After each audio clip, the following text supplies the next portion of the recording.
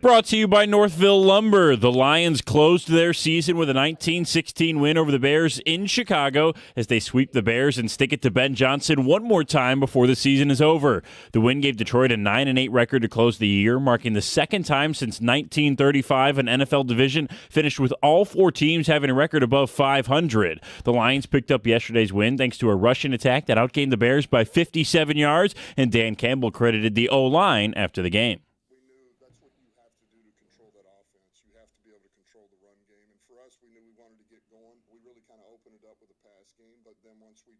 Some of the perimeter runs that we really started busting it open. I thought the O-line did a good job. Really proud of Decker and Graham. Man, Hubbard getting his first start in a while, off the practice squad, ready to go. We'll see the tape, but I thought he did some really good things. But the O-line in general, really showed up for us today. The Lions finished the season 9-0 when out-rushing their opponent, 9-1 when rushing for over 100 yards, and 0-7 when rushing for less than 100. They can now look forward to the NFL Draft in April, in which they hold pick number 17 in the first round. The Pistons also grabbed a big win yesterday. They took down the Cavs in Cleveland 114-110 behind 27 points from Cade Cunningham. They now have a big matchup tonight at home against the Knicks, perhaps a chance to get revenge for their NBA playoffs loss. At the Caldwell Health Sports Desk, I'm Brendan Shabath. For more, go to 97.1 The Ticket or Odyssey.com.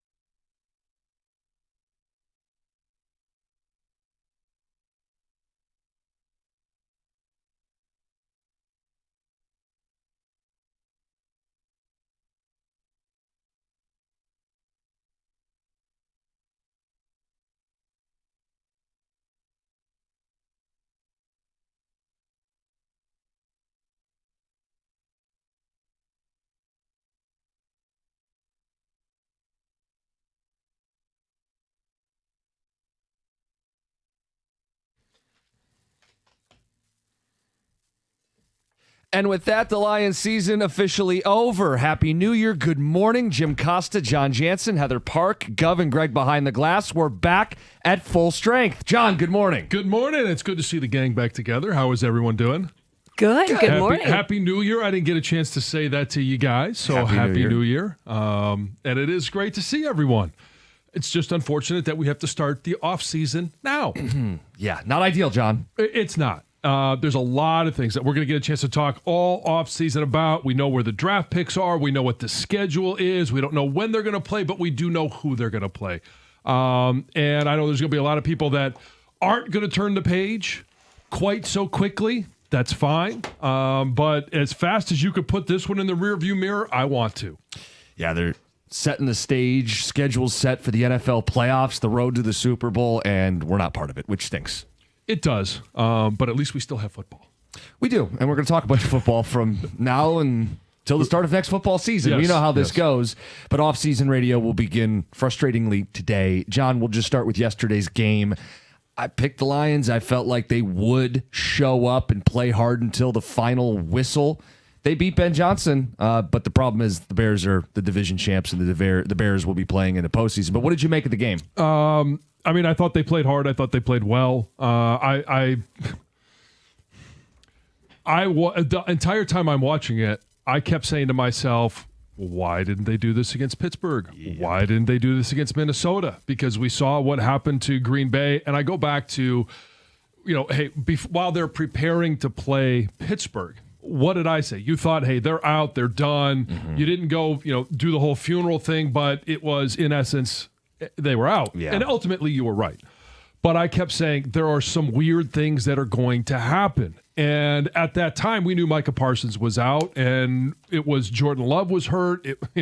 You go right down the list of things that would eventually fall in the Lions' favor, and the Lions just didn't take care of their own business. So they had chances all the way up until the very end. The very end being a week ago, Christmas Day. Yeah. Yeah. So, and I didn't get. I don't know that we got a chance to hear at all about how the Parc de Courcy Christmas went. Oh, it was fabulous. Yeah. It was the most wonderful time of the year. Yes, it was awesome. Colin watched the game. Well, actually, he did, because our Christmas kind of got changed because people were sick. Not in my immediate household, but in the family. So we didn't go to my mother-in-law's house at all on Christmas Day. So we didn't have that basically second Christmas again. Yeah. So yes, the game was on. He didn't watch it like he probably would have normally, but Right. yes, it was on TV. So you he never did. know what could happen. Things happen in Colin's favor, and all of a Yeah. sudden, hey, other people get sick. Obviously, we're not wishing for anybody to get sick, but No, and at the the same opportunity presented itself. Yes. At the same time, though, I think the last show we all did together, I floated that diabolical topic of what if the Lions lost to the Steelers? Would it take the starch out of Christmas Day? And it did. They were on life support. The game didn't have the same significance, and then they lose it. Yeah, maybe put you in a foul mood, but you were on to better things at that point. You're with family and you move on. Yeah, I think Christmas did allow you to handle that loss better than maybe it would have any other, the other 16 games. Yeah, I think there was a Yes. finality to it, instead of this like doom that had been hanging over their head. They couldn't win back-to-back games. You knew it was done, and then all it set up was your Week 18 showdown with the Bears for S's and G's. Like, John, I had no doubt St. Brown would play if he could, and Goff Sure. was going to play his best, and they were going to try to win. To see him jump up to a 16-0 lead, yeah, I mean, of course, that team had been in there, but that team didn't show up enough this season. Well, it was somewhat, just a kind of a snapshot of the season. Even though they ended up winning it, it was, hey, they're up 16, and then in the fourth quarter, they allow 2 touchdowns, 2 2-point conversions, and John- all of a sudden it's tied. And by the way, I didn't like how they handled the clock right around the 2-minute warning. Montgomery runs out of bounds, and their pass. I know. Third and long, Goff in triple coverage. Like, I thought they had blown it because it was going to be yet another Bears miraculous comeback win. I know, and I was sitting there watching it with Lisa, and as Montgomery is running towards the sidelines, I kept shouting, "Stay in bounds, stay in bounds!" And obviously he runs out of bounds. And, we went through the whole clock management, all of that stuff, and it's just unfortunate. But they ended up winning, so Right. you know what? It just was. It's nice to stick it to Ben Johnson twice. Yeah. And it doesn't soften the blow that the Lions are out of it, and they are the division winners. Yeah, I don't feel like we get to do like a Ben Johnson because his team won the division. His team did win the division. They're still playing and we're not. So, like, as much as you'd like to rub it in, our team gets to go take a vacation and they get to play football. But it's a 2-game difference. And the frustration is not necessarily – there's frustrations at every level, right? The frustration with the Bears is they went from worst to first. It was Ben Johnson went from here to Chicago, got Caleb Williams playing better. We knew that Dennis Allen was a good defensive coordinator. He inherited a good defense, all those things. And then you go right down the list with Green Bay and the fact that Green Bay was that team at the end of the year that you could have caught. Yep. And it was that was frustrating. And then Minnesota to end with the same record as Minnesota with a rookie quarterback Who got hurt multiple times, couldn't finish the game yesterday. Correct. And you lost to them twice. There's frustrations at every single level. And then you also go to, hey, sometimes you're a victim of your own success. This is not an excuse, but it is a reason. It's not the main reason, but 2 games difference that separates the Bears as winning the division and the Lions as being out of the playoffs. Could just simply be the difference of playing a first-place schedule versus a last-place schedule. Yeah, and I want to be clear. Like, we wanted the smoke off a 15-win season. We wanted our team to be tested and chase the Super Bowl. But it is a harder road that the Lions played versus that of the Bears. And you can see it reflected in games where Chicago gets New Orleans and the Raiders. You know what I'm saying? And instead, the Lions are playing a tougher road week in and week out.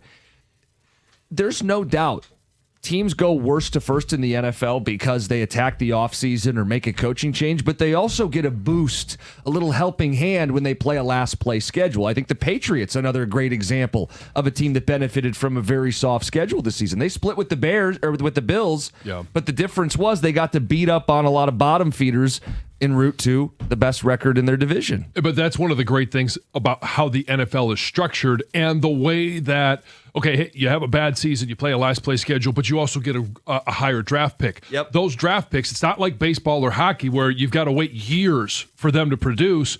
Now all of a sudden you get an impact player right away. Yeah. And so, yeah, that's the beauty of the NFL. That's the excitement of the NFL. It's also the heartbreak of the NFL. Now, if you're looking for the silver lining, nobody's happy about how this season went. The silver lining is the Lions did finish 4th in the division. They will play a last play schedule next year, and some of the teams Detroit will play, the Jets, Giants, Titans, Cardinals, Dolphins, Saints, Falcons.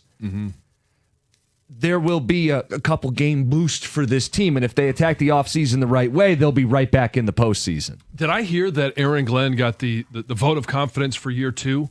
I expected him to come back. I didn't know if I saw I heard that. that last night. I think that was the quote-unquote sources, and I think it will be actually confirmed today. Yeah. So, Couple texts coming in. The Lions use Monty and Gibbs the way we begged all season. yeah. Bears are frauds. They're the 2nd seed, but at best the 6th best team in the NFC playoffs. And, well, you know what? They get a chance to prove it or not prove it. Yeah, but the irony is, okay, let's say they're the 6th best team. Guess who they draw in the first round? The 7th best team. Right. The charmed life continues for the Bears. Text says, why are you guys talking about a meaningless game? We ruined our lower draft pick. Who cares? Could have picked as low as 13. Instead, they'll pick 17. Well, could have picked as high as. Sorry. Well, Yeah, that's 13, how- yes. I mean, it's one of those sports things that drives me You nuts. knew what I meant. Yes. No, I know what you meant. And Yes. I think we're going to get into it a little more as the show rolls on. How that game made you feel. If you're someone that felt happy to beat Ben Johnson, if you're someone who was angry that it was too little too late, if you found yourself watching that game weirdly removed or detached because a lot of the meaning had been taken out of the game, maybe you felt hollow.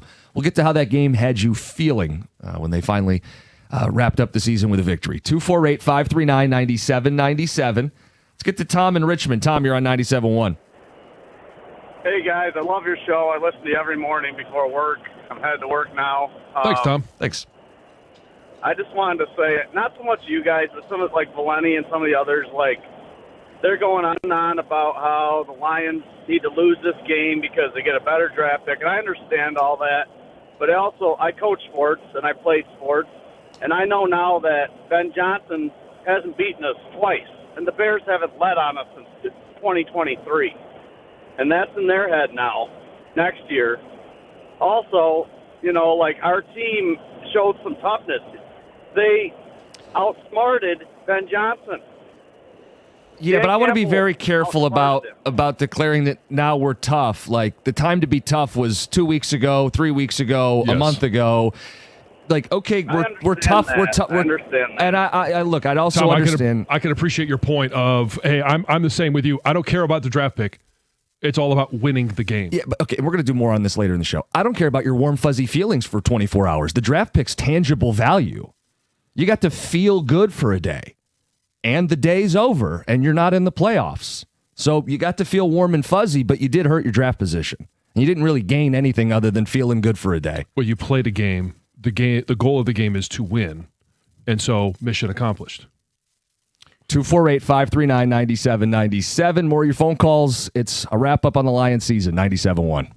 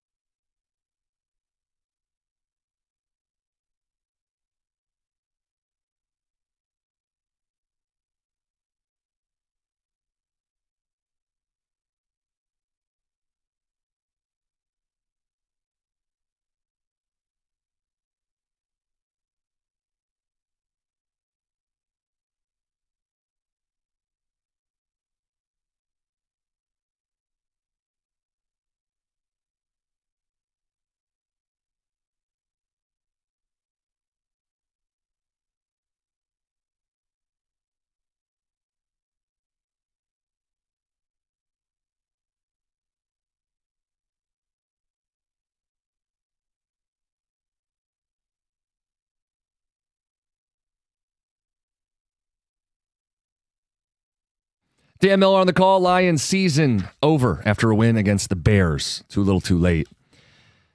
Tex says, as a diehard Lions fan, I have to put this ugly season behind us. I hope the Lions learn from their mistakes. Memo to Campbell and Holmes. Anything less than the playoffs next year is a failure, and your job should be on the line. Al in the D.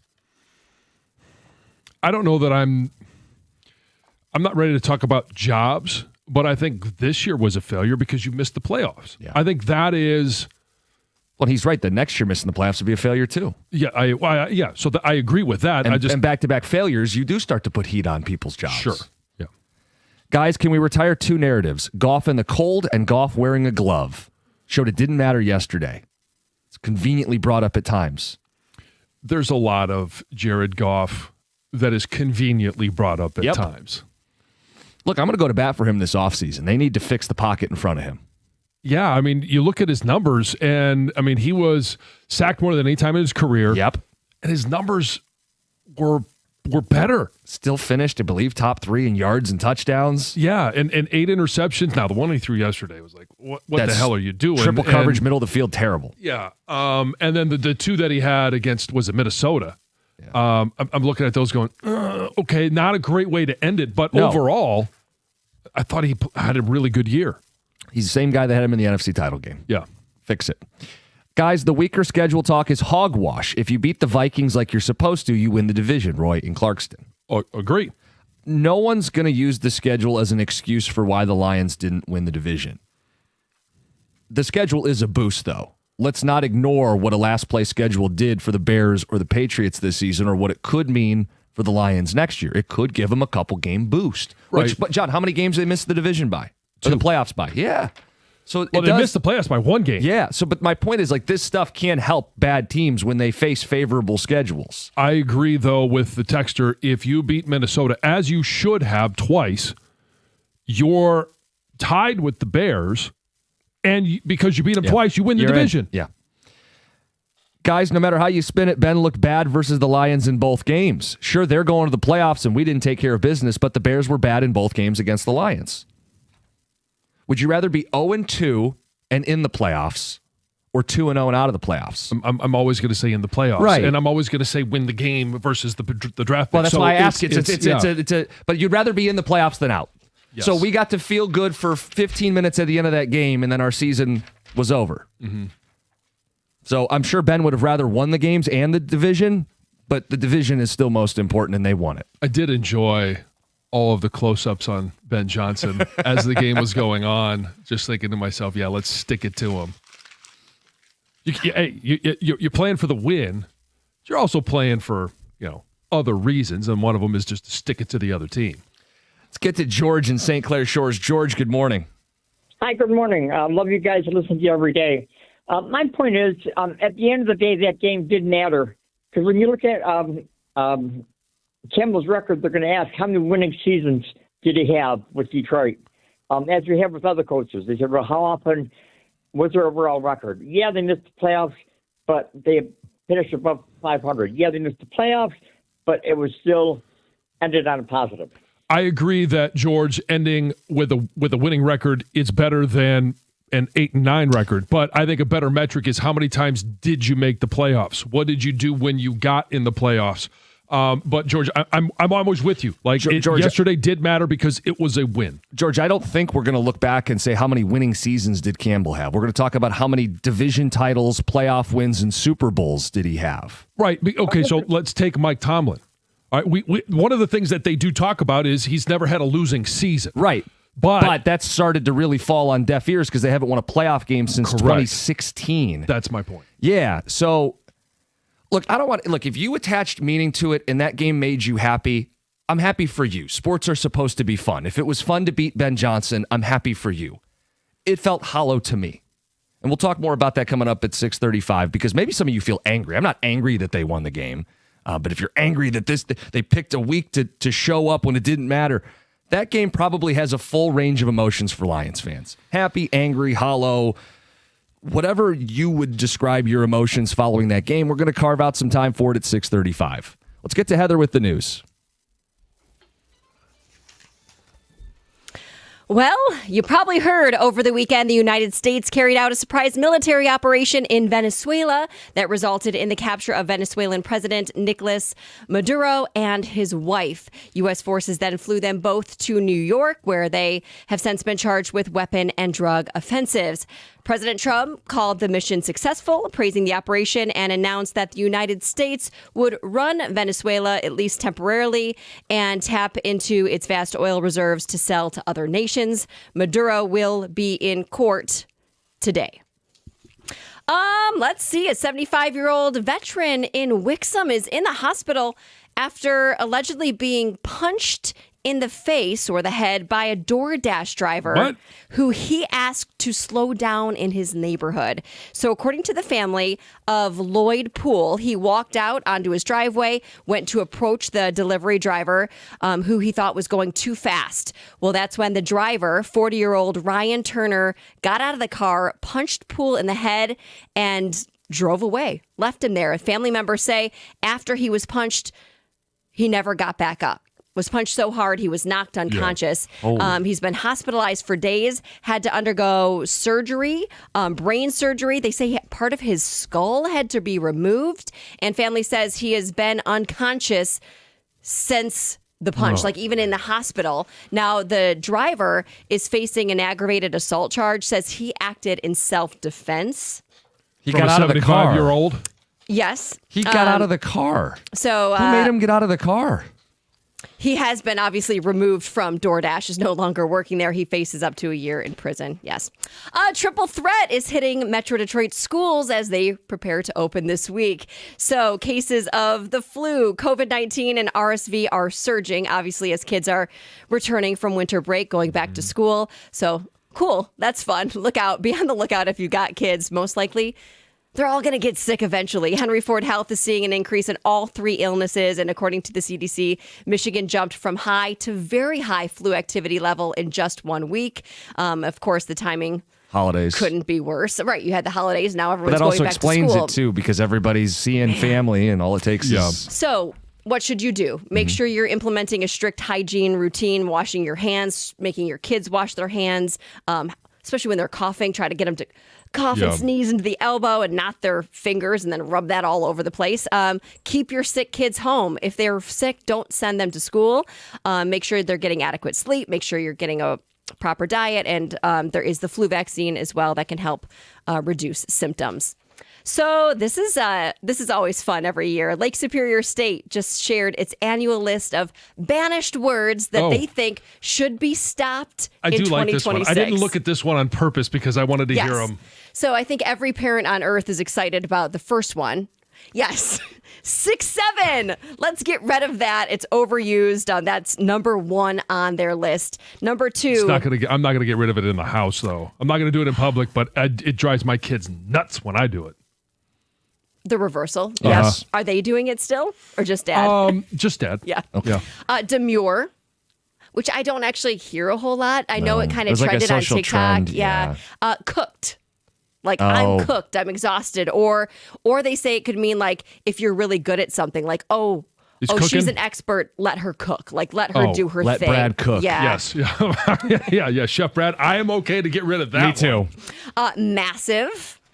Massive? Yeah. Wow, that's massive. Incentivize. Full stop. I'm cool with getting rid of full stop. Yeah, me too. Perfect.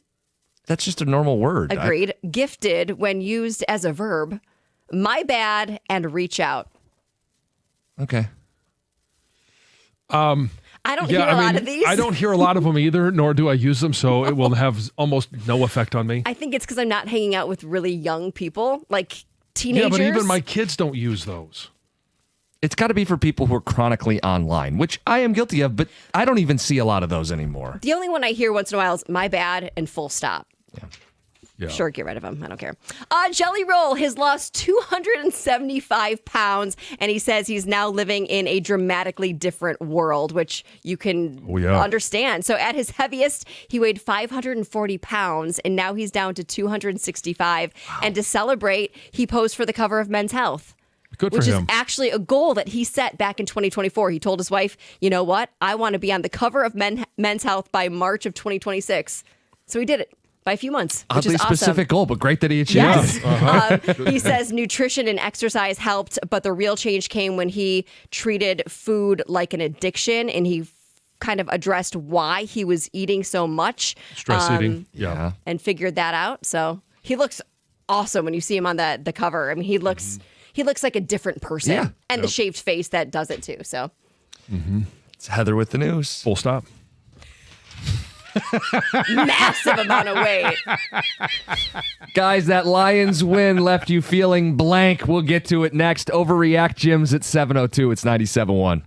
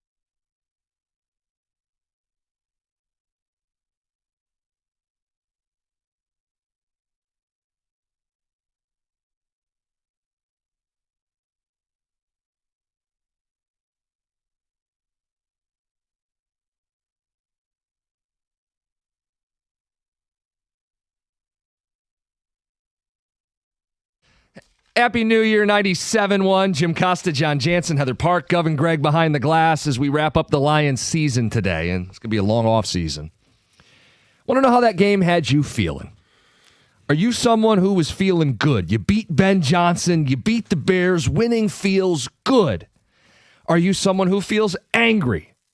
Why the hell did they show up now and not on Christmas Day or against Pittsburgh or at any consecutive stretch for 2 months? Were you angry? Were you hollow? You just didn't watch that game with the same level of interest and passion, and then winning doesn't do it for you. How would you describe the way you're feeling after that game? 248-539-9797. Full range of emotions, John. Let's get into our feelings in the new year. How are you feeling? Yeah, let's talk about our feelings. One of my favorite things to do. You're a win competitor guy. Are you feeling good? Yeah, it's like when your wife says we need to talk. Oh, man. what did I do and what am I going to have to talk about? So I'm always happy with the win. Always going to be happy with the win. That is the entire goal, and I don't care if you're 0-16, you go into that last game, you finish with a win. A win is a win. But I'm frustrated and angry all at the same time, and here's why. They played really good when there was no pressure. And like that to me is the most frustrating thing, because you do look at how Green Bay finished. And if you just won one of the games between Minnesota and Pittsburgh, both teams very beatable, but there was pressure at that time, and they didn't perform as we thought a Detroit Lions team would perform. Even though they were beat up in the secondary, they were beat up defensively, offensive line-wise, it wasn't the greatest performance all season long. And then you go into a game against Chicago where Penei Sewell's not playing. You got Tate Ratledge, who's a rookie. You got Mahogany, who ended up coming out, but then he was back in, and Graham Glasgow at center. So it wasn't like you all of a sudden had all these reinforcements back in place defensively. You finally made some adjustments because Ben Johnson thought, hey, they're going to be running a bunch of man. I'm going to call these in. And he didn't adjust because the Lions were going more zone and they were doing different things, trying to say, hey, let's let the front seven stop the run. I'm frustrated because at the end of the season, and we see this, I saw it a lot as a player. As soon as you're eliminated from the playoffs, and then all of a sudden you go on a 2-game winning streak, and you're seeing guys play free and they're playing better. Like, they're playing that way because there's no more pressure on them. And that's what angers me. Why don't you play like that when there is pressure? Now, of course, obviously pressure changes things. Mm-hmm. That's what I hate about it. Hey, you put together a good performance, but it doesn't matter because you're already out of the playoffs. Yeah, you talk about running more zone. Kirby Joseph's been gone since before Halloween. Brian Branch has been gone for weeks. Why are we just now seeing them more aggressively sprinkling in zone? Because it did put the other team on their heels. It did slow down the processing for Caleb. It led to some 3-and-outs, and it helped this team win a game on the road against a playoff team. Something they didn't do enough of this season. So, yeah, I mean, look, if it made you feel good, I'm happy it made you feel good. Sports are supposed to be fun. John, this will get lost in translation. I just won't see eye to eye with some people. I won't see eye to eye with you on this. I wanted them to lose that game. Now, I'm not mad they won, and I like that the competitive fire is still there. But, John, So I understand your take on it. I'll never agree with it. I know, it's like oil and water. Yeah. I just look at it like this.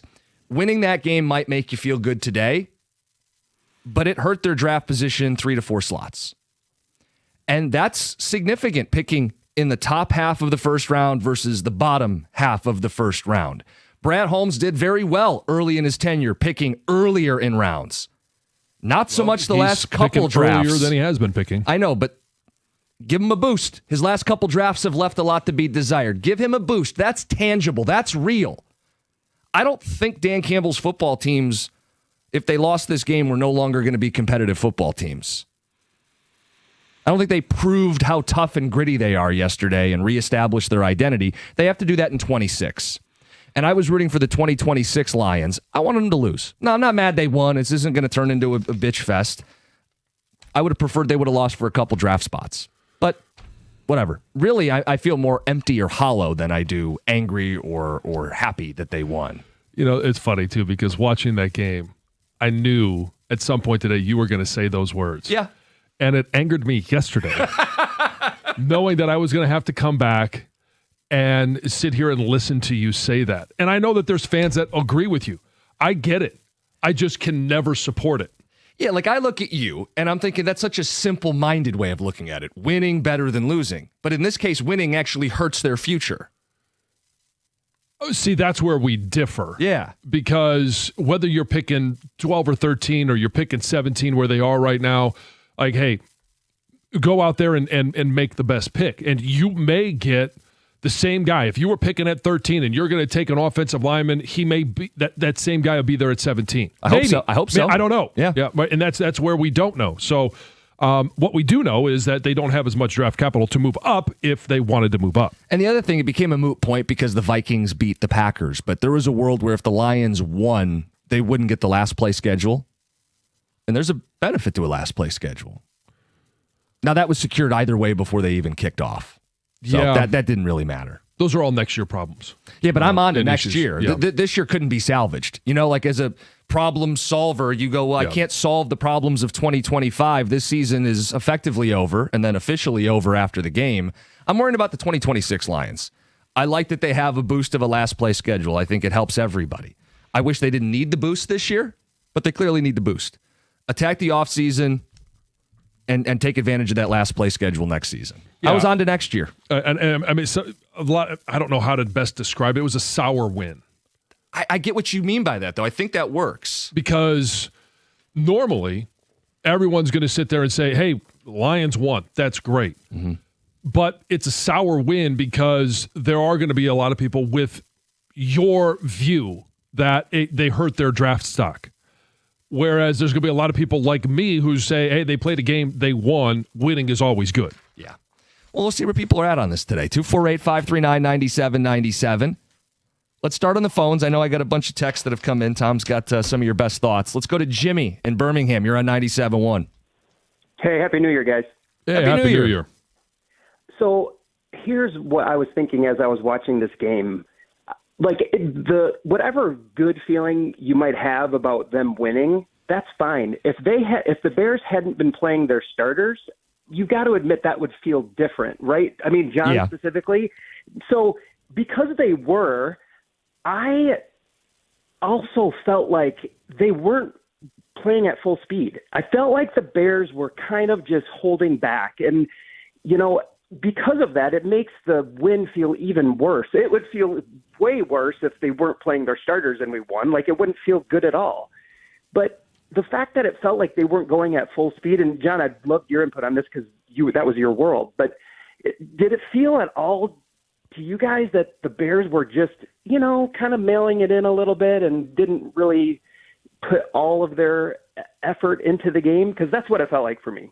I felt more like the Lions were executing and playing without pressure, so they were doing what they needed to do to win games. Like if they had done that against Pittsburgh or if they had done that against Minnesota, they would have won those games more so than I felt like, because the Bears were playing their starters. They still had something to play for. They did. And so I don't necessarily buy into that it wasn't their best game or their best effort. No, I don't think they played slow or tepid or didn't try. That's who the Bears are. Guys, I don't know if you've really watched them this season. Their defense isn't very good. They've lived on turnovers. They're plus 22, I think, in turnovers on the season. Ridiculous. They forced 30 plus turnovers this season. They're not a great football team. They have 6 wins this year where they were trailing in the final 2 minutes. That's just who they are. They're not a juggernaut. You know what I'm saying? And that's what makes it maybe that much more frustrating that team won this division.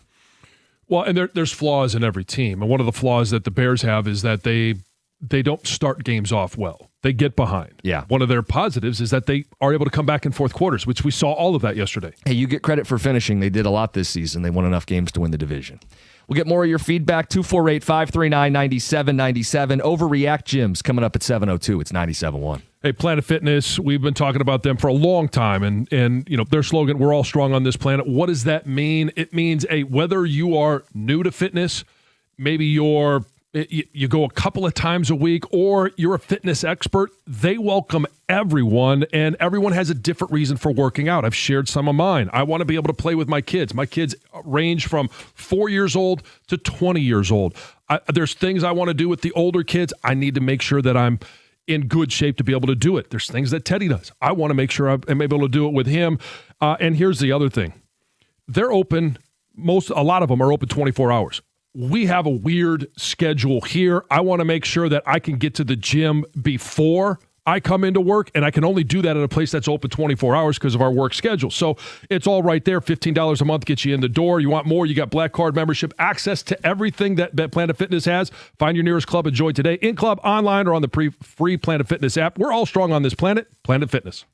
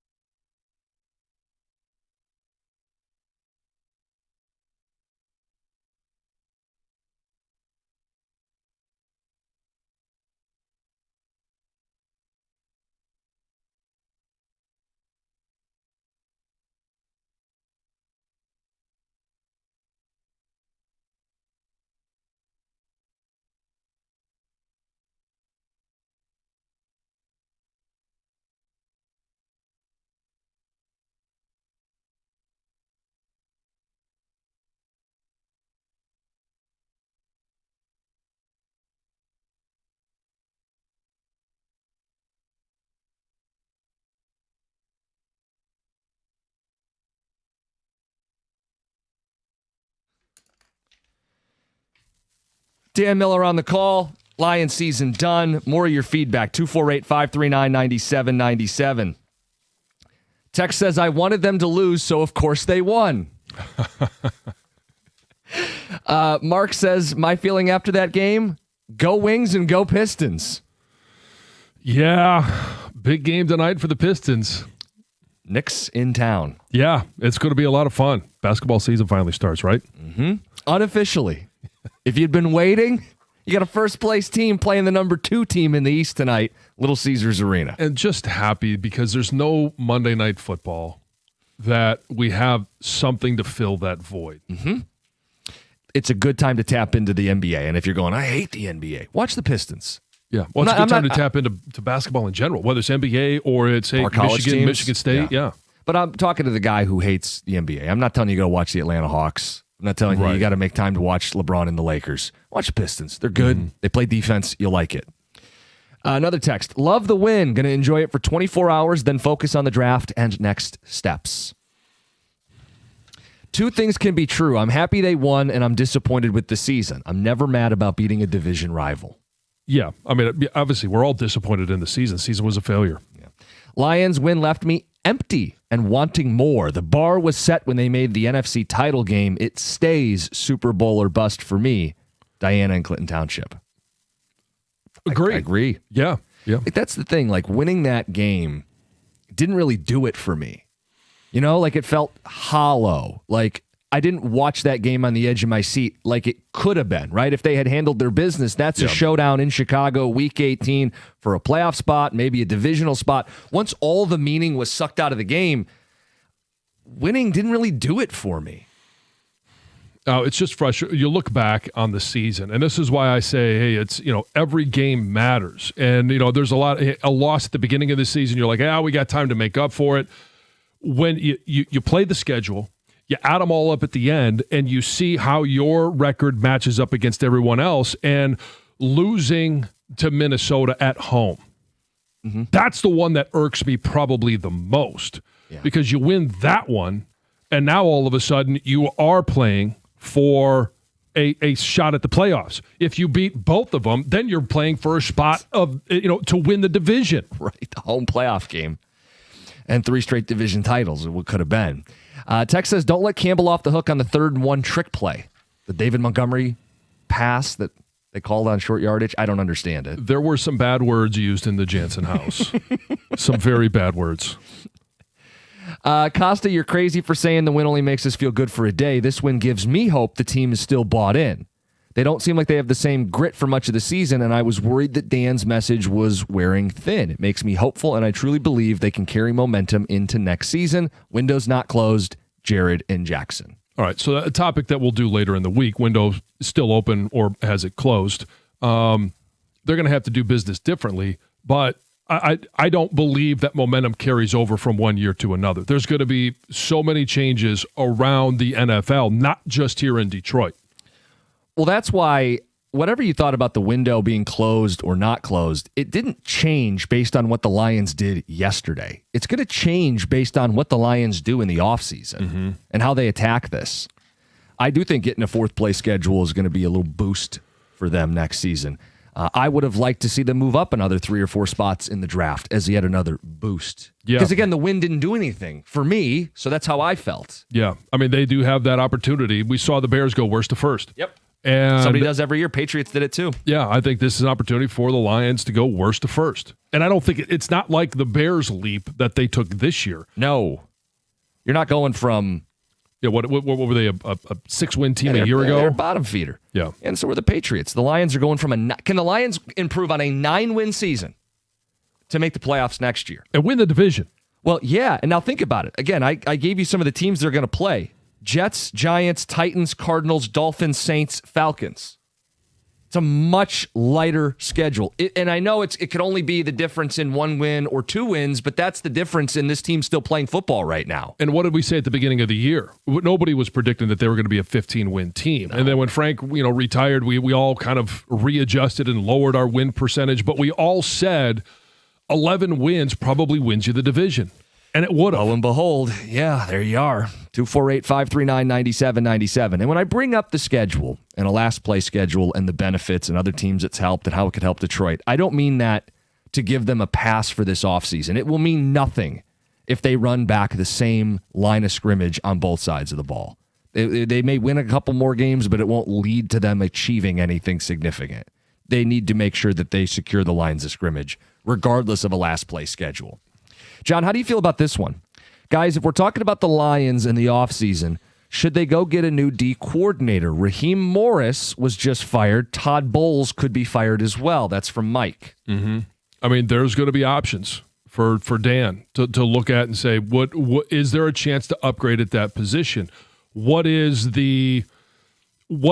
his evaluation of what Calvin Shepard did this year, and what does he project him to be over the next couple of years?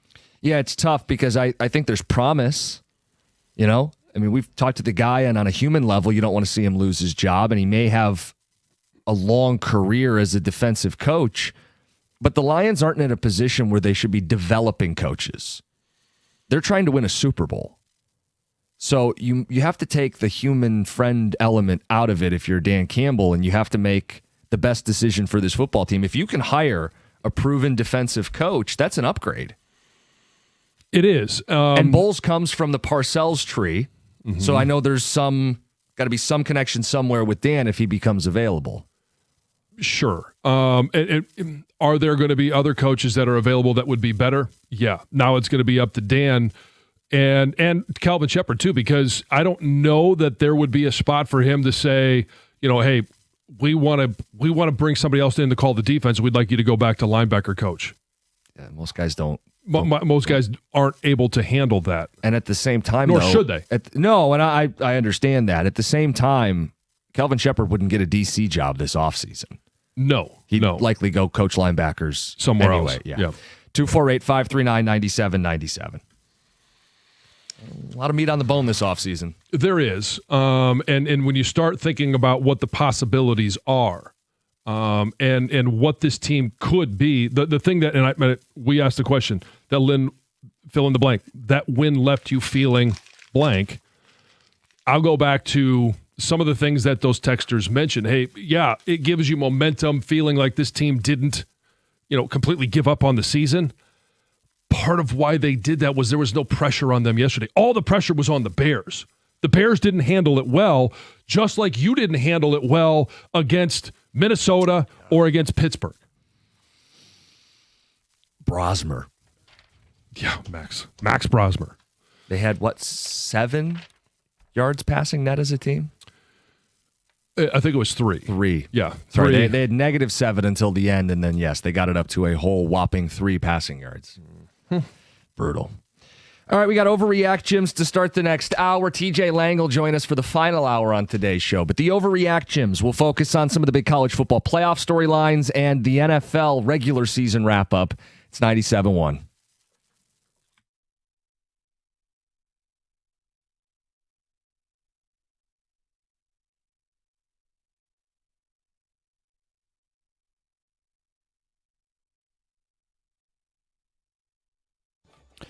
Brought to you by Mastercraft Heating and Cooling. With a 19-16 win over the Chicago Bears last night, the Lions season is officially over. While Detroit ends the year on a high note with a 2-0 record against their former offensive coordinator and the division champions, Dan Campbell is not lost in the positives and knows they have to be back in the playoffs next year.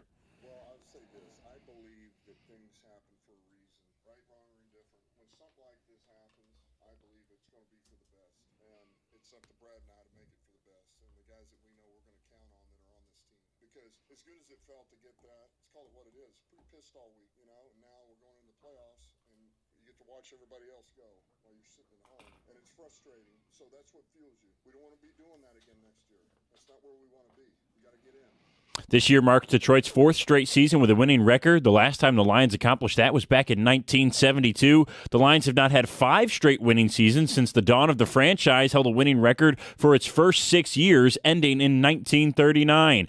The Pistons are well on their way to a second straight winning season, aided by a 114-110 win on the road over the Cavs yesterday. Cade Cunningham had 27 points, 6 rebounds, and 7 assists. Dennis Jenkins had 25 points, 21 of which came in the second quarter alone, as he went 6 for 6 from deep in the frame, which included a halftime buzzer beater. Tonight, the Pistons face the Knicks at home. At the Corewell Health Sports Desk, I'm Brendan Shabath. For more, go to 97.1 The Ticket or Odyssey.com.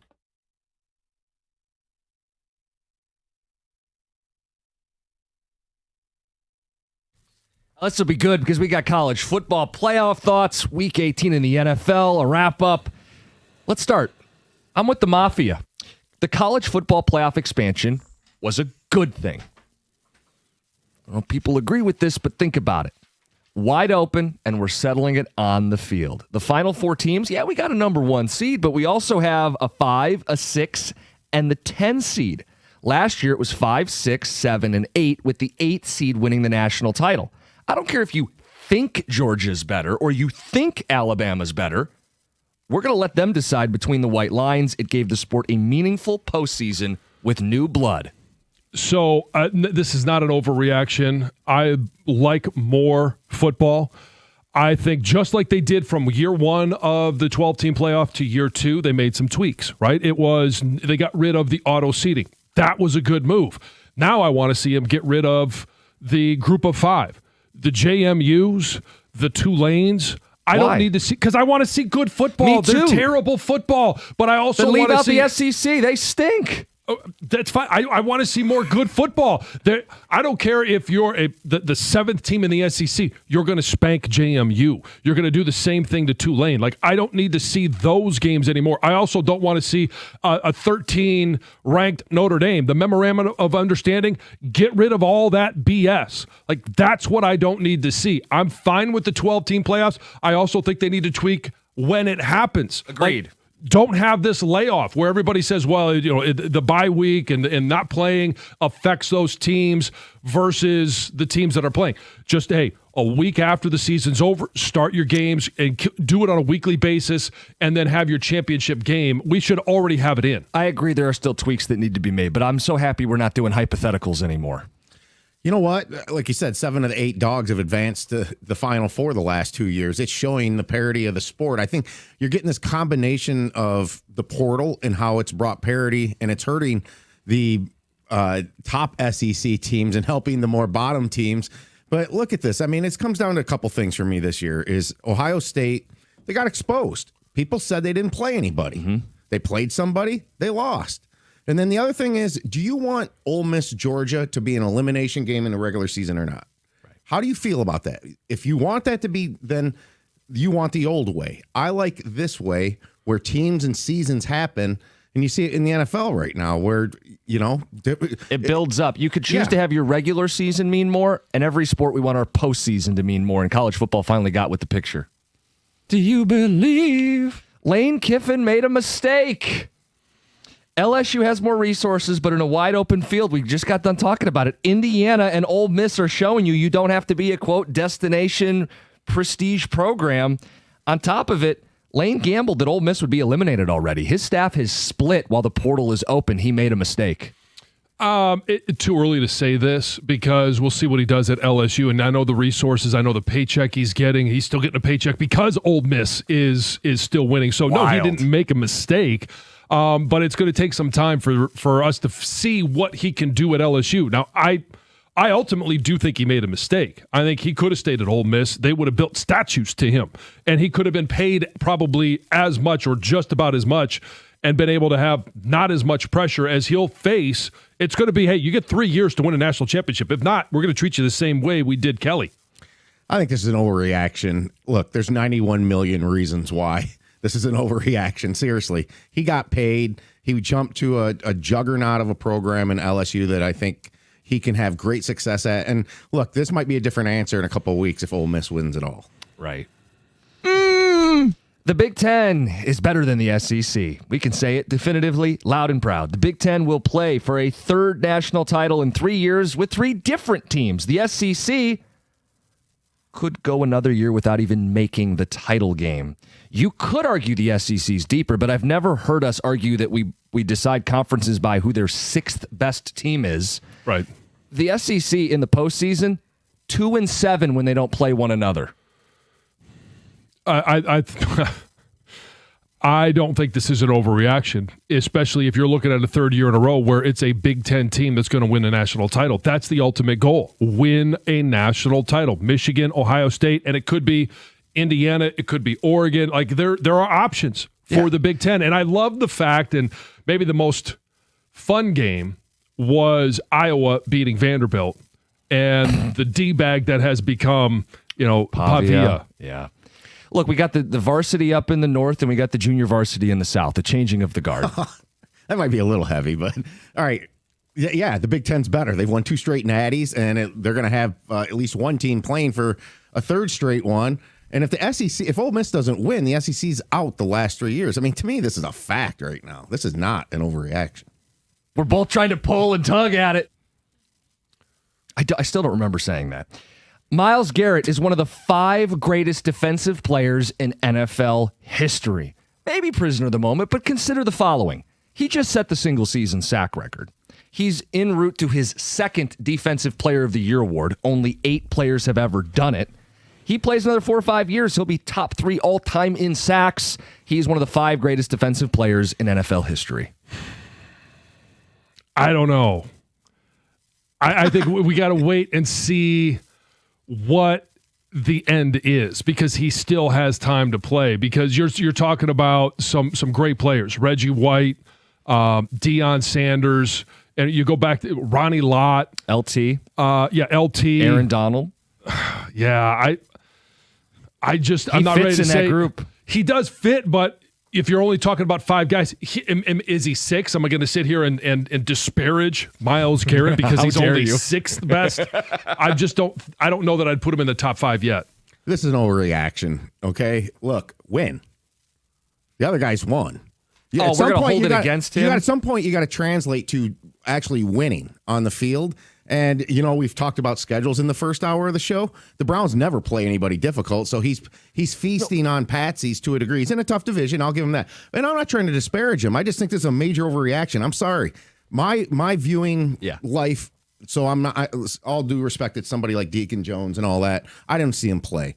But there's no way Myles Garrett is entering Lawrence Taylor, Reggie White, Ronnie Lott, Deion Sanders, and Aaron Donald. They all got Super Bowls, and they all were great defensive players. But when he starts throwing the ball and playing quarterback and he does his job at an elite level. He's a 3-down player, not one of these situational pass rushers. And guys, the sack numbers are more impressive when you consider the Browns hardly ever have a lead. Think about that. The other team can just run the ball because his team's hardly ever playing with a lead where he can pin his ears back. You mentioned Deacon Jones. I never played against him. I have watched a lot of his film, but you're also watching it against, it's a different era. Training was different. The offensive linemen were different. I watch him and I watch him dominate.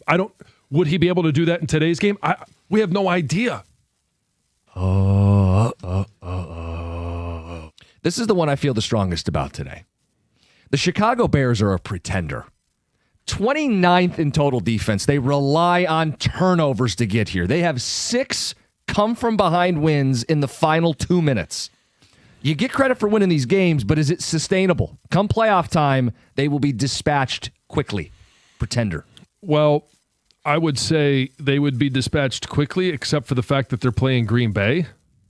So they may make it to the second round. What does the second round look like? Who the hell knows? I do think they are maybe the worst team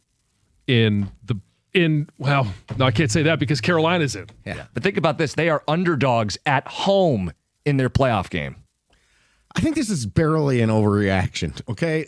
They won at Philly. That kind of catapulted them into winning the division and making the playoffs. And you know what? The Lions didn't win there. So that win is why I can't call them a pretender. It's the proper thickness and length. Yes, it is. Matthew Stafford should be the MVP. I know Drake May is the prohibitive favorite, the media darling. Everybody assumes it should be Drake May. Why? Matthew Stafford threw 15 more touchdown passes, same number of interceptions. Stafford led the way in passing yards and big-time throws. He also played at a much tougher division. Why is this a foregone conclusion? It's Drake May. Matthew Stafford's the MVP. Well, I think the conclusion also is Matthew Stafford had better weapons versus what Drake May had. Now, I don't disagree. I don't think this is an overreaction. I think Matthew Stafford should be the MVP this year. But you start looking at, Puka Nacua and Devontae Adams and the running game. He had a lot more weapons and a better defense than what we've seen Drake May do. We've talked about schedules all morning. The Patriots' schedule was cake compared to the Rams. The Rams played in a division that had 3 teams win 12 games or more. He's got the 15 more touchdowns, like he said. He's got more yards. People are overreacting to Matthew Stafford's 1 or 2 bad games kind of down the stretch here. He is the MVP, and I actually think there should be a little bit of a career achievement element to this with him. Mm-hmm. Think about it, 46 touchdowns. Drake May has 31. Why is this close? Right, I agree with you. In addition to being a creep, he's a moron. The Panthers should not have a home playoff game. Look, I'm cool with them getting in because they won the division, but you should not be getting seeding preferences. It should be like the college football playoff, where you're not guaranteed a bye just because you win your conference. The Panthers winning the South with a losing record gets them in the playoffs and nothing more. And the interesting thing is when the Rams went to the Panthers beat them. Won. I know. So I'm going to say this is an overreaction. And I understand they have a losing record, but they did win their division. It's a terrible division, but they did what they had to do. And why should they have to go on the road to the Rams when they beat the Rams at home already? Because it's a full season. Reseed. I understand that. Reseed come playoff time. Not only should they not have a home game, they shouldn't be in the playoffs, and you just take the top 7 teams from each conference. Sports needs to get rid of divisions, okay? Divisions are stupid. It says, Mew, tonight is the Pistons' biggest regular season game they've played in 20 years. They're going to face the Knicks. It's number 1 versus number 2. This is it, John. The biggest game in 20 years. I think it's a bit of overreaction. I didn't go through all of their regular seasons. Oh, you didn't? You weren't I saw this, well, Jim, I'm like, yeah. Jim, there was a March game in 2012 that was bigger than this. No, I wasn't going to go full Tony Romo on this. Ooh, Jim. I mean, what would be bigger? That's a drop. Full stop. Let me help you out, John, on this one, all right, before we get off the rails here. Yeah. This is an overreaction. It's the second biggest regular season game in the last 20 years. Okay. I've got April 6th, 2006. The Pistons went to Miami and won a game pretty convincingly against Dwayne Wade. People thought they were going to win the NBA title after that. That's a bigger game than tonight's game. So if I had said the biggest in 19 years. Yes. Okay. I got you by 3 months here. I found it. And the reason I remember this is when Stoney said Miami Heat are done, and he buried them. And for those that don't remember, the Miami Heat would go on to win the NBA Exactly. championship that season. Yes. Those are your Overreact Gyms 97.1. Tell you about KG Law. Winter means snow. It means icy roads. It means more serious injuries from car accidents. If you're injured in a car accident, call Lawrence KG and he'll make sure you and your loved ones get paid big for your injuries. KG is uniquely qualified to fight for you when you're injured in a car accident. KG's won more than $100 million for his clients, and he'll win big for you. He'll make the driver that hit you accountable, and he'll fight their insurance company to get you every dollar you deserve. 877-KG-CARES. That's K-A-J-Y. 877-KG-CARES, or visit kgcares.com.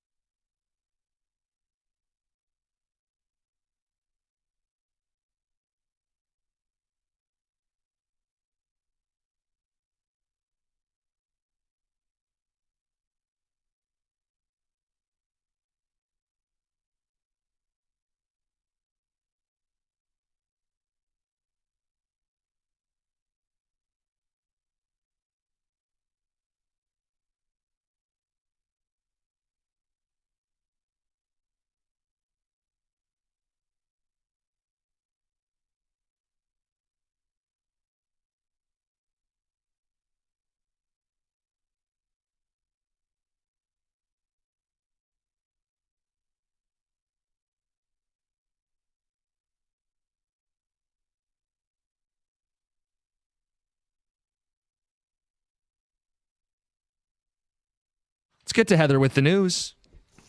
Well, Michigan's minimum wage jumped from $12.48 to $13.73 per hour on January 1st, marking a significant increase that has obviously workers celebrating, but some restaurant owners are expressing concerns about rising operational costs. So the wage increase obviously affects thousands of workers across the states. Tipped employees are also seeing their base pay increase to $5.49 per hour. Obviously, those employees, those workers are very excited about that. Who wouldn't be excited about an increase in pay? But the Michigan Restaurant and Lodging Association believes that the increase in minimum wage will strain the restaurant industry. The restaurant industry is expected to see the revenue is projected to remain flat for 2026. So it's believed that some restaurants may be forced to either cut labor or raise menu prices to keep their doors open.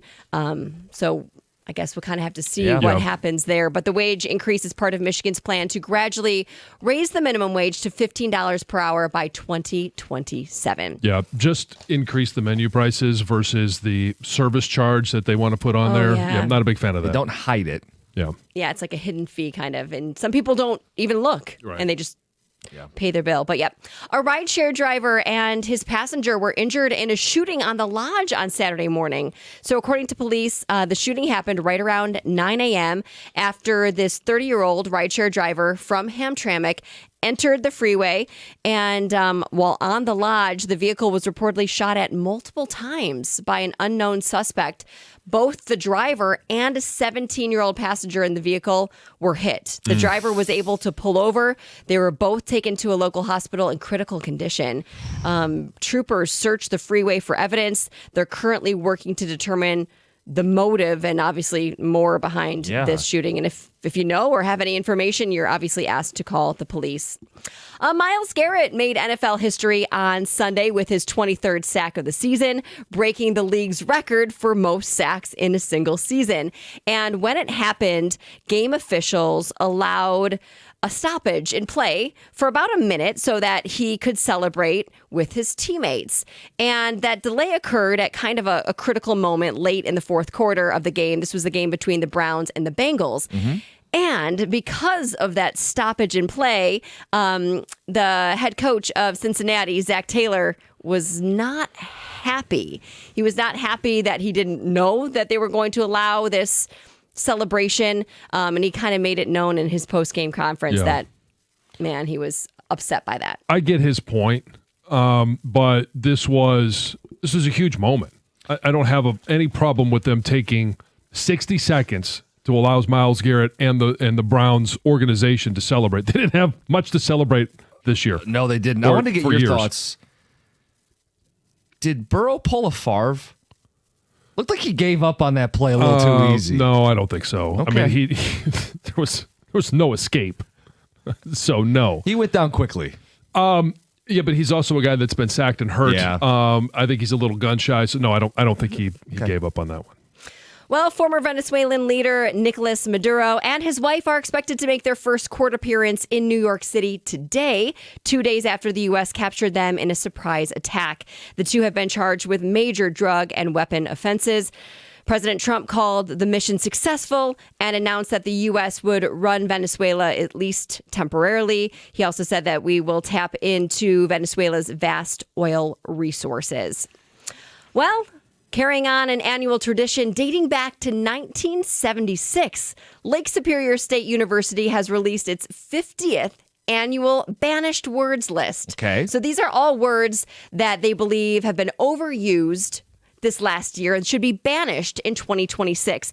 And basically what they do is they let a lot of people just submit their ideas. And this year they had over 1,400 submissions, not just from people here in the U.S., but kind of all over the world. And these are the top 10 words that they believe should be banished this year.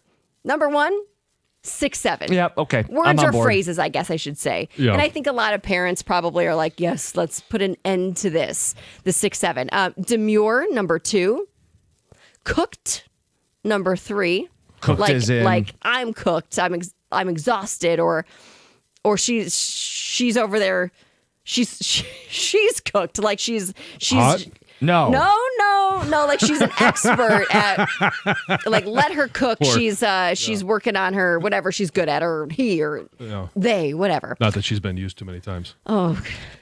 No. Massive. Obviously it can be meaning like it Large. huge, big, but also it could be like awesome. Like, whoa, that was so massive. That was a sweet play. That was a Important. massive play or whatever it is. Yes. Yes. Incentivize. Number 5, full stop. Yes. Is incentivize being overused? I feel like nobody uses that word. Yeah, I don't. But now remember, these were submitted by people all over the world, so maybe Okay. And somewhere yeah. else it's used all the time. Full stop. Okay. I get Yes. that. Perfect. Perfect. Okay. Like, Just I mean, we'll as ask it is, with like TJ about that pitch. perfect. Yeah. I watched that last night. Oh, you did? Did Part you? of it. With- well, with Pitch TJ? Perfect 2. is- With TJ. I love Pitch Perfect is one of my favorite bad movies. Like it's one of my favorite movies. Yeah. And I was watching Pitch Perfect 2. That's last the night. one with TJ, right? He's in the Yeah. sequel. I didn't see his part yet. I didn't watch the whole thing, Well, but yeah. it was on last night. Full stop. I watched it. Yeah. Gifted as in a verb. Like I gifted them a candle. You or- gave him a candle. Yeah. Just say you gave him a candle. My bad. And reach out. Okay. Tether with the Get news. rid of them, I guess. If you want to let us know what you think, reach out 248-539-9797. I'm trying to use all these words Yeah, we could throughout the course definitely. of the show today. Yeah, look, we got I've been incentivized to use them. there's a massive offseason ahead for Dan Campbell and Brad Holmes. Speaking of Dan Campbell, we have his locker room speech. We play it after Lions wins. This week is no different. I didn't expect anything different.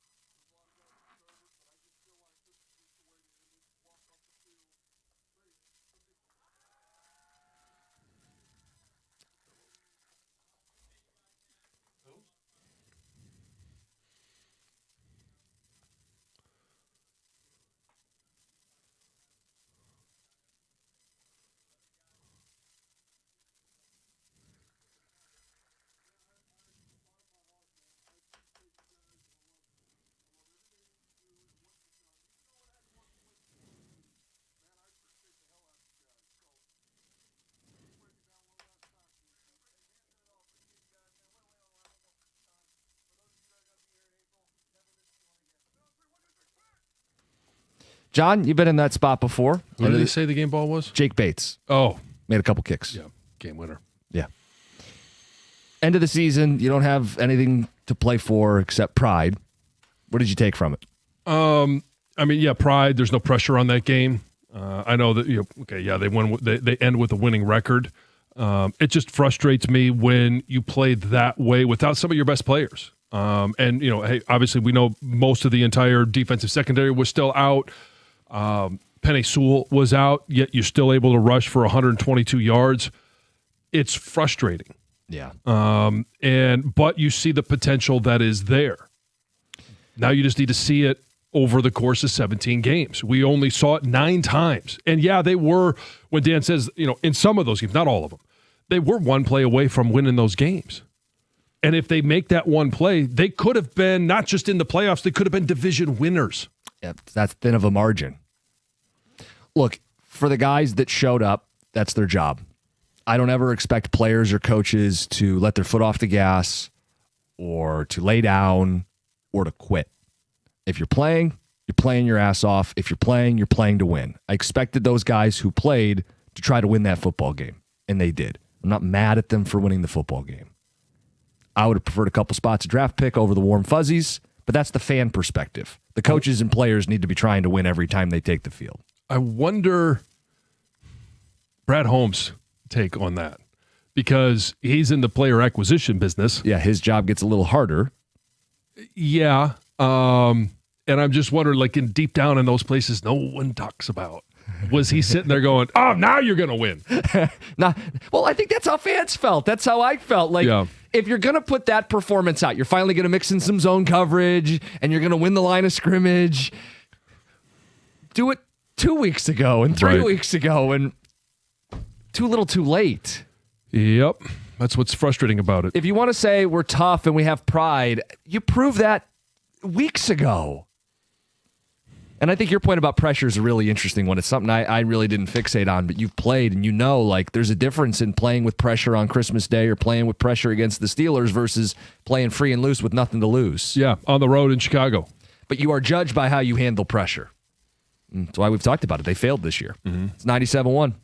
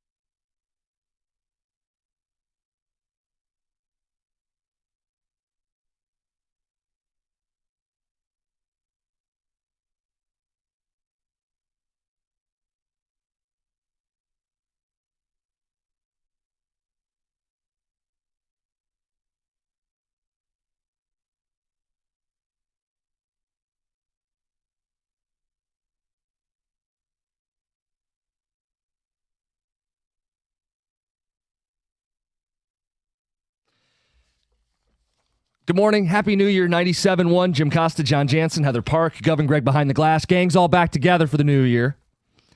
TJ Lang will join us in the 9 o'clock hour on today's show. We're talking all about the Lions season now that it's over.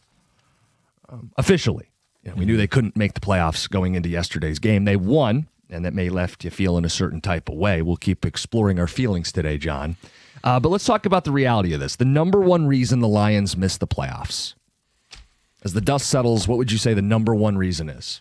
I mean, and I know Brendan had it in maybe it was the first update in regards to the games that they were able to rush for over 100 yards or won the rushing battle. They were, 9-1. Mm-hmm. I think that's a huge part of this offense. For this offense to operate at maximum efficiency, you've got to be able to run the football. You've got to be able to protect the quarterback. Well, if you run the ball, it's much easier to protect your quarterback. And I mentioned this last year when the season was over and we got a chance to look back. They ran the ball 51% of the time. Of the times that they passed, they also were in play action pass 50% of the time. So 75% of the time, you're allowing your offensive line to be the aggressor. That is an offense I would have died to play in for just 1 year. Well, explain that to people, because as a pass blocker, you're running backwards while the defender is running forwards. It's a disadvantage. And yeah, there are things that you can do to get an advantage. But if those are the numbers and you're able to fire off the ball, whether it's to sell run and ultimately you're pass blocking, or to actually be the aggressor in run blocking, it makes your life so much easier. Look, the stat that Brendan gave is probably going to be true for a lot of teams. Typically, the winning team runs for more yards because they're playing with a lead, running the clock out. So those stats aren't always a perfect indicator, but I do think it's perfect to describe this football team. This football team's identity is wrapped around the idea that they manhandle you at the line of scrimmage, reset that line of scrimmage 3, 4, 5 yards down the field, and a back like Montgomery is going to fall forward. A back like Gibbs is going to get that crease, and it's going to be an explosive. Too many times this year, they couldn't reset the line of scrimmage. They couldn't run the football. And whatever the numbers say, it's a down in and down out issue. It just wasn't there reliably. It wasn't there when they needed it in big spots. And the result was they couldn't convert as many of those 3rd and 4th downs. They weren't as good in those money downs. Mm-hmm. They weren't as good as they had been. And it put Jared Goff in a position where he had to be a superhero. And he actually played fairly well this season. But it's he played really well this season. But it's just not a formula that's going to lead to many wins for this football team. No. And, I mean, there's plenty of things you could talk about defensively. Yeah. And it's you need to be able to win the rushing battle, but part of that battle is being able to stop the run. And the one place where they did not suffer injuries is in the front seven. Right. And think about this too, John. You can help a defense by keeping them off the field. Well, how do you sustain TOP? I mean, you can convert some passes, but really it's about running the football. And think about it. In 2 of their swing games at the end of the season, the Rams game and the Steelers game, the third quarter, they hardly possessed the ball. Didn't they have negative 3 yards in the third quarter against the Steelers? They left their defense out to dry. And against the Rams, that game was a shootout. They had to keep up. Their third quarter stalled out. They couldn't move the ball. If you can't possess it, you're only going to put your defense in a bad spot. And it's not like this defense was the 85 Bears. Right. And some of it is, okay, you can even win the time of possession, but you look and you're like, oh, man, the defense looks tired. When you go 3 and out, 3 and out, 3 and out. Yep. And the defense is back on the field 2 minutes after they just got off the field. And then you allow, the opponent's offense to go on a 10-play drive, and then all of a sudden, hey, your offense, just get a first down. They're unable to, and then you're back on the field in another 2 minutes. Like, you could still win the time of possession, but it's how it's all sequenced. Yeah. They're sequencing. They couldn't be that team consistently. And I think it all distills back to they need to be able to run the football better. Mm-hmm. And there are other reasons they missed the playoffs, and we'll collect those on the phones and the text, 248-539-9797. How big a deal because I know we're going to get these texts and these calls, how big a deal in your mind are the injuries? Well, they're a factor. They're always going to be a factor. But then you look and you see a team like San Francisco, who defensively, they were brutalized. Their number 1 linebacker, gone. Their number 1 edge rusher, gone. I would argue that they had more impactful players gone than the Lions had. Yeah. and they still were able to find ways to make stops. Now, ultimately, they didn't win their division, but they they're were in a still much playing. tougher division. Yeah, and they're still playing. Yeah. And they were playing for the 1 seed in the final week of the season. Yeah. With losing Bosa and Warner, and they missed Purdy for a good chunk of the season, their starting quarterback. How many teams are going to miss their starting quarterback for more than a month and make the playoffs? Yeah. I mean, it just shows you. Like, how about Pittsburgh when they played here? Their left side of their offensive line were backup players, and they're running 40-yard chunk plays on us with Jack Campbell and Aiden Hutchinson and Aleem McNeil all playing. Yeah, I mean, so there are a lot more factors other than just being able to run the football. But for this offense and for this team, the way it's constructed, their path to victory, you've got to be able to run the football. I mean, I totally agree, the trenches, but I can't get past 0-4 against the Packers and Vikings. That's why we're sitting here today in this situation. Yeah. You can break it down to why did that happen. I was alarmed by the first game by how the Packers physically dominated the Lions. I think everybody was. Yeah. And I think the Vikings and Packers over the last couple of years have built themselves to beat the Lions. Yes. And that needs to change big time. But it's interesting. They've done it differently. Like, their defenses are very different. Yes. Minnesota is your aggressive, blitzing, zero blitzes, stunts, twists, games, mugging up on the line of scrimmage. Green Bay, especially when they had Parsons, were a team that would zone you, drop back. But both of them are clearly designed to beat the Lions. Yeah, and make the Lions work it down the field slowly. Yes. And I think the whole grit and physicality thing is definitely brought up in preparation by those two teams when they're preparing for the Lions. They're saying, hey, this is what this team's all about. They think they're more physical than you. They think they're going to grind you out play by play. And I think the Vikings and Packers have totally matched them in that. So that mirage has gone away now. Now it's about talent and scheming back against them. They have to counter. Those teams have answered the Lions' call, and now the Lions need to counter it back. Yeah, the Lions aren't outworking the other teams at this point. Like, and some of this is you go from being the hunter to the hunted. Mm-hmm. You go from being the underdog and you play that card, but then you win 15 games, you get a tough schedule, you get everybody's best shot, and if you're not up to the challenge of out-physicaling people anymore, or they have raised their level to meet you, suddenly you get caught. I think that shows up the most, though, in the run game, to take it all back to that, right? I mean, that's where you really form the physical identity of a football team. Yeah. And when you're talking about being able to convert on third downs or making those third down, conversions, you're going to go for it on fourth down. When do you want to be able to be at your best in the run game? 4th and 1, 4th and 2. And that's where this team really struggled. Number one reason they missed the playoffs. Guys, I know we need a bunch of content for you to babble on and on about. However, the number one reason why they didn't make the playoffs was officiating. The real conversation is what they need to do to go. The real conversation is what they need to do in order to have a team that's worthy of going deep in the playoffs, as this team wasn't going to win a Super Bowl. But the station doesn't want to have real conversations. Word soup. Huh. This from the guy that thinks officiating kept the Lions out of the playoffs? Okay. There's a lot of different reasons why the Lions are where they are right now. But you wouldn't put officiating near the top of the list. No, officiating I wouldn't even put that on the list. Okay, good. We got phone calls to get to, more of your text. It's 97.1. Hey, stop waiting for a breakdown in the cold. Take a time out and call Mastercraft Heating, Cooling, Plumbing, and Electrical. They'll do a complete furnace checkup and make sure it's running properly and safely. Right now, it's only $79. That's $30 off the regular price, and that's $79 per unit. Give them a call today because spots fill up quickly, especially in cold temps. Don't forget, Mastercraft does plumbing, electrical, and generators as well, all at discounted prices. So give them a call now. You can find more information on the web at mastercraftheating.com. That's mastercraftheating.com.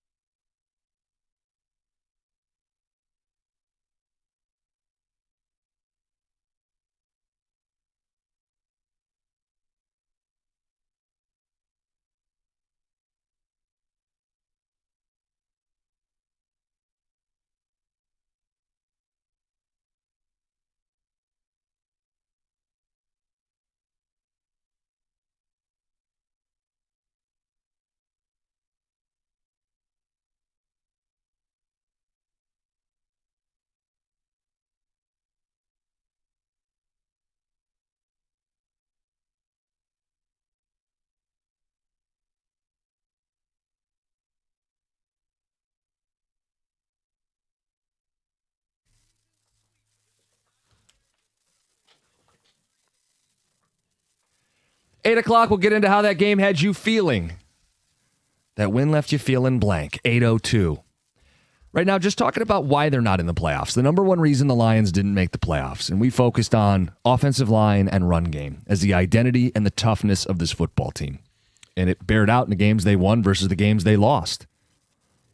But there's more than one reason this team missed the playoffs. So, some of your thoughts. Guys, the number one reason is our center position. How we lost Frank and not having a replacement. So many other factors, but that is number one. I think when you combo meal it too with losing Zeitler and having to replace him with a rookie. Yeah. Not that Ratledge couldn't turn into a good football player, but having the domino effect, I think that really hurt. And then it's not like Mahogany was all that experienced at the left guard spot. Right. And injured for a large part of the season when they needed him the most. Guys, the Lions missed the playoffs because of, all caps, arrogance. Brad Holmes and Dan Gambles were good. I do think they fell in love with their own, John. Well, it's going to be interesting to see because they're going to have to do business differently in regards to the salary cap. Salary caps, first of all, they're going to have to make some adjustments with whether it's obviously with Jared Goff's contract, probably some other ones to clear up cap space. And if they do, a guy that played really well but isn't being paid yet is Roy Lopez. Right. And did he play himself out of being able to stay in Detroit because Detroit just can't afford him? Maybe. You know, I mean, and it's not like he's going to break the bank, but he'll probably get 6 or 7 a year. And every dollar is going to be tighter for Detroit now. Plus, there's guys that they're going to want to extend from their own group of guys, right? I'm thinking about Jack Campbell. Yeah, great year. Right? Jahmyr Gibbs, a fifth-year option pickup. Do they want to roll? I mean, here's the thing. They're locking these guys up a couple years early, taking care of their own, but they can't do it through the draft alone. And what's the status of Kirby Joseph? Right. Is his injury, is he done? Right. And look, you can get out from under that deal, but not for another year or two. Right. There's going to be dead cap associated if they want to move out from any of these guys. So they've made it harder on themselves. I think they fell in love with their own. They took care of their own. The answers on the trenches were we got our own guys. The coordinator promotions were guys that were in the family, guys they were familiar with. He uses the word arrogance, but I mean, I agree with the sentiment that they fell in love with their own. Yeah, but let's go back and say, okay, when they signed Aleem McNeil, was that a good signing? Yeah, I think we all felt like it, about that. Yeah. At that time. Now, we didn't know he was going to tear his ACL. We didn't know he was going to be a non-factor this year. Kirby Joseph, that's the one where I look at it and go, I don't know that I would have done that knowing that Brian Branch. But Brian Branch also dealing with an injury. Yeah, I know. And a JMO. Like, there are a few of them that raised an eyebrow, and now we're going to have to see how they manage the cap along with paying, and fulfilling the commitments to those contracts. There's more to juggle. Biggest reason the Lions missed the playoffs, Brad Holmes. Guys, when the Lions had the better offensive line, the Packers and the Vikings couldn't touch us. A young line with issues led to 4 losses against those two teams. Guys, we went from a team that ran it down your throat with Montgomery to just trying to be explosive with Gibbs. Dan got caught up with big plays and what looks good instead of punishing people and eating the clock. Well, I don't think they could run it consistently enough. Right, and that goes to your O-line issues. I mean, when Dan took over the offense, it was markedly better. Now, do I want him to be the offensive coordinator moving forward? No, I don't think that's the best path forward. But it ultimately, the reason that they were in this position was because they couldn't stop anyone. Yeah. Too many people are overreacting to the Lions season. 2 games away from having the 2 seed. Also have to watch a team with a losing record host a playoff game. It's how the NFL goes. Yes, but then you look and say, okay, well, where are those 2 games? The easiest ones to pick out are the 2 losses to Minnesota. And those are certainly frustrating. And you look at the losses, okay, at the time, Kansas City loss. Nobody really thought that was a bad loss because there were some good wins before that, the way that they handled Baltimore in Baltimore. Like, it does all even out. And then you get towards the end of the season, it's the 2 losses to Minnesota and the Pittsburgh loss. Those are the ones that eat at you. Yeah, and that's why I would say they earned sitting home. Wasn't like they were wronged or they got like a bad break. They didn't play well enough. They weren't good enough. And it took us a while to reach that conclusion because we thought, hey, rattling around somewhere in there, they would have put together a couple wins at the end of the season, and that's all it would have taken. They just weren't good enough. 248-539-9797. In terms of like how far away are they, I know we'll do more of that this week. One big boost is that last place schedule. Sure. I think the Bears benefited from it. I think the Patriots benefited from it. The fact that the Lions next year play the Jets, Giants, Cardinals, bunch of bottom feeders, Saints. Yeah, I mean, you certainly like that. Yeah. And again, it won't be enough if they don't do more up front, but it does give them a bounce back path. You're still going to always have to win in your division. And 2-4 in your division is not going to get it done. No, there is a bounce back path for this team, but they got to put the work in. They'll also play the Titans next year. All right, let's get to the phones. James in White Lake. James, good morning. Hey, good morning, guys. I just want to say pleasure to listen to you guys all season. It's been awesome. Thanks. I wanted to get your guys' take on, you guys mentioned the offensive line, even an extension of that. Losing Sam and Brock Wright within the span of 3 weeks, I think, was hyper detrimental to this team. What do you guys think? I think it's a smart phone call. It's an extension of the run game, right? Yeah, Sam Laporta and his ability as a run blocker, not just as a major target for Jared Goff. Jared Goff was able to overcome that. It would have been much easier for him and more productive if Laporta had been there. But I think the run game, whether it's his backside cutoffs or it's being able to set the edge on the front side, like I think that was a major factor. And they lost them both pretty quickly. Yeah. One after another. That stuff matters. I mean, they started running more Dan Skipper and jumbo sets, and those are compromises you make. You're just not as dynamic of an offense. Yeah. Let's get to Jermaine in Rochester. You're on 97.1. Hey, how's it going, guys? Hey, I think the number one thing that I think we're looking at it, but it's coaching. I mean, I think a lot of these games, especially the Minnesota ones, we can say Lions got out-coached. And I think a lot of it is because, Dan had a lot on his plate. But the fact of the matter is, I think the Lions were built after last year, 16-1. They put the league on notice. They were the top dogs. We know how to bite kneecaps. We know how to fight from the bottom. But when you're fighting from the top, it's a little different. When people are scheming against you, the entire league, because you were the top dog, even though you didn't make it, you have one of the most potent offenses. They didn't know how to counter that. I liken it to back in the day with the Pistons with Rick Carlisle. Rick Carlisle put the Pistons on top, but we got rid of him to bring Larry Brown in to teach them how to win once they were top dogs. And I think we're looking at the same thing. And I'm not saying far there, absolutely not. I guess that was going to be my follow-up. They just need to look at how they're coaching. Well, and coordinator spots, right? Are they going to bring in an offensive coordinator as a play caller to take that off of Dan's plate? Will he consider a change at DC if a more experienced upgrade is available? I mean, these are ways that Dan could make his coaching staff better. Yeah, I think, this is very much like year one of Dan Campbell with Anthony Lynn. John Morton is probably not long for the Detroit area, and he is going to bring in an offensive coordinator. I would anticipate that being a top move for Dan Campbell. Guys, coaching was the reason they didn't make the playoffs. Rod in Bama, so he echoes that last caller. Coaching on both sides of the ball from an unnamed texter. The third quarter is why the Lions aren't in the playoffs. It must have been nap time at halftime. Well, obviously against the Rams, against Pittsburgh, that's really what bit them in the backside. Mm-hmm. You have to be able to come out and do something in the third quarter. All right, guys, 8 o'clock hour. We'll get more of your phone calls. Number one reason why they missed the playoffs, and that win left you feeling blank. It's all coming up next, 97.1.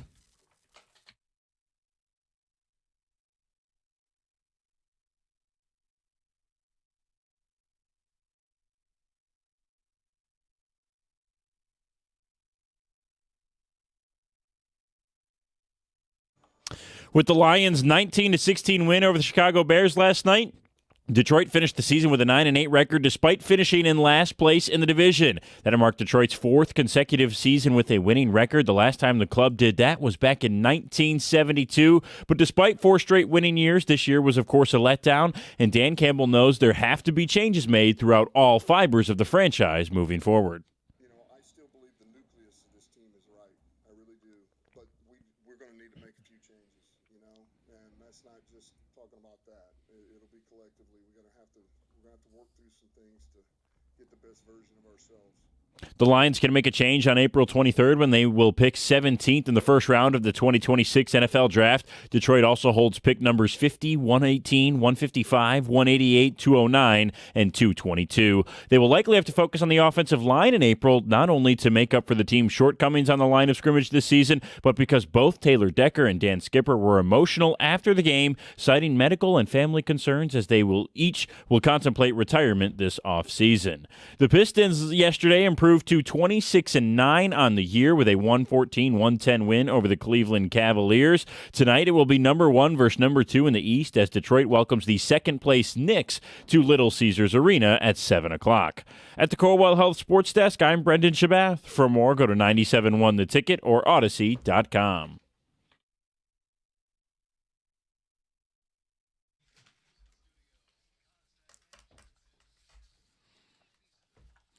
Yeah, tonight, by the way, the unofficial start of basketball season.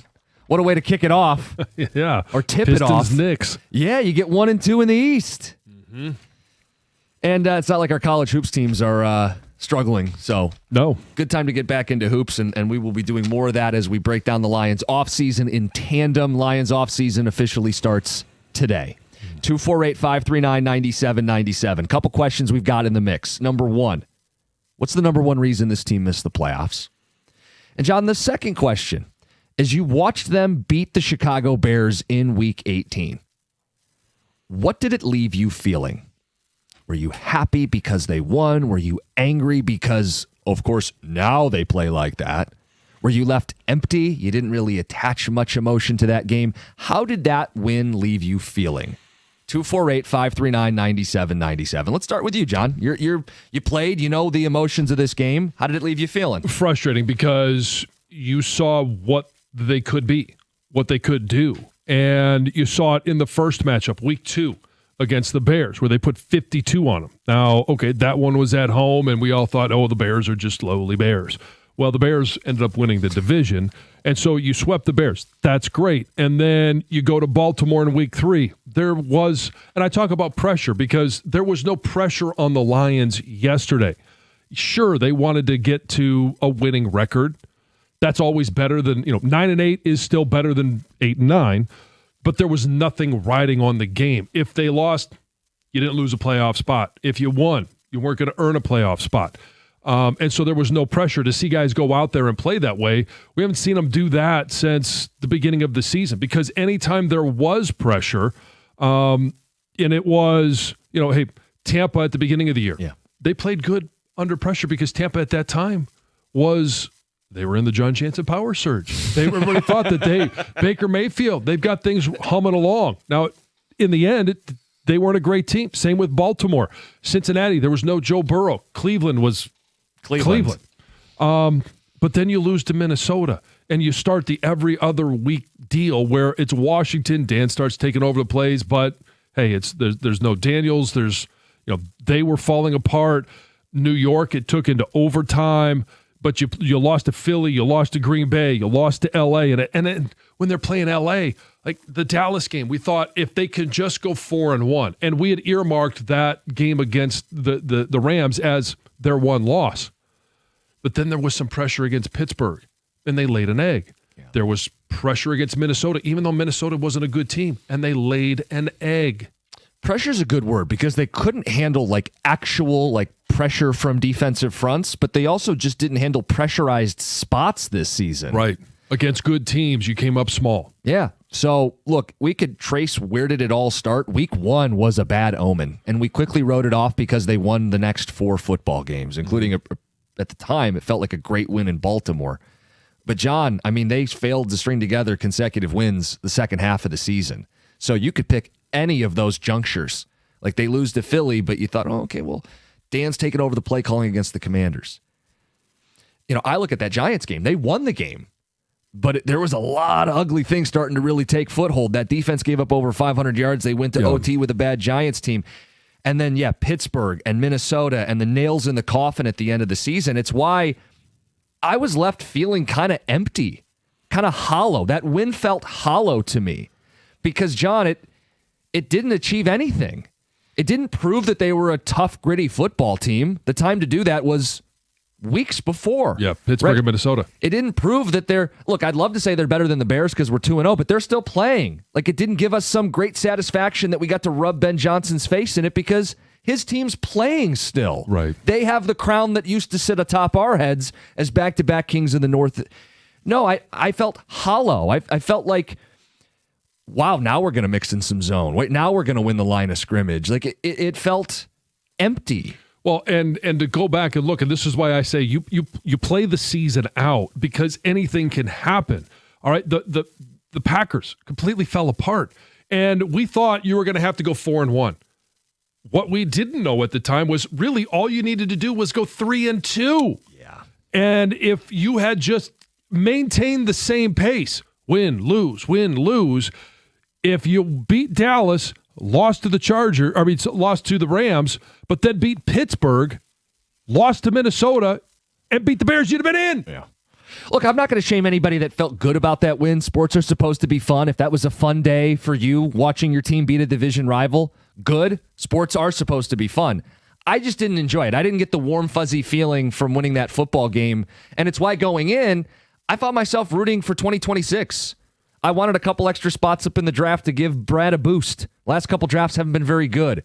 Loss would have been more tangibly helpful for this football team than, hey, a win feels good, but even that win didn't feel good, at least to me.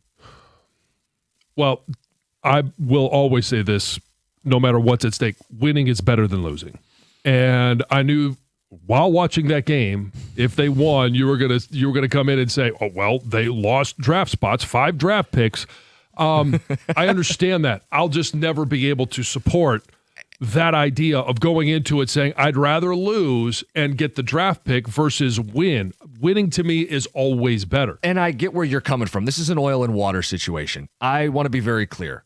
Dan Campbell and the players should never let their foot off the gas. You never want to turn the faucet off of competitive juices, right? I love that the guys who suited up played hard. I think that's a non-negotiable. And I get that. I would never ask them to lay down or lose. But I didn't wear the helmet.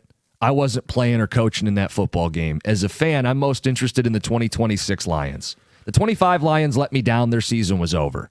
I wanted to give them all the tools in their disposal to be the best version of themselves next year. It's why that last play schedule is meaningful. It's why being a couple spots ahead in the draft would be helpful. They got half of the equation. They're going to have a last play schedule. They didn't move up in the draft. Not mad. Yeah. I'm not going to be mad that they won. It was a sour win because you knew as the rest of the teams played out their schedule what the possibilities could have been if you had just found a way to beat Pittsburgh or Minnesota. 2 teams that I felt going into those games, and I still feel, even though you lost twice to Minnesota, that if you played a third time, you would win that game. And you're the first one. Hey, they went head to head. They televised it. They lost. I know. Why would I anticipate that? I still think they're a better team than Minnesota. Well, they should have beat Brosmer. They should have beat a team that threw for 3 yards. Gosh, so frustrating. Let's get to Charlie. You're next up. You're in Armada. You're on 97.1. Hey, good morning. How you guys doing? Good. Real quick, I want to say I'm in high school. I play O-line. I watched the old Michigan games. John Jansen, I love how you played. Thanks, man. But I think the O-line, I don't think they're not even physical enough, but I don't think they communicate well enough, and they're not smart enough to pick up blocks. And Gibbs just ends up getting killed in the backfield every time. And I hope we can get the guy from Bama or even the guy from Iowa, because I just don't think they are very, very smart. So, like you guys said, I was hoping – I'm glad they won, but I'm also not, because I don't know if Caden Proctor will go that low to 17. Right. And I just wanted to get a better line, especially with Decker retiring probably. Well, Charlie, I'm very cautious in saying that they weren't smart enough. Not physical enough, I can say, and not being able to be physical enough or physically able to get to some of those blocks in the run game, I can admit that, but I don't necessarily think that they didn't know who to block or they couldn't pick up the blitzers. I just don't think that they were able to get into position. John, he played the game. He knows what he's talking about. Yeah. No, there were a lot of times Okay, I should I smarm hate you. alarm myself. I hate you. I'm proud of that, but I'm also not proud of that. That was bad. Sorry. There were a lot of times where even if you know who to block and you see it, if you can't get into position, it doesn't matter what you know. Yeah. Yeah, I to be serious about this, I don't know that I would criticize the intelligence of the offensive line. They didn't get where they needed to get, and maybe they aren't good enough football players. Well, that's what I'm going to is I don't think Cologne is a guy that you're going to sit there and say, yeah, he's going to make all the same blocks that Kevin Zeitler did last year. No. Or even that if Mahogany was healthy, that Mahogany may have been able to make. And I think Mahogany wasn't able to get to some of those blocks. Yeah, think about it. With the left guard, some of the injuries and the inexperience, that was a downgrade. Center, right? Frank Ragnow to anybody was going to be a downgrade. Zeitler at right guard to a rookie in Ratledge, who played fine enough, was still a downgrade. When you downgrade the 3 interior spots for this season, this was always going to be an uphill battle and an uphill fight. And John, with Glasgow, they tried to replace him a couple times. There was an initial thought that Ratledge could play center. They quickly scrapped that. Ragnow might come back. No, he's not. Yeah. Kingsley's getting starts in critical games over a healthy Graham. And I'm not going to sit there and again, I'll go back to that last caller. I'm not going to criticize Graham's knowledge of the game or identifying linebackers or picking them up. Where I would criticize him is he's old and just physically couldn't get there. I hate to say that just because I think we've had a chance to get to know Graham in some of the interviews. Yeah. I just think that he is at the point of his career where he can't physically make some of those blocks. I got to that point where I couldn't physically make some of those blocks. It didn't have anything to do with me knowing that they were coming. I just couldn't get there. He also said something in that phone call that we could talk about on the other side. He said, with Taylor Decker likely retiring. I want to be very clear. Nothing's likely there, but he spoke openly and emotionally after the game. And it's certainly a possibility that Taylor Decker retires. We've got some audio from Taylor Decker. We'll play that coming up next. We want more of your feedback. That win, I think, John, you described it as a sour feeling. I think sour is a really good way of describing it. What emotion did you have when the clock struck 0? It's 97.1. At First Merchants Bank, they believe that the real value comes from building strong communities and strong relationships. With their new branch opening in the Fitzgerald neighborhood of Detroit, First Merchants Bank is excited to offer a banking experience that's welcoming, attentive, and dependable. Their easy-to-use, secure, and highly rated app makes everyday banking a breeze, allowing you to manage your accounts on the go, and that's an app that I use nearly every single day. Their local attentive bankers are your partners in success. They're going to take the time to get to know you, give sound advice, and provide solutions that work for you. In fact, it's exactly what they've done for me and my family over the years, so obviously they're my personal financial partner. With a passion for fostering community development, their team is committed to helping you and your neighborhood prosper. Experience the difference of banking with an award-winning bank that truly cares about your financial journey. All you have to do is visit firstmerchants.com/Fitzgerald to learn more about how they can help support you as well. That's firstmerchants.com/Fitzgerald. First Merchants Bank, helping you prosper. Member FDIC.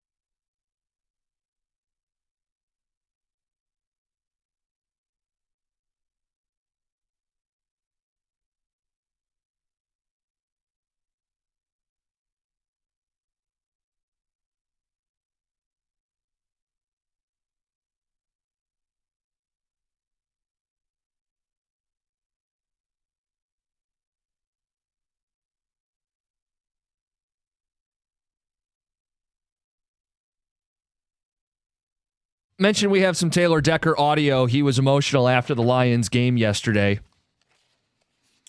2 clips, both from Colton Pouncey of The Athletic. Let's play those for people. And John, I especially want to get your reaction as a player contemplates the end of their career. Taylor Decker, cut 1.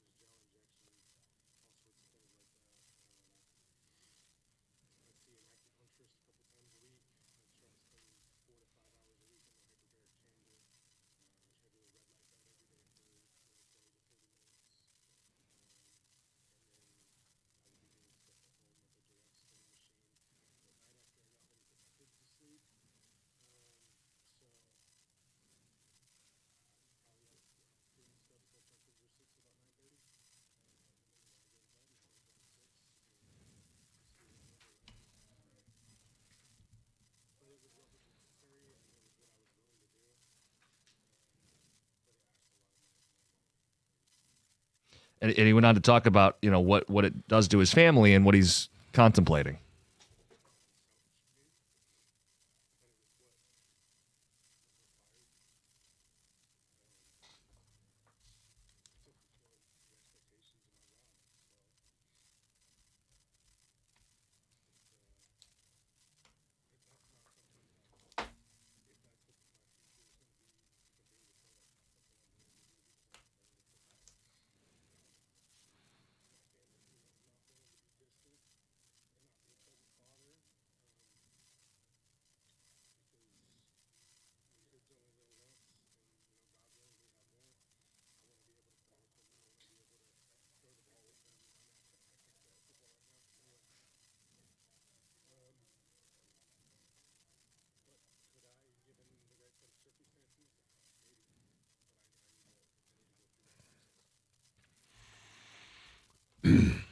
Well, so the first thing I would tell him is when he said it was selfish of me to take care of myself the way I need to. No, it's not. It is absolutely not. You got a very high paying job, and that's what you got to do. There's a lot of people that make sacrifices in family time that are just different, right? Some people have to travel for business, or they've got to be able to do work at home, and you miss a lot of that time with your family, but you're doing it to provide for your family. So it's not selfish by any means.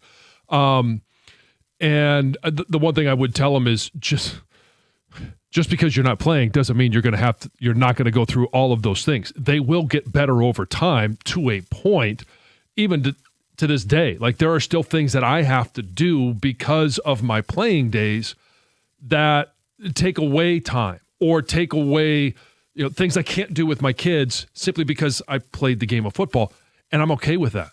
And eventually he'll be okay with that as well. The thing is, does he want to go through all of the discomfort of playing the game, of playing in practice, of doing those things for 6 months versus, and getting paid handsomely for it versus stepping away, still having to do a lot of those things and then not getting paid for it? And trust me, there is a huge stress where it goes throughout the course of your career. It'll go from, hey, I'm playing a game, this is awesome, to this is actually work and a job. And when things flip from this is fun, I'm playing a sport, I'm getting paid a lot of money for it, to this is a full-time job, not just when I'm at the building, but for 12 months out of the year, there is a huge emotional stress that goes along with that. And you do start to think about, what's the quality of life that I'll have when I'm 50 or when I'm 60? And hopefully we all get there. Yep. So I guess the next thought would be, how common is this for guys? Do they talk about this? The fact that he's discussing this, is this normal, or does this push you towards thinking he's retiring? Oh, this is all, to me, it's very normal. The way it sounds like he, if you're going to plant your flag, it would be on this day, 51 that he's retiring, 49 that he comes back. And those percentages will change. It may be in a week's time when he still feels this way, or 2 weeks' time, or a month's time, and he's like, I'm not recovering the way I used to when I was 21. Like, you have to get used to that. You're not going to. All right? And it's going to be a roller coaster. We saw it with Frank. Yes. And hopefully the Lions have learned some lessons as a franchise in regards to, would they rather have Taylor Decker as a part of this team? Probably. But at what cost? And if the cost is going to be, hey, we're not going to take a tackle in the draft because we believe we have Taylor Decker, and then all of a sudden, hey, sometime in July, he decides, I just can't go to training camp. That's the other question, is how do the Lions best approach this? The decision from Taylor, respected, he wants to take some time, doesn't want to make an emotional decision. It needs to be made before free agency and the draft out of respect for the team, right? No. And if he doesn't, though, then the team needs to plan like he's not going to be there to learn the lesson from Frank. Correct. Okay. Well, and whether he's back or not, he's not going to be here for another 5 years. Yeah, be a step ahead instead of a step behind. Even Right. if Decker plays this year, take a tackle. Now, it might not be a first-round tackle if he's playing next season, right? Yeah, there's a lot of really good tackles that are taken in the second round.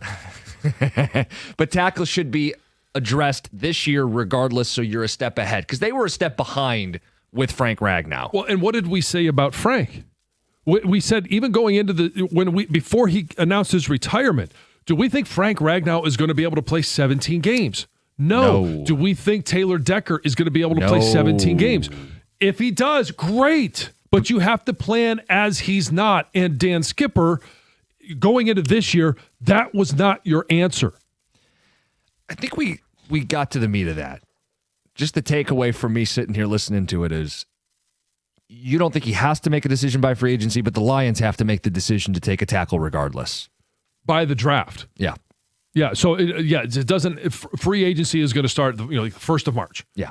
And do I think he's going to be in a position to say, I'm 100% in or I'm 100% out at that point? No, I don't think so. And I don't think he should be forced to make that decision unless the Lions say, we either need to know, or hey, we're gonna make you a June 1st cut, right? Like that's a possibility, especially as the cap crunch is on for this team. John, they could free up a ton of space with a restructure of Goff. If Graham is cut or retires, if Decker is cut or retires, if they restructure St. Brown, they could free up a bleep ton of space. But they need to have an idea of what they're working with. And as a franchise, and here's the hard truth of it is, most guys don't go out on their own terms. Most guys are eventually cut, or they're traded, or something happens to where the franchise makes the decision for you. All right, we got Overreact Gyms, but first, Heather with the news. So Joe Buck was actually hiding a secret during Saturday's ESPN broadcast of the Seahawks versus Niners game. So while he looked camera ready, he did reveal after the game that he was hiding a massive black eye. Oh. Yeah. So he apparently sustained the injury while he was trying to break up a fight between his 7-year-old twins. Took a knee right to the eye. Oh, boy. He did share on social media a before and after photo, so you could see the black eye that he had. He thanked his makeup artist for doing such a great job so that nobody actually knew on air that he was suffering from a shiner there. I've taken one of those from Teddy before. Oh, yeah? Where, like he's going one way, I'm going another, and like he throws his head back and hits me in the nose with the back of his head. The head to the nose is the worst. It's happened. I mean, it used to happen even like when they were really little. Oh, sure. Oh, man. I get it. I totally get it. A Livonia man has been charged after prosecutors say that he shot a father and son outside of a Garden City karaoke bar on New Year's Day. Brian Lindsay was arraigned on Sunday on multiple charges, including 2 counts of assault with intent to murder. Police say they were called to Rockstar's Bar right around 4 a.m. on January 1st. And when they got there, they found a 55-year-old man and his 22-year-old son bleeding on the ground. They were taken to the hospital. They remain in critical condition. Investigators say a physical altercation led to the shooting. The suspect, Lindsay, was given a $1 million bond and will be in court on January 12th. You might remember this. About a year ago, the home bakery in Rochester went viral for making a life-size cake of Amon-Ra St. Brown and his legendary headstand touchdown celebration. Well, the bakery is back at it, teasing another Lions celebration. Cake. Yes, a Lions celebration cake. Oh, is it the booger flick? It is not the booger flick, which would have been fun. Yeah, Imagine like a cake. yeah. They could have, because it's going to be the window display. They could have had like the booger stuck to the window, kind of like trickling down. That would have been good. Maybe not, but not quite as appetizing. Yeah, this time, don't know exactly what it is, but there's a social media post that shows the owner of the bakery, Heather Toko, posing with a kneeling Jahmyr Gibbs, and it looks like you also the Superman. Yeah. All So right. it looks like it's going to be Gibbs and St. Brown, because in another post, they post the video of that touchdown celebration, and you can also see a foot, which looks like it's a cake foot, which looks like it's St. Brown. So it looks like it's going to be both of them. Life size. Pretty cool. So it said stay tuned. So Wonder which slice is the best. I always want the corner slice because it has the most icing. Mm-hmm. So how do you slice up that cake? I think this cake probably wouldn't taste the best. Well, it's all that fondant, because it's not like the buttercream icing. It's more for display, but any piece would be fine. Yeah. I would imagine. I'm back to asking the important questions. John's got the big important stuff on the mind. All right, that's Heather with the news. Coming up next, Overreact Gyms. TJ Lang will join us at 9:02 as we wrap the Lions season. It's 97-1. Life gets busy, and it's easy to forget things like that dentist appointment you've been putting off. If you want to start the new year with a brighter smile, now's the time. Brightside Dental is always welcoming new patients, $35 new patient special, and they can see you often same day. 9 offices to choose from in Metro Detroit. Going to the dentist doesn't have to be a pain. 1-800-PAINLESS. Visit brightsidedental.com. That's Brightside Dental. No judgment, just care.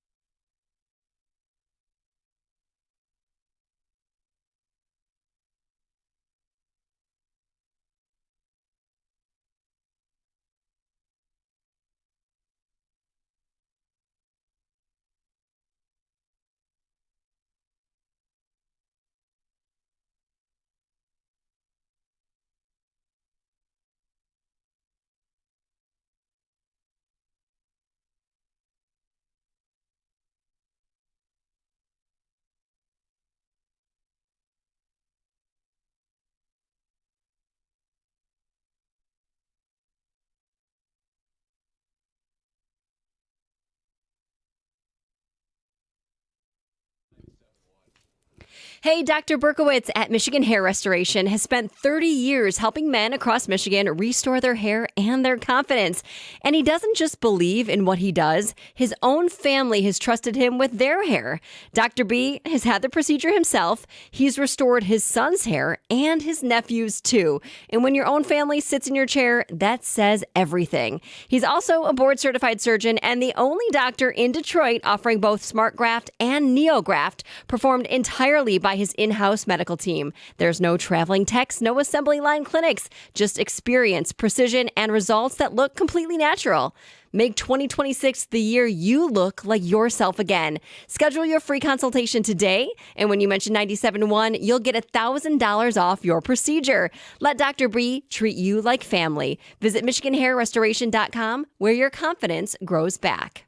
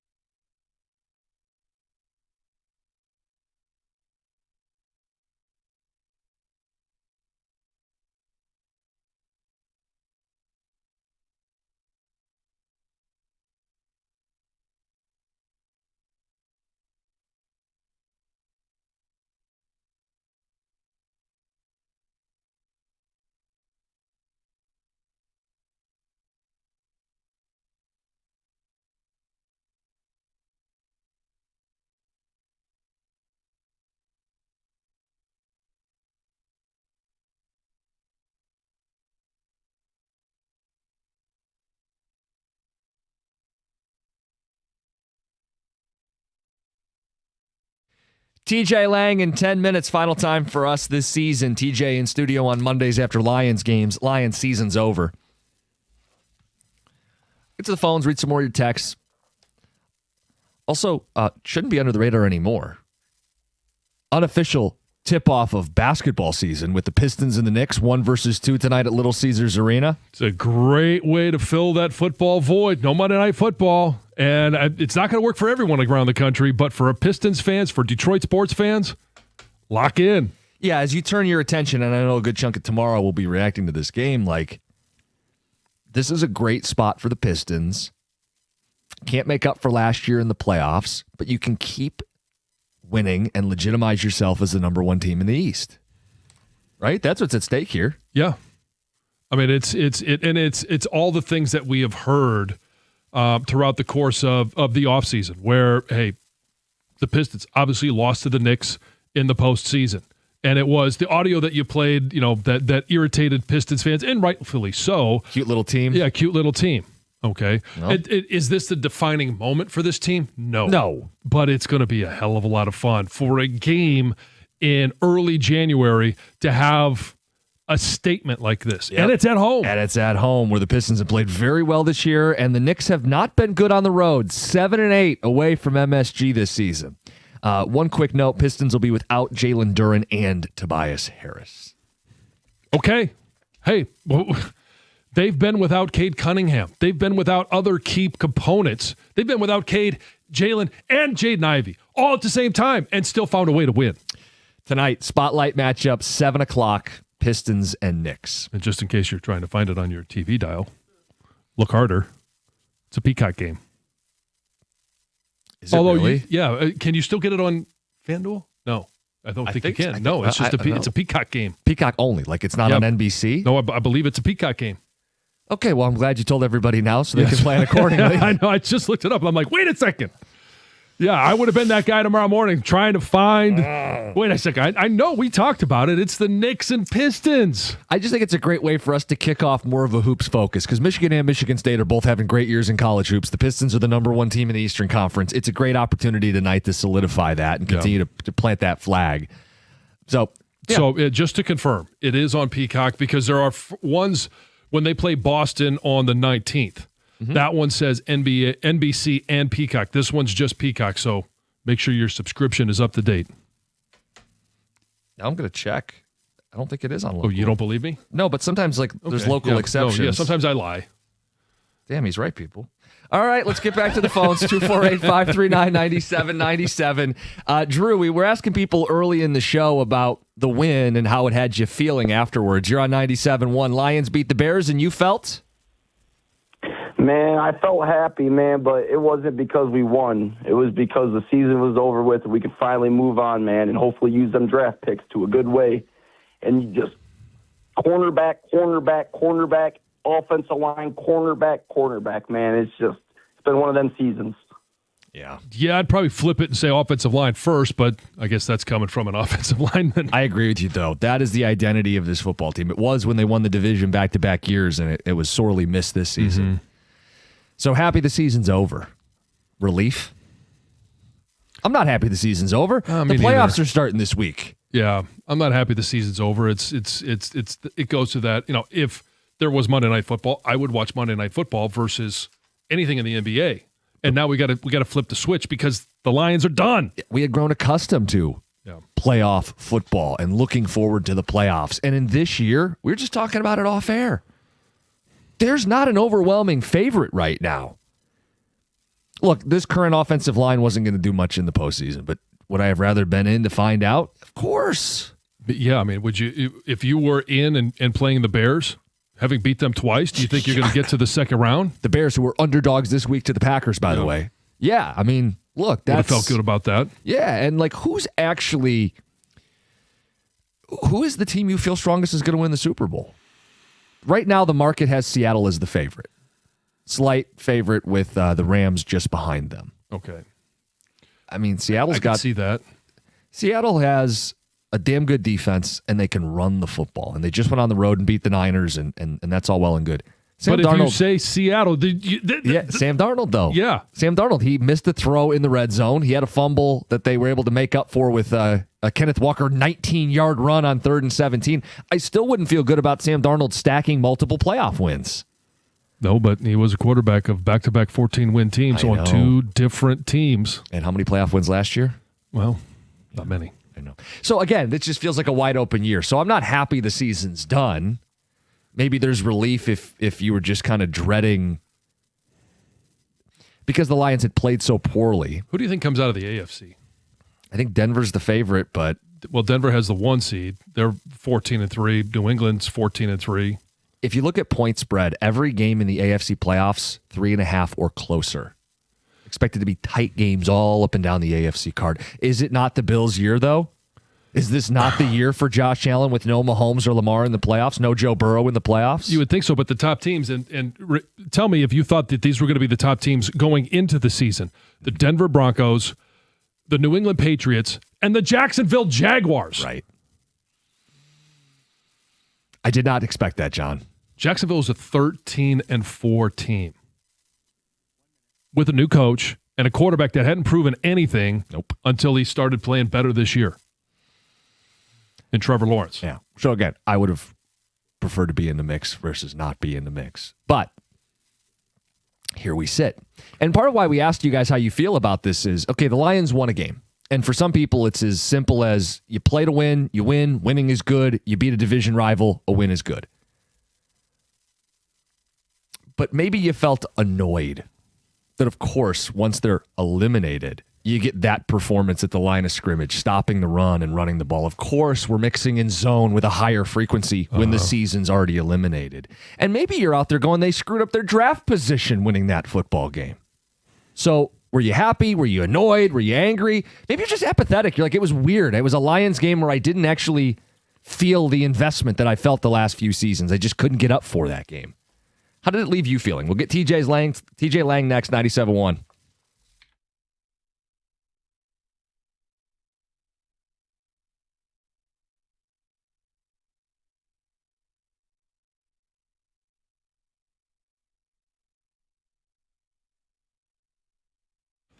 After last night's 19-16 win over the Chicago Bears, Lions Pro Bowl offensive tackle Taylor Decker was emotional in the locker room. Decker said this was the toughest season of his career physically, but also felt he performed his best this year. He said he is contemplating retirement for medical concerns and because his family is more important than football. It was selfish of me, but it was what was required to fulfill the expectations of my job. So.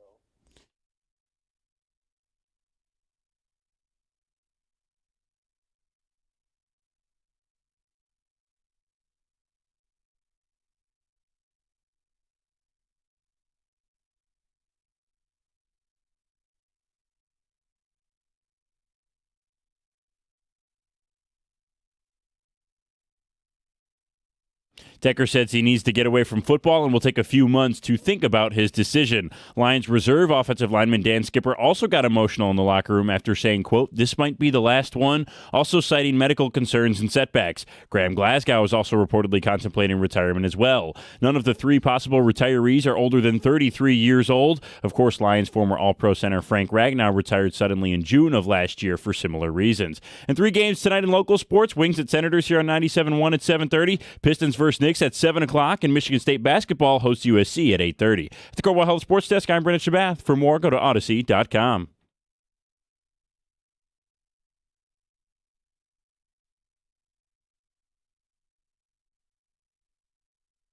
And by the way, we are going to get these stories throughout the day. Kevin Stefanski officially let go as Browns head coach. Adam Schefter with the latest. Yeah, what is this, Black Monday? Black Monday in the NFL. Yeah, we saw, obviously, Atlanta moved on. Raheem Morris is gone. Yeah, last night. And we saw teams do it during the season. There's going to be more that happens today. Pete Carroll, maybe. One and done. Mm-hmm. Aaron Glenn, there's been whispers, probably not. He'll probably stay. I heard last night that the sources were saying he was going to be back for another year. It would just be confirmed today. So I do anticipate that he'll be back with the Jets for one more year. Look, they didn't do him any favors with the quarterback situation and the trades they made mid-season. Well, they didn't do any favors for him this year, but they did some big-time favors for him going into the draft. Oh, yeah. I just mean like this season was clearly a lost season for the Jets. I think where it becomes messy now is they're going to take a quarterback in 2, right? I would think. I would think so. And if Aaron Glenn struggles next year, are they going to have a new coach for that quarterback in his second season? It gets kind of messy. You have to be certain you believe in Aaron Glenn for the long haul if you're taking a quarterback. Right, because you have to define your expectations going into the season. If they define it as, hey, we expect to be a playoff team, but then they better go in free agency and bring in a quarterback. And act like it, yeah. Because if you're going into it with a rookie quarterback, okay, there's going to be bumps. I just think there's a sensitivity in stunting a young quarterback where you get drafted in one regime and then you make a change quickly. They need to be sure that Aaron you mean Glenn's like a Jackson Dart? Exactly. Yeah. Are they prone to that in New York? Knee-jerk reactions? Anyway, we got TJ Lang in studio for the final hour of the show, wrapping up the Lions season. TJ, good morning. Good morning, fellas. What's up, buddy? I'm doing well. How you guys doing? Doing all right. Last time we were all in here together. I know, it's been a few weeks. Yeah, holiday season, everybody. John, you were was out last week. Out of town last week. Yes. Yeah, what's going on? Yeah, I was kind of listening to your closing comment yesterday. What'd that feel like? I mean, yeah.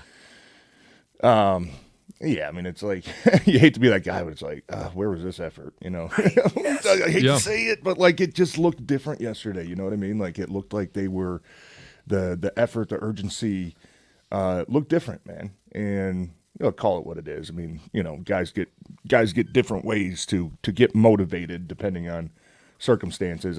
Obviously, they all knew the season was over after yesterday. Yeah. But, whether you're an older guy that, want to go out with a decent taste in your mouth, whether you're a young guy like, man, I got to prove that I can still be a part of this team's future because there's going to be a lot of changes. Coach has not been shy of hinting at that. You find different ways to get motivated. It was at least good to see some of those guys, in the locker room celebrating with smiles on their face, man. It's been a tough month. They know that. They haven't played the way that we expected them, or they expected themselves to play. But it was good to see a lot of smiles and, at least start the offseason on a decent note. I'm not gonna say go out on a high note. Well, and the frustration is not that, hey, they played well against a team that's obviously winning the division. It was a division opponent, so you love the win. It's the fact that they played that way on the heels of, looking at the Steelers game or either lost to Minnesota, and they were 2 games out of winning the division. They were 1 game out of being in the playoffs. Right.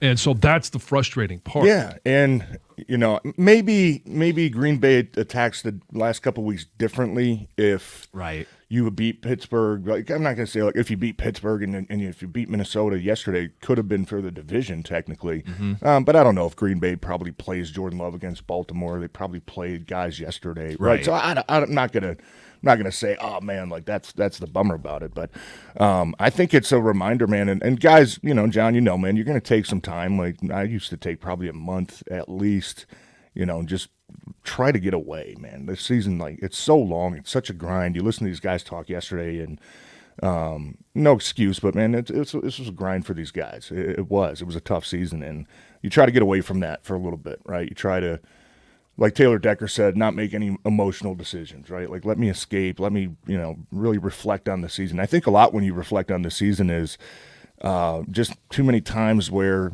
the difference between a good team and a great team is you got to make those big plays in the big moments. And they weren't able to find enough of those. And yesterday was kind of maybe a learning lesson, like, gosh, like that's the difference. That's the difference of making those one big plays. Or when we throw the interception late in the game, defense, we have to get one stop. Mm-hmm. And they hadn't done that all season long in some of their big losses.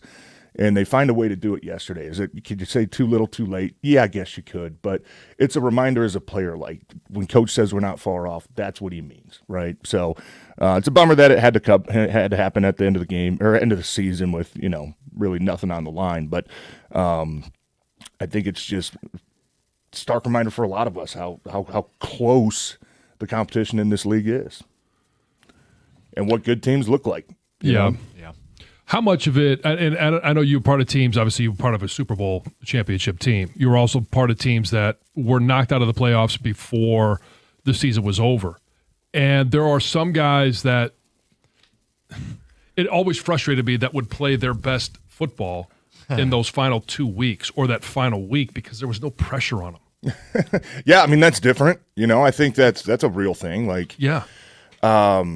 Guys like yesterday kind of had like that YOLO mode, like whatever. I'm not. Yeah, but let it all hang I don't out. care, man. Yeah. Like Jared Goff played I thought one of his best games I've ever seen him play yesterday. Yeah. But the mindset looked different. Like I don't want to force the ball. In some of those games, you could be, and I'm not accusing Jared Goff of being this. No. When you're taking some sacks or you're throwing the ball about I can't hurt the team, right? Like there's different, and that's human nature. I think we were all probably the same way, man. I can't have a bad play here or else it's going to start to tumble and man, like knock us out, whatever. And then when you get that off your back, and it's.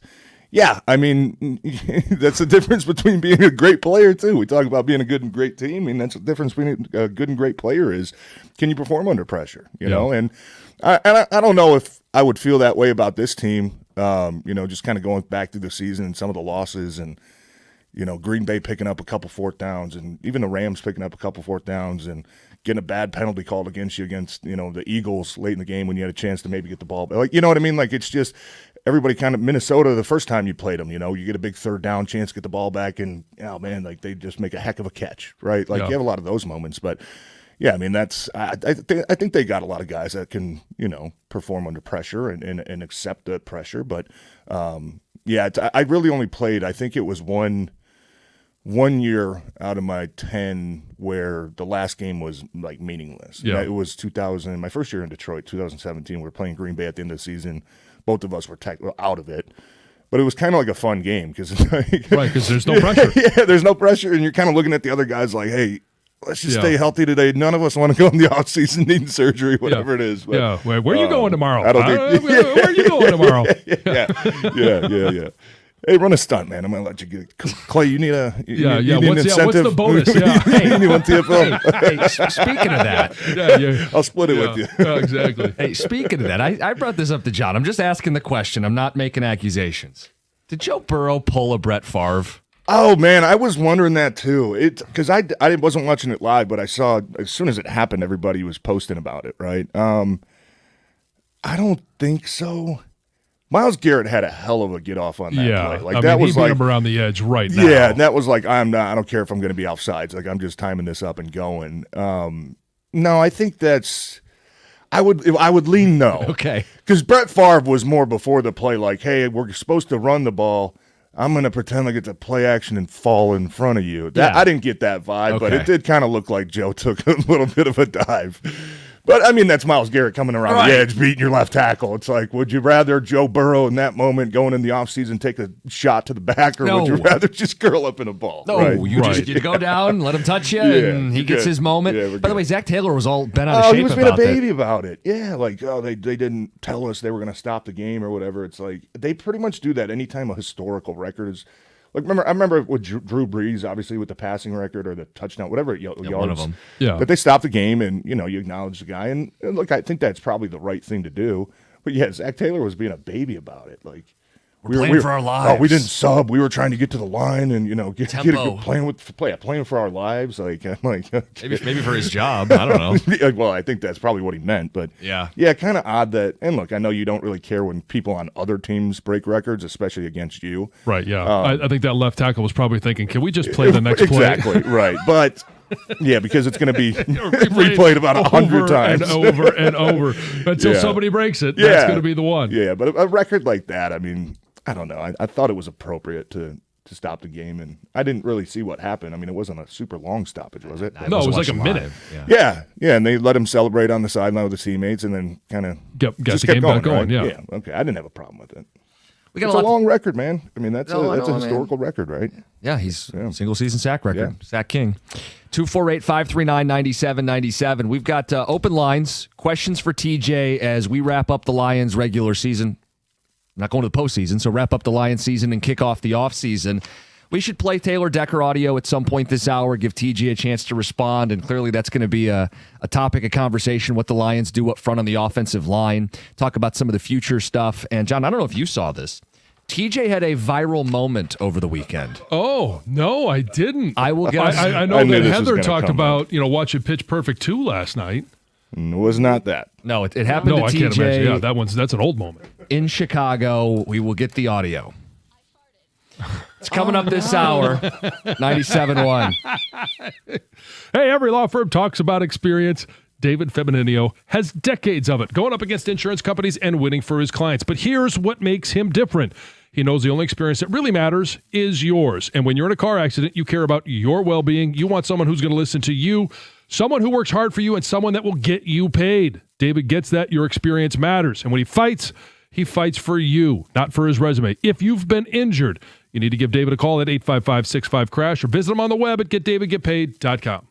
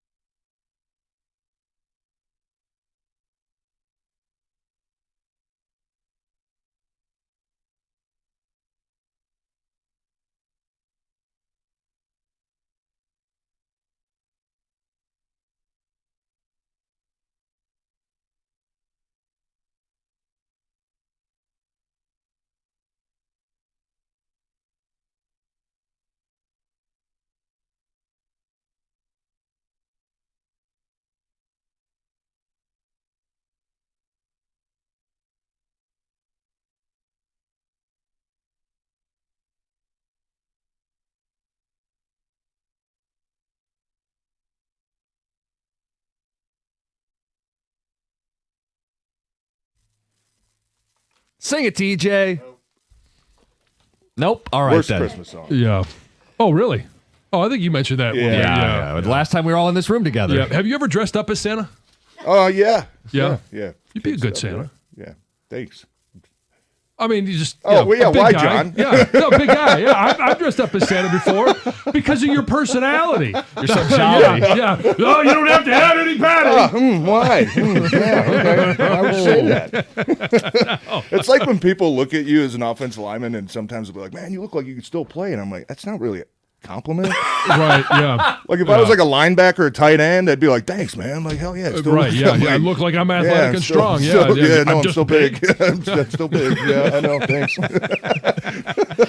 Never thought of that. Appreciate That's it. great. Thanks. TJ Lang in studio. We got open lines. You got questions. You got comments. The Lions season is officially over. They beat the Chicago Bears. How did that leave you feeling? Were you happy because, hey, man, better to win than lose? Happy because you beat a division rival? Happy because you ended on a winning record, whatever?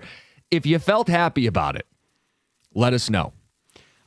If you were angry or frustrated because, of course, that's how they play once they're eliminated. If you're mad because it hurt the draft position. If you were just left watching that game feeling kind of hollow, like that was me. I felt hollow. They won the game, but it didn't do anything for me. It was Right. too little too late. And the time to prove that you're tough and gritty was weeks ago, right? Beating Ben Johnson doesn't hold the same level of satisfaction when they're still playing and our season's over. Yeah, to me it was, and I said earlier, it was a sour win. You're going to play the game. You're going to keep score. Somebody's going to win and lose. I'm always in the mindset, I would rather win. I don't care about draft position. I just want to win the damn game. But when it's all done, it's a sour win because it didn't mean anything. You weren't playing for a shot to get in the playoffs. It just was, you were playing it because it was the 17th game on the schedule. And look, I wanted the draft position because that's tangible. That's something that can give Brad a boost. The last couple drafts have not been his best. At the same time, I don't want the players to lay down. I don't want the coaches to turn off the competitive juices. I'm happy they went out and played hard. I'm not mad that they won, but that feeling, that warm, fuzzy feeling of winning didn't exist for me. And now they're picking 17 instead of 13 or 14. And they need all the help they can get because it's a big offseason. It is a big offseason. And there's going to be a lot of decisions they've got to make about their roster, guys that are going to be here, guys that won't be here. They're going to have to figure out what they're going to do with the offensive line, how they're going to, patch together the secondary. What are their expectations for Kirby Joseph? When will Brian Branch be back? DJ Reed's under contract. How do you get him to play better throughout the course of an entire season? I know he was hurt. He was never the same player for the rest of the season.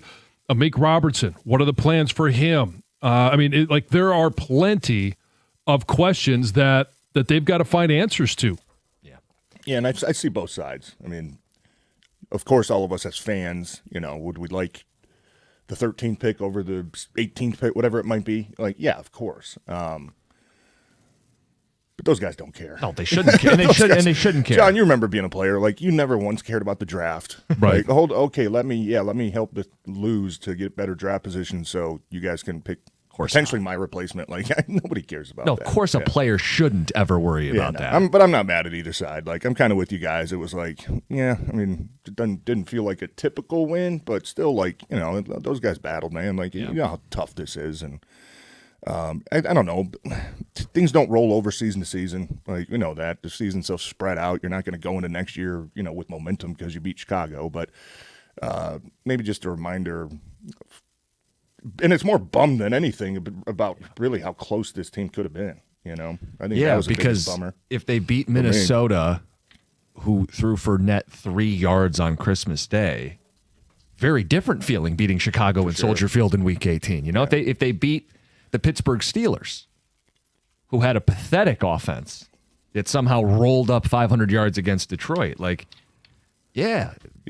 would have meant so much more. And I guess I was watching it with like what could have been on the brain the entire time. Yeah, I think a lot of us were. And, I think that it's also a stark reminder for a lot of those guys in the building how quickly things can change, and how quickly things can get away from you, whether that's a season, whether that's a game, whether that's, oh, man, this one play, right, like really changed the outlook of the rest of the season, whatever that may be. I think that it's a reminder. And then you have games like yesterday, and that's also a reminder of it's frustrating because it's like we could have done this. Yeah. We did have the players to do it, but it's just a reminder that you can't take any team lightly. How big a deal is, so I mentioned the draft position, they don't move up, they win the game, but they finished last in the division with a winning record. It's kind of a bizarro situation where the entire North was above water, the entire South was below 500. Weird way the NFL schedule played out. But the Lions will now have a last place schedule for next season. How big a deal is it? Like, clearly it's not enough to just play bad teams. You also have to have a good offseason and play better football. Yeah. But next season, they're going to play the Jets, Giants, Titans, Cardinals, Saints, Falcons. That's a far cry from the murderer's row this year. And if it's a couple game difference, well, it could be the difference of this team getting in or being a team with home field in the postseason. Right. Then next year we have to do all the radio. Well, it was an easy schedule. They made it, but it's an easy schedule. They won the division, but it was a last place schedule. John, you're right. And you're absolutely spot on, but I'd rather be doing those shows with a playoff team than this year. We wanted all the smoke. We had the tough games, and they got taught a tough lesson. Yeah, well, look at the difference is look at Chicago. They played the Saints and the Raiders this year. Yeah, and the Giants. They played the we played the Giants too, but but it's those couple games. It's a couple games, man. And what was the difference in this? Couple games. So but and here's the thing too, though, is there's some of those teams. There's teams every year that go from last to first. I mean, obviously Chicago, prime example. So you can't really look at the teams you're playing next year and going like, oh, at least we got these guys, because there's going to be some of them that are going to be maybe challenging for their division, right? Teams are just different. Now, do I expect, the Titans and the Jets and Cardinals? Probably not, like they're kind of in 2 or 3 should be bad. But but teams change. So you can't, I was never a believer of like, oh, at least we get to play these guys. Well, again, as a player, I wouldn't expect you to look down on an opponent. Like, you can't afford to do stuff like that. Yeah. But it does make a difference when, like you mentioned, winning some of those close games, and difference between being 11 and 9 wins, right? We just got a prime example of that with Chicago. Yeah. What are your thoughts on the Decker stuff? Like, we played audio earlier, and we can play it again for people, but just maybe we should play it for people here so they get a sense, and then let TJ respond to it. Greg, it's 2 cuts. They're about 40 seconds each. Let's play cut number 1, Taylor Decker postgame.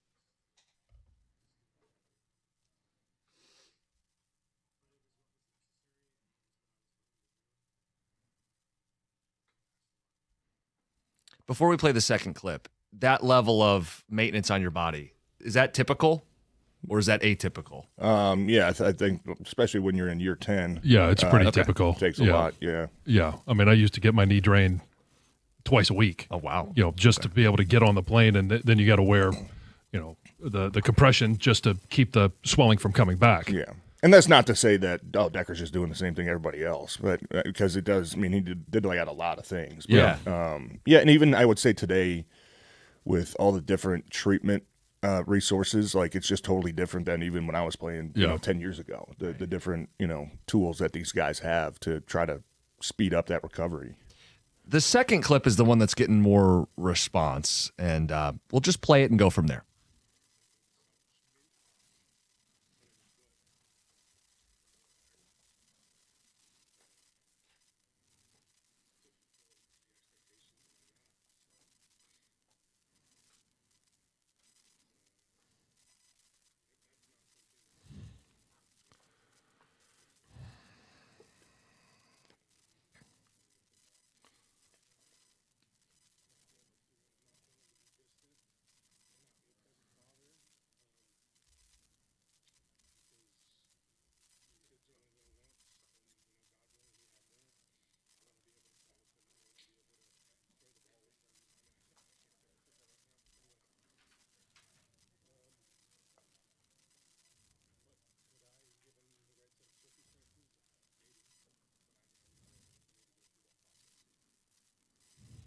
You hate that he says he's selfish. Yeah, it was selfish. It's not selfish of him. He was taking care of himself as he needed to go out there and perform his job. Yeah. Like, there's a lot of sacrifices that people make, that families make for the breadwinner to go out there and do their job. I hate it that he feels that way. I understand it, because you don't want to have your entire family, especially your wife, who's the one that's taking care of the kids, taking care of you, doing all these things. You don't want them to have to go through it, but it's not being selfish of him. Yeah, I'm with you, but I was kind of in the same boat with Taylor. With once it starts to, you feel like affect, family, then it becomes difficult. Yeah. But I think he's approaching it the right way. He said, "Look, everybody was emotional yesterday, especially him and Skipper and Graham. I'm sure Coach went out of his way a couple times to kind of point those guys out. So I think they know it's a possibility. But I talked to Taylor after the game too with our station interview, and he said I need to take some time, and I don't want to make a rash emotional decision. Then a month from now, I feel completely opposite, and did I make the right decision? So he's doing it the right way, man. Take some time, get away from the game, reset your mind. Once you start working out again, maybe in a month, if you're feeling really good, then that's be like, okay, I think I can do this one more. If you're feeling like this is going to be another grind, then make the decision then. The backdrop is obviously the Lions are coming off of a season where the offensive line didn't play well enough, and if he doesn't come back, it's yet another position they have to address. So you say he's handling it the right way. Coming up next, we'll get to how the Lions should handle it this offseason. It's 97.1.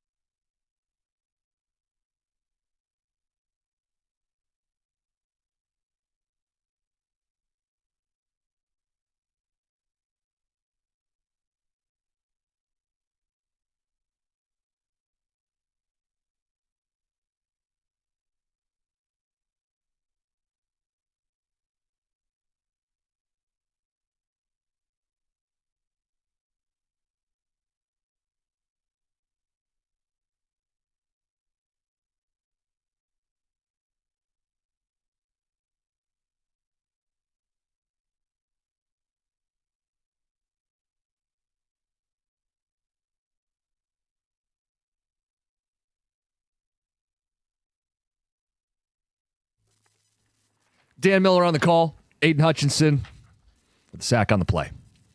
John, you asked me a question. You said, do we have this audio of TJ's viral moment? Oh, yes. And you shared it with me. It's awesome. So if I make people wait to the end of the hour, is it worth staying for? 100%. Yes, please stick around. Okay. 9:50, TJ's viral moment. Had us all laughing. I had no idea that this happened.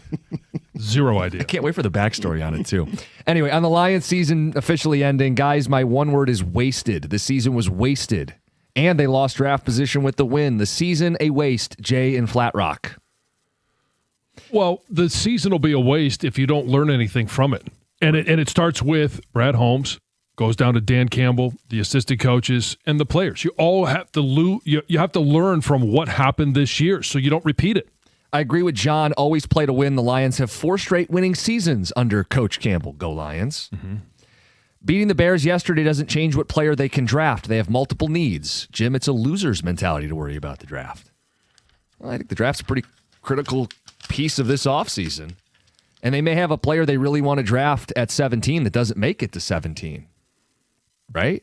Sure. And Brad could trade up, but he's going to have to give be a up. Player if they were at 13 that they wanted to draft there doesn't make it to 13. Right. Well, they could. How dare they not lose all their games? I hate you. Let's get to the phones. That's not what I was saying. Bill in Grosse Pointe, good morning. Happy New Year. Hi, good morning to you guys. Good morning, Bill. Real quick. Hi, John. We've met before. Anyway, if I were Brad Holmes, I would look at every player. I would look at all the players that Sheila Ford and Brad gave them these big contracts and said, we need to renegotiate if we're going to get a marquee player because we're up against salary cap, aren't we? Yes, and that's the general path that those contracts take, especially with Jared Goff. Like, he's not going to go into this season having a cap hit of what, $70 million. He's going to restructure, kick some of that money down the road. They may add a year. It'll be the same thing eventually with Penei Sewell, with Amon-Ra St. Brown. Like, all of these deals will get restructured so that they can open up cap space for this year. I hope so. I hope they do that because if we want a marquee player, but even that, the marquee player might come to Detroit and say, hey, there's no Super Bowl in your curio cabinet. I want to play somewhere else because the Bears are going to get better. The Vikings are going to get better. The Packers. So, I mean, we got to do something. Yeah, I do think that the Lions are still, if you're a free agent, you'd look at playing for Dan Campbell. A lot of players want to play for him. Yeah. This is still a team that, I know it was a step back last year, step back this year in terms of what they did in the playoffs and not making the playoffs. This is still a team that's going to compete for a Super Bowl. TJ, we played the Taylor Decker audio, and he's going to go through this process and not make a rash decision. How should the Lions handle this? I think you would like to know before the draft, or I would say before free agency. Because free agency happens in middle of March. You'd like to have an idea, but certainly you want to know before the draft. So I think that, look, and if you're the Lions, like, do you want to put that on the player, that's been here 10 years, like a respected guy, captain, and you know what I mean? Like, you got to balance that line, but you also got to protect yourself to make sure you don't have another Frank situation, right? So I think that it wouldn't be unfair for them to say, take a month, take up until end of February, right? But, we really like to know, by the start of the league new year when the free agent market opens up. So you have an idea of, A, the cap space you're going to have, B, the needs that you're going to have. I think that, that's not unfair for the team or the player to understand that, that wouldn't be that should be, you'd like to, in a perfect world, in a perfect world, but they also may, before you could start signing guys, they also may tell him, hey, we don't believe that you're going to be able to be the player that we need. And they could tell him, you're going to be a June 1st cut. We're going to cut you now. You're going to be a June 1st because, we'd all like to think that we're going to go out on our own terms. That rarely happens. Yeah, no, it does. Yeah, you're absolutely right. So, I don't know. I mean, we're going to see what happens. Obviously, it's a long offseason, right? The other thing would be, whether he's coming back or not, they need to address the tackle spot. You want to be a year early as opposed to a year late. For sure. Yeah, yeah. Oh, that doesn't change, needs. But I'm just thinking, hey, if if a month from now Decker's feeling great, man, and he's like, guys, okay, like I think I can do this. Maybe we're gonna have to find a different way to kind of manage me out throughout the season, whatever it might be. But I'm gonna give you another year. And Taylor Decker had a really good year. Yeah. I thought he was their most consistent O lineman throughout the course of the season. And that's not a shot at anybody else. That's a compliment to Taylor Decker. But does that change? It changes because obviously if you're going to plan without Taylor, you'd like to get a day one starter now. Yeah, right. But instead of, hey, if we have Taylor back, it's still a need, but now we can draft a guy and hopefully get it right with him and groom him for a year, whatever it may be, or have a decent option, moving into the future. So just it doesn't change the need, but it might change the type of player that you need to get going into the season. We will get to TJ's viral moment. But first, Heather with the news.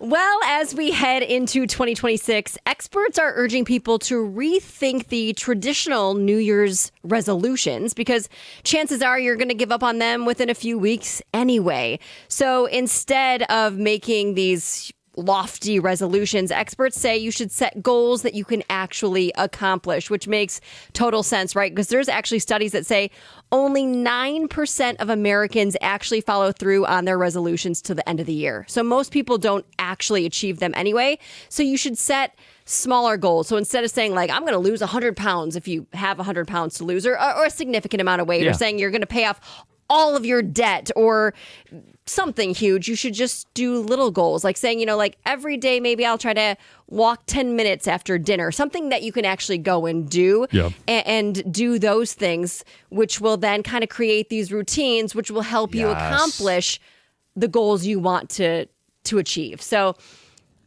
habits are everything. And you got to form the habits. You got to create the habits to then achieve larger goals. So kind of start small and you'll be able to do more by the end of the year.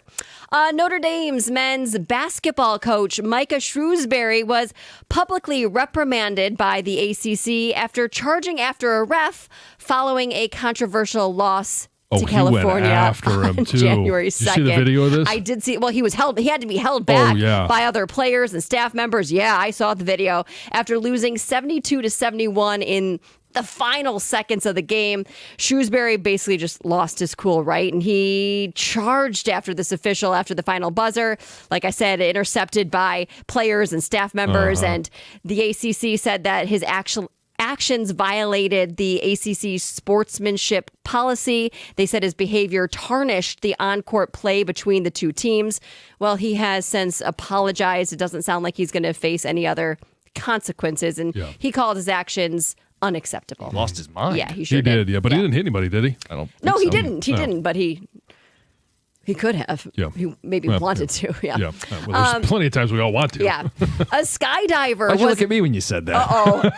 was involved in a pregame mishap at the Armed Forces Bowl on Friday. Did you see this? This could have went much worse than it did. So it was all part of this coordinated pregame ceremony, right? Where these multiple jumpers were jumping out of a small aircraft, going to just land peacefully on the field. Didn't go that way. One of the 5 jumpers got caught up in the netting behind the goalpost, got all caught up and then just fell about 35 feet to the ground. Thankfully, he wasn't injured. Nobody was injured. He was able to walk off the field. Another jumper landed outside of the stadium, so didn't even land on, but he was all right as well. So did he have an ostrich attack to him? Like the Liberty Bibberty commercial? Runs into the RV? I don't believe so, John. I don't believe so. Joe Buck had to hide a little secret during Saturday's broadcast of the Seahawks-Niners game. He thanked his makeup artist for covering up a black eye that he sustained while breaking up a fight between his 7-year-old twins. They're getting a little rough. He jumped in there and took a knee, he said, right to the eye. He showed on social media a before and after photo showing the black eye and then how his makeup artist was able to cover it up for game time. Sounds like they baited his dad into it. Like, hey, let's do this. Let's see if we get dad here. Then take your shots. TJ, what do you think of that one? Pretty good shiner? Yeah, that happens. Yeah, It that's does a good happen. one. That's a good one. Got your money's worth on that one. Yep. For sure. National Popcorn Day coming up on the 19th. And to celebrate, listen to this. There's not many in Michigan, but there's at least 3 Cinemark theaters. They're bringing back their Bring Your Own Popcorn Bucket Day. It's a promo where you can literally bring in a bucket. For $5, you can fill it up.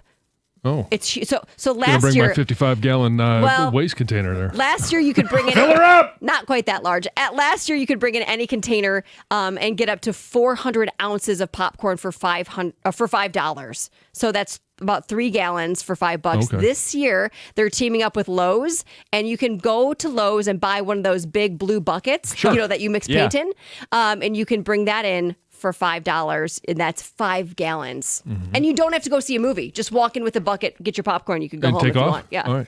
As much of the seasoning on top as you want to? It sounds like it. It's 2 days, the 18th and 19th of this month. Heather with the news. Coming up next, TJ went viral. We'll play the audio. We'll hear the backstory next, 97.1.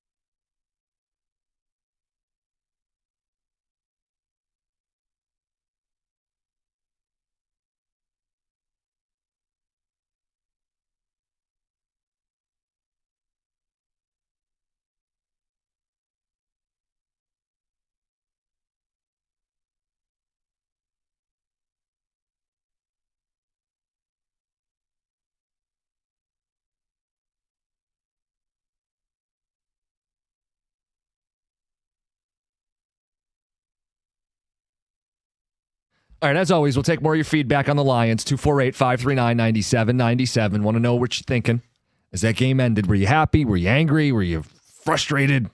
Aloof? 248-539-9797. We've also been asking people the number one reason why the Lions missed the playoffs. Playoffs will start this week without our football team. We also have some audio of one TJ Lang. Can't wait for this. Let's set this up. You're in Chicago because the Lions played the Bears. Correct. Yeah. And you got there a little early. You were there Saturday hanging out with the guys at Barstool. Yeah, so I've known Big Cat there for a while. I think we did his podcast back in like 2017, I want to say. So stayed in touch with him in PFT, a couple good dudes. And anytime kind of in town, I'd text each other. And we was in Chicago where they live, have their office. And, he said, hey, swing on by for a little bit. So went and hung out with those guys for a little bit. So you're in they have like a gambling cave. Yeah, it's like a man cave type deal, couch, a bunch of TVs. And it was cool, man. I tried to stay out. Unfortunately, we're going to find out I didn't really you try stay to be out on of the the way. periphery. Yeah. Try to stay out of the way, but no, it was. Did they offer you a spot on the couch? They did, and I just didn't want to be up front and center. And then it's like pressure too. It's like a live stream for like 6 hours. These guys are doing. I wasn't there for that long, but it's like pressure to like be funny and like, I don't know. I was just like, you guys do your thing. This is your job. Like I just want to hang out in the back. I'm cool. Let me try to stay out. I tried to stay out of the way. So TJ's staying out of the way until you hear this.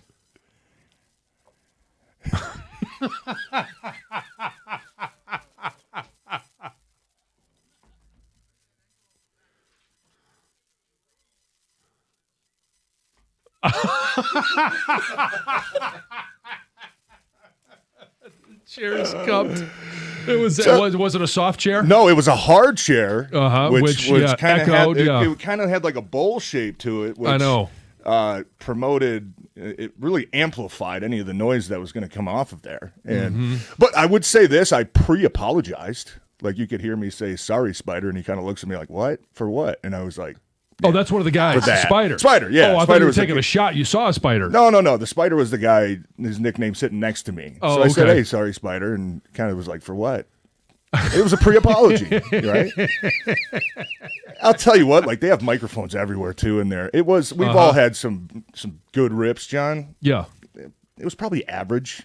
It averaged, yeah, but it sounded. But I think that between the amplification of the seat. See, I've used that excuse before, and the kids just roll their eyes like, "Yeah, I don't think so, Dad." Well, if you're sitting on like a soft couch or something, like it's going to absorb some of the it'll sound muffle waves, it. Yeah, right? Yeah. If you're sitting on something hard, sound's got nowhere to go. It's got to bounce off of something. So. Yeah, that was my viral moment. So it sounded almost you're hanging out with a bunch of dudes. It's like you're not thinking about That's what that. dudes do. Yeah, whatever, man. Like, they make you comfortable, and all of a sudden they make you viral. Make each other laugh, right? Greg, just the first part again, because this sounds cartoonish.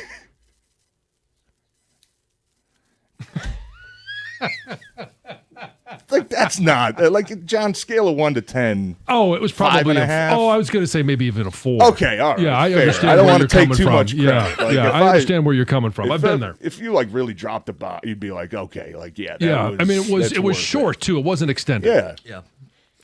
Heather, you have feedback on this? You're our resident expert. Yeah, could you possibly rank it?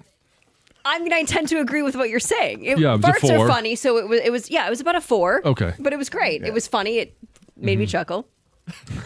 What kind of feedback you got? I saw Dan Miller giving you a hard time. Yeah, Dan was giving me a hard time and said he's kicking me back to the sideline. He didn't want me to be in the booth the next day. He was joking. It was cold. Are you serious? Yeah. Yeah. I don't know. I mean, I saw they posted it. I kind of said something about it, and I said, hey, I pre-apologized for it. Yeah. It was average. Mm-hmm. No, it was fun though. I mean, it was cool hanging out with Dan and a couple of those dudes. We had a good time. That's crazy though. I was even telling you off air, like that world, that whole place is like, everything's like cameras on, mics on, mics and cameras. It's awesome. Like they do a good job. Guys kill it, but it was kind of like I want to ask a question, but it's 6 hours of watching can we football go outside as so well. I can ask you. I don't want to pick a microphone to pick up something that maybe I'm not supposed to talk about. Now is that's a podcast? You can basically say whatever you want, right? Yeah, so you can swear on it. Yeah, I think they do like a live YouTube stream. Okay, so you don't have to check yourself. No. But there are like a couple things. Like even when I walked in with my water bottle, and it was like, oh, you got to change because like they have sponsors and stuff, right? Yeah. So Oh, even sure. like kind of that stuff, I'd never even think of, Yeah. you know, or even if you're, it was kind of like I just wore a plain shirt because it's like it's kind of if Yeah. you know, we're sponsored by these people, you're wearing other Sure. people's stuff, like you know what I mean? You can't do Competitor, that. So yeah. yeah, I didn't even think about that, but I'm like, man, you got to do like this is crazy. That's wild. I would not want a camera or a microphone following me around 24/7. All in the name of content. Oh man! But I gave him a moment. That you know, Yeah. hey, we had a moment. So you're not going to audition for any of the reality TV No, series? no, I don't think so. I think my my time In front of the camera, Yes. is probably over. Yeah, those better days are behind. Yes, yes. yes. That's why we do radio. Yes, getting older. I think I'm retiring from that world. Still do the Fox 2 pregame show. I enjoy that. Yeah, but that's only an hour, right? Yeah. Yeah. Perfect. That's about my max attention Attention span span. these days. Coming here 9 to 10. Uh-huh. Tom, hey, can you do 8:45? No, that means I got to leave at 9:45. I Can't do it. I got an Can't expiration. do it. Can't do it. 3 to 4. The afternoons Fridays. Nope. Uh-huh. Can't do it. Hour max. Well, I appreciate Gator? you providing us that. It was. Did you hear the audio? I did You not. you seem like if you would you get put a chuckle out of headphones this. in, we can get your reaction real quick. Yeah. The race is on. You seem like you would get a chuckle out of it. TJ went viral over the weekend. New headphones? Those. Oh, okay. It's time. All right. All right, Here we Greg. go. I think he's ready. Okay.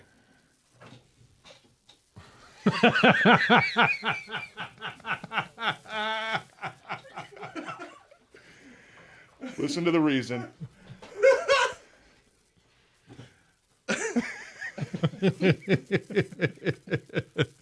How many times did you blame the shape of the chair? Oh man, I needed that. I really needed that. Wow. Yeah, I told you you'd get a laugh out of was, that. Yeah, that was pretty great. Starts your Monday off on a strong note. No, that starts it off on a real strong note. Who was there with you?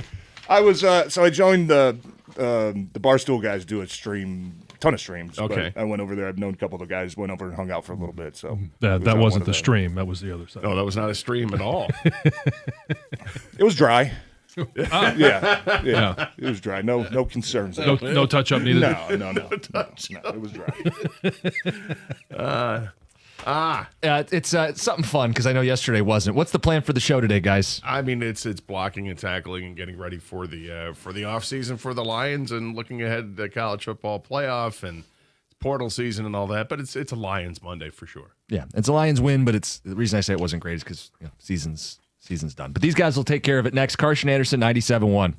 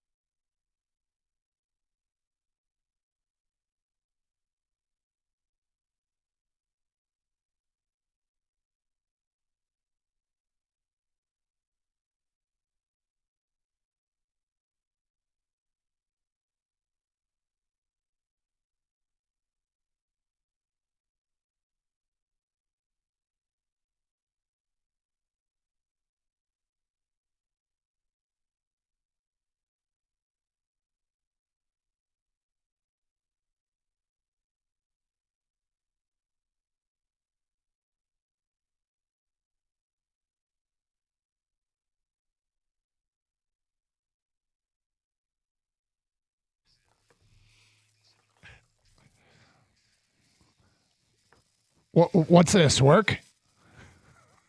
Yeah, right. Hi, Scott. Hi, Doug. How are you? All right. It's always one of my favorite shows is coming back from the holidays, where if anybody's listening to the show for a period of time, we're not really supposed to advertise, hey, Gator and I aren't going to do any shows together for a month, although we did like 2 or 3, as it turned out. Yeah, which is a rarity. Which is more than usual because there's a period of time where right at the end of the year, they prefer that we take vacation as opposed to like in the middle of football season or, it's like the summer and the holiday. So we go through this stretch where we have to use up our vacation days. And so we'll go through an entire month where there's sometimes we don't even see each other for a month. But also Kang is here. I don't know maybe we had a couple of these in December, but hi, Kang. Hello, guys. You feeling healthy? I know you had a rough one. Dude, you know what they say? They say a healthy man has many wishes. An unhealthy man only has one wish. And that was for my entire family to stop being sick. Yeah. That was my wish. But we're back. We're back, baby. Which was basically your Christmas was spent with everybody laid up. Yeah. I heard it was bad for a lot of people, though. Not just, me, state of Michigan, the country. It seemed like everyone, if you didn't have it, you knew somebody that did, right? Seems like it. Yeah. But, well, good to have you guys back. Scott, how was your holiday? New Year's is good. Just kind of, low key. We're a group of 4 of us that just kind of hung out at my friend's house and wore pajamas, watched football, had some barbecue, and rang in the new year. Sounds good. Yeah, it was just really, really cool, laid back. You hosted on Christmas Day, correct? Yes. And how did that go? That worked out well. Yeah. Yeah. Gator did some adulting. I did, and almost successfully pulled off a bubble, but not quite. With the Lions? With the Lions. And I knew it was going to be tough, but it was actually the bubble part wasn't tough. The tough part was that literally 10 seconds before we sat down to watch the second half of the game, when I was getting ready, I'm walking over to the TV to hit play because I had paused it. Mm-hmm. It had already stopped the pause because we had paused it for too long. Okay. Yeah. I missed it by 10 seconds. Oh no! So it ends up going back to the beginning or whatever, which is fine. But I have to relog into Netflix because I didn't realize it was on Fox 2. So I made that mistake because all I heard was Netflix. So I just brought it up on Netflix, but when I restarted it, it picked up where the game was. So it picks up at the end of the third quarter. And I'm like, oh, no. And then I look at the score. I'm like, oh, no. Yeah, right. And then I saw a yardage total shortly after that. And I said, oh, no. Yeah. And, so it was what it was. That game was an absolute and utter disaster. Yeah. A absolute, just total disaster. It was. But the evening was not. It was lovely to have my family there. And I made a big beef tenderloin again this year. Bought entirely too much meat because of math issues that I went through. Wait. Well, I brought this up in the air before, but it's okay. It's a different audience today, I'm sure. So, I was cooking for, I believe it was 8 of us. And I make the same mistake every year. I always get it in my head about, okay, here's how much you need to get for a beef tenderloin for that many people. And I forget to convert the pounds as 16 ounces and not 12 ounces. My mind is always on 12 ounces. Yeah, it's a mistake. So a guy shows me this really nice 6-pound beef tenderloin, and it's already been trimmed. I just need him to tie it up. And I'm like, I don't think that's going to be enough. And I'm like, you know what? Because there are 3 people that like their meat well done. Why don't you give me 3 fillets as well? And he's like, okay. And then I get home, and I'm like, what did I just do? I have this massive 6-pound, which is 96 ounces, which would have been more than enough for everybody. It was so big I had to cut it in 2 anyway. And then I have these 3 other fillets. So needless to say, there was plenty left over. I enjoyed the leftovers, gave a bunch to my mom, offered them to my brother, whatever. And, but I cooked it. It cooked. I shouldn't say. I did cook it, but it was fantastic. You know what's so great is it's so on brand for you.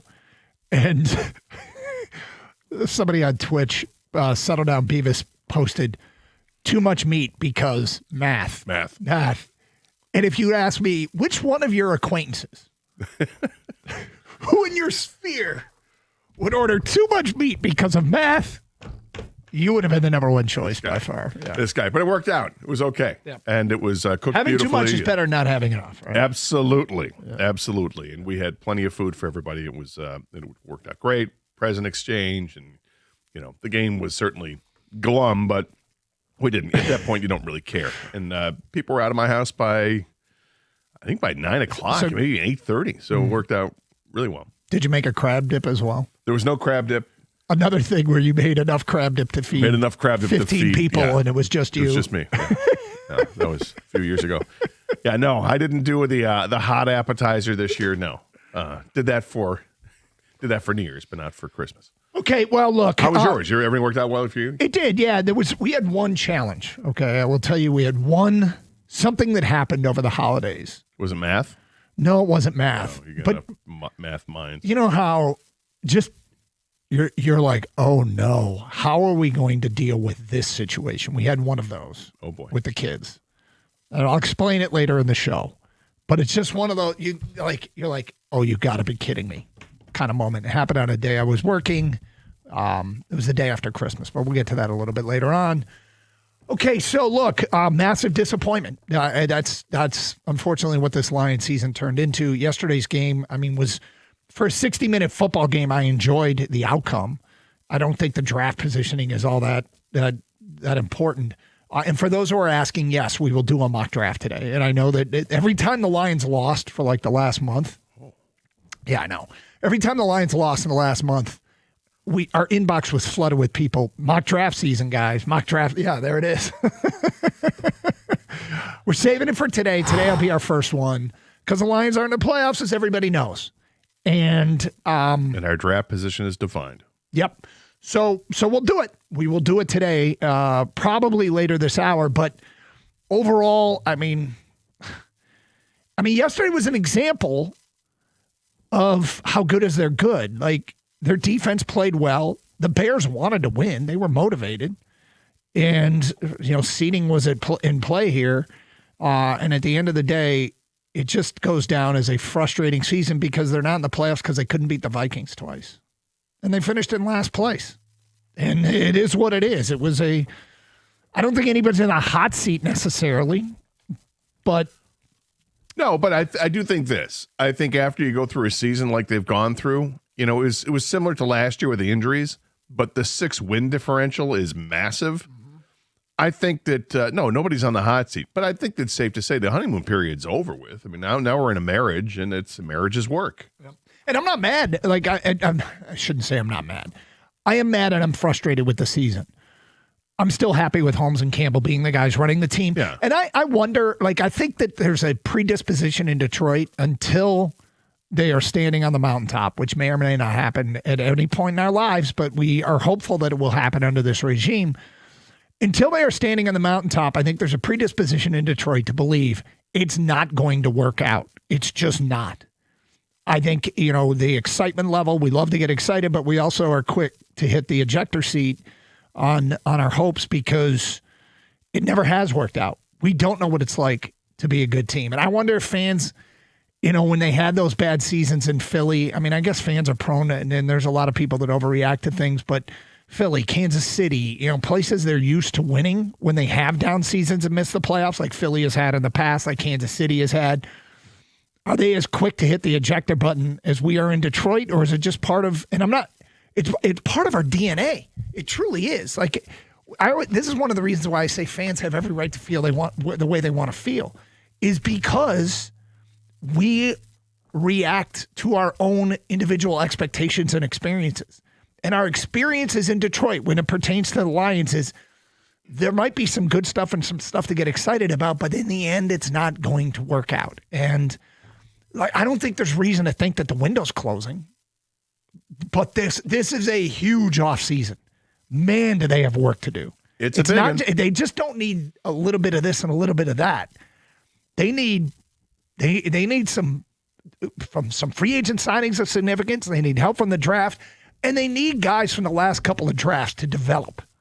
That they need a lot of, and they also need to know if guys are coming back.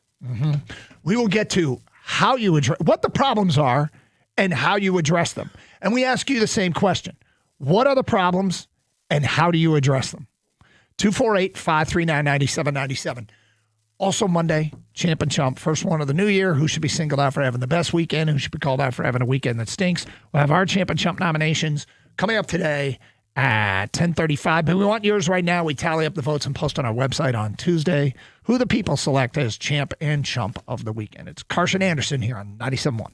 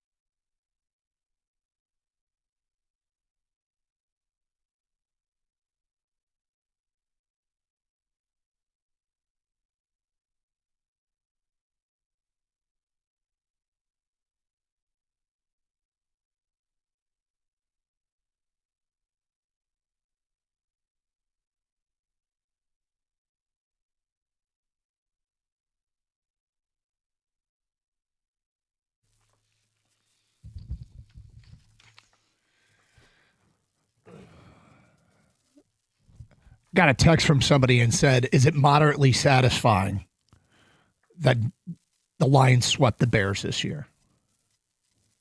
And I said in the most moderate of ways, yes. In the most moderate of ways. I don't particularly care about, I mean, there's a battle and there's a war. Yeah, they won the battles with the Bears, but they lost the war. So is it satisfying at all to sweep the Bears? Again, it's up to the individual. I'd say in the most moderate of ways, yes. You know what it does? It nullifies. If it had gone the other way, there'd be a lot more Ben Johnson has Dan Campbell's number, and they're in big trouble moving forward. The crazy thing is, I guess it's Minnesota that seems to have Dan Campbell's number right now. Yeah, at right least now, for this year. I mean, last year they didn't. Last year Minnesota had this incredible record, and the Lions beat them both times. Yep. But I hear what you're saying. For me, I look. Of course, I'm disappointed they didn't make the playoffs. That's first and foremost, and that's always going to be there. If I can look for things to be satisfied with, or if that's even the right, I don't know if that's the right word or what, but yeah, I love the fact that they beat Ben Johnson not once but twice. I love that they beat Ben Johnson on the last game of the year when Chicago was playing at home and they're all chesty and overconfident and thought they had this thing in the bag. And you look at the Lions' offensive line and you're like, who's playing right tackle? Mm-hmm. Huh? Who dat? Along with the tight ends and bringing in, hey, raise your hand if you saw number 40 as a fullback. Who that? What? I mean, this is what they were playing at the end of the season. And the secondary and all that, and what the Lions do. They bowed their neck, they got tough, and they were shutting out the Bears going into the fourth quarter. And then they end up winning the game on a game-winning field goal. It was a satisfying moment. Maybe that's the way to look at it. It's a moment in time that, look, I don't really care if they missed out on the 15th overall pick in the draft because they won the game and now they're picking 17th. I don't care about that. It doesn't seem particularly punitive. No. And for maybe I would if there was just one player they absolutely needed and they had to move up as high as they can. No, this team has lots of holes. They'll find a player they like quite a lot at 17. I'm not concerned about that. I'm bummed they didn't make the playoffs, but that moment in time, I'll enjoy beating Ben Johnson. I expressed last week, I'm not a Ben Johnson fan because he left the fold. And I understand why he left. Go get the job, my man. Yeah, absolutely. But you took the Chicago job. Take the Washington job. Take the Carolina job. Those were jobs go ahead and take. Not the Bears job.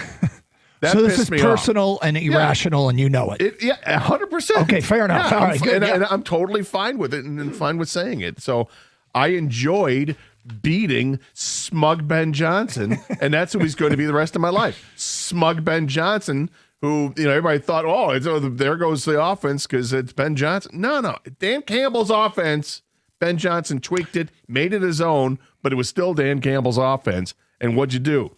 How many points did you score against Dan Campbell's beat-up defense? 16 points. Nice job. What'd you get you? No wins. Did you give up 52 to him the first time around? Okay, you're enjoying this. Sorry, smug Ben Johnson. You're enjoying this way more than I expected. Yeah. Yeah, to be fair, it's what we're reduced to. And to rip your shirt off and dance in the locker, whatever, dude. Get out of here. I'm so glad because the Bears won. Is it possible they could have carried Ben Johnson off on their shoulders for beating the Lions? I mean, just go away. So I hope you lose in the first round of the playoffs. I hope you get embarrassed. Up the frozen tundra out there. Well, you're not playing at Lambeau Field. You're playing at Soldier Field, but it's still going to be cold out there. And they got the Packers, right?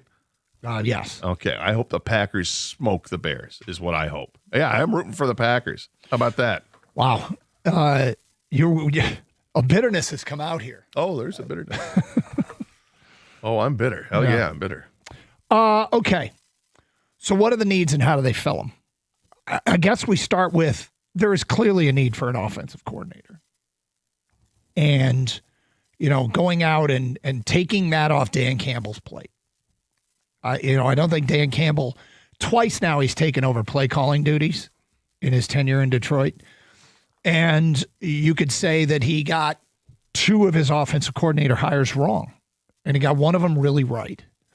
And this is a critical thing moving forward, is getting a good offensive coordinator that can take advantage of all the weapons the Lions have. And it feels like, and I don't have the data in front of me, when Dan Campbell took over, getting the ball to J-Mo was a thing. Getting the football to J-Mo. Now, that did coincide with the loss of Laporta. Didn't completely coincide, but as the season went on, J-Mo became a bigger part of the offense. Obviously, Amon-Ra is and will continue to be expected to be. But, they got to get that off Dan Campbell's plate. And, getting that hire correct is a big deal. It's a huge deal in this offseason.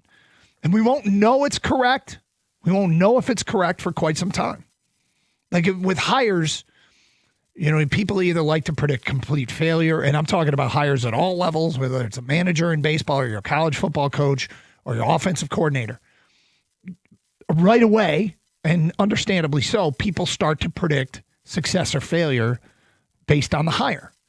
And at the end of the day, it's impossible to do. You just don't know until that guy gets into the moment, into the battles and the wars, and see how they respond.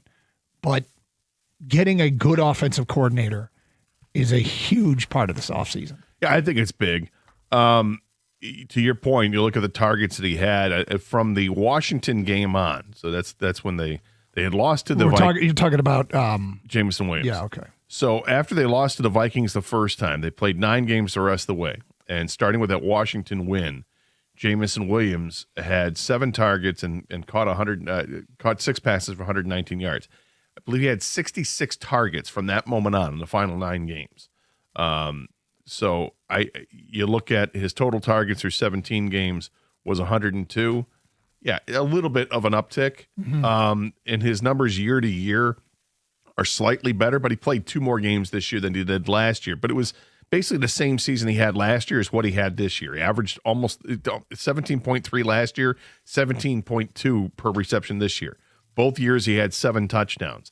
Last year had 58 receptions. This year it jumps to 65. But again, 2 more games to do it, and he had more than 100 yards receiving as well. I think it's maybe how they use him, but I felt like, to your point, in the second half they did get to him a little bit more. And watching yesterday's game, he looked like, yeah, that's option 2. That's not this novelty guy who's a speed guy who gets the ball 45 times a year and has a 25 yards reception average. It's not. No, he looked like a wide receiver yesterday, running normal routes, making the catches he was supposed to make. Did he drop one? Yeah, he dropped one. And it feels like this is always going to be a work in progress because he's not fully polished yet, which is also exciting because he's not fully polished yet, and he's got all this ability, and he's getting better. I really like Jameson Williams. So, I mean, the early candidates for offensive coordinator, you look at, any fired head coaches that are probably not going to get recycled into the head coaching bin. Probably not, although they might. They'll look for head coaching jobs, but guys with offensive backgrounds include Kevin Stefanski at Cleveland, Brian Daboll with the Giants, who I don't think has landed anywhere yet. Atlanta's fired Raheem Morris. Their offensive coordinator was with the Rams and has a familiarity with Jared Goff. And also won a Super Bowl with the Rams, working with Matthew Stafford. He was the Atlanta offensive coordinator this year. His name is Zach Robinson. Who would be the top guys to go get? There are some guys out there that you can identify and go after. But getting the play calling duties off of Dan Campbell's plate, finding that offensive coordinator over the next few weeks to month, huge part of the offseason. As far as on the field, I don't know that I'm looking at a roster that is poised to be one off season away from Super Bowl contention, or if there's too much to ask for. Because they have suddenly feels like they have a lot of holes, doesn't it? Yeah, it does feel that way. And, when you watch Taylor Decker speak after the game yesterday, or for the audio of it, I mean, it's awfully, it's emotional for him. And he says he's going to he can't put a timeline on it. It's just maybe a couple months.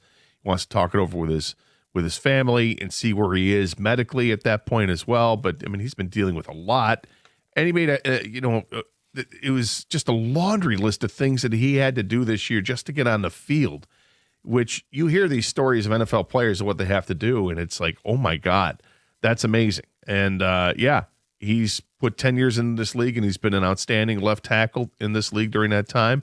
And if he hangs it up, okay, hats off to you, man. You deserve it. Great career. If he comes back, even better, because he had a pretty good season this year. But they need to figure that out. That's a big one. The other thing they need to figure out is all these guys that missed all this time this year and didn't have the chance to develop, are they worth anything? Is Corby Sorsdal worth anything? Giovanni Manu, is he worth anything? You know, you mean worth anything to the Lions? Moving forward, is this somebody that you can envision as, okay, is it a potential starter? Is this player just added depth? Do they not have to go and get that do they need to start a tackle as opposed to just backup tackle? I mean, they got to figure this stuff out, and there's a handful of players like that on this roster because of injuries. More than a handful. That's just on the offensive line, let alone, the guys they have in the secondary, which is just a mash unit again for a second straight year. And now you've got real questions with the future of Kirby Joseph.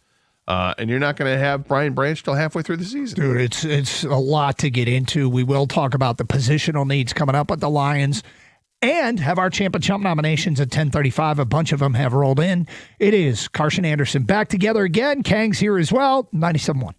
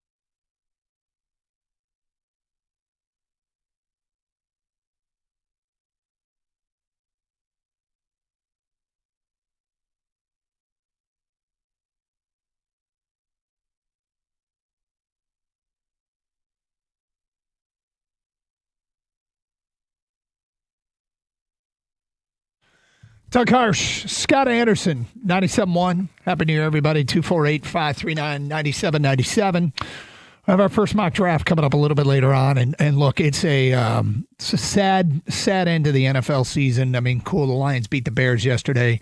Gator took a certain sense of satisfaction in that.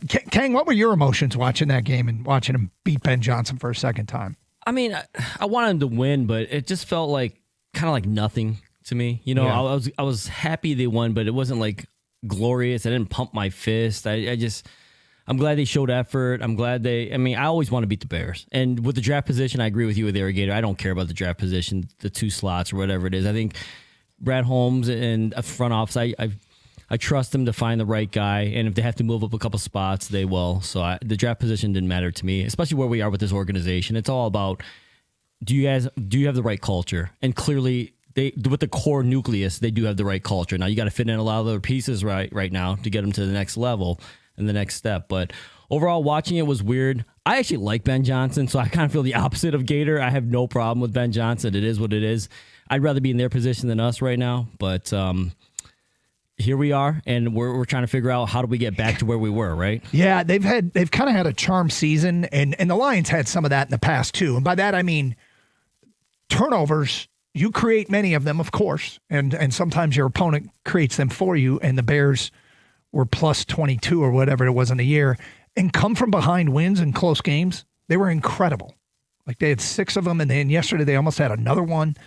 And those things, you know, is when it's crunch time, they came through. And the Lions have done a lot of that. But as we see and we know, sometimes you fly close to the sun when you shouldn't, and it costs you, and it cost the Lions this year. Yeah, and every team talks about it. It's not just the Lions. Every game, it seems like to be like 2 or 3 plays during that game that can change the outcome. Yep. And if you don't come through on those plays, you end up not making the playoffs. And if you do, you end up maybe winning the division, right? Or the Vikings last year somehow won 14 games. No one thought they were really that good, but they made those plays when it mattered, and the Lions didn't do that this year. So at the moment, I was happy they won, guys. But after that settled, it went back to sadness because it's just another year the Lions do not make the Super Bowl. And I'm just so...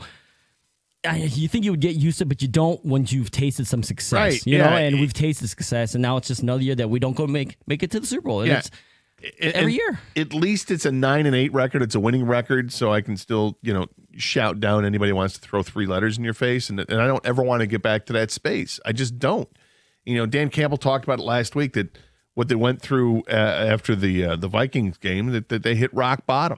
Well, if rock bottom is 9-8, okay.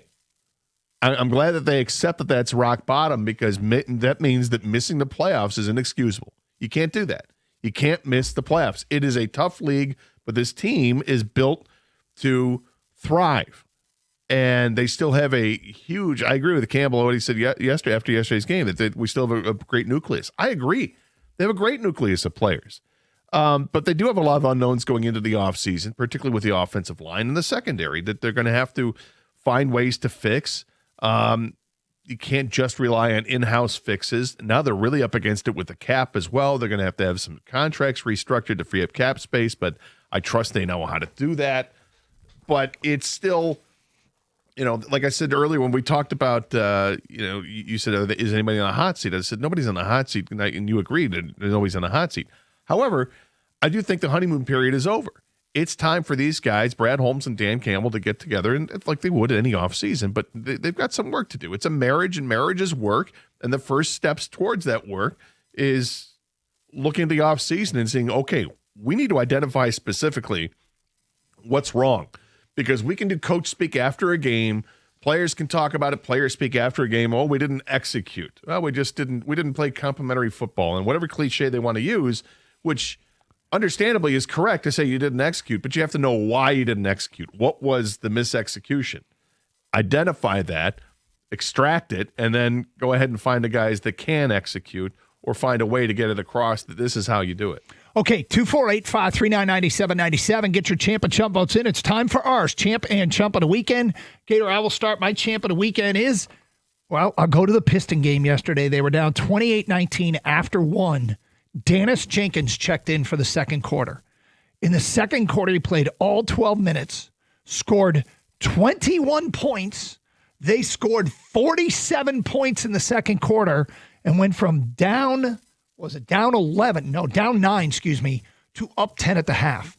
Danis was unbelievable and really, I'm not going to say single-handedly brought him back. There were other contributors. He was like 6 for 6 from three-point land. Insane. Danis Jenkins, my champ of the weekend. Yeah, I'm going to give it to Dan Campbell. And my reason is I made him chump of the week last week because clearly they weren't ready to take on the Vikings on Christmas Day. But he had his team motivated this week and ready to play. And yep, he made some curious decisions late in the game that had me yelling at the TV. But in the end, what they did was beat the Bears on the road to finish the year on a high note and maybe send Taylor Decker off on a winner as well. So I'll give it to Dan Campbell for getting that team ready to play in Chicago, and it looked like there was nothing to play for. My chump of the weekend is the NCAA. I continue to hate their calendar so much. It's the only sport where the offseason takes place during the season, and in fact, in many ways, gets in the way of the season we are currently playing. I don't know if there's anything more ridiculous than having coaching hires and portals taking place of current teams. It's the most absurd thing in sports. And you've got a team in Ole Miss. They're not even sure they're going to have a staff, and they're playing for a national championship. I mean, what the hell are we doing? It's unbelievable. My chump is John Harbaugh, coach of the Ravens. 1st and 10 with 14 seconds left. The clock stopped. You got a timeout, and you take a knee after snapping the ball at the 26-yard line. Instead of trying to advance the ball closer, you bring in the kicker, Loop, who promptly misses from 44 yards after you just saw Pittsburgh miss an extra point wildly to one side. And now Aaron Rodgers is back in the playoffs. Thanks a lot, John Harbaugh. Thanks a lot. There you go. Champ and Chump votes rolling in. Get yours in at 248-539-9797 via phone call or text. From an unnamed texter, my champ is Jared Goff. Good on you, QB1. Nothing to play for, and he's out there balling. I'm not a big Goff fan. And I'm not a big Goff fan, says this person. Chump, Ben Johnson, because LOL, LOL, LOL. Unnamed texter, my champ is Kurt Signetti for putting Alabama in its place. My chump is the Red Wings for losing twice to Pittsburgh. Disappointing. And that was a smothering on Saturday. Like, that was very disappointing. Oh, it's like they didn't come to play. It was really, really, I mean. Noon start, was that? Did that? I want to look for an excuse. Both teams had the same start time, and the Red Wings had no shots. Like 12 shots in a game. Yeah, it was brutal. Champ is Jake Bates. Chump is Dan Campbell. See what happens when you take the points. That's from Tom at a work truck. Tom, champ and chump of the weekend, he took the points. I'm surprised you're chumping him for doing what apparently you want him to do more of, right? It's champ and chump of the weekend. Yeah, I was actually a little surprised to get the first two drives. Oh, my God, were those two great drives? Unfortunately, they don't finish with a touchdown, but they ate up so much time. And the last one was like 4th and 10, wasn't it? It was 4th and 7 or something, Yeah, my champ is Math because Math. Did you text one in? I did not. Okay. But it makes sense. Oh, no, this is signed. Kevin in a car. My champ is Math because Math. My chump is the Red Wings for forgetting how to play hockey against Pittsburgh. My champ is the Pistons beating a good Cavs team. My chump is Kelvin Shepard. Took 17 games to realize he needed to run more zone coverage. That's from Don in Phoenix. Yeah, Tom Brady said midway through the third quarter they hadn't played one snap of man coverage, which is pretty amazing. This is Ray and Romulus. Ray writes in, my champ is Ole Miss with Ferris Bueller transfer Trinidad Chambliss advancing the semifinals this week. My chump is Diego Pavia, Vanderbilt quarterback. Show a little class. That's a lingering one because he's probably going back to the Heisman vote, which is the ceremony. Oh, there's that. Oh, did they? I'm sorry. Did they lose their bowl game too? Yes, they did. To who? A Big Ten team. Oh, that's too bad. An SEC team lost in the postseason. Or wait, many of them are. It sucks too because Vanderbilt's a great story, but Pavia came across as such a canoe. God, that was weird. That I had no rooting interest for him at all. He went from being, I think, somebody that everyone was behind and enjoyed and kind of bravo to being is this who you are? Unlikable instantly. Doug, I know you have a vote. I saw some voters actually express regret for voting for him. Well, who like that shouldn't. I know, but they said it. I mean, everyone does their own thing with their vote, right? Yeah. And you always pick the wrong guy. So it's not a quiz. It's not the Heisman. I know. But you're always wrong. Yeah, always. Whoever I vote for doesn't win the Heisman. of course, that shouldn't surprise anybody.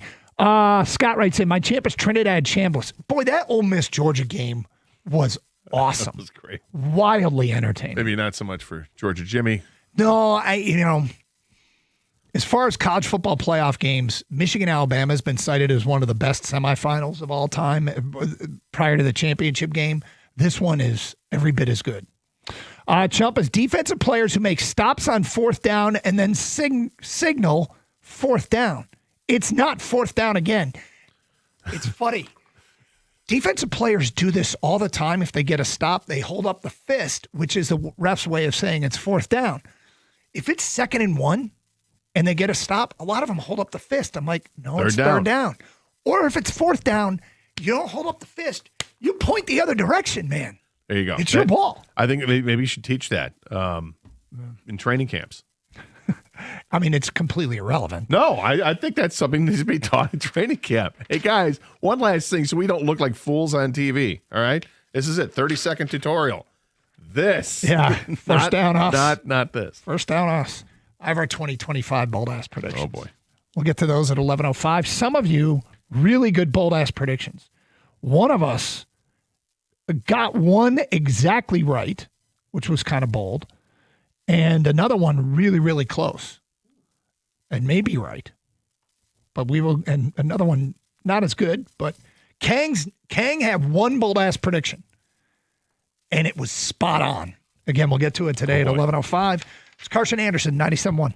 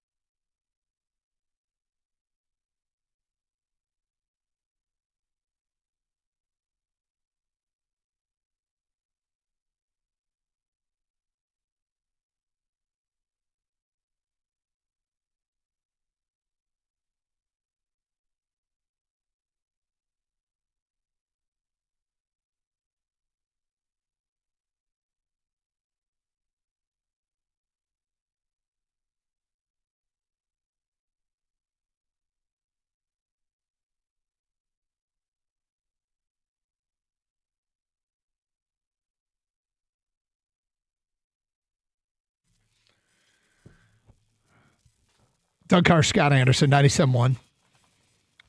Champ and Chump votes rolling in on a Monday. We'll get to them coming up.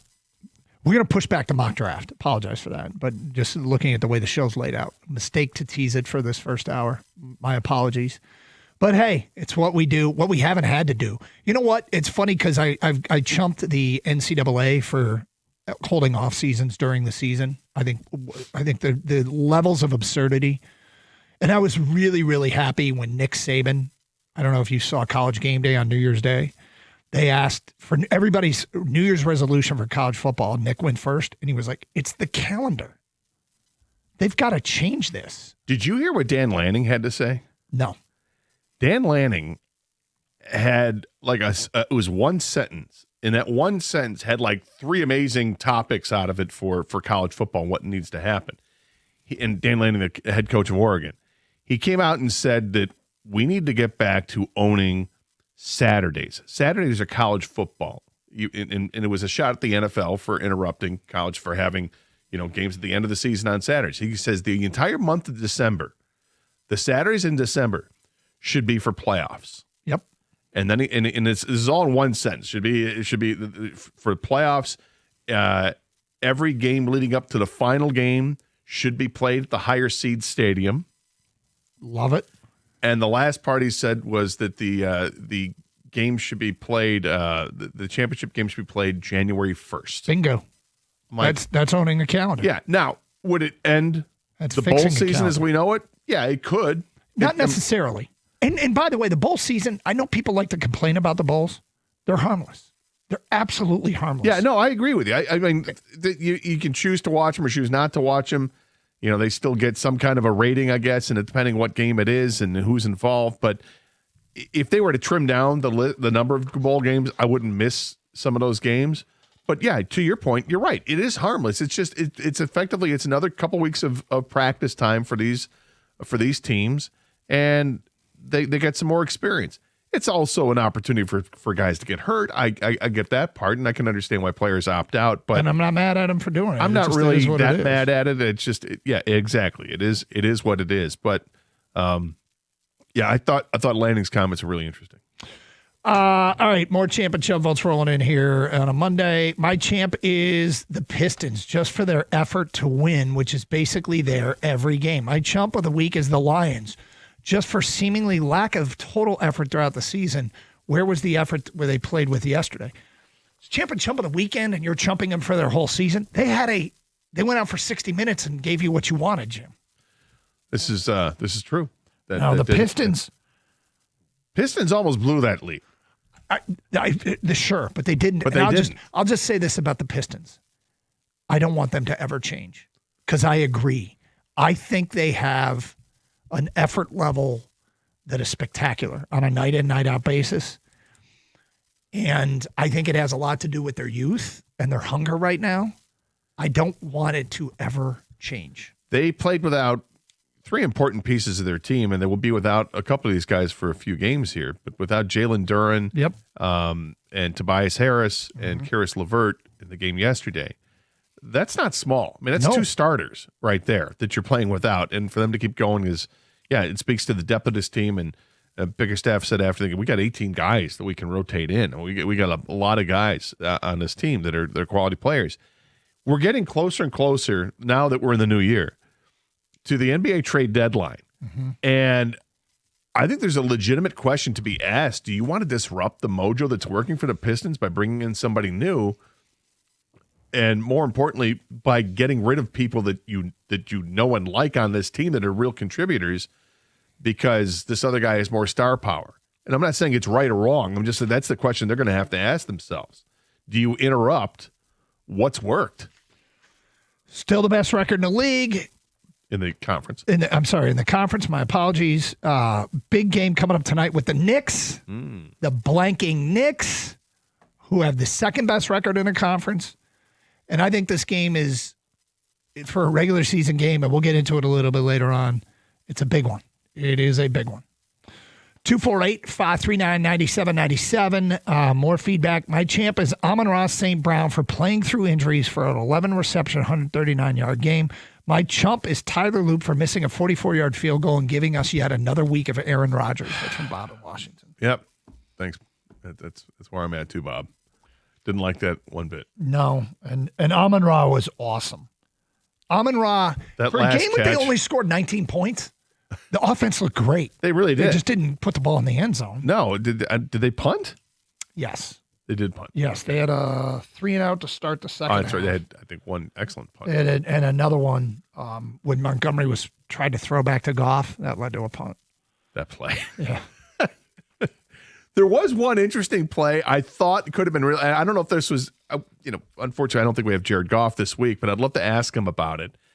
It was a play where it kind of like ran a bootleg, and he gets out, like the defender had committed to chasing down the running back, and Goff runs right past him, and he's rolling to his left, to the top of the screen. And I wonder if this was a miscommunication because there were a lot of receivers that were in that area where it looked like if the receivers were going the opposite direction, it would have been cleared out, and Goff could have like gone up the sideline for a 20-yard gain. And I wonder, was because we saw that earlier this year. I'm like, is that the same play? Was that there for him to show off the wheels of Jared Goff? Hey, whenever he gets moving. Yeah, he does, in fact, move. Champ Jared for an incredible game. Chump Dan Campbell for his ridiculous trick play call on 3rd and 1. That's from Rick and Ferndale. Well, look, it wasn't as punitive as some of the trick play calls that we've seen in the past. Maybe the most punitive in recent memory being Ben Johnson calling the reverse pass in the playoff game against Washington where J-Mo threw the interception. And yet, trick plays at key moments in time can be looked at as absolute brilliance. And it didn't work in this particular case, Rick. Champ Campbell, he now trusts his kicker. Chump Campbell for not trusting his kicker in some of the lost games. That's from DJ the Trucker. You know what I did? I did one of the most painful things I've ever done as a sports fan, and I don't know why I did it. We were taking down the Christmas tree on Saturday morning, and I think it was Saturday morning, and the NFL was playing like their turning point from the Lions San Francisco NFC Championship game, where they break down every play and show what went right and what went wrong and have sound bites from people involved. Mm-hmm. And I couldn't take my eyes off it. And it was so painful to watch that again. And I have no idea what I was doing. I don't listen to music I don't like. Yeah, what's up with that? It was a terrible personal decision because it was just a reminder how blanking close they were in that game. A little masochistic of you. It was. And there were like 5 plays in the second half, unlikely plays, that cost them.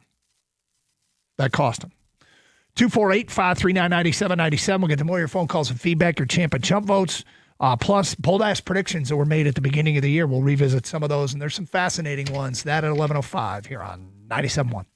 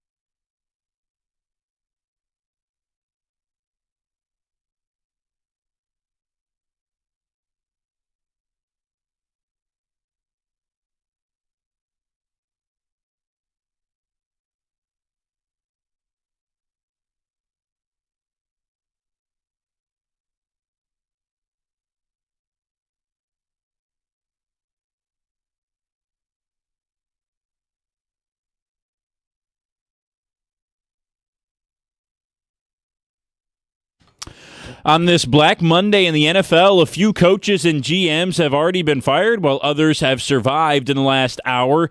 Yesterday, the Falcons dismissed head coach Raheem Morris and GM Terry Fontenot. Today, head coach Kevin Stefanski was let go by the Browns. And just minutes ago, the Bengals announced that head coach Zach Taylor and director of personnel Duke Tobin are staying with the team. And even more recently, Mike Valenti, close your ears if you're listening, the Giants said they are retaining GM Joe Schoen.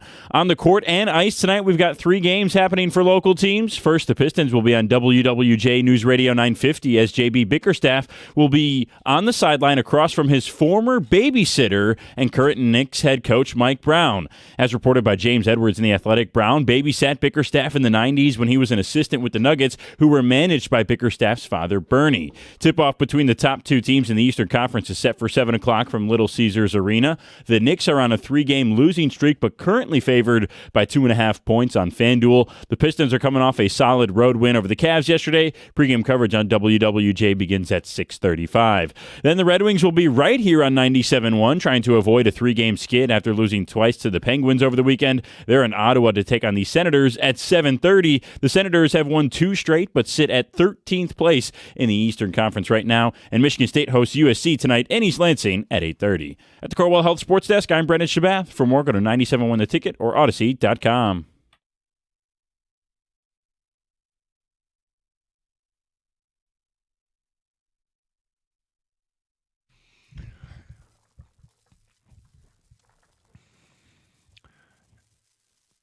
Fascinated, actually, for that Michigan State USC game tonight because Chad Baker-Mazara is one of the more difficult guards in the country.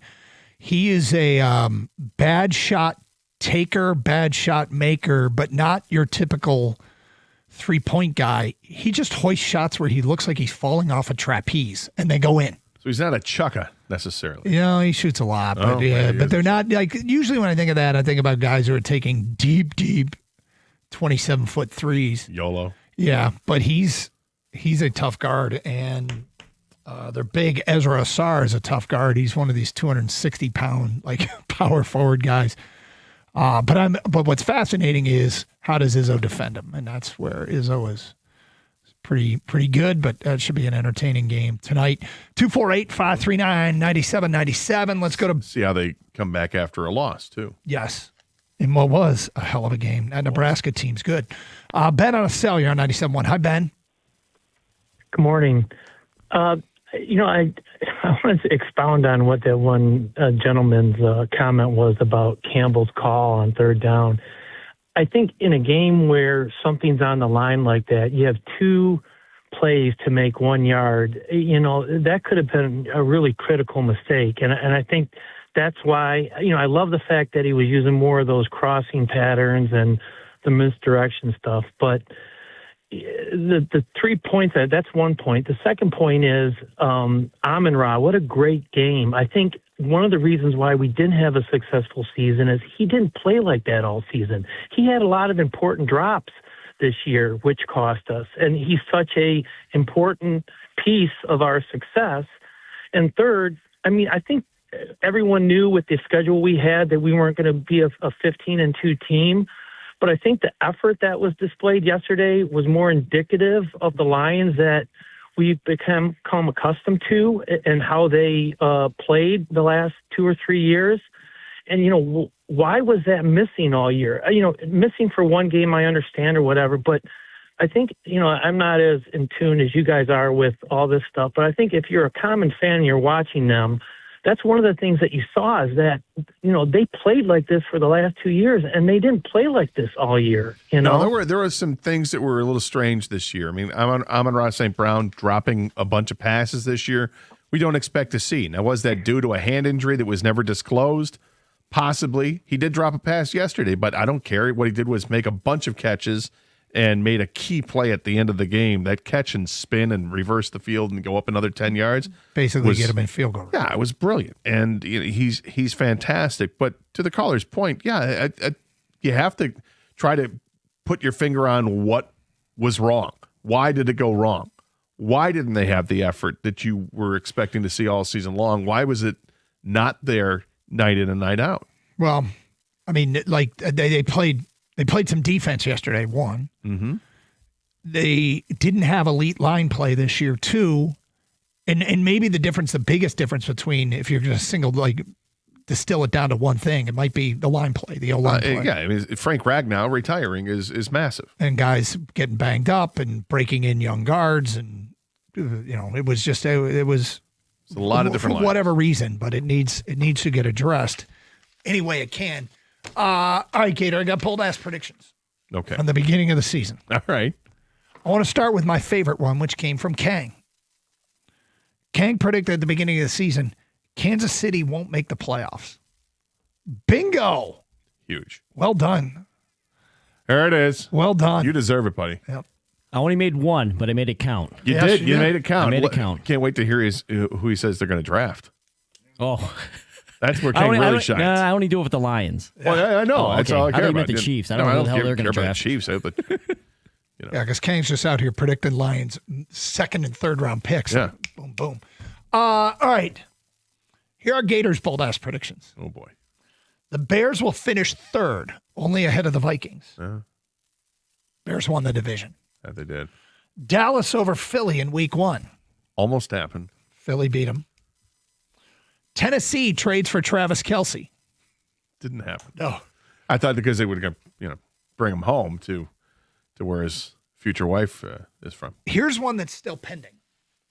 Trevor Lawrence will win NFL Offensive Comeback Player of the Year. Now, he's in the favorites, but the Christian McCaffrey is the favorite. But that could happen for you. It might. And here's one you nailed. Bryce Young and Carolina will make the playoffs. Well done, my friend. Well done. I don't get the party horns. Thank you. Thank you very much. I need something. I need something. If you would have said with the losing record, I would have definitely. That division sucks, man. Isn't that just implied with the NFC South? I know, basically. They got Jeez. 3 teams tied at 8 and 9. They had to go to double tiebreakers to figure out who the hell won that division. The Falcons were eliminated in week 6. Right. And they finished with the And same they finished record. with the same record. Crazy. All right. Here are my bold ass predictions. San Francisco will be the 1 seed in the NFC. That was wrong. The Green Bay Packers will go 8 and 9. They went 9, 7 and 1. Tom Brady will step away from his role at Fox. Nope. Did not happen. Affected the Lions game. 3 teams from the NFC West will make the playoffs. There you go. I got that one. There you go, dog. Party! Here are the best from the listeners. Okay. Bold ass predictions. Rob said Jamison Williams will have 70 catches for 1,300 yards and 10 touchdowns. He had 65 catches for 1,117 yards and 7 touchdowns. This is true. Not quite as bold, but not bad. Unnamed texter. Ryan working at his desk. His bold ass prediction was he wrote not as bold, but the Jags will have a better record than the Bears. They did. They did. Jags are really good this year. Yep. Joe in Detroit predicted that Pittsburgh would win the AFC North. They did. Whatever. Pete predicted that Chicago would win the NFC North. They did. D'Angelo predicted that Jackson Dart will win Offensive Rookie of the Year. He's in the top 3 in terms of odds. George and Metamora. Kansas City misses the playoffs. They lost Tooney, the Rice suspension, and Kelce distractions. They have no run game. Mahomes' stats will be just But then he adds, J-Mo leads the league in receiving yards. He finished 9th, but that's not a bad one. No, the whole Kansas City thing is big. And Larry said the Lions will go 9 and 8. Lions went 9 and 8. Way to And go, then he Larry. adds, but they'll go to the Super Bowl with a 7 seed and win the NFC. No, Well, that was that didn't happen. Those were bold-ass predictions from prior to the year. Thank you for all of you getting those in. Later we'll have our season predictions, which I also have here, which are interesting. 248-539-9797. Let's go to David in Brighton. You're next on 97.1. Hi, David. Hey, how's it going? What's up? Champ. Yep. Champ, obviously St. Brown, I believe, because he's not healthy, and he still went for 139 yards. Like, he's not healthy. And Chump, the field goal kicker for Baltimore. Loop. Yep. The Amon-Ra performance Like you're watching him yesterday, and I just, in the back of my mind, the whole game, the way they moved the ball up and down the field, given they didn't finish in the red zone, and that sucked. But it was like what could have been. A little bit of defense and the offense motoring all over the field. At halftime, the total yards were 237 to 69, and the Lions had a 2-to-1 time of possession ratio. I think next year, getting Laporta back, and it stinks the draft how it went, but I'm so glad. You're so glad what? I'm so glad that Johnson lost to Campbell both times, and I'm glad that we have a better draft pick than last year. Yes, I wanted them to lose. I mean, not lose. I'm glad how it went because Campbell beat Johnson twice. Yeah, you're fine with the fact of drafting 17. It doesn't matter to you that it's 17 and not 15. You'd rather have the win over Ben Johnson than to have the pick two at extra 15. better. Yeah, I mean, look, here's what's going to happen. Somebody, and I know this is going to happen. Mm-hmm. We're going to get to the draft, and somebody's going to have a player they love go 15th or 16th, and they'll vent about winning this game. And I get it. Yep, I get it. And when it comes to the draft, I'm already starting to train my brain into a Brad Holmes brain, which is I'm gonna try to identify super stud players and put them in a bucket, and then rank those super stud players and see if one of those guys is available to him at 17, and if not, then it's a whole different kind of bucket. But that you kind of feel that way, like these are the players you feel like really want to add to your team with that first pick. Andrew in Detroit, you're on 97.1. Hi, Andrew. What's going on today, fellas? How you doing, sir? So, my champ would definitely be Indiana, the football program. For their head coach to come in his second year, be doing what he's doing, have the players look the way they do, and the way they beat Alabama down, it was beautiful. My jump would have to be Brad Holmes because, again, if he would at least trade deadline, gather some more defensive line help and some cornerback help, maybe we would have been in the playoffs. Maybe we wouldn't have lost, 2 out of the last 4 games and would have been in the playoffs. Because I feel like our team, we could have done some great things if we could have got some consistent D-line play. I don't know why Davenport stayed in the game and Muhammad was the one who was actually getting more pressures than him. I didn't understand that situation. So those would be my champs and my chumps. All right. I mean, I may disagree with where the need was at the trade deadline, but nonetheless, they didn't make a move at the deadline that could have helped this team out. And what we don't know is who was available to or what the asking price was, because for me, the priority was offensive line. And in the end, it was like one offensive lineman moved. Would you have given up a second-round pick to get an average offensive lineman? I mean, what it really comes down to is, and the frustration is real, okay, with them not adding at the trade deadline. And he was saying defensive lineman, but I didn't think that was a priority. But the frustration is real. I struggle with chumping somebody over deals that we don't know. Like, you should have made that investment years later after Apple blows up. Yeah, got it. But you don't know what trades were offered, what trade talk. I mean, was he mining for great players? I'm sure he was, but did he get turned down on anything? You can't force somebody. You can't Madden override it and force somebody to give you their player. And one of the things that's a little frustrating on the season when you see the effort like we saw yesterday is like that's a Lions defense that shut down a Bears ground game that could be pretty tough. DeAndre Swift has had a really good season. Monangai is a punishing runner, and Caleb Williams is Houdini. And, those guys combined for 55 yards on 17 carries. So it's frustrating because that was the effort you want to see from that defensive line, being able to rein in a scrambling quarterback and being able to shut down the running game for the most part. I thought it was a really good effort, and yet what happened against Pittsburgh? 248-539-9797. More of your phone calls and feedback coming up. More of your champ and chump votes. Later, we'll have our first mock draft of the offseason here on. And if you're not familiar with how we do the mock draft, it's very interactive. You will understand as we get to it a little bit later here on Carson Anderson on 97.1.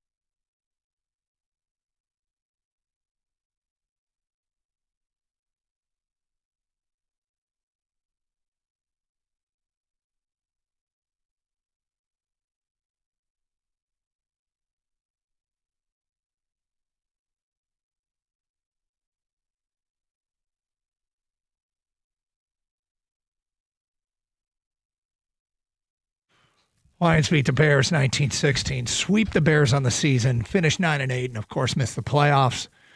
248-539-9797. It's too bad because I kept watching that game thinking to myself, God, we thought this was going to be for all the marbles. And if the game went this way, it would have been an epic. If that game was for the division, it would have been an epic game. To have a 16-0 lead, feeling comfortable because you're up the 2 scores, but I always think of it as 4 scores because you have to score. Right, you have to make two two-point conversions, which they did. Yeah. It would have felt like, disaster, especially when they botched their next to last drive with A, clock management, B, penalty, C, interception. Like that was such a brutal next to last drive. But then the defense gets the 3 and out. And the offense goes right down the field in the field goal range and wins. That would have been just an epic moment, but we were, the Lions, alas, didn't give us that epic moment. I was getting really upset watching the game in the fourth quarter, and the Lions, their second to last drive, and they're moving the ball downfield just fine. But it's a tie game at 16, and David Montgomery with 2.5 minutes left goes up the left side for 9 yards and makes the conscious decision to go out of bounds instead of cutting back because I would have taken us down to the 2-minute warning. Yeah, and it didn't. And then I'm upset with Dan Campbell then he starts throwing the football, or they have the encroachment call. There's an incomplete pass, another incomplete pass, and then Goff throws it deep down the middle and basically an arm punt that gets intercepted. And it's like, what just happened? That is like, dude, they went from 101. They were in complete control. They had complete control of that moment. And now the Bears have the football before the 2-minute warning and a chance to win the game. But, football's not a game of perfect. You make mistakes. Bill on a cell. Hi, Bill. Bill, are you there? Guys, yes, okay, sir. Go ahead. Happy New Year. You too. Yes. I think, first a little comment. I think it does matter that they ended with a winning record. I mean, it's part of the culture change that's going on here. They've had a winning. I mean, I know people just say, "Oh well, big deal." Yeah, they're not making the playoffs. So I understand that, but they've had a winning record now 4 years in a row. I was 7 years old the last time the Lions had 4 straight winning records, 4 winning seasons in a row. So it does matter. And so my champ is Dan Campbell because, regardless of some of the decisions he makes, he's changed the culture here. I mean, it mattered to that team to win yesterday. And he changed the culture of the Detroit Lions. And, you can't put a number or you can't quantify that. I mean, that's just, he changed the culture of this team. And now my chump, I'm going to chump Dan Campbell because of this. It's what you guys were just talking about and some of the decisions he's made the second half of the season. I think he desperately needs an OC to help him call plays so he can just get back to what he's doing. And I was going, I couldn't believe what he was doing. They had that game in the bag when they were down there first and 10 at the 25-yard line. And it boggled my mind what he was doing. But that's all. I mean, he just needs an OC. Bill, I'll say that, first of all, I think we all agree that they need a great OC hire. But as far as the 4 straight years with a winning record, people are going to want to mock that, right? They're going to say, "Oh, who cares?" Here's why I think that's significant. I think A, it does speak to the culture change. B, it's about what they're going to be moving forward. Hey, we expect to win. Going 9-8 wasn't good enough, but if that's, what did he say? We hit rock bottom. Yep. If rock bottom is 9-8. I'm okay. It'd be great if rock bottom was losing the Super Bowl. If that's rock bottom, you're either winning the Super Bowl or losing it. But I think it speaks to where they are and why the future is not as bright as it was, but it's also not dim either.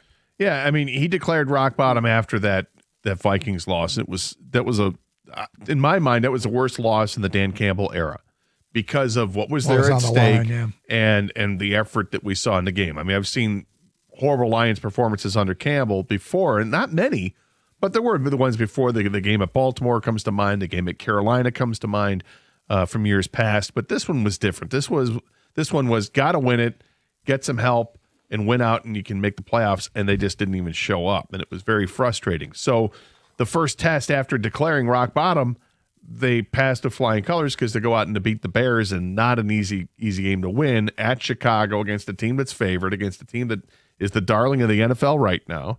And they just knocked them. They had something to play for. Yeah, they knocked them. They slapped them right back in the face. It was reminiscent of the game that they had at the end of the season against Green Bay that knocked Aaron Rodgers out of Green Bay. Cold weather.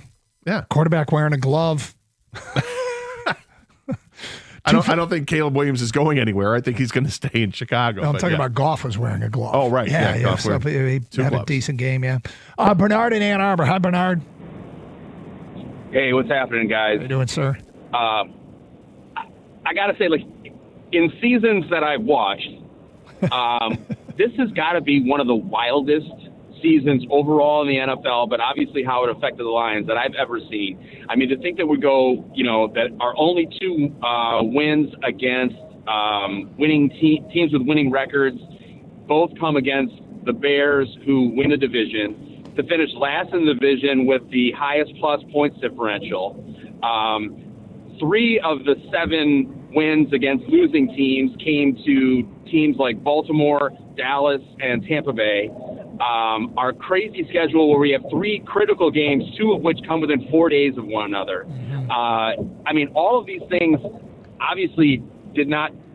Let's not forget the tie, Dallas versus Green Bay, which if it weren't for that, if Dallas would have beat Green Bay, we'd be talking about the playoffs right now. All of the things that needed to happen, other than the Lions winning 2 of the last 3, happened. I mean, it's just it was a crazy season, and of course the Lions have a lot of issues to clean up. We don't need to rehash that now, but there will be time to do that. But I can't think of another season where all of those things kind of came into play or happened, and that we would be again, if any of those couple of things went the Lions' way, we're talking about playoffs right now. I'm hoping that they address those issues over the offseason, and that Yeah, look, Bernard, I mean, it was kind of a weird. We talked about the schedule, and I think at one point they played 5 games in the shortest period of time any team had played 5 games in the history of the NFL because of Monday, Thursday turnarounds between the week before Thanksgiving and Christmas week. So there was some stuff that challenged them, and they went up to the challenge this year. Next year, gosh, their schedule looks easy. I swear to God, we're not going to make that mistake and say the schedule's easier. Right. Because every year people think those things and they just don't turn out to be the case. But let's face facts. This team needs a good offseason. They need to be better. And they probably need some good luck. Like, don't ever discount, and it's not fun to talk about. It's not something you can predict. They need some good fortune. They need some good fortune with health, amongst other things. They do. And one of the other things they have to do, well, I guess we'll get, I think there's another key thing they have to look at in this offseason. Every team has to go through, but I think it's really important for the Lions. Well, we'll get to that today at 11:32 on Carson Anderson on 97.1.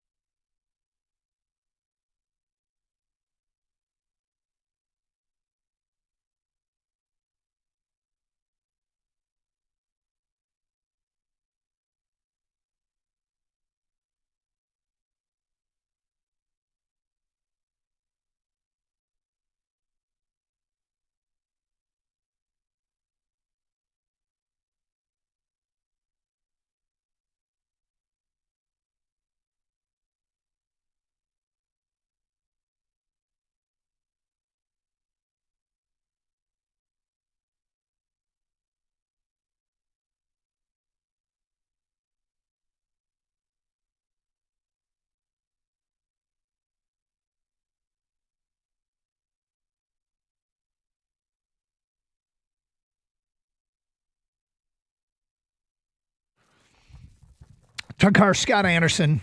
We'll get to the Pistons coming up today at 11:46 because they had a nice win yesterday and they have a big game tonight against the hated Knicks. And my God, in a sports way, that is as focused and intense a hatred as I have for any team. Sports only, because we don't like to use the word hatred here. Strong emotional dislike for the New York Knicks. Without question. We'll get to that today at 11:45. 248-539-9797. All right, before the break, you mentioned something that the Lions are going to have to address. Yeah, every team has to look at this because it's when it comes to the end of the season. But obviously, the Lions are no different. But I think it's awfully important, and that is your own free agents, right? We've heard the term "don't fall in love with your own free agents" all the time, or that sentiment, and can understand that, and it's even come about from the coach and the GM. Don't fall in love with your own guys. Well, they got a lot of guys that are potential free agents here, whether they're restricted or unrestricted, that they have to make decisions on. I think some are real easy to make and say, okay, well, save some money. DJ Reader, thank you for your time here. It looks like he kind of knows the writings on the wall based on a tweet that he sent out.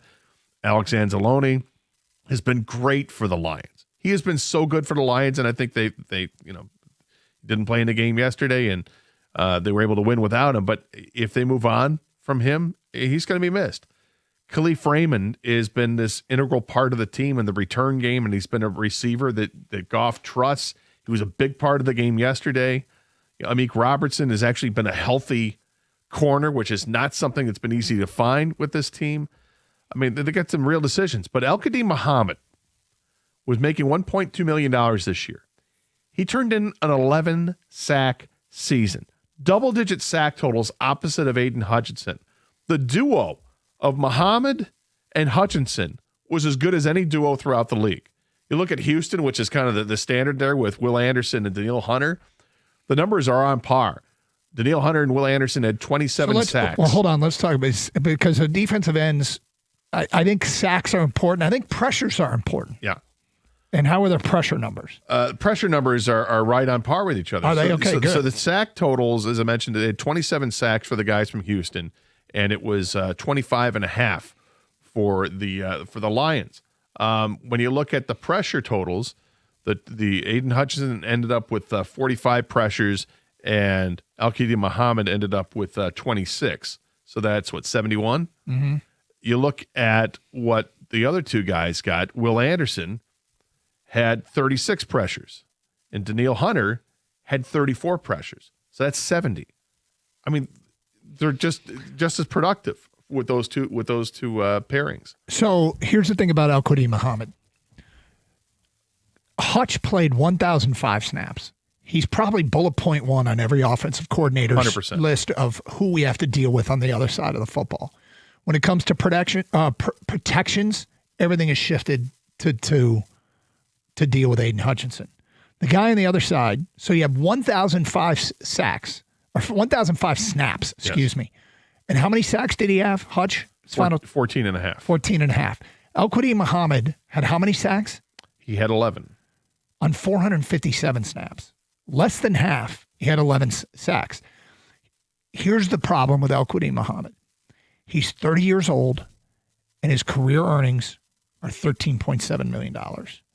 As a free agent coming off a career best season, is he in a position to do anything other than take the most money? And can Detroit afford him? This player, maybe more than anybody else that they have as a free agent, is one that is the trickiest. Yep. Because you have to try to figure that out. You have to know, okay, was this just a career year? Was this kind of a fluky thing? Or is this a guy that we can go ahead and we feel confident giving him a 3-year contract for, I don't know how much money you're talking, because that kind of production would grant you like a $10, $12 million contract a year, and the Lions going to want to pay that out to him? Yeah. And is that falling in love with your own guy? I love Al-Qadim Muhammad, but I love him more if it's like $5 million a year than compared to what he's probably worth on the free market, which is at least double that. Kang, what would you do with Al-Qadim Muhammad? I'd love to have him back, that's for sure. But you're right, Gator. It's being selfish. We want it on a team-friendly deal. I think they like him. He's probably more of a specialist. Clearly, he can get to the quarterback. The guy I think that the Lions are looking for is as far as build is Marcus Davenport, like that type of body to set the edge. You know what I mean? Support the run. I think that's the guy they're looking for opposite Hutch. And then in obvious passing down situations, you bring a guy like Muhammad in, and you maybe move Hutch inside and then get another speedy rusher on the edge. So those are things I think they need to talk about. But I'd love to bring him back. I'm not sure what the open market's gonna yield for him because he is 30 years old. That's the wrong side of 30. This could be just a flash in the pan. I think you can get him back in a reasonable deal. I think he likes it here. He likes the coaching staff. I think there's a good chance that he does come back. It's a tough call because if I'm his agent and I'm him, and you look at his career arc, I mean, he's 30. He's 30. So there's a couple. The Lions have a bit of an issue, a bit of a challenge, and that if you look at historic numbers, when you get to 30 as a pass rusher, the numbers start to drop. And, maybe he doesn't have as much wear and tear as kind of being a part-time player, give him more of a role. I'd have to go back and look at his snap counts throughout his career. So maybe it won't drop as much for a guy like him. So that's the Lions question they have to answer. And they also have to answer how far will we go to pay this guy? Because if I'm his agent, I'm saying, dude, we cash in now. You're 30 years old. You've made, and I don't want to say only $13 million, but on the relative scale for a double-digit sack guy, he needs to cash in now. He does, and he deserves to. But that to me is probably the one off-season move with their free agents that is going to be scrutinized the most because he was awfully productive, and yet you're not completely sure what he is. I mean, there are other players on this list that you say, okay, I'd like to bring back, but Avonte Maddox played nicely for this team in a reserve role. Trevor Nowaski has played well for this team in a reserve role. And the other guy I really like is Roy Lopez. Yeah, I think who played well. I can't imagine he's going to command a ton of money. No, I can't either. And I'm not sure any of these guys will. So bringing some of these guys back, it's not necessarily falling in love with your own players or getting the band back together. These are depth guys on your team. And if you brought back Muhammad, does that prevent them from going after an edge rusher at 17? I don't think so. I think it all depends who's available to them at 17. If Bailey all of a sudden slips to 17, the excellent edge rusher from Texas Tech, are they going to pass on him because they have? I don't think so. I think you take great players. That's Brad Holmes. If you can take a great player, if they fall into your lap, you take them. He is less adherent to a position as he is to the talent of the player. 248-539-9797. David in Clinton Township. Hi, David. Adherent. Hey, fellas. Hey, you were talking about comparing the Lions to Houston. Houston also had a relatively healthy secondary. If we had a healthy secondary for the second half of the season, we could have had another couple of sacks. Yep, without question. Okay, and you also now you have to take into Hutch is going to be the highest when he signs his contract. He will be the highest paid defensive player for a week or two until the next guy does. But he's going to be making a crap ton of money. Well, he signed his contract, but it hasn't. When does it kick in? When do the numbers go through the roof? I think they start this upcoming season. Do they? Yeah, they got some challenges. I mean, so he's going to be, when you can't pay that much money to one position, especially the Lions are going to do something with the secondary because want something weird? As nice as I like everybody, no one's staying healthy. Yeah, you're right. You're right. Here's a really weird Hutch fact. According to Spot Track, Hutch's cap hit goes from 14.368 this year to 10.146 next year. How and then is it jump? It jumps to 16, then 21, then 53, then 49. Okay. You know what? If I would have known there was going to be a salary cap, I really would have paid more attention to math class. Right. Dude, if I knew this was what I was going to do for a living, I would have been in economics, law. I mean, those things would have been really helpful. But I really do hate talking money when I call you guys. No, really but David, it's a shell game. We hate talking money. We have to, and we should. Because it is a shell game. It is a shell game. Because you get cap space out of thin air.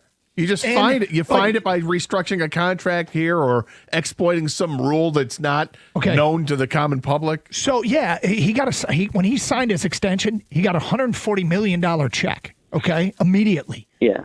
And yet they've structured it in such a way that next year his cap hit goes down, according to Spot Track. Then that guy deserves an award of some kind. Well, capologist, right? Yeah. So here's another thing. The NFL, that cap is kind of fugazi because the league will bail you out every couple of years. Yeah, I mean, We're it always going to goes raise up. it to another $25 million. Yeah, I mean, the cap has been able to go up every year because of things like having 3 games on Christmas Day and the finding different revenue streams. The NFL has been fantastic at that. Roger Goodell has been amazing at finding the revenue streams for the NFL. And I would imagine if we go back and look at what was the salary cap when Roger Goodell started, that he has probably increased it at least twofold since he's taken over. Yeah, I mean, I don't want to change the subject here, but I feel like they've done it at the expense of the quality. Oh, they've done it expensive a lot of 248-539-9797. Let's give the Pistons some love. We will do that next here on 97.1.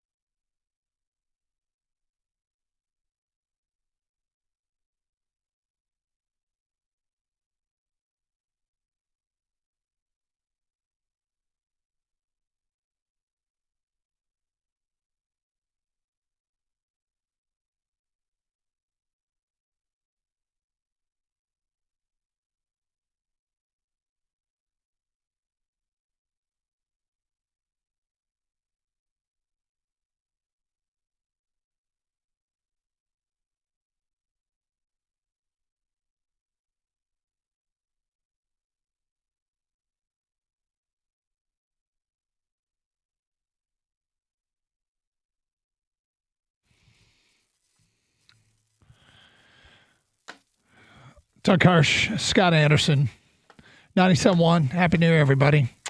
Spent a lot of time, obviously, dedicated to the disappointing finish for our Detroit Lions, but the Pistons, they continue to motor on as the number one team in the Eastern Conference.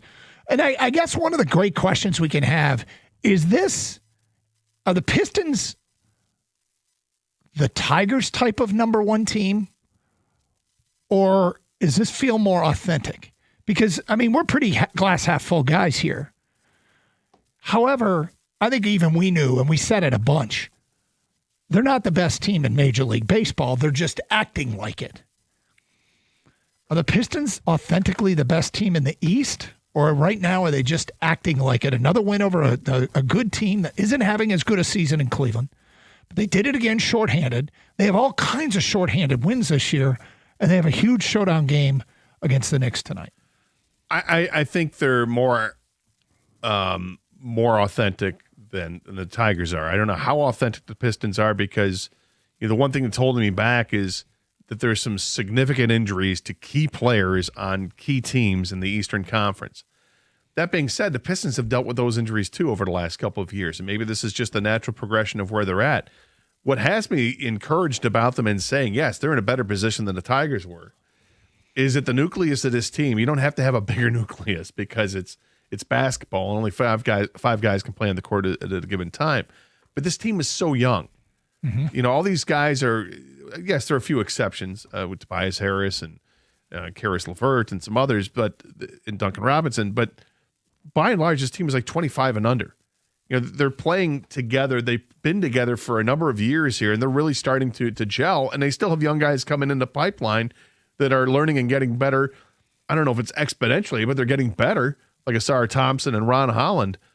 I just think that this is there's more to be excited about because we're seeing the young guys get a chance to play and run. With the Tigers, I feel confident about where they're going to be eventually, but we still haven't seen those guys. I haven't seen the McGonagalls and Max Clarks yet. Right? So I'm relying with the Tigers, they had the best pitcher in baseball, and they've got some really nice pieces around that, but it's only some really nice pieces. Right? It's not an entire lineup. It's a couple guys in the lineup.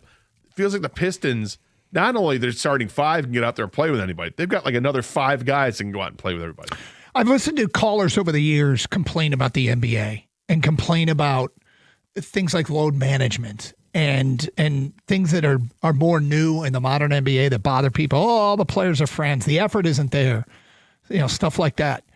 If you haven't sampled this Piston team yet, and you are in that category, I encourage you to do so because they don't play like that. Right now, they play such an attractive brand of basketball. They're fun to watch, smothering defense. Effort is there. Run the floor. They go deep. If you've been anti-NBA, and you used to be an NBA fan, I do encourage you to give this group a shot. I really do. And maybe that's why I like it so much right now, because I do think it's a throwback. It's a combination of the two previous Pistons championship teams, the Bad Boys and Going to Work Pistons. It's like the best of both of those attributes, pulling them out and playing in today's modern basketball. Kang, your thoughts? Whenever the Pistons are good, it seems like they crash the party with their style, and they're doing it again. They get to the paint, ethical scoring, whatever you want to call it. They play defense. They don't jack up a bunch of threes like everyone else in the league is. Of course, they have some three-point shooters because you have to in this day and age of basketball, but they're not out there hunting for three-pointers. They're actually getting to the lane and getting to the paint. And so it's a fun brand, and they're 10, 11 guys deep. They might be 12 guys deep. In games I've watched, Javonte Green's good, Doug. I know, dude. I know. Javonte and I, I'm sure it kept him awake at night. We got off to a bad start. Yeah. And I can't believe how many minutes he plays, and they're productive. He's an asset out there. And like I said, when they run, everyone knows their role, and they're good at their role. Mm-hmm. Now, I think the thing that's holding this team back from being that authentic number one team in the East is that secondary scorer. Right now, you have Cade Cunningham, superstar in the making for sure, right? He's your number one. Who's the two, though? It's not Jalen Duren to me. It's not anybody. It could be somebody different every night. Now, Jalen Duren's been much better this year. He's only 21, 22 years old, and he can still get better. but it's not like you just throw the ball down to him in the block and expect 2 points, you know? So I think that's where they're lacking right now. Who's going to be the second guy that they consistently get scoring from? There's going to be a time where I am going to say that's disappointing, and I want to make something clear. I am not there yet. But the guy I eventually feel confident in thinking it will be is Jaden Ivey. But he hasn't quite, coming back from this injury. It's been, I would say, a process. That's where I'm at with what I'm seeing from Jaden Ivey. Well, it's a process. It's an ongoing process. And maybe it'll never happen. It's going a lot slower than I thought it would. But they haven't missed him not being his 18-point-a-game self, shooting 40% from three like he did last year. They're not missing that. They've got other people that picked up the slack, and it's encouraging at the same time. I imagine it's also probably a little frustrating that we're not seeing more of Jaden Ivey. Bob is next on 97.1. Hi, Bob. Hey, how are you doing? Good, Bob. I promised myself I wasn't going to ask that because it seems like everybody does, but I did it. That's okay. Hey, I love the Pistons because they remind me of a Tom Izzo team. They go like 10 deep. They can rotate people in and out, and they don't drop off too much, except for, of course, Cade Cunningham. And the fact they rebound and they play great defense. And, my friends say that the NBA don't play defense. Well, watch the teams that are elite, like the Pistons. Maybe they're not elite, but, they play rock-solid defense almost the whole game. They really do. And they can come back when they're behind because they can put the clamps on you and get back in the game, even when they're down like 20 points. Yeah, there's no question, Bob. And I think that's the one thing. That's why I said to people, if you are not a fan of the NBA and you were a fan of the NBA, go watch this team because they are a bit of the throwback, as Kang said, crash the party with their own style. Yeah, absolutely. Thank you, Bob. Dorian and Troy, you're next. Hi, Dorian. Hey, how you guys doing? Okay. So listen, I've watched a fair amount of Pistons games, and I do think that they are authentic. I've been cautiously optimistic.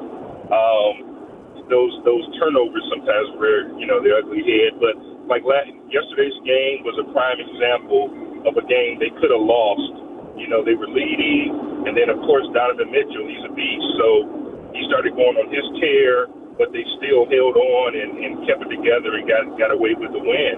And probably a Pistons team in the past wouldn't have done that. They would have found a way to kind of let Donovan Mitchell come through and win that game for Cleveland. So I'm excited for him. And down the stretch, 2 huge plays, Beef Stew with a block and that tip in from Asar Thompson. And again, the secondary scoring is a legitimate concern, but it's also cool as hell when other players other than Cade make huge plays when a game's on the line. Dennis Jenkins with the 20 points in the second quarter. That's ridiculous. Crazy. 21 points in the second quarter. They scored 47 points in the second quarter. Wow. All right, guys. Thank you, Dorian. D in Detroit. Hi, D. Oh, hold on. Hi, D. DK Gator, Happy New Year, fellas. What's going on? Happy New Year, 45 seconds, D. Go. Hey, bro. Beef Stew is no joke. For all you fools out there who want to trade him, check the defensive stats. Not only do he block shots, he blocked dunk attempts, bro. And I'm glad we kept him. And he is 6'8", bro. 2.1 shots blocked a game.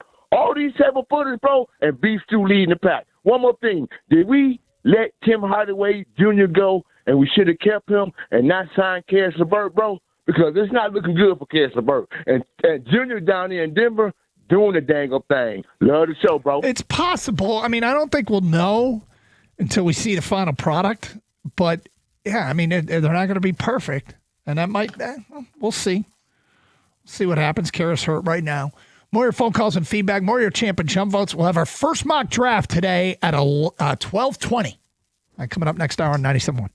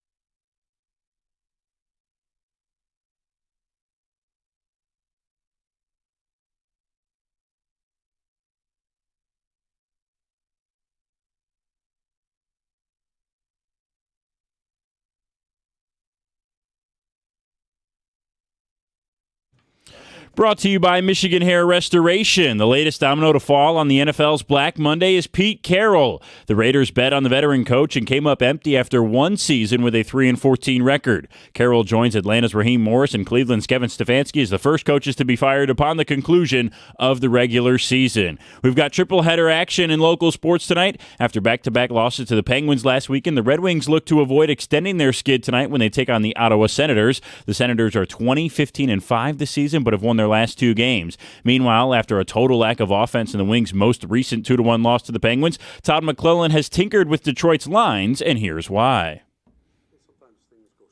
Breaking news.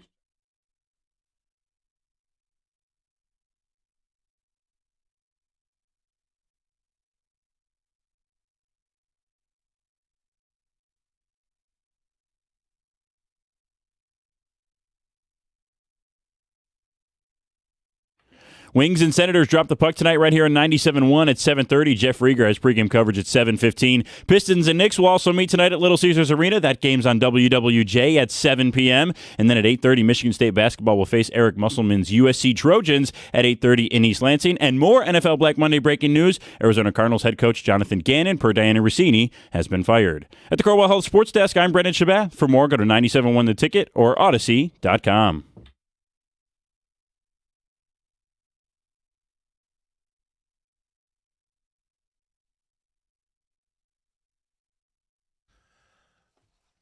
I am so glad that the Lions aren't in this whole mess right now of having to replace a GM and replace a coach.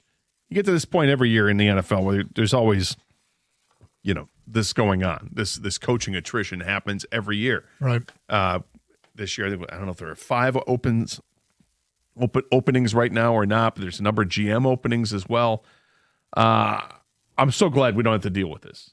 And the interview process, making sure you're doing it properly, and do you hire a GM before the coach? And the Lions did it backwards. Nobody and it worked does. out. Just so happens.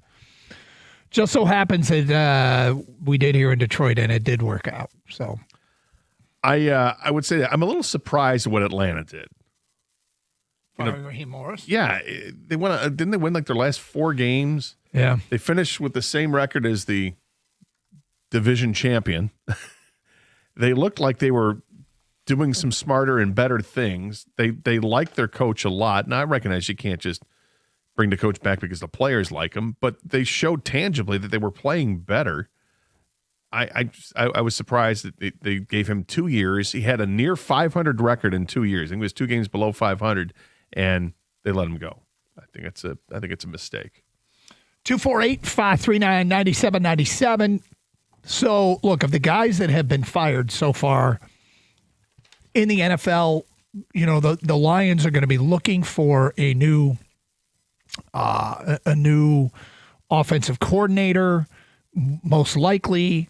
Who could it be? Zach Robinson was the quarterback coach and offensive coordinator down in Atlanta. He came from the Rams, won a Super Bowl with the Rams, was there when Jared Goff was there.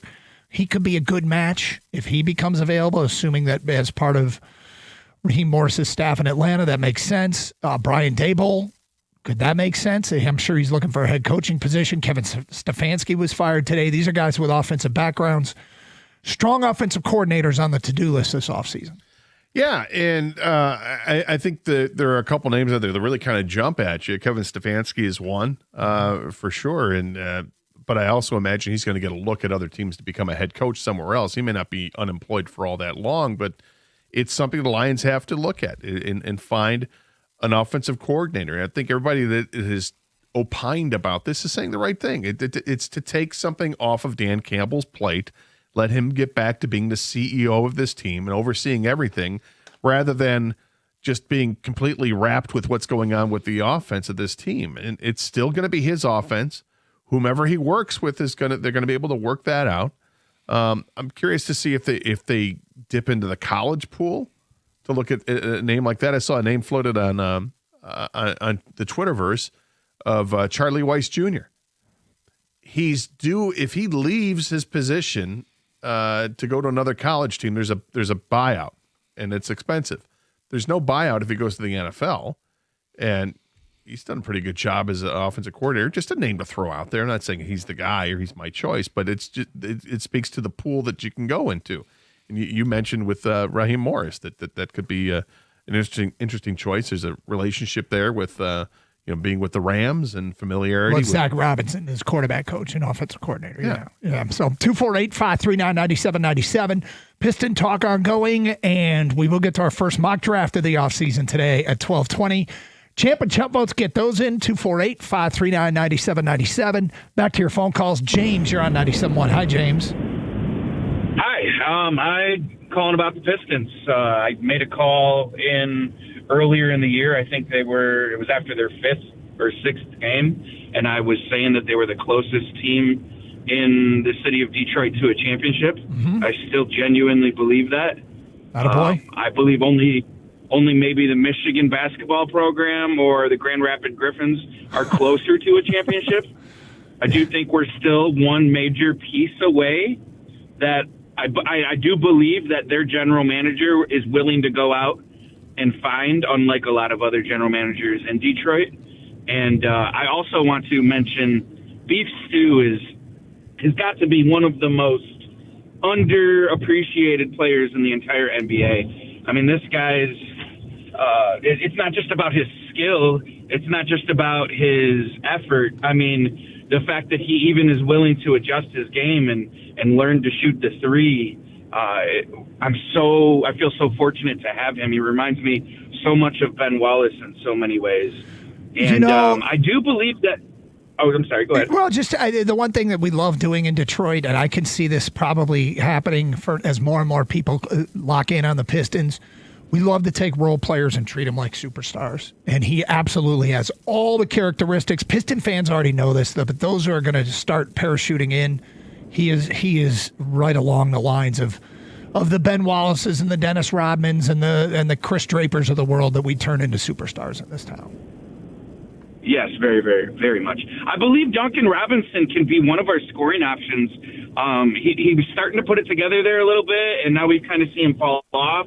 I'd really like to see him get it back together because obviously we're not a great three-point shooting team, but Duncan Robinson can fix, we can knock out two birds with one stone with shooting better at the three and then him also being one of our major scoring options. I'd also like to see us get a little bit better at the free throw line. I don't think many talk about that, but we could be much better there as well. Thank you for the phone call, James. 248-539-9797. Ronald in Detroit. What's up, Ronald? Yes, I have a problem with the national network. How come they don't give the Pistons any credit? They won the game. Got the woman on the radio said, the Pistons won. It's ridiculous. Wait, what? The Pistons won their game.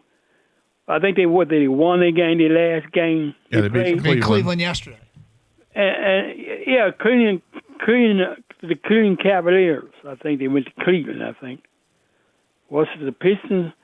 Well, anyway, they won their last game. Then the sports host say, Pistons won. It's ridiculous. Why they don't give the Detroit team Wait, did the person say it's ridiculous that the Pistons won? Yes. I don't know. Were you listening to Cleveland radio and you didn't notice it? Right. Yes. I was listening. I think it's possible. I think it's possible you were listening to the station out of Cleveland. Oh, okay. Yeah, but look, Ronald, do not let anybody else set your agenda. Like, I get that sometimes you flip on First Take or ESPN in the morning and you want to see the Piston highlights or analysis. Here's the great news about modern media is you can find coverage on your team wherever you want, including here. And if you don't think we're talking about them enough, that's why we do open lines, is so people can call up and spark the conversations that they want to hear about. So try not to let the national media bother you. I think they are getting more recognition and acknowledgement in the national media. I don't think there's any doubt about that. Getting back to Duncan Robinson and what he can mean to this team, and he is shooting 38% from three, which is a pretty good percentage. I don't know what the NBA average is, but I imagine it's probably around 36%. So slightly above that, but can he be better? Sure, he can be better. And this is something as you get closer to the trade deadline, are the Pistons going to address that with a big move or Lauri with just Markkanen? a kind of under the radar move? I would love to see Lauri Markkanen. It would be costly, but he could be available. And he could be the guy, as a lot of trade speculation and rumors sent around that. And look, somebody called already and said, I think this GM will make moves unlike others in this town. We'll find out if those others are rewarded long term, because clearly they're going the long game over the short game. And I think the Pistons are probably the least up against a deadline of all this team because they have such a young core. All of our teams. So I think they might be less inclined to make a move like that. Well, one of these local GMs can still make some moves happen here in the off season. You look at a couple of big time free agents that still haven't signed anywhere, and Alex Bregman and Bichette. Mm-hmm. These are two guys that could fit in nicely in this team. Well, and there seems to be some lukewarm interest, but you wonder if that heats up when other teams take themselves out of the running, like, say, Toronto, and no longer in the running for bringing Bo Bichette back or going after Bregman because of who they just signed from Japan. The Bregman didn't sign until February last year, right? Right. So there's rumors flying around that Boston made an aggressive offer recently. We don't know what the aggressive offer is, but we'll see if something comes to fruition in the next couple of weeks. All right, mock draft 1. We would do these on a weekly basis. With Is this the latest we've done one? That we've ever. I know last year, 15-2 team, and I feel like we probably waited until after we probably got eliminated in the yeah. playoffs, but this just seems late. Well, I mean, look, it was kind of all we had to talk about. But now we got the football on the field is worth talking about. But now that we're into the off season, and this is very interactive. If you've not heard of how we do these, we'll get to that today at 12:20 here on Carson Anderson on 97.1. Are you kicking off the new year by trying to save some money with ice cold showers? Yeah, no, me neither. And this is why I called the team over at Birmingham Plumbing, Heating, and Cooling. Don't let a frozen pipe or a broken furnace derail your New Year's goals before January's even over with. Their local licensed experts are third-generation family tradesmen who handle the serious stuff. This way you can focus on starting on the year with a warm and stress-free year. Whether it's your furnace, your water heater, a boiler, or water filtration system, schedule your appointment online at birminghamplumbingco.com. That's birminghamplumbingco.com. Birmingham Plumbing, Heating, and Cooling, your Metro Detroit boiler experts.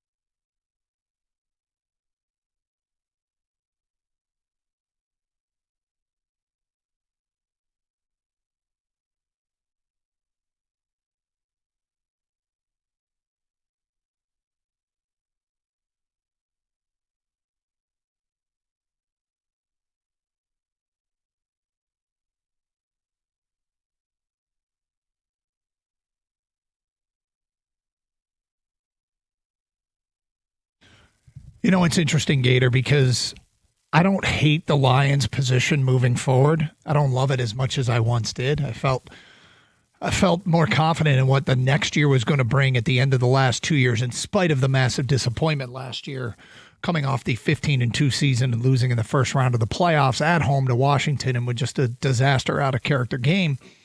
The fact of the matter is, I still like a lot of what they have in place, but there's a lot to address. Like, as much as they have some incredible players locked up for a long time, and others that are, just feels like getting started in their careers that aren't locked up for a long time, and they have to address those. The to-do list isn't short this offseason. And the questions become, what positions do you address in the draft, and what positions do you address with free agents? What positions do you think you can address by trading for? But, ultimately it's there's a lot riding in this offseason, to say the least. 248-539-9797. Let's go to Mike on a cell. Hi, Mike. Hello, how are you boys? All right, Mike. Good. First thing I want to start off is, do you think we should go for Max Crosby in the offseason from Raiders? No, I don't think they can afford him. Okay. Second thing, do we keep Calvin Shepard as a defensive coordinator for next year? I don't think he's going anywhere. I think Shep is going to be the defensive coordinator, but should they? I think you could always look to improve your coaching staff if you find somebody that makes sense. But it sounds like everything that Dan Campbell had to say after the game that Shep's not going anywhere, but we'll see. Keep in mind, Crosby in year one of a 3-year extension, he'd be a huge dead cap number. And would you fire Shepard? I just don't like the defensive scheme we've had the past 3 years, to be honest. I mean, I feel like if we get a clean house, a new coordinator, I think that our defense will change drastically, and I don't like having a bottom 10 defense every year. No, nobody likes that. Nobody likes that. Yeah. I mean, he's only been in charge this 1 year, but they should take a look at everything. I'm not against taking a look at everything, but it feels to me like he's down the list of concerns. And in the first round of your draft, are you taking a tackle or a defense? Don't know yet, but we'll get to that coming up in a minute. I'll go with, I'm almost like Brad Holmes in terms of best player available. And I also start thinking about, what should my strategy be as it pertains to free agents? Because free agents are specific for need. Draft is usually for talent. There's a lot's going to go on with this mock draft. A lot of talking things out and the thought process of why I'm going to go with where I'm going to go. Okay. Well, we always like to find mock drafts that come from credible sources, not just, mock draft by Sergio. Mock draft by Sergio. Yeah, we try to find mock drafts by reporters whose names you've heard of and work in the league. And Gator, for the first time, we will do so for this offseason right now. Oh, boy. We'll tell you who did this mock draft a little bit later. Okay. First one, man. How's it feel? Strange. It kind of springs on me here like, this is real. We're doing this right now. Mm-hmm. This is something that I've been waiting for a long time, and now the moment is upon us, and the excitement is building. With the first pick, the Las Vegas Raiders select Dante Moore, quarterback, Oregon. It's a mistake. Wow. Got the quarterback whisperer next to you, Doug? Yeah. Let me ask you this. You had a chance between Dante Moore and Fernando Mendoza. I like Dante Moore, but I love Fernando Mendoza. I don't love either of them. But if you need a quarterback, you're kind of locked in. I would try and trade out of the position. Yeah. I wouldn't want to be in need of a quarterback this year. I actively did not like Mendoza. I have concerns, fewer than I did. But anyway, Dante Moore goes to Vegas. At 2, Arvell Reese, linebacker, Ohio State, or edge rusher, outside linebacker, Ohio State, goes to the Jets. At 3, the Arizona Cardinals take Fernando Mendoza. At 4, Tennessee, they jump on edge rusher Keldrick Falk from Auburn. Now, we're not going to give you every pick up to the Lions. We'll give you the ones that might pertain to the Lions. Okay. At 6, Cleveland takes the first offensive tackle off the board, and Spencer Fanu from Utah. At 7, the Commanders go edge rusher David Bailey, Texas Tech. Damn. I know. At 8, Caleb Downs, safety Ohio State, goes to New Orleans. Damn. At 10, defensive tackle Peter Woods from Clemson goes to the Bengals. At 12, Reuben Bain Jr., edge rusher Miami, goes to Dallas. At 13, the Rams select Jermod McCoy, cornerback, Tennessee. At 14, the first interior offensive lineman goes at Olayiwola Awante from Penn State. Which brings us to the Lions pick at 17. Now, what we like to do, for those who are new, we'll tell you who is on the board at key positions. So if the draft plays itself out anything like this, we ask you, what would you do? Okay, so who are the players that have been taken so far that broke your heart? I mean, look, I didn't expect these guys to be there, but my number one player on my draft board, Doug, is Caleb Downs, the safety from Ohio State. Yep. I think he's might be the best player in the draft. Arvell Reese is really good from Ohio State as well. And Reuben Bain and David Bailey, those are the guys that I really kind of focus on. I'd love to have any of those guys, and I wouldn't expect any of them to be there. The writer who did this said regarding Caleb Downs, arguably pound for pound the best football player in this draft class. Downs is literally a do-everything defensive back who should be able to change a culture immediately at a prospect like this, and the Saints could be a surprise club next season. Immediate impact kind of guy. I think he's like a Derwin James type. You know, the good news is he goes at 8 and not 15. You're right. Yeah. Because if he went at 15, then the cost, right? Yeah. The cost, I think you're right about Bain and Bailey, the edge rushers from Miami and Texas Tech. But here is who's on the board. So if you are the GM, think about which of these guys you would take. Cornerback, Mansour Delane, LSU, still on the board. Tackle, Caden Proctor, Alabama, still on the board. Edge rusher, TJ Parker, Clemson, still on the board. Interior offensive lineman, Emmanuel Pregnon, Oregon, still on the board. Defensive tackle, Amari Washington, Oregon, still on the board. And safety, Dylan Thieneman, Oregon, transfer from Purdue, people might remember him, still on the board. So here's how this works. One of those 6 names actually is the pick. So the question at 248-539-9797 is, which of those 6 would you take? Text us right now at 248-539-9797. We'll tally up the votes and see who the people want the most. Say those names again.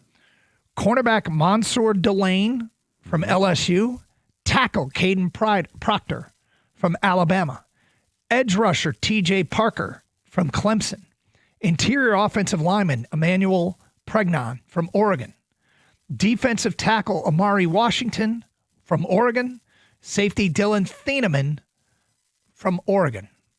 A lot of Oregon Ducks there. 248-539-9797. Tell us which one of those players you would select at 17 when the pick comes in. And we will get to Gator's pick. Kang will take your pick as well at 12:31. We'll read a bunch of texts. We'll have my pick, I should say. All that coming up next as we look at the mock draft for the first time. If it goes down this way, what would you do? It is Carson Anderson here on 97.1.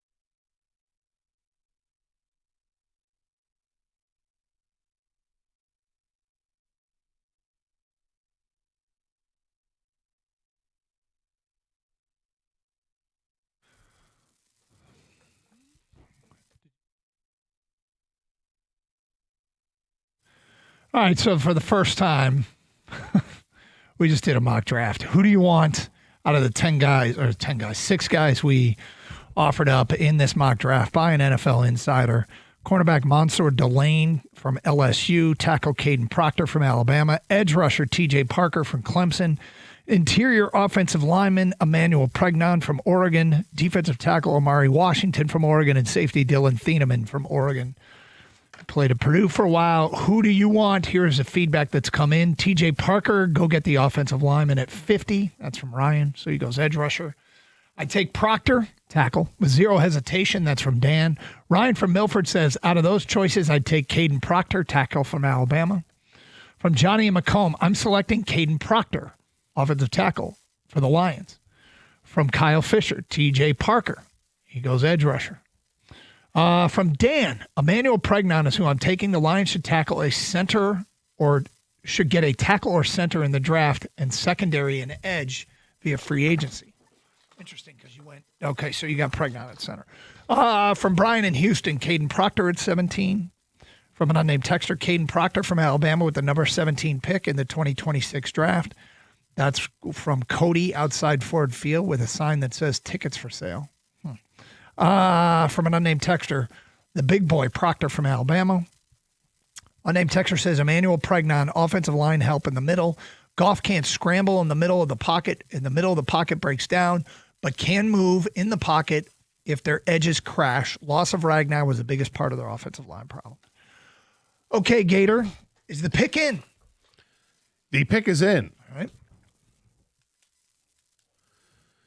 With the 17th selection of the 2026 NFL Draft, the Detroit Lions select offensive tackle Caden Proctor, Alabama. Okay, why'd you go that direction? I went that direction because I think it's clear and obvious they need another tackle on this team. I don't think Taylor Decker is going to come back, and if he does come back, for how long? I think they have to have that next guy ready. Caden Proctor has played his entire career at left tackle, has not played right tackle. Penei Sewell, I think, is an easy can't slide to the left, but this gives you versatility. Whether you can keep Penei at the right side, and he's still awesome. He gets paid like he's a left tackle. I don't think he minds all that much. So I think to have two really athletic tackles, because Caden Proctor is incredibly athletic for a guy who's 6'7" and 366 pounds. I just like that idea of cementing in that left tackle position. He's gotten better over his career at Alabama. And I think it's a screaming need. It's a really good talent at that spot, and that's where I look at it. I think the other players, there's cases to be made for all of them, but I think out of all those guys, this guy is probably the most talented of that group. So that's where I'm going. Kang, is your pick in? Yeah, I'm going to do something Brad Holmes doesn't do, and I'm drafting on position, and I think they need a tackle. I agree with you, Gator. I'm going Proctor myself. Doesn't look like Decker's coming back, and at worst, you still get depth there, which they didn't really have depth there. Who knew? Raise your hand if you knew who Hubbard was. Right? I mean, they can't go that deep. Again, the offensive line is so important to this team, and I'd love to fill out every position, but you only get one pick in the first round as of right now, and I'm going with Proctor. He's not my number one tackle, though, but if he's the best one available, that's who I'd pick. Okay, for me, the pick is in. With the 17th pick of the 2026 NFL Draft, the Detroit Lions select defensive tackle Amari Washington from Oregon. So a couple things about this. This draft is shaped, and this pick right now is shaped with the idea that Taylor Decker is still their right tackle. And I'm going to accept that the center position is going to get addressed in free agency because I would rather have a veteran center than a rookie center. In fact, as I look at offseason priorities, that is the number one priority, is to go get a veteran center. Now, there's one out there that's going to cost, an arm and a leg, and everybody is going to want, and that is Linderbaum from Baltimore. But if you can get him, fantastic. I mean, fantastic. That would be a home run free agent signing. If you can't get him, I'm sorry, I don't want to have a rookie center. I mean, unless you've got somebody you know is going to wear a gold jacket someday, and you think he's going to be great right out of the gate, I have to go veteran there. So I'm passing on the interior offensive lineman. I'm rolling the dice with Taylor Decker, which of course could change. But for now, as far as we know, he's the right tackle. You can't go high resource with every position, which means if you can afford him, El-Quadin Muhammad might be your edge rusher, the opposite side, a double-digit sack guy this year. So that brings me down to Thieneman, the safety, and Washington. Amari Washington, my pick. I love Amari Washington's game. He is an absolute beast who can run as a defensive tackle. He's got great size and strength. And so I'm working the odds here a little bit at roster management. Sure. And that's why I'm going to go with Amari Washington, the defensive tackle from Oregon. Yeah, there's one thing you said that I totally agree with, and that is when it comes to center, I want a veteran. Yeah. And if they're able to somehow find a – first of all, Linderbaum has to become Linderbaum or Linderman? Tyler. Yes, him. He has to be – Linderbaum. Linderbaum has to be available. And I don't know if Baltimore is going to sign him long-term or not, but they have first crack at doing so. But if he hits the free agent market, then the guys who are in charge of the salary cap for the Lions have got to do everything in their power to manipulate that cap as much as they can and sign this guy, because I want the veteran. On the offensive line, there are known commodities. Those are NFL players. The unknown are the college guys. And, yeah, I took Caden Proctor with my pick at left tackle. I'd feel good about that, but it's coupled with an offseason signing in free agency to get a center on this team that makes all the sense in the world. I think there's a couple other centers, though nowhere near as talented as Linderbaum, but that's where my head is as well. I'm looking at free agency to fix at least one of the spots they have on the offensive line. Now, the Ravens, before they let Mark Andrews get to free agency, before they let Travis Jones get to free agency, they signed new deals in the week leading up to free agency. So I think we're going to be watching this Tyler Linderbaum situation as closely as we can. But, you know, the exercise of doing this isn't because we think this mock draft, which was published on The Athletic by Nick Baumgartner, is going to be exactly what's going to happen. No, this is But this is why we'll do 1.0 from Nick, yeah. This is why we'll do 1 million of these between now and the draft, is if this is how it plays itself out, what is your logic and who would you go get? 248-539-9797. If you want to comment on this, give what your strategy might be. We go to Dean in Windsor. You're on 97.1. Hi, Dean. Hey, guys. How's it going? What's up? All right, Dean. I would love to get Ruben Bain from the Miami Hurricanes. Yep. Him opposite of Hutch, that'd be unstoppable. Well, a couple things about that. One is in this mock draft, he was off the board at 12 to Dallas. Yeah, so he would be a trade-up scenario. I mean, I would love that. Do you think the Lions truly have a problem rushing the quarterback right now? No, yes. Okay, no and yes, if that's no, I want to hear why. I'm interested, yeah. So when everybody's healthy, they had no problem getting to the quarterback. They were alleviating the pressure off of Hutch. He wasn't getting double-teamed as much. It was opening him up. Muhammad was playing phenomenal this year. The injuries kept just delaying everything. And then, obviously, we do need offensive tackle. I love Proctor. I'm a huge fan of that one. But I don't know. I think Holmes is going to be up to something. Let him cook at the draft. You know, go get that center. I would just love to have all that. Well, you'd love to be able to use all your top resources to go get top players. Of course. My first real take on this, yeah. You know, I know we just did the mock draft and the players, you narrow it down to 6 and we go with it. My first real take on this is that I think they trade back to try to get more draft capital. Mm-hmm. I'm not sure how many true difference makers there are in this draft where you absolutely have to stay where you're at. I think there might be a lot of good players, maybe not great players. So add more good because you can't get to the great. And I think that's probably, in my mind, that's what I think Brad Holmes is going to do. Well, I suspect Brad Holmes, whoever he takes, will take the best player available. Like all of us, we all discuss need. And, it's funny, Kang, because you nailed 2 picks last year based solely on best player available and what would feel like the most Holmesian move. And you were right, and it was awesome.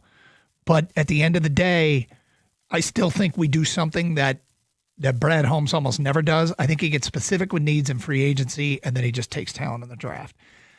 I kind of hope he crystallizes a little bit more based upon this season's, being what it was, because it was not what he would want or what anybody would want it to be. The Lions finished. You had the sack numbers up earlier. They finished third? Fourth in sacks? In the NFL, yes. They were top half in pressure percentage. So that pressures are an important stat, but pressure percentage is how often do you put, out of 100 dropbacks, how many times are you in the quarterback's face? They were at 22.4%, which is top half in the league. Number 1 was Denver at 29.7%. So it's not a problem, but it's also not the best it could be. And our guy called up and said, that would be unstoppable. It's attractive to get better there for sure. Yeah, I'm not ignoring edge rusher. I've identified a couple guys I'd like to have later in the draft that we'll get to in weeks to come. But for this purpose, I'm not looking at an edge rusher with that 17th pick, unless, say, Bain becomes available. Yes. If Bailey is available, yes. But looking at the Lions' issues, not necessarily getting home with the quarterback was one of them. However, passing was a problem. They were, I think, 18th in the NFL in passer rating against, with a 92.5 passer rating against. It's not good enough. This was a team that the year before did a much better job, and particularly in the second half of the season, they were outstanding. But this year, not so much. And I think it's obvious why it had so much attrition with the injuries. And your safeties go out. You have Kirby Joseph for 5 games, and Brian Branch misses the last 4 games or whatever it was, and the corners are in and out, and you've got backups to the backups getting hurt. So it was a disaster out there, and that's an easy area to improve on if they can stay healthy. We didn't tell you who Baumgartner took, did we? We did not. Okay, let's get to that at 1246. 248-539-9797. And more of your phone calls. Lions at 17. Who do they walk away with, according to one NFL insider? That is straight ahead on 97.1.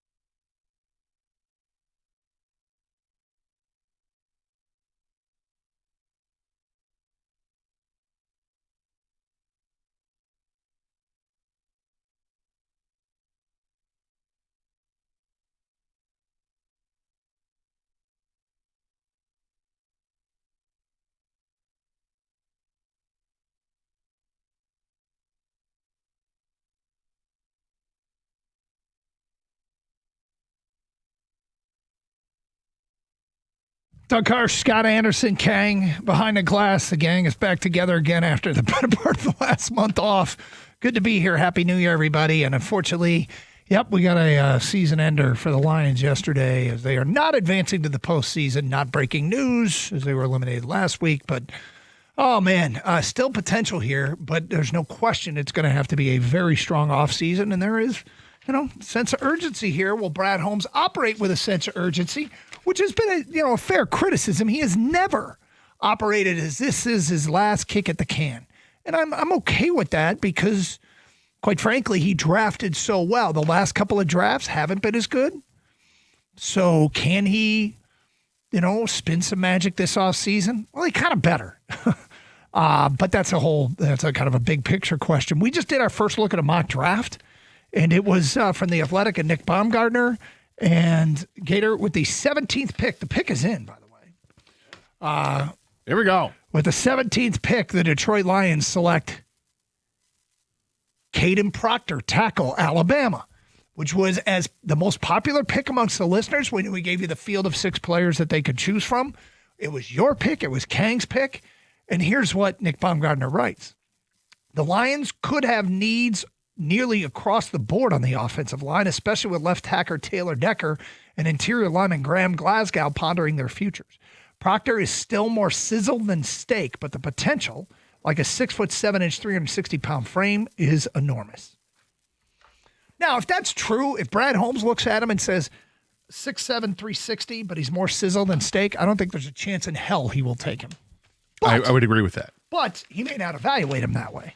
Ken, you're nodding your head in the affirmative. Yeah, I would agree with that too. I mean, we all know Brad Holmes operates how he wants to operate.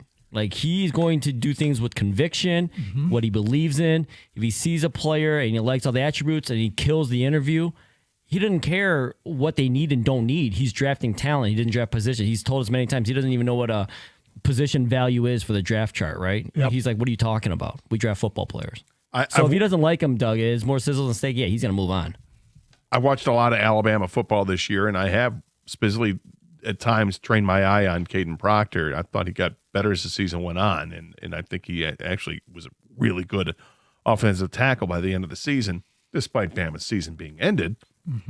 I thought he played pretty well. So I'm encouraged by him very much so. And yeah, I agree with the statement too. If that Kang is saying, if it's more sizzle than steak, then this is another reason I'm thinking you could trade out of 17 and trade back further and have it make more sense for you to get more draft capital that you've lost over the last several years by trading picks to move up. Could make some sense. 248-539-9797. Let's get back to your open line calls. Martin in West Bloomfield. What's up, Martin? I've got a different take on it. Well, first off, Happy New Year. Glad to have you all back. Well, appreciate you listening. So my take on it is to look at the draft. It works out the way it does. Free agents, you don't know who becomes available. One thing the Lions can control is to take a look at their business like a business does. If you've got a plant that's constantly failing at safety, workers' comp claims, whatever, you go into it with a team and you go, what is systematically wrong here? Because there's a systemic problem when you're constantly at the top of the list of injuries. And as you guys mentioned before the break, attrition wiped out the secondary this year. Last year, it wiped out a different position group. Every year, it's a different position group getting wiped out by injuries. There's a systemic problem there. You need to bring in, granted, I'm not an NFL expert, but you need to bring in somebody and some team to go, what are we doing wrong? And I like to look at the 4 Ps, right? Your practice is not practice time, but your practices, your policies, your procedures, and also your physical plan to get over whatever the systemic problem is to be why you're always at the top of the list of most injured players. So my guess is it's bad luck. You can't be bad luck that many years in a row. Actually, it can. Okay. Okay. But when let's say next year they're at the top of the list again. You still going to say bad luck? Well, I probably will because I've watched football forever and just think some years you get fortunate and some years you don't. If there is something, okay, and I don't mind them taking a scrutinized look at everything they do, Martin. There's nothing wrong with that. In fact, they should do that with every aspect of the organization every offseason. Okay, where were our failings? My guess is it goes back to something they're doing and identifying the players that they bring in that others get red flagged. Like the other organizations red flag people. That would be the only thing that would scare me. I doubt it's strength and conditioning, which is a common thing that people go to. I think their medical staff is fine. Are they somehow, some way, because they don't shy away from injured players. Marcus Davenport was an injured player when they signed him. Jamison Williams was an injured player out of college. Levi Onwuzurike. And some of them work out, JMO. Some of them don't. I think, and I don't mean any disrespect to the previous caller. This is not, nor do I think this is condescending. I think that the new hotness right now from listeners is questioning this part of the Lions organization. Yep. And I get it. I totally understand why. And I've had the same comment every time is, I don't know. I can't tell you what the reason is. Do I think the Lions should take a look at that and internally and say, hey, why are we suffering seemingly more injuries than others? Yeah, I think they should. And I think what it might just come down to is, like you said, it could be just luck. That's what I suspect. I could be wrong. Violent sport where, I was actually talking to my mother about this yesterday. When you've got guys who are on a full sprint in the secondary, right? They're trying to cover a receiver who's in a full sprint.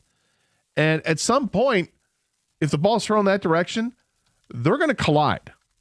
And now it's not a head-on collision, but imagine running as hard as you can and then diving to the ground while you're running as hard as you can. And then having another guy who's 180 to 220 pounds landing on top of you, who's also running at full speed, let alone the head-on collisions. It's just a violent sport that happens. I don't think it does the Lions any favors that they play on an artificial surface either. I think they'd prefer to play on grass. But that being said, it is what it is, and the league has they've done their testing on this to determine which surface is safer, or can they make the artificial surfaces more safe? I don't know what the answer is to that question about the injuries. I think it might be a little fluky. I lean towards that, and it's just bad luck. And some teams get through it without injuries, and some teams don't. Well, the caller seemed to be pretty convinced it wasn't bad luck. I think that still could be a factor. But what he suggested, nothing wrong with scrutiny in every aspect of the. Kang, what do you think of this take? I think most of it is luck, my personal opinion, but that doesn't mean you don't comb over everything you're doing and why these are happening. I do think today's athlete is a little bit more prone to certain injuries because of how they train. I feel like these guys are more, I've used this analogy before, they're more of like nice sports cars instead of rugged trucks. Like the rugged truck, you can drive on almost any road, any terrain, you kind of get through it. A sports car, anything happens to it, you're in the shop for like 6 months. So you know what I mean? So I feel like today's day and age, the athlete's a little bit different too. And they gotta learn how to prevent these injuries on the field. 97-1.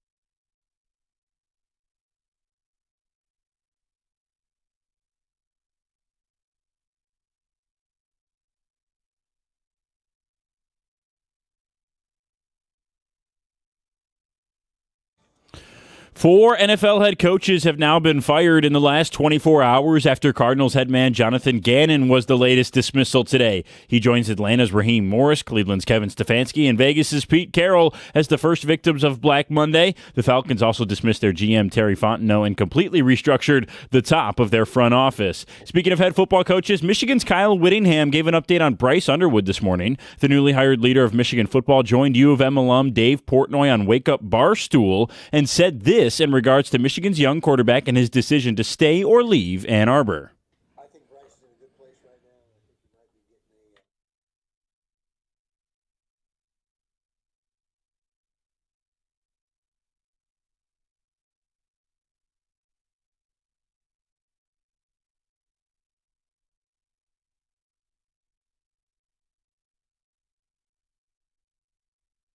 The NCAA transfer portal closes on January 16th. 3 teams in action tonight locally. The Red Wings will be here on 97.1 tonight, taking on the Ottawa Senators. With a lack of offense recently, the Red Wings recalled John Leonard from Grand Rapids yesterday. Tonight, they dropped the puck in Ottawa at 7:30. At 7 o'clock, the Pistons are on WWJ, taking on the Knicks in what many believe an Eastern Conference Finals preview. And college hoops tonight, Michigan State and USC will tip off in East Lansing at 8:30. At the Corewell Health Sports Desk, I'm Brendan Shabath. For more, go to 97.1 The Ticket or Odyssey.com.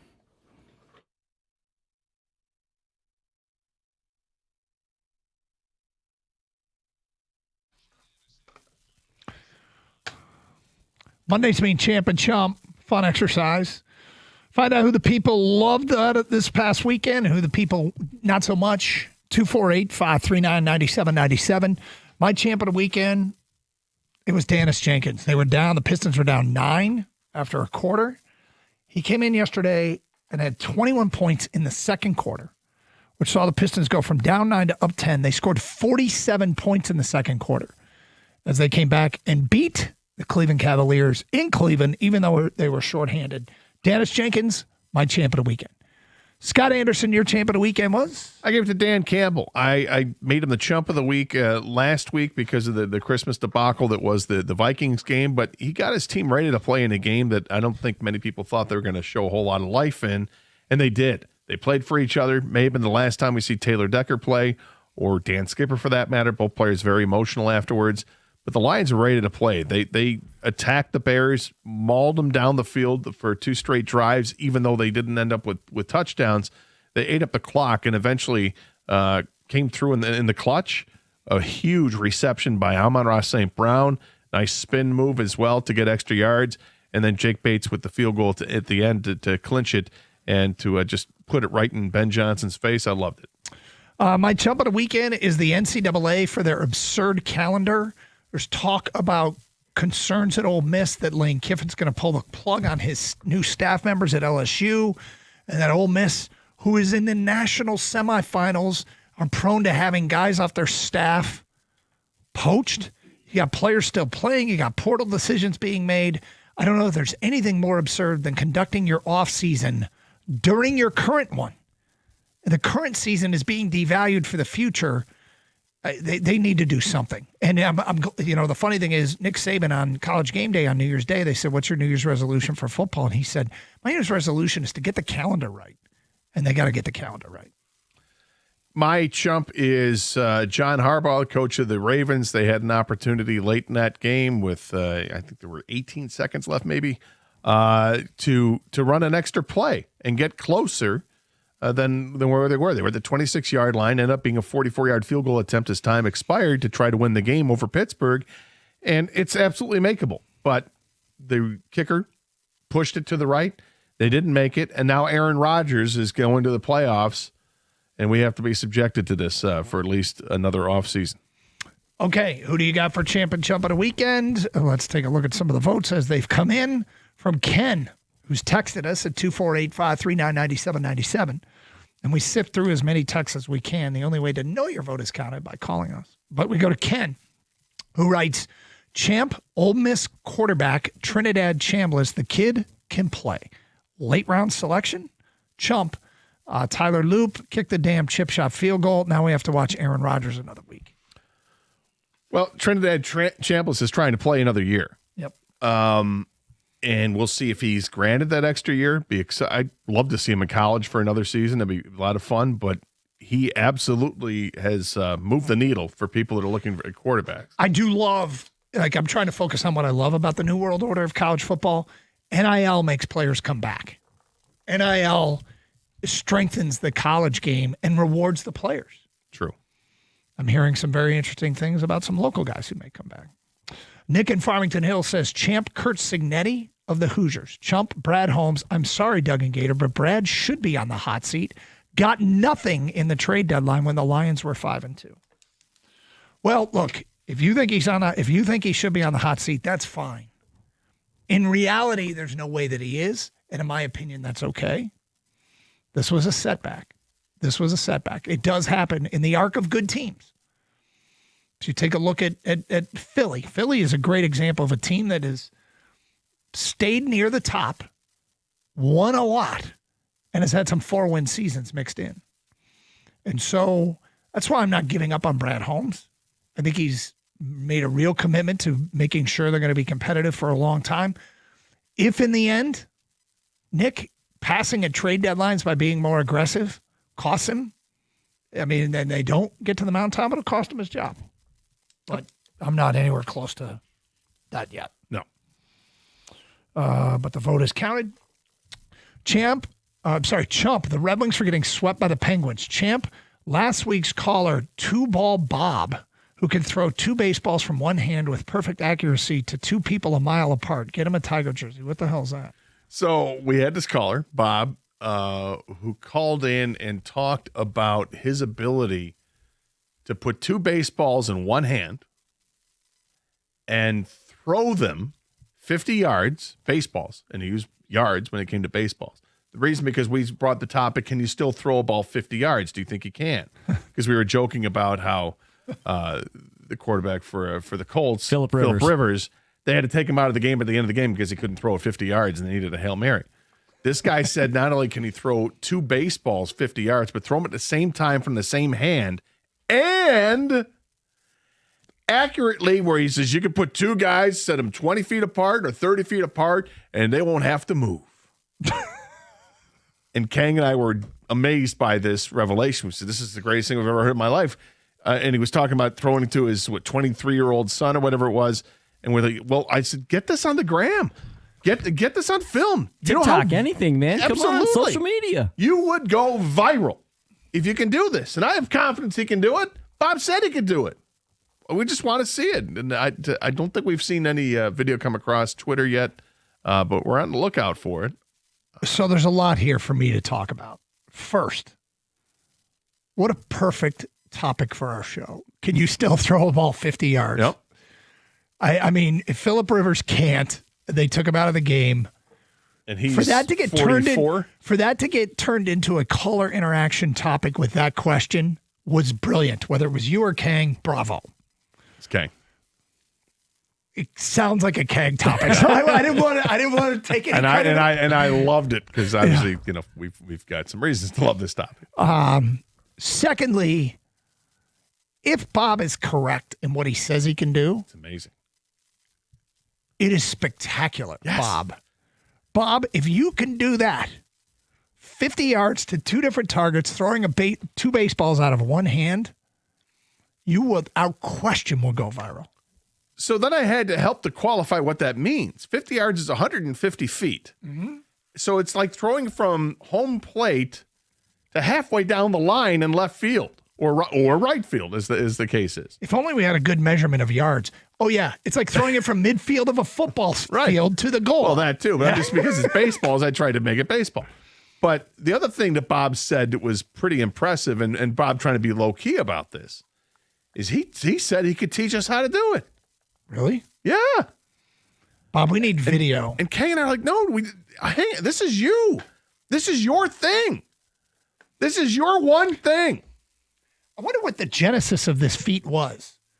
Like, when did Bob realize that he could do this? That he had this power. Like, I could put 2 baseballs in one hand. He threatened to come down here and show us, but we just said, tape is fine, video's fine, Video's great. Get it out there. Did he accidentally figure this out? I think at one point, Gary, didn't he say he didn't even know how he could do it? But he said he could teach us. But yeah, exactly. Like, how do you teach us if you don't know how you do it? And Doug, it didn't matter how far apart the two targets were, he would hit them He no matter started what. like maybe 10 feet apart, 20 feet apart, 30 yards apart. Well, I mean, I'm like, what? It's amazing. And they don't even have to move, he said. That's how accurate this guy is. Naturally, we said video. Well, two things here. One is Bob is getting more and more impressive all the time. One of the great athletes of our time. Secondly is it's unfortunate that I'm not sure the skill is particularly useful in a professional level in any way. Because that is an incredible accomplishment. But how do you monetize it? Do you like by the side of the road, come see Bob throw for $5?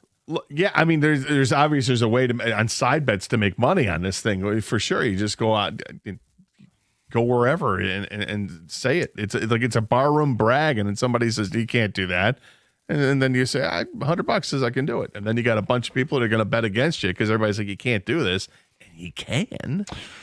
One more here. Champ and Chump. Champ, Indiana blasting Alabama in the college football playoff. Chump, Dan Campbell for calling a double reverse flea flicker Demo to Goff on 3rd and 1 that lost yards when ball control and time management were crucial. His play calling will continue to cost the Lions games. Get an OC pronto. Look, play calling and criticism of play calling is what happens. When a trick play works, you're brilliant. And when they don't work, you're an idiot. And that's the cost of calling trick plays. And if they all worked, people would call them all the time.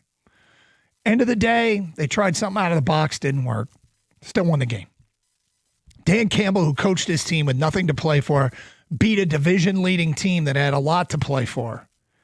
But that one play call you hated, so he's your chump of the weekend. Got it. 248-539-9797. It's Carson Anderson, 97.1.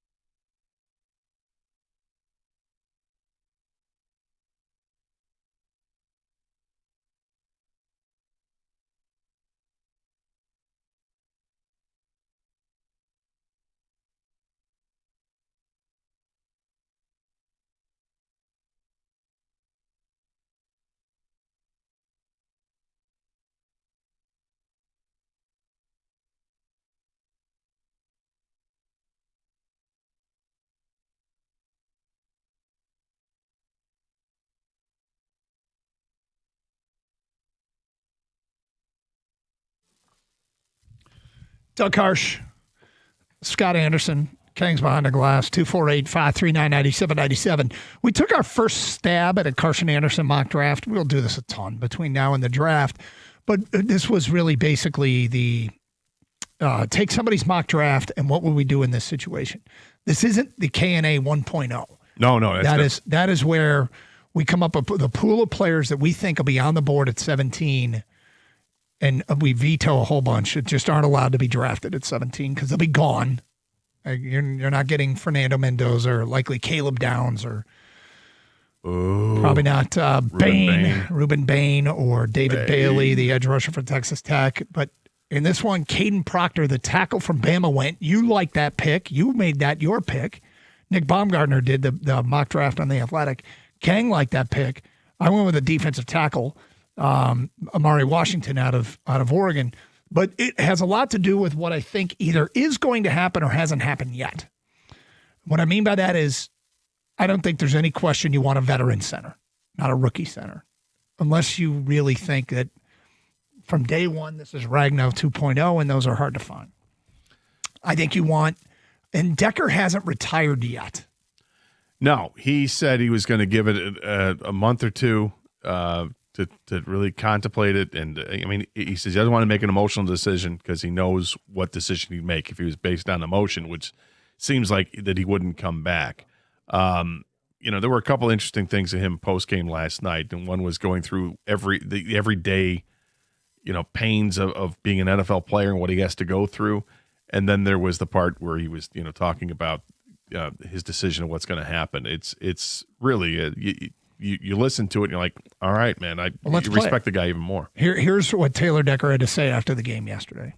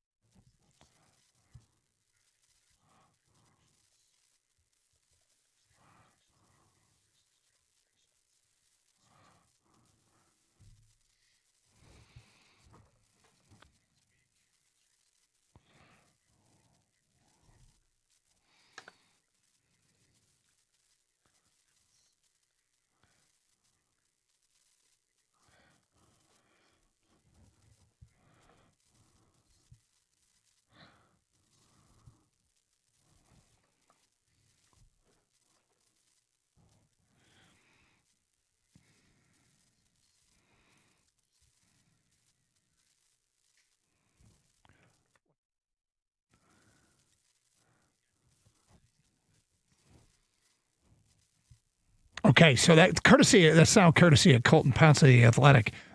That's him talking about what he went through to be on the field this year. So what's next for Taylor Decker?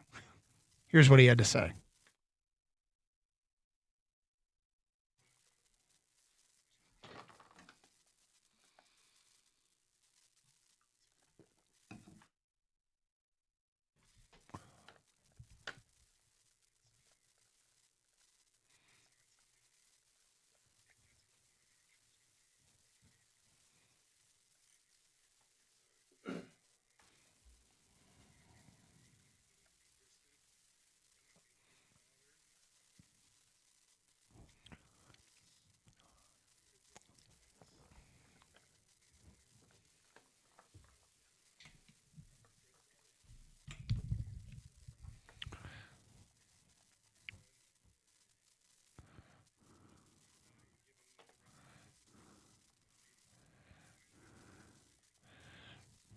Okay. You know what that is? That is somebody that Brad Holmes needs to be with soon. And by soon, I mean before the Super Bowl and before you get to the offseason. And ask him, actually, get with him soon and say, hey, heard what you had to say. We're seeking clarity. And it would be good to know, have some semblance of a clue as to what your plans are before we get to the offseason. Yeah, they can. First of all, they're going to have two plans, one with Taylor Decker and one without Taylor Decker. That they should have that idea already. But yes, it would behoove the Lions franchise if Taylor Decker would let them know prior to free agency and prior to the eve of free agency, like they have a little bit of room there to plan once you know what the decision is of what's coming down the pike. If he's deciding to hang it up, great career. Hats off to you. Thank you very much for your time. If he's coming back, awesome. You're a really good left tackle in this league. Let's run it back. Let's see what you can do. And we'll make sure we're healthy and on the same page here. But they have to be prepared either way. And when free agency begins, I think it's in the second week of March maybe, they have to know whether or not Taylor Decker's part of this. And I would hope that that's public knowledge at that point. Listening to that, doesn't sound like right now he's leaning towards coming back. No, which is why he said, I got to let some time. Yeah, I don't want to be emotional about it because I know where I am if it's emotional. So because honestly, what you get down to is in the immediate wake of disappointment, you could make rash decisions or sound like you're about to make a decision that over time it's quite possible that things settle down, right? Yeah. And, Dan Skipper's in a similar boat after the game. He was talking with reporters afterwards and said, this might be my last go round because he's dealing with lower back issues. He's going to have to meet with doctors and find out what it is. But I mean, he really kind of seemed resigned to think that his career could be over with, and it might be over with. And, you hate to see careers come to end because of injuries. You'd like to see these guys go out on their own terms, but it doesn't always work out that way. In fact, it rarely does. And Skipper's been a very nice backup for this team for years, become a bit of a cult hero. Number 70 is reporting is eligible, and people go nuts. But yeah, that's that's a depth piece they may have to replace. And they could be replacing 2 tackles on this roster, and I don't think it surprises anybody at this point. But it would crank up the sense of urgency to fix this. It's a different way to fix the offensive line. I think people have been hinting at they may have to replace Decker. Decker may retire, and now it's really out there. It's a strong possibility that he's not going to be on this team. So do you look at free agency and see if is there a tackle available that makes sense? Does a center make more sense in free agency? But I think either one of those positions should probably be filled through free agency. The other one, perhaps, through the draft. Well, you like to learn from things that burned you in the past, and certainly the timing of Ragnow's retirement. Only Brad Holmes and Dan Campbell, and I guess the people inside that building know exactly how much that caught him by surprise. I haven't seen any reporting that really has been specific to what, so if it's out there, I missed it and I apologize. But you haven't seen any reporting about how shocked they were with Ragnow's retirement. I have not seen any reporting. Kang, did we miss something, or has that not been reported yet? No, I have not seen that either. Okay, because if he hinted a whole bunch and they got caught a little bit by surprise, shame on them. But we don't know that to be the case. Now, with Decker, that's an early warning sign right there. Somebody you might need to replace. And so if anything comes out of the Ragnow retirement, do not be caught off guard by a retirement from our guy Taylor Decker. Yeah, and I bring this up a lot, but this year, the Lions had perhaps some plans to see some guys develop on the offensive line that they've drafted over the last several years, and these guys got hurt. We didn't get to see Giovanni Manu. We didn't get to see enough of Miles Frazier, and you got him for maybe one play yesterday with the offense, and when Mahogany came out, and we didn't get to see Jamarco Jones and Kobe Sorsdahl, and that's a lot of offensive linemen that you were trying to get a beat on. What are they with this team? How much more have they improved? Is this an area where hey, we're good. We don't have to go so deep now in the draft and look at an offensive. But yeah, you might. And unfortunately, all those guys that I mentioned missed the vast majority of the season. So you didn't get to see them in practice. 248-539-9797. It's Carson Anderson. We'll take more of your open line calls. Last chance over this next half hour to get your champ and chump votes in here on 97.1.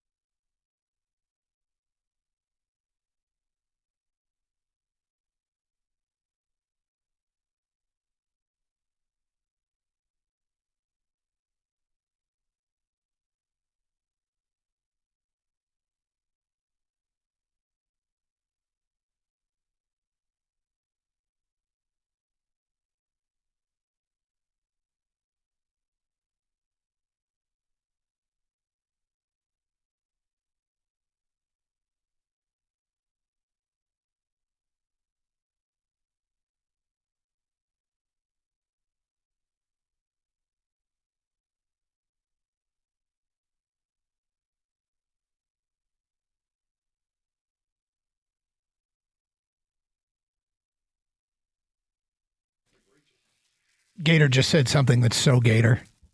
Because you got your guy, you love your guy, even if you had no issue with him failing here. Well, you had issue with it, but you had no issue. You had no issue with them moving on from him. No, none. But out of all of the coaches that have been here and moved on from here, the one that I would put in the category as most likely to be friends with Scott Anderson away from the job was Jim Schwartz. I'm just saying, I look at these lists of... So here's what he said during the commercial break, but I'm not wrong. Would he be... No, you're not wrong. You're not wrong. But I look at this list of I said the odds-on favorites for the 6 NFL head coaching jobs that are out there, that are open right now, and going through the favorites on them, and just curious to see where Jim Schwartz would rank. And the only one where he's kind of high on is Cleveland, and even there he's like the 4th or 5th choice for the Cleveland Browns, and that's where he's the defensive coordinator, and he's done a hell of a job with that defense. Now, it helps to have Myles Garrett, but it's more than just Myles Garrett on that defense. They've done a great job defensively as a team, and him being a former coach here with the Lions, and we know what the curse is, that nobody's gone on to be another head coach anywhere else after leaving the Lions as head coach. Be nice to see somebody finally break that string. And I'm just saying that, maybe Schwartz should get more interviews. I don't know if he will. You want him to. I do want him to. I think he's proven himself. Maybe he's just a great defensive coordinator. That's fine too. Yep. Nothing wrong with that. And if that's what you want, what he wants to be the rest of his career, he's going to have a long career. He still has a long career to be a great defensive coordinator. All right, feedback coming in. A lot of stuff on the Pistons from Johnny at work. Champ, Indiana for an absolute smackdown they put on Bama. Chump, the Lions for always losing when they need to win and winning when it doesn't mean anything. They didn't always do that. Let's be clear here. Yesterday was a performance that hurt a little bit because it was reminiscent. I mean, the Bears are a good team and the Lions were the better team on that day. And I don't think there's much question about it. Devin writes in, the Pistons are legit. They all bought in and are the actual Detroit team that is playing with grit and the next man up mentality. Anytime they are behind, they fight hard to stay in it and have a chance to win. They are for real. They do feel very, very impressive. And with each passing week, look more and more legitimate. I think, okay, this is regarding the Pistons. I think this is a mediocre roster punching way above its weight class. The only above-average player on this team, in my opinion, is Cade Cunningham. The rest of them are okay pieces, but not guys to build a franchise. I disagree when it comes to Jalen Duren. I think Jalen Duren, people are always asking, who's going to be the Robin to Cade Cunningham's Batman? I think the answer is Jalen Duren. He's consistently up there with points and rebounds every game. You know what you're going to get from him. I think he's been a great player for this team. An unnamed texter says, gentlemen, I think, excuse me, I think the Pistons are for real, but they need one more shooter. I would trade for Michael Porter Jr. from Brooklyn and offer them Harris, LeVert, and a first or second round pick. He's young, fits the nucleus, would help immediately. That's from Marlon Wall Lake. You think that's enough to get a player like that? I don't know, man. I mean, it seems unlikely, but a couple of journeymen and a first round pick. I mean, Tobias feels like he gets included in all big trade offers because of the money. That's it. It's an expiring contract. I'm not sure. I haven't looked at the Pistons roster enough to know what their salary restrictions are at this point. I do think this is one of these teams that you have to take a strong look at. If you're going to try to improve this team, you have to look at the other side of it and, okay, what's the damage done by adding somebody to this roster? Because it's not like the NFL at the trade deadline where you're basically just giving up draft capital. You have to give up players. And this roster seems like it's a pretty cohesive group of guys that all pull in the same direction. I'm not saying you don't make a trade to improve the team. Go ahead and do that. But you have to be wary of who you're getting rid of and how that's going to affect this team too. Pistons with a huge game tonight against the Knicks. How locked in are you on this game tonight? It's going up against Michigan State, USC, so I hope people have, if you're a basketball fan, you have 2 TVs. Oh, this one's at home too, right? Yep. So this is should be a great atmosphere at LCA for this one. It's definitely on my radar. I want to watch this one. I don't like the Knicks at all. I don't like what they said about the Pistons. I didn't like the results of the playoff series, and I'm very hopeful they come out and shove it right in their face tonight. Kang, how locked in are you for this game tonight? Yeah, it's a big game. It's nice to have a big regular season game with the Pistons. And no matter who wins or loses, I'm sure both teams will be fine and move on with the rest of the regular season. But I think for the Pistons, it does mean a little bit more. Last year during the playoffs, they took them to the brink. And a lot of people like myself felt like, one call away from winning that series. It didn't work out for them, of course. But I think a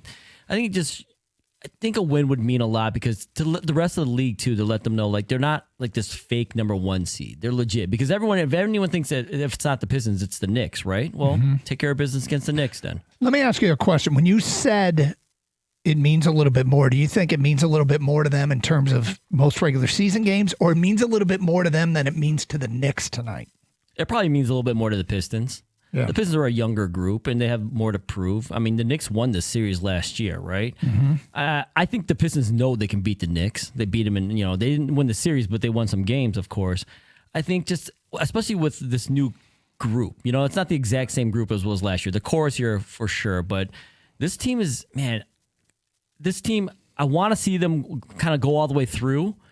But there's a big part of me that feels like they don't have enough to maybe win it, in the East, and then you have to make a move that way. But that would suck because I want to see this team all the way through and see what they can do as a group and a unit together.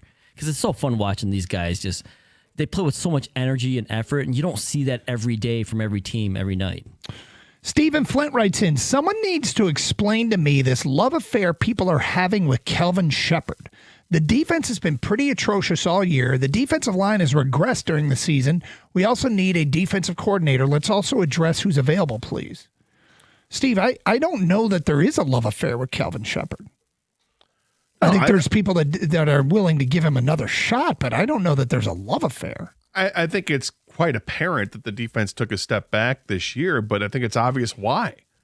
The secondary absolutely decimated again by injuries. And I think that's a big factor in it. What we saw in the game yesterday is encouraging to do that against the Bears, but needed to see more of that throughout the rest of the season. I'm not opposed to going out and finding a better defensive coordinator if you can, but I'm also understanding that I think there's potential there that they're trying to unlock, and my gut is that they're going to hang on to him. I don't know if that's the right move or not based on who becomes available.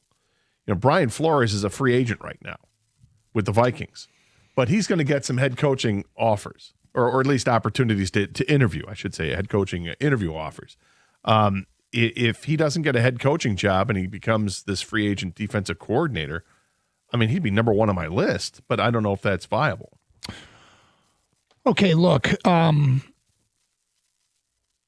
we have been, something's been brought to our attention today before the show, and it's kind of cast a pall over everything we've done here today, and we didn't want to bring it up until later in the show.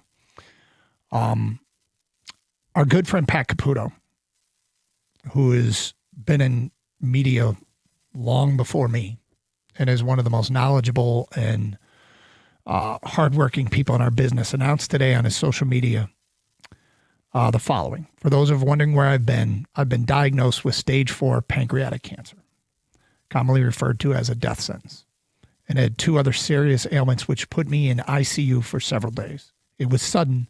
I've literally been on my back for weeks. Bless you all.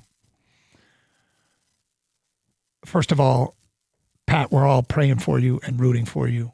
And the Pat Caputo that I know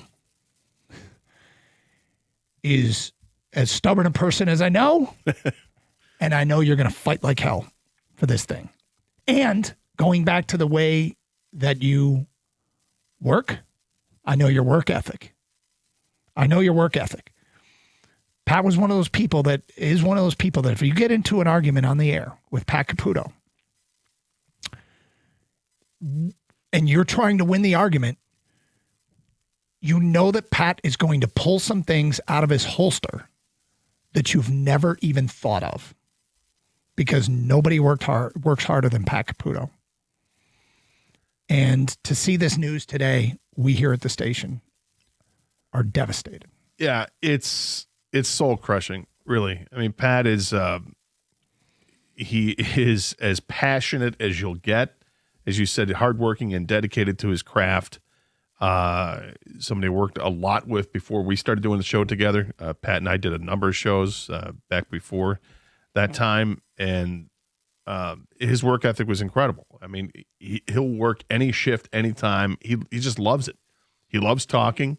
He loves listening to the people. He loves interacting with he the people. loves interacting with people, and yeah, over the years I developed my own impression of Pat as everybody who's ever met Pat will, because he's awesome like that, and he laughs at it. He has a good time with it.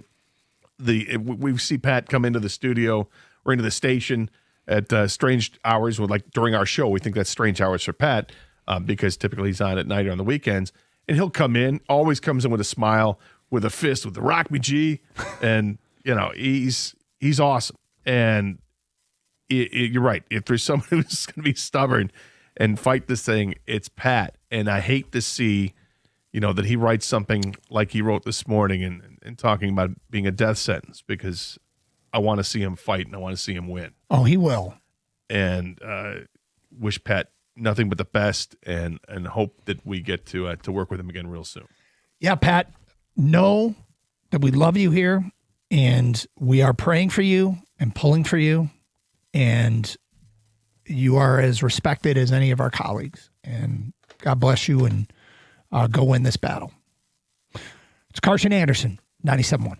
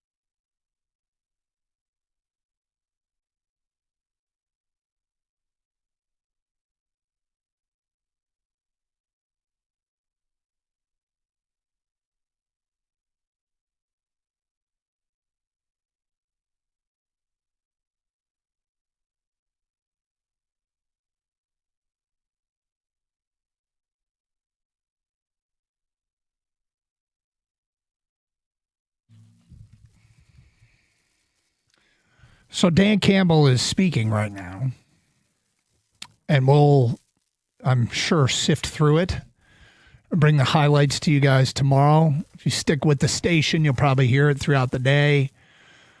It's typical for him to speak in this situation after a season-ending game yesterday, and nice to see them win. I don't think losing 2 draft spots is something to lose sleep over.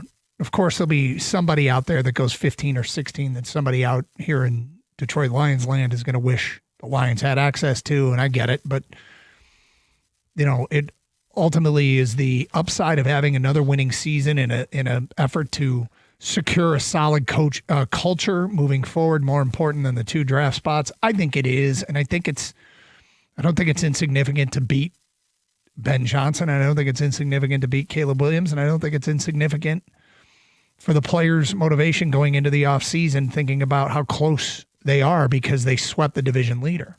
But, you can feel however you want. But Dan Campbell, a couple of highlights. First, from some of the reporters there that are on social media tweeting what he said. From the Detroit News, Nolan Bianchi tweets the following. Lions coach Dan Campbell, I don't want to make any decisions that I'm not prepared to think through. Said he will need a few days to deep dive some areas before making sweeping changes. Quote, whatever's best for the team, I'm going to do. Next tweet, Campbell adds that he wants to get back to some things they did a few years ago on the ground level. The way they train, quote, go about things, etc. Quote, we're going to go back and really sharpen the sword a little bit. What do you make of these comments? I think it's interesting. Obviously, you do need some time to decompress and take a deep breath and then dive into it and see what the priorities are in the off season. It's not like you have to figure this out tomorrow. You've got some time, but there is a little bit of a sense of urgency here. I think if there's any urgency, it might be with your staff. With 6 job openings, head coaching openings, means that your assistant coaches are open game too. It could be open season on some of your assistants that might be brought on to be assistants at other programs, not programs, but other franchises. So you got to take a look at that. You got to look at what you're going to want to do with your own staff.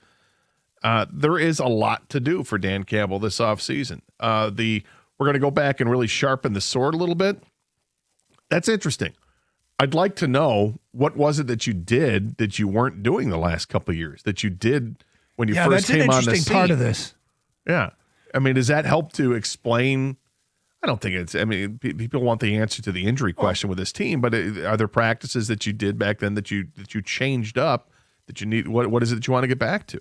So the part, that I wanted to comment on, Campbell adds he wants to go back to some things they did a few years ago on the ground level, the way they train, quote, going about things, end quote, etc. So the caller called earlier and said that they would look at the 4 Ps. Right.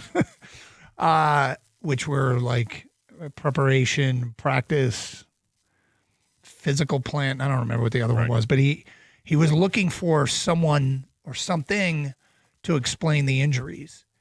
We didn't think he'd find much other than bad luck. However, we were all for taking a look. And Campbell here sounds like he will do that to see if there's anything they can do to cut back on injuries. More from Dan Campbell. Corey Woods, beat writer for MLive, tweets out, Dan Campbell, it's going to be a hard pill to swallow watching these teams in the playoffs. He also added it was hard to believe the season is over. And I hope that something burns inside. The last time they missed the playoffs, they came back the next year and went to the NFC title game. Well, it's got to really be hard for them because they beat the division champion twice this year. You see that and beating them twice, and then you realize you lost to Minnesota twice. And that's a season. That's a season in a nutshell. More here from Dan Campbell. Lions coach, this is Nolan Bianchi again. Lions coach Dan Campbell said the organization, quote, learned lessons from being unprepared for Frank Ragnow's retirement and will obviously take into consideration Taylor Decker's uncertain status when putting together offseason plans. Oh, well, that answers the question we had 20 minutes ago. Yep. They didn't know he was going to retire.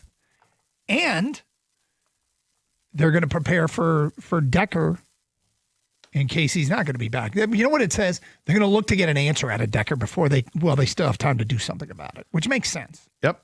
Eric Woodward from ESPN says Dan Campbell still hasn't made a decision on play calling for next season. He'll make the best move for the team, he says. Well, look, I don't know that Dan Campbell is a terrible play caller. Some people don't like his play calling. That's fine. But I don't want taking away from being the head coach. Like, you're basically doing two people's jobs. And on game day, it doesn't say, a lot of head coaches call plays. Yeah. But I think Dan Campbell, the best version of Dan Campbell for this team, Dan Campbell's not calling plays to me. There were times in the game yesterday that they would show up in the booth John Morton in the booth, and I'm like, is he calling plays? Why do they keep showing him? Or you're just curious as to what his involvement really is, John Morton's involvement, and how much collaboration there is with John Morton and Dan Campbell. Or is this completely on Dan Campbell? He's got the menu in front of him, and he just, goes through the appetizers and says, I'd like the soup. I don't know how that works, but I still think that John Morton plays a big role with this team's offense. Colton Pouncey of The Athletic. Dan Campbell on injuries. Quote, for whatever reason, we've just kind of been hit, man. Then adds, says he likes the training staff, thinks they do a hell of a job. So regarding the people that think it's strength and conditioning, it doesn't sound like the head coach. I don't know that he'd add the last part if he wasn't behind him and he didn't think they were the problem. I think that's, it's kind of what we've done on the show to answer that question. I don't know. I'm sure that they have a pretty capable and competent staff involved, and they'll have to look at it to see if there's something there that they're doing wrong, but probably not. It's just the violent sport. It's a violent sport, and I think luck plays the biggest factor personally too, guys. But I will say you got to look at it when it's happened 2 years in a row, when you've had that much attrition. And I think there's things you can do to prevent certain injuries, or try to at least, whether it's training or just on the field when you're like how you hit a guy, how you get hit, things like that. Those are things, avoidable things that maybe we got to tighten these things up a little bit, and then it'll help us in the long run. I remember Lomas Brown talking about why he really didn't have that many injuries as an offensive lineman. This is years ago. He was talking about this. I don't know if he has the same philosophy today or not, but he would say that as an offensive lineman, what he just kept doing was kept moving his feet the whole time, being aware of where he was after he's made the block. You don't want to get rolled up on. You want to keep moving. And whether that's a philosophy they're going to share, I don't know. But I thought it was an interesting remark that he had years ago. Rico Beard has made his way in studio and has sat down across from me and next to Gator. Hello, sir. Gentlemen, Happy New Year to you both. Happy New Year to you. It's been a while since we're all in the same room together. I know, right? These are facts. Yeah. That time of year, it's what happens. How you been? A lot better than a few weeks ago. I had what everybody else had. So yeah. It wasn't pretty. Is this a flu that's going around? I have no idea. I just know I got it like Christmas Eve, and then it was just like, I don't want to do anything. Yeah. I just want to sit here and do nothing. Well, I'm glad you're feeling better. Thank you. Yeah. Thank you. Other than that, how have things been? Good. Yeah. Good. We got a full show today. Plus, I got a little bit of a surprise for people because people always ask me about Mike. They do. They never ask Mike. They always ask me about Mike. I don't know if you get that about Gator or not, or Gator. No. It's interesting. People ask me about Mike. They ask you about Mike as well? And, because the Giants won their game. They screwed over their draft pick. So I found a clip of audio from Mike's football show that he does online. Mm-hmm.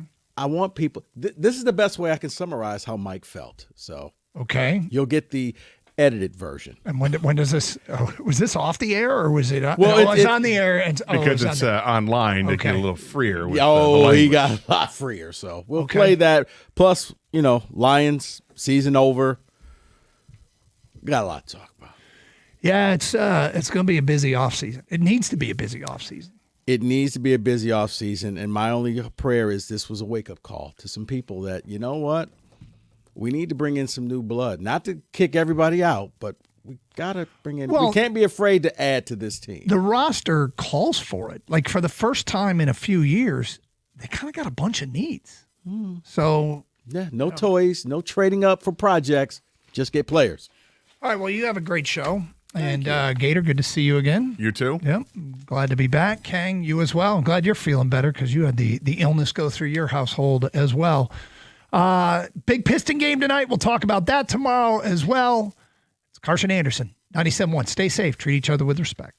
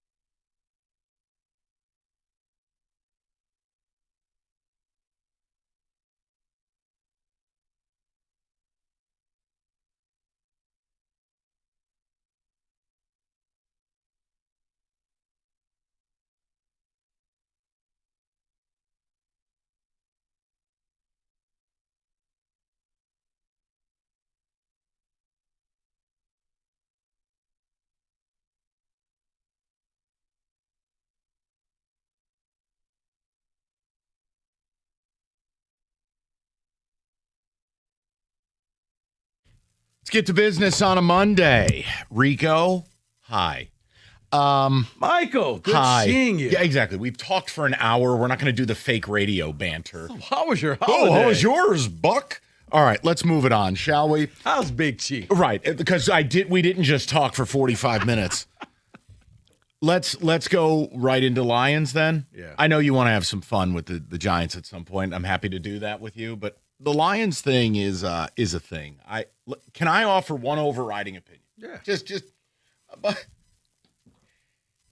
you only get one culture win per tenure. Mm-hmm. You used yours. It was the Green Bay game. That was your culture win. Any of you thinking you're calling between 2 and 6 with your chandelier in your hand about, oh, we beat the Bears and culture and they trot. There is no momentum between seasons. That's a media narrative that's been completely made up to increase late season engagement and sell you a lie. And second of all, yeah, you really showed the Bears. You're going home. They're in the playoffs. Right. So awesome choreographed mocking celebrations yesterday. I actually would love to just say this. I reject what the Lions did yesterday. In fact, I resent it on principle. If you had played that way at any point in the last month, you'd be in the playoffs. Bro, I'm with you. If I'm a Lions fan, I would be very angry at the fact that you decided yesterday you wanted to give a damn, that you wanted to go out there and you wanted to rally to beat Ben Johnson again.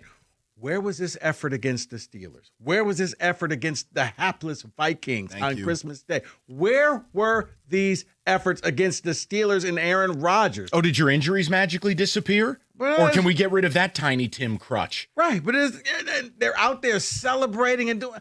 Guys, you're going to Cabo today, okay? You're not going to the playoffs. Let that sink in for a second. No, but they did the Bears dance against them. Ooh, it's everything wrong with this team. Right, honestly, it's everything 2025 was about. The Bears are sitting there thinking, okay, well, we're going to be here next week playing a game. What about you? Oh, wait, you're not. If I'm a Lions fan, I would be upset. Cost you draft. It cost you you got to now have a lower draft pick. Yeah, you're down at 17, and if you had lost, you could have been as high as 13. I'd have to go back to see the Matrix. Right. You wouldn't have been lower than 15, brother. Right. So you cost yourself a few slots. Hey, look, once you miss the playoffs, I don't want to hear about it. You don't have a young QB. You don't have a new coach. Don't talk to me about culture when half that locker room's going bye-bye. Right. And you can spare me the sizzle reel that's been going on of Dan Campbell doing the William Wallace. How proud he is of half these guys are playing for each other. Like, great. Wait, so Great. If that means you play for each other against the Bears, you didn't like each other for the previous 3 games because you didn't want to play for each other? Like, I didn't understand that at all. Like, we had to rally and we had to do this and you all came together. I'm so proud of you. Like, no, this isn't something to be proud of at all. Like, you're not in playoffs. Right. You didn't win back-to-back games since September. Yeah. Oh, sick rally. Yeah, I can't stand it. And we're probably up against it today because there are going to be people like victory lapping the Ben Johnson thing. That's cool. Do it from Cabo. You're home. Like, I resent when teams do this. It goes well beyond like what the Giants did. No, this is like if you're the Lions and you couldn't get it up for basically 2 months to win 2 games in a row or to beat a god-awful Vikings team, like, then just go away. Right. Because as we said on the pregame show, it really became, what do you value more as a Lions fan, 2025 or 2026? Once you're not making the playoffs, you're still a Lions fan, but you're more team 2026.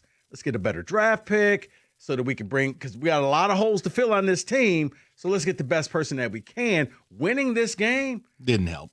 Okay, you swept Ben Johnson. But it's beyond. See, I don't put any value on that because the Bears are going to be better than you next year anyways.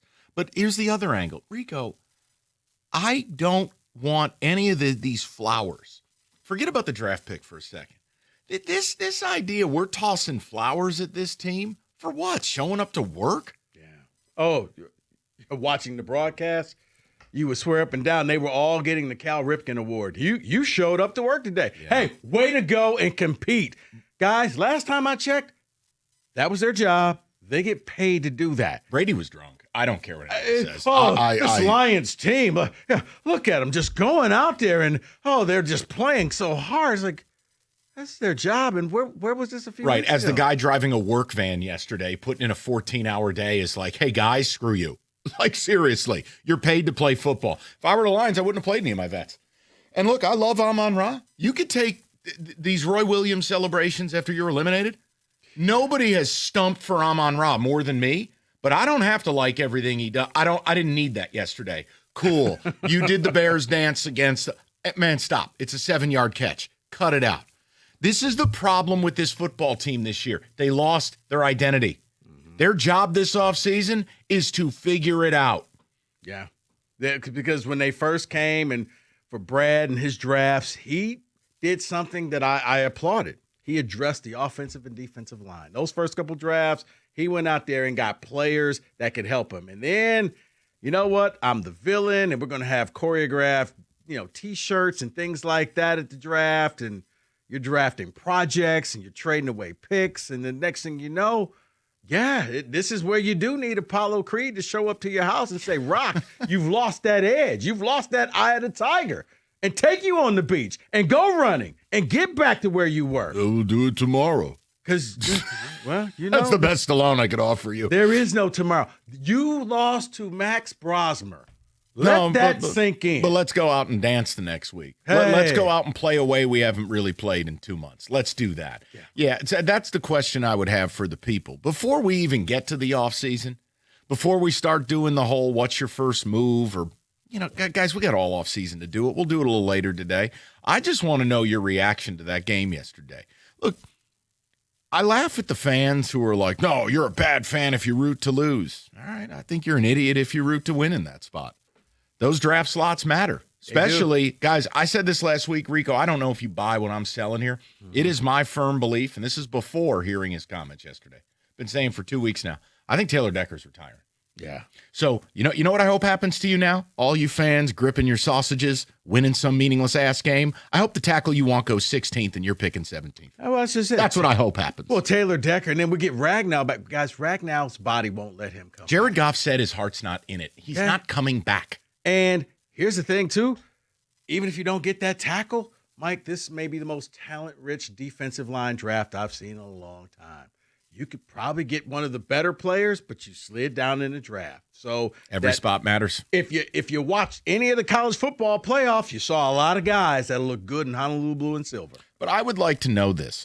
Look, you don't have to have as violent a response to it as like guys like us do, but what was your reaction? This is a team that primarily let you down this year. This is a team that in every big spot faltered. It's a team that didn't win back-to-back games outside of the month of September. It's a team that got swept by the Vikings. It's a team that damn near lost to the Giants. You got embarrassed at home by a Steelers team who can't complete a 5-yard pass. What is your reaction, though, yesterday? You turn it on, and you see them playing. That's my reaction. Really? So we're going to say, now we go zone? Now we're not going to be stubborn with our decorative play sheets, and we're going to run man because we're men. They go all zone, and I'm like, well, where was this a month ago? Hey, guys, let's kick some field goals. Oh, my. He took the points in a meaningless game. How dare you? Are you kidding me? What am I watching here? Yeah. That was my response. That training day was my response. This is what you're going to do today? Okay. So I would love to know.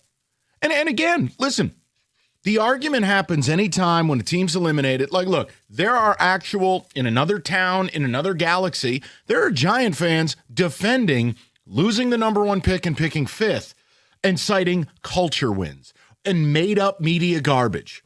That doesn't exist.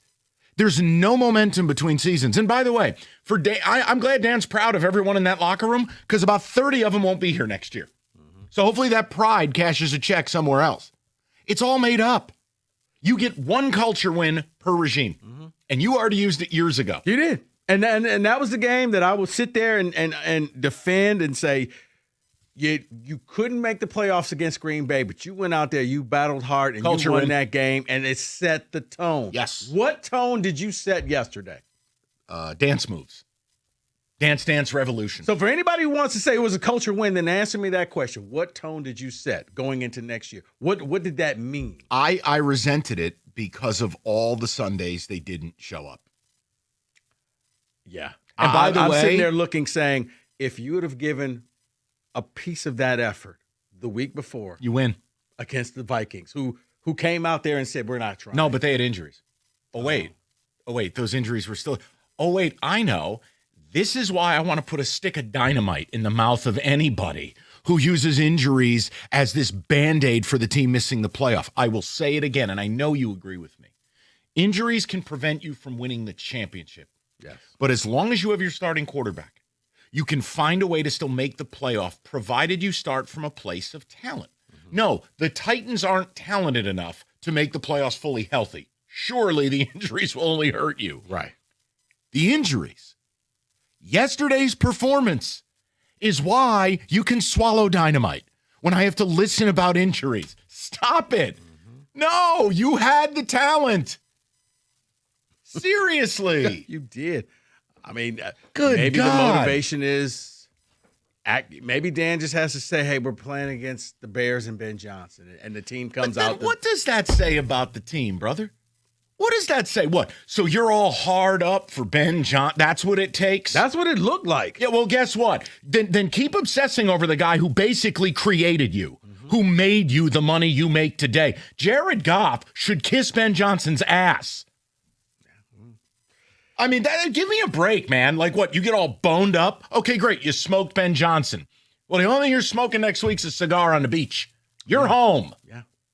You beat one Dance playoff moves. You beat one playoff team this year. It was the Bears twice. I tried telling this to Cookies, too. This is the other one, too, man. When fans want to talk about the last place. Oh, please. Jim almost had a baby in his pants on our football show last night. Oh, last place schedule. You played a last place schedule this year. Well, look at how it panned out. That's what I think people don't realize, Mike, is this year's schedule is a last place schedule. Oh, we're going to play the Giants. You played the Giants this year. You should have lost to a backup quarterback. Oh, but we played all of these teams. Commanders weren't good. And I'll give you credit. You said they weren't going to be good. The Chiefs, not good.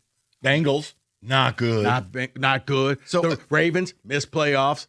Bucks, missed playoffs. But it's just the whole folly of trying to project 9 months out in a league where the Jacksonville Jaguars just went worst to first. Projecting these things out where the Chiefs missed the playoffs, where the Bears won. Oh, they play.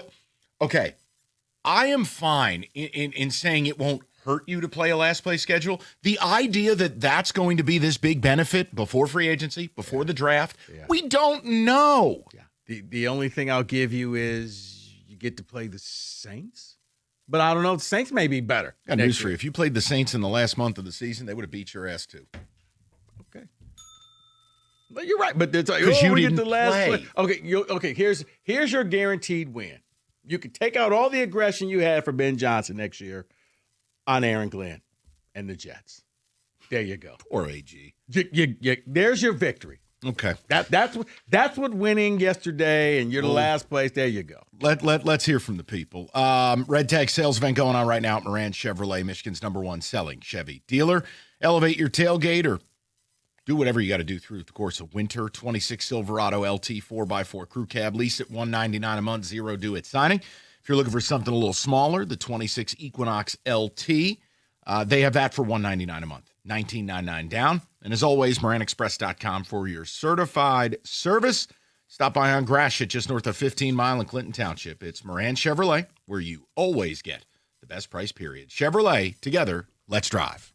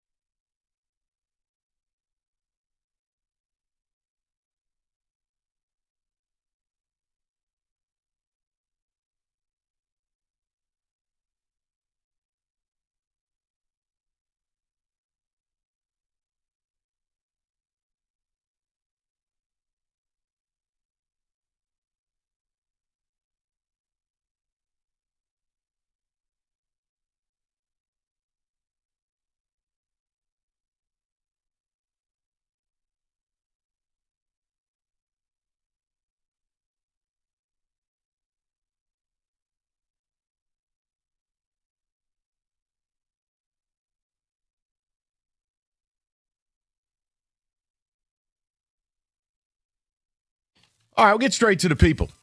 I just would like to know where you're at, your response. I had a training day response to the Lions deciding to play. You put that on tape anytime in the last month, we're going to the playoffs. So I ain't interested in it. And all that tough guy stuff and all the stunting on the field and we're doing the Bears dance move. Man, you can get down the road with that. You missed the playoffs. I'm not here for it. And the same crap in the locker room with, I'm so proud. Man, if you're so proud of it, why are 30 of these guys headed out? Because they all played for each other, Mike. Hey, man, this ain't the Junction Boys. I don't care. I'm with you. Oh, you will spend time with a teammate of the opposite race. What is this? Remember the Titans? You will learn their likes and dislikes. This ain't summer camp. It's the NFL.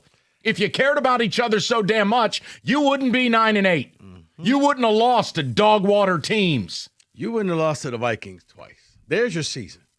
Fine. You want to distill it to that? No, you're not wrong. You're not. I'm giving you credit. But just when you thought the first one was bad, oh, wait, there's more. Yeah. We're going to lose to Pete Brosmer. Sick. Kenny, what are the initial returns on ticket text? Season ticket holder here wanted them to lose. Yeah. Yesterday's win was SOL win, an elimination team winning a meaningless game affecting your draft position. I'm not doing that SOL thing. I don't believe in that. I think it's disrespectful. You can move the SOL thing to a different text. I agree with the premise, not that label. Guys, if they haven't gotten rid of SOL by now, what do you want? Seriously. Do they have to win a Super Bowl for you not to use that stupid moniker? Yes. Well, actually, I mean, that's... Look, you can make a case. Hold on. New strain of SOL. Like any disease, it gets a new strain. It's not the old one anymore. You could say that there is a new strain of SOL from all the things that have happened. And even if you take Jamie's black swan moments and it has to be something you've never seen before, you kind of seen that this year. Okay. All right. Go ahead. You saw that, and the double digits in San Francisco, and you saw that at 15-2 to get ousted by a rookie. That's my other problem. I love how people want to move the goalposts if they're celebrating this. You went from 15-2 to missing the playoffs. Mm-hmm. Really? Mm-hmm. This is why I yelled at Costa last night. Don't sell me sunshine when we're in the middle of a hurricane. Mm-hmm. Just let it rain. Own it. You're not going to the beach today. Sit inside and play Jenga. Don't sell me tomorrow's weather report. Just let me stew in it. Leave me alone. And stop selling me sunshine. Well, that's why I said maybe it's a new COVID strain. No. Oh, God. SOLA. Well, a lot of these, I wouldn't say half of them, but many ticket texts. You want to say a third? I would say at least a third are SOL based. Jeez. Calling this an SOL team, saying that this is an SOL move. I think people are gripping the steering wheel very tightly right now. Okay. I mean, even if you look at the end of the Steeler game. Huh? Like, wait, so he caught it, but it was a touchdown, but then we talked, and it wasn't a touchdown, but the Goff did score, but it doesn't count because it was offensive pass interference. Ref, what just happened here? But my question, did we win or lose? My question in all this is, though, like, if Lions fans want to act like this and act like they're parading around a win, isn't the idea that you love Brad Holmes' drafting ability? Wouldn't you want him to give him the best possible tools in his pocket? Yeah. Because Kenny, that's the thing. It's like, well, we don't care about draft picks, and we're going to go out and get check notes. Frank Ragnow doesn't want to play. How about you go draft a center that you can have for the next 10 years? You go find that next person. Well, we could just bring Decker back. Or you go and draft a new tackle, and whether he's left or right, and you develop that person and you have him for the next 10 years. Let's get to the people. See what everybody's got to say about it before we get into off-season mode. Sal's batting leadoff. He's in Oak Park. Sally, what's good, buddy? How we doing, fellas? Welcome back, Rico. Hey, thanks, man. Okay, so I've been dying to talk about this. So thank God you guys brought this subject up because I don't want to derail the questions that we've had the last few weeks, but talk me off a cliff. I feel like, first off, answer your question, how I feel about the stuff that's happened like over yesterday and the last few weeks is annoyed generally. Yeah. I get kind of annoyed by some of these Lions fans. But talk me off a cliff about this. I feel like the 0-16 season has done irreparable damage to this fan base, and continues to have a grip on us. And I don't understand why. I mean, for God's sakes, you talk to some Lions fans, and like they had to pull out the fact that they watched this team go 0-16, like it's like a Purple Heart, and they were like a Vietnam veteran. I don't get it. I don't get why they are so happy and chubbed up for these like moral victories. We're why? treating them like war heroes because they showed up to work. Thanks, guys. Right. Yeah, I don't get this whole thing. I mean, I had a guy genuinely tell me today that he's happy that we won this game because it's the first time in Lions history over the last like 50 years that they've had 4 winning seasons in a row. Like, I'm supposed to be happy about that. Dear God. Why? We're the only fan base that does this. I get other fan bases do it, but like we take pride in it. We take pride in this stuff. Sal, that's funny. I'm laughing because yesterday on the pregame show, somebody called and said, that's the reason why I want them to win. I'm like, where do you hang that banner? Where does that banner go in Ford Where are Field? you hanging that one up, right? The "We Done Good Enough" banner. It's right next to the "Almost Made It to the Super Bowl" banner, right? And I don't get it. I had someone like another one, just a ridiculous one. Like Jim Schwartz is probably available this next hiring cycle. And I had to have people literally tell me that, well, we can't hire that guy. He went out really bad when he was a coach over here. I don't care. No. I don't get this moral upstanding thing. Like, I'm the Michigan fan, and I'll tell you one of the most annoying things about other Michigan fans is the whole morality thing, you know, getting on your high horse. And I just, like, for me, I can't stand to listen to people get on their high horse when we're fans of a franchise that has never won a Super Bowl. So until and unless that happens, this whole moral high ground, high horse thing needs to just die. Yeah, no, Sal, do me a favor. Be present for the offseason here. Excellent. I appreciate it because I feel like guys like you let me know I'm not crazy. So thank you. I appreciate your participation today, Sal. And you know the other thing? I'll be totally sincere. You know me as a fan. I get very vindictive. Once you've missed the playoffs, I only want bad things for you. So, like, for me, I did not want them to win. I said it. I wanted Ben Johnson shirtless going belt to ass. Because I want this organization to have to sit in that dirty diaper. So maybe they change. See, I said this. If Kyle Allen leads you to a win, okay. I live great. with it. Right. Because Jared Goff, Amon-Ra, none of these guys play for me yesterday. None of them. Nope. Tesla, okay, you're out there. No problem. I need you. You know what? Montgomery, probably playing her last game as a Lion. What about Sure. Buzz Wingo? Sure. Whatever his name is. But yeah, it's like if you win with the backups, like kind of what the Commanders did. Yeah. Okay, there's nothing I can do. Why didn't the Lions just do what the Cowboys did yesterday and pull the starters at the half? Cowboys wanted a draft pick. But that's the whole Exactly. point. No, right. So, you know what? I'll treat it like a preseason game. So, if there's incentives for any of you guys, you have to play X amount of games. You'll go out there for the first series. It counts. And You then, had a bigger hard-on for Ben Johnson than the Philadelphia Eagles had to get the 2 seed. Think about that. Yeah. Think about that. Well, funny you said that. We'll be talking about that a little bit later. Okay. But no. They said we don't want it. You know, you sure, guys, you could have the 2 seed, which means you get a guarantee of 2 home games. Nope. Nah, we're good. We'll get more of your phone calls. We've got blitzes to do. 4 p.m. I have a NIL portal symposium. I'm going to present the 4 most egregious things I know I have. And we're going to see what Rico Lamar Beard selects as the prom queen of college football issues. I get to make the selection. You're putting a tiara on one of these issues at 4 o'clock. 97.1. She's your queen. Okay.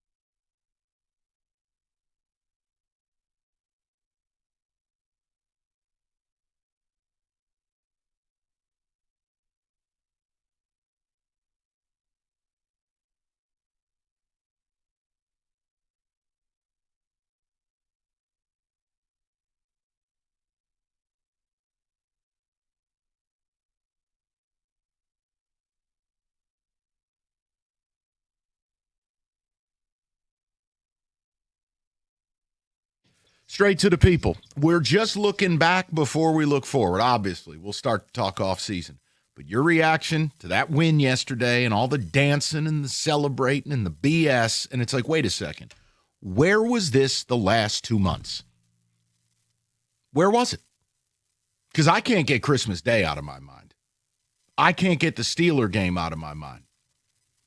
And I know they won. I still can't get that Giants game out of my mind. The absurdity that was the 2025 Lions, and they want to stunt because they beat the Bears yesterday? Yeah, no. But your reaction to it. Of course I'm annoyed.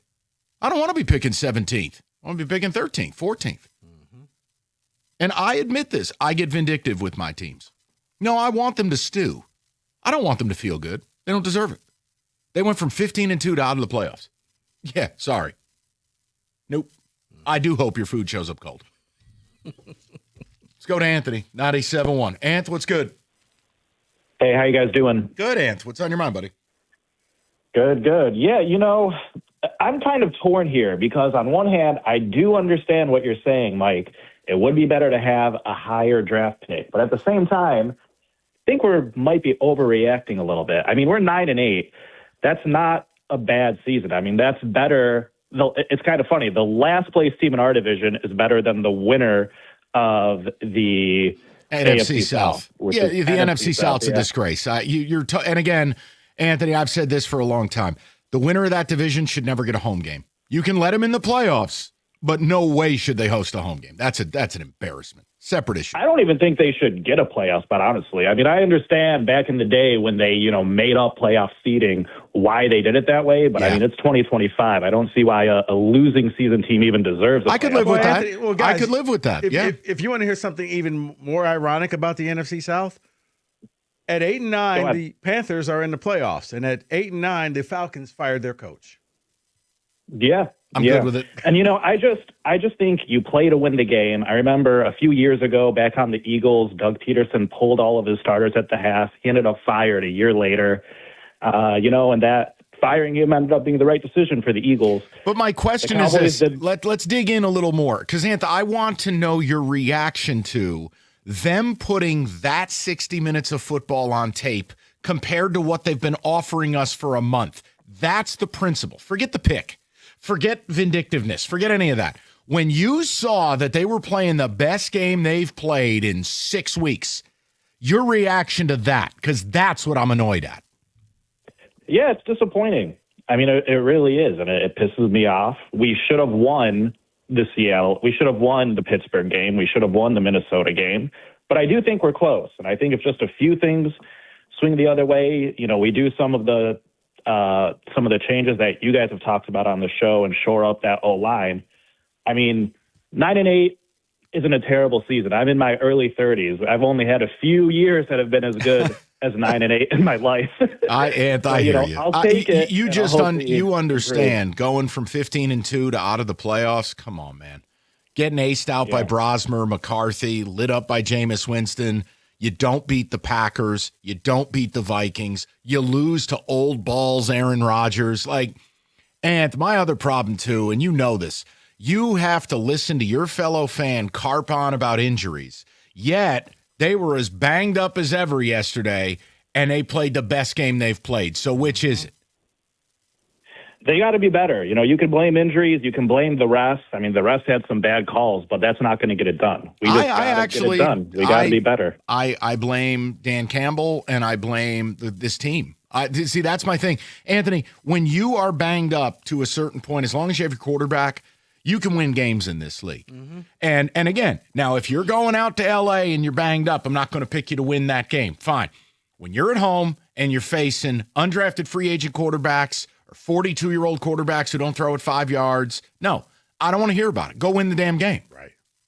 The Steelers, Vikings, that little 2-week mess right there not only knocked you out of possibly winning the division, knocked you out of the playoffs. How many playoff teams did this team beat all year long? Let me help you with that. Let me hit the supercomputer.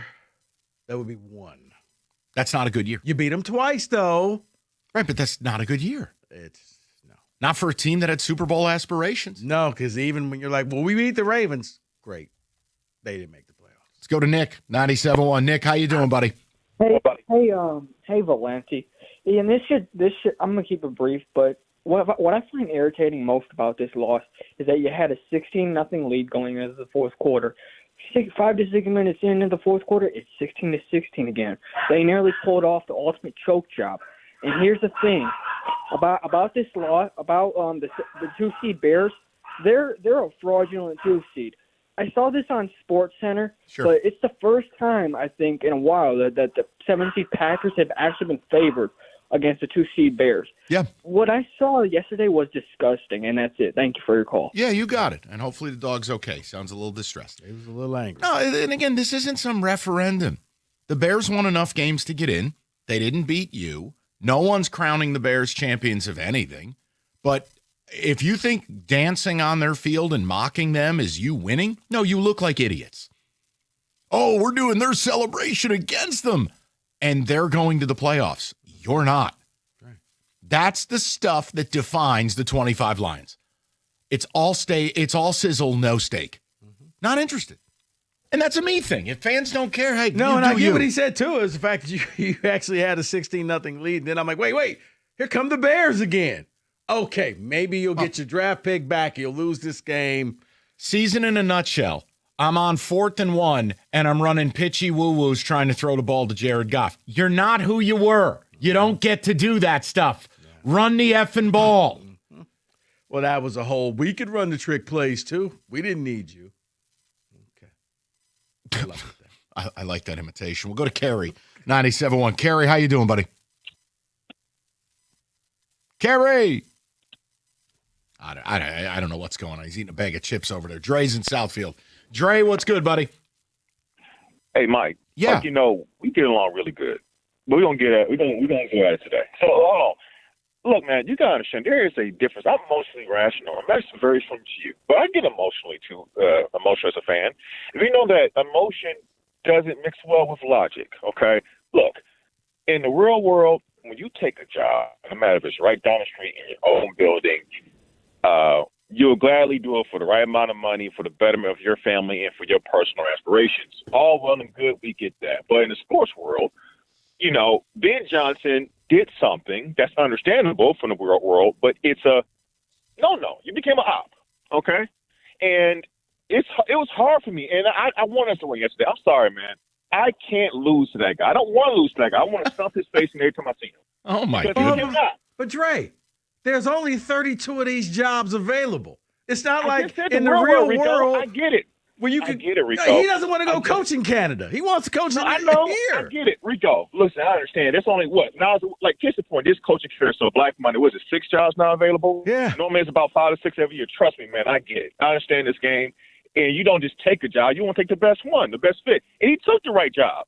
I'm not saying that's not the case, but at the same time, the direct result of that hurts us, and he became an op.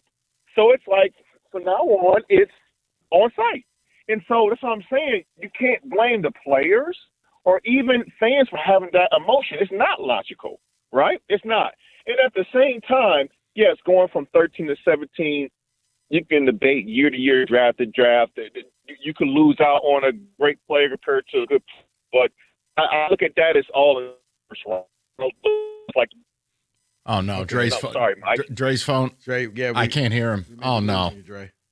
Damn it. I like Dre and I usually enjoy his calls, and then his phone just upended him. Look, you can be emotional about it. You can do whatever you like. But I Dre, I'm not going to fight you. What I'm not going to do, hey, if you have that opinion, that's valid. So is mine. And my opinion when I was watching it yesterday was this. Got to be kidding me. FanDuel, all customers, profit boost every college football playoff game day, i.e. when Indiana and Cignetti just orbital rams everyone. Go me. Wow. Him, when they tried to fake a punt, the look on his face was like Patrick Bateman in American Psycho. All right, FanDuel, best place to get in on the action. So visit FanDuel.com/Michigan. Get your college football playoff profit boost today. 21 and up, present Michigan. Opt-in is required. Bonus issued as non-withdrawable profit boost tokens. Restrictions apply, including any token expiration and max wager amount. See terms, sportsbook.fanduel.com. You have a gambling problem, call 1-800-GAMBLER. That's 1-800-GAMBLER.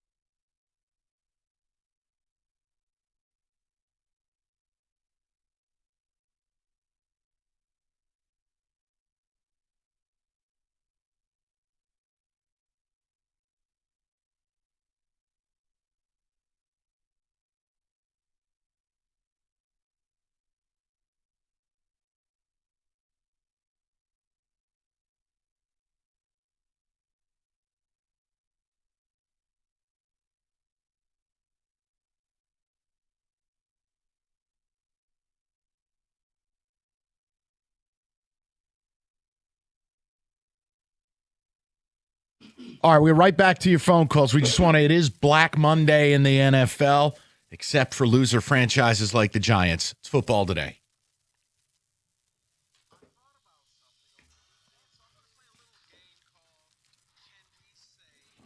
Yes. All right. Can we say the New York Giants are pieces of garbage? Yes. Why is that, Michael? I don't want to talk about it. Go ahead. Go down your Did list. they hurt Big G? Go down your list. All right. Just go down your list. Can we say, gentlemen, that Las Vegas is now becoming the place where coaches go to die? They've just got rid of Pete Carroll after one season. We've been saying it all year. Guy's 74. He's a gum-chewing idiot. He never belonged there. It was a debacle. The best thing they did was get rid of him. Here's the worst thing they could do. Hire Belichick. Reports today that he and Jordan Hudson are hatching a plan to go to the NFL. Be careful. You know who runs that thing. Brady? Yeah. Well, you know who the happiest people in the world, if that happens, is everybody at North Carolina. She's gone. Yeah. Yeah. Keep your eye on that and keep your eye on Arthur Blank's yacht. They had a boat meeting last time, and he hired Raheem and not Bill. So, Bill Belichick, okay, now you've just hijacked. Can we? I'm sorry. So, can we say Bill Belichick is going to be back in the NFL? Question mark? I'm going to say no, because I think most people view him as a cradle-rocking, tail-chasing clown who's 100. Kenny? Yeah, I think he's basically ruined his reputation based on what he's done at North Carolina. If I'm a GM of any sort, I wouldn't hire that guy. Can we say too much of this? Not enough winning. Sharon, is that you? Whoa. Whoa. Mel? Whoa. I did use Sharoning yourself as a verb on the football show last night. Yes. With reference to Mendoza in Vegas. Yes, I heard that. He's Okay. the only person that would not go out there and Sharon himself. Correct. Yes. Like Mendoza's a beautiful weirdo, perfect for Vegas. Uncorruptible. I don't know what you have to hate against Mendoza. He's a good, clean kid. It's almost like they built, like you remember in Austin Powers when they built those fembots? Fembots, This is yeah. like a Cousins bot. I It's was like gonna a say, is Kirk this giving- Cousins AI creation. I can't take Yes, Mendoza. It's his Kirk Cousins. I was going to say, was this giving you Kirk Cousins vibes, Rico? Yeah, Kenny, the But only worse. the only thing that would be worse is if he had red hair. That, but it's proof. People that smile that much, you can't trust them. He's a happy man. Nope. No, there's He's something got wrong. peace in his life, Mike. You know what? He's happy. And here's my answer to that. Let me just add people. There's who a dark smile so side to much. Mendoza. People who have peace in their life. Nope. Something's wrong here. Wow. It's too much. Can we say Kevin Stefanski is the happiest man in the world? Yes. Yes. You're fired. Thank you. He is. Thank you. He's Peter. Thank you. Peter in Office Space when Initech is ablaze. He's finally free. He sent edible arrangements to everybody in Cleveland. Yep. Thank you Can't, so much. Can't wait until he's the Giants coach next year. Return to the misery. I won't be shocked in the least. Well, can we say that he is going to be the first call that most GMs will place? I think he's a good interview candidate because you have to separate some of the performance from the dysfunction of the franchise he operated. Didn't have a quarterback, but 1 year, really. And that was Baker. And they made the playoffs. Yeah. And look, I still think Kevin Stefanski's a good football coach who was in a terrible situation. That's how I choose to view it. I don't get to interview him. Can we say, Mike, is something is wrong here? Can we say that the Arizona Cardinals are completely screwed up? Yeah. Take the Arizona Cardinals. Soak the organization in accelerant and strike a match. Ownership down, blow the whole effing thing up. Yeah. GM, player personnel, scouting, coach, quarterback, just blow the whole thing up. Yeah. No, because I'm looking at this like you're stuck with Kyler Murray. And No, so they're the not. next coach is going to have to come in here and say, no, I can fix Kyler. I think Kyler's movable. Somebody will say they can fix him, unlike Tua. Maybe they trade with the Dolphins. Can't do that. The Dolphins have like $130 million cap hold. Here's the your other little problem. guy, we'll take your little guy. Marvin Harrison kind of sucks. Yeah, the best ability is availability. And yeah, Marvin Harrison's kind of opted out. If there was a portal in the NFL, he would be in it. He also can't catch the football. Kind of a problem when you're a receiver. Yeah, his father can't be happy he's sharing that same name. Can we say, this one's for you, buddy. All right, go ahead. Can we say it's time to stop blaming Lamar? No. Lamar did not lose that game for the No, Ravens. big deal. He hit two guys that were blown coverages. I mean, give me a break. No, but we constantly say, well, you can't win. He has had a tight end drop a 2-point conversion, and now he's had a kicker miss a chip shot in today's NFL. It's not okay, today's NFL, but you're outside in the cold in Pittsburgh, and it's damn near 50 yards. Broke down and cried before the ball got past the goalpost. I felt for the kid. You're a rookie, and okay, let's move back to the main thing. Okay. I would tell you this: if it's a linear or if it's a binary choice where I have to choose Lamar Jackson or John Harbaugh, I'm taking John Harbaugh. Lamar's 29, about to be 30. He doesn't make the explosives anymore. Yes, he had this sandwich escape, and he flings the ball down the field. Fine.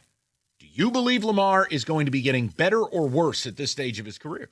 He's going to be like Brady. He's going to get better. Cool. You go that route. I don't think him and Harbaugh can coexist. I wouldn't be in business anymore. I would do a hard reset as a franchise. Kenny, this is the Mike 2.0. Can we say Gingers can win a big game? No. Sam Darnold didn't do anything. I know what you're doing. He got carried by the running game and the defense. He tried to lose that game for them. And then Brock Purdy said, wait, let me help you. And the Niners played their worst game, arguably, of the last 2 seasons. No. He can show me in the divisional round. No. I didn't. Did you think Darnold played well? He played okay, but here's the thing. The bar is so low with Sam Darnold in big games. He doesn't throw 4 picks. You're like, oh, he played great. Until you look at his numbers, like, wait, he didn't even have 200 yards passing. Maybe he didn't play as well because he didn't throw the picks that we're so used to seeing, like we saw week 18 here in Detroit. I'll believe it when I see it. Rico, this has been a banner day for Mike's Gator-esque list of people you can't win with. Now we've added Ginger's balding, male pattern baldness, long hair, balding guards, NBA exclusive, Lamar Jackson, buckwheat hair, coaches wearing capri pants, fishing vests, bad helmets, gum chewers, and people who smile too much. Yes. That about sums it up. You could have just left it Lamar. I don't think you're ever winning a Super Bowl, especially as he approaches 30. Okay. His main weapon is now gone. Can we say the Philadelphia Eagles laid down and had no business trying to pull? They didn't want to win that game no matter what. Correct. Yesterday. It was bizarre. But you know what? I'm just going to go with coach who's been to a couple of Super Bowls and won a Super Bowl, coach who has a veteran team. He knows his room. They wanted the rest over what they deemed to be meaningless seeding. I think it's insane, personally, because the 2 seed playing in Philly, very valuable to me. But I haven't been able to figure the Eagles out all season. Because it means you possibly could be playing in Chicago. I don't get it. But if that's the vibe of the room, that they wanted the rest, what am I going to say? They've done it before. But I'm with you. I couldn't believe they put Tanner McKee out there. Kenny, we got time for one more? No, we don't. We'll do more Can later. we say that?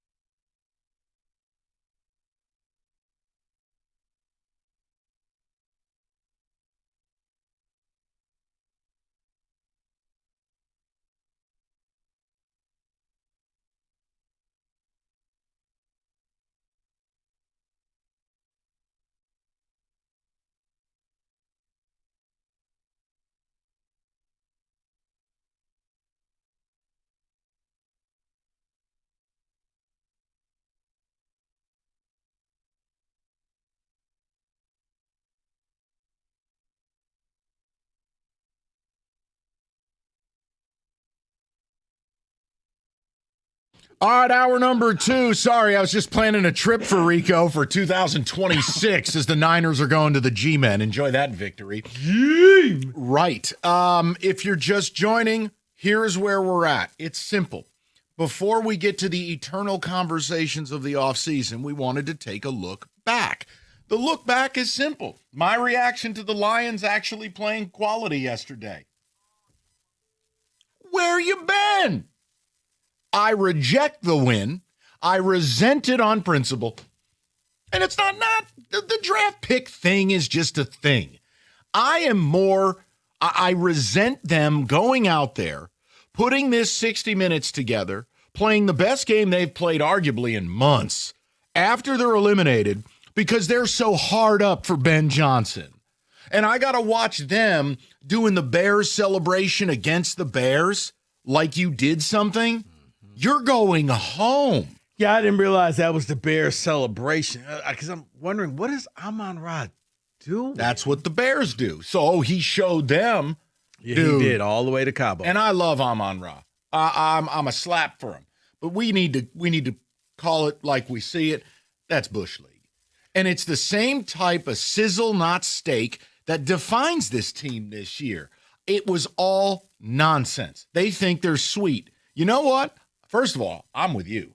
I wouldn't have played those guys yesterday. After I saw Amon-Ra hurt his knee in Minnesota, I've seen enough. No, I wouldn't have played any of them. No. But then here's what happens. There's enough fans that are going to eat the garbage. Oh, it's a culture win. There is no such thing. Half these guys won't be here next year. Your culture was 3 years ago at Green Bay, like Rico said to you. You don't get multiple culture wins. If culture wins were real, what's the Giants' excuse? The Giants have culture wins at the end of every year. And you know what it results in? Them driving their head up their own ass even more. Yeah, the quarterbacks you told me you missed out on. We missed out on Drake May because of a culture win. Man, after your culture. Jaden Daniels. Stop it. I'm making a point. Joe Burrow. Stop it! Yes, that's factual too, people. It is.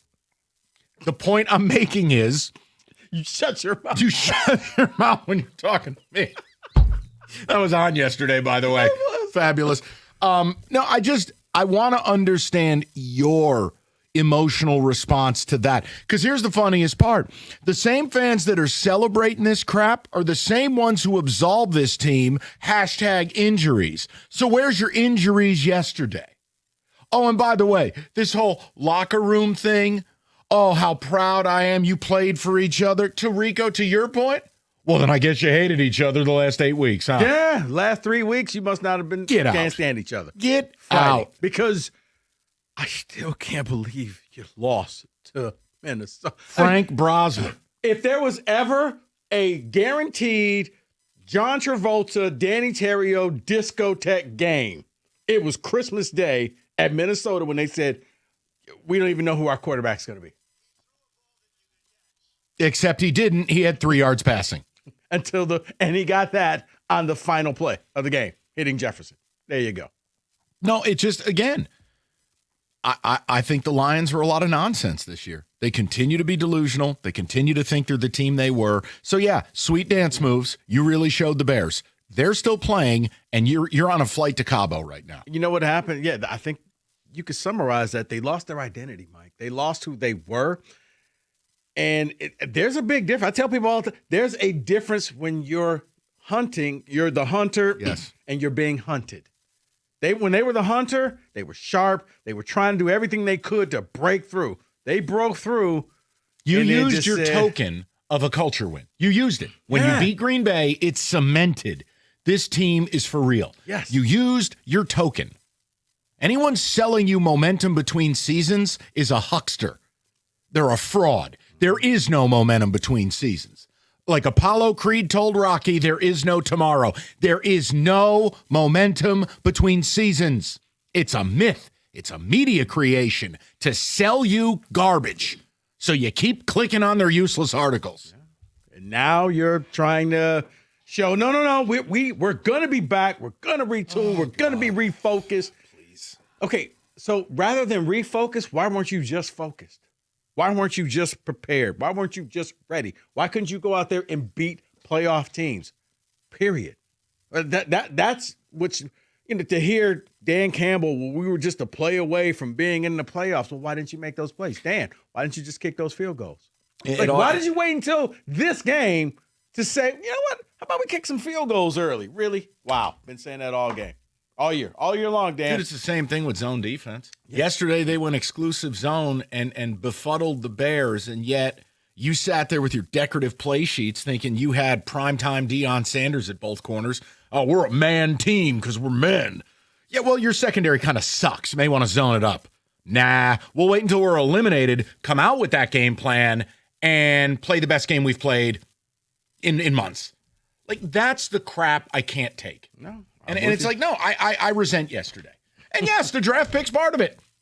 It is. Yeah, I do believe, as I said to you guys the last 2 weeks, I do believe your left tackle's retiring. And by the way, when your left tackle gets up there, like he's General Patton, and they just ended World War II, and he says it's been an honor and a privilege to play with these men, it kind of sounds past tense to me. Yeah, because normally when people say that in the movies, that means we're all about to die. So, yeah, I'd rather be picking 13 or 14 or 15 than 17. Yeah, because I guarantee you the guy that's going to be the perfect fit for the Lions will go one pick ahead of your pick. Oh. And you'll sit there and say, but we had that pick. Well, you did, but remember, when that happens, culture game, and you won. It's a myth. There's no bigger myth in sports than the culture game. If culture games were real, the Giants would have another Lombardi trophy. We're the masters of culture games. That's all we do. We F our own culture. That's what the Giants do. You do. They put our culture over a chair and go to town. That's what the Giants do to their culture. You actually do. So, yeah. I felt bad. But other than that, we're in a great mood. I did feel bad for you. You enjoyed it. I did not. You enjoyed it. I did not. No. I could see you and Cookies at your pregame. No. Playing slap and tickle. Cookies may have, but I was just like, I'm sitting there like, no. What are you doing? No. And all I can see is Big G sitting in front of the TV. Just, why? Why do you hate me so? He's broken. I can understand. We texted. He's broken. Yeah. Okay. So, yeah, I fell for you. I did not. I went off on the football show. I didn't take any joy. No, you did. It's okay for you to take No, joy. Unlike you, that you hate Brock Purdy. No, I rooted for Brock Purdy, and look what it got me. Because you rooted for him. All I needed was for him to beat Ginger Jesus, and look what you did. Bruh. Look what you did, you little jerk. You couldn't even get a first down. They have injuries. Oh, don't you dare. Oh, don't you dare. Don't you They have injuries, Mike. They had their culture win against the Bears the week before. That was me to Purdy watching that game. I'm going, this is awful. Oh, it was bad. Yeah. No Trent Williams. That's all. Okay. Okay. That's all I'll say. All right, we'll get to the phone calls. And I do believe that there was 14 Seahawks on the field at all times. That's what it felt like. All right, we'll get to the people next. So that's where we're at. We're trying to gauge your response to that win yesterday and whether it upset you or you resent it. Or look, if you're one of these people gripping and loving it, you'd have to explain why. The problem is anything you say is going to be mythical. There was no value in that yesterday. None. But if you got this scorn for Ben Johnson, I would caution you about that. He kind of made you. Hate to say it. He didn't kind of make you. He made you. That's why you averaged 50 points versus garbage and 20 points versus anyone with a pulse. Oh, boy. Now, if you're going to just keep speaking facts. Oh, I'm sorry that doesn't fit the clickbait garbage that people get fed. We're all feeling good about this team. Lions carry that win into next year. Carry your balls. There's no such thing as momentum between seasons. This child is a blessing. Swaddle this baby. David Femininio. Look, every lawyer says the same damn thing. Culture wins. No, it's about experience and verdicts and look at my trophies and my law school degree. That's great. Does the lawyer actually know your name?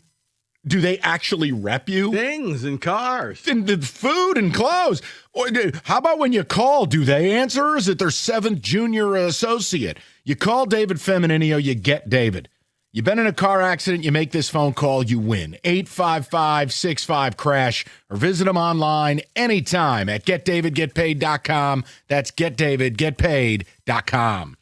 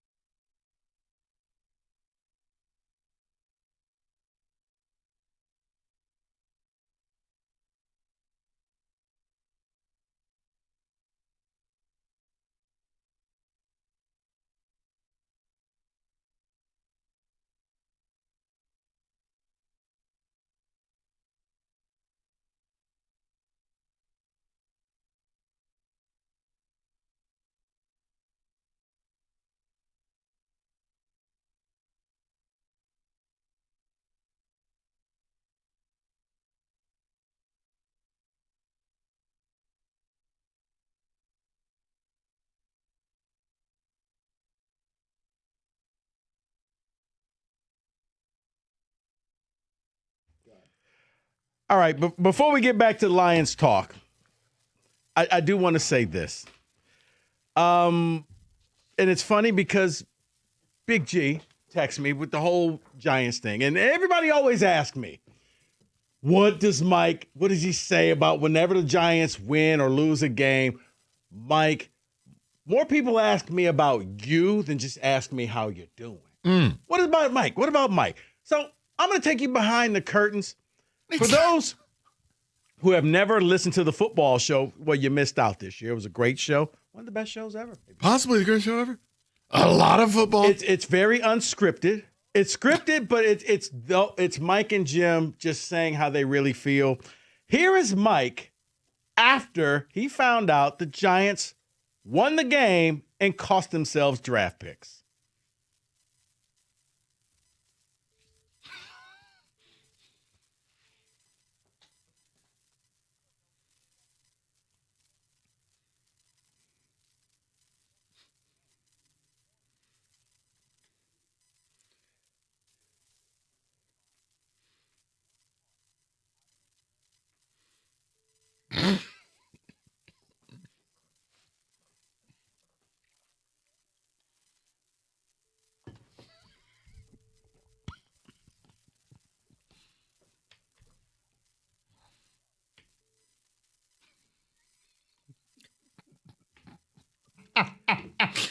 We had to bleep it out here, Okay. but it was uncut on the show.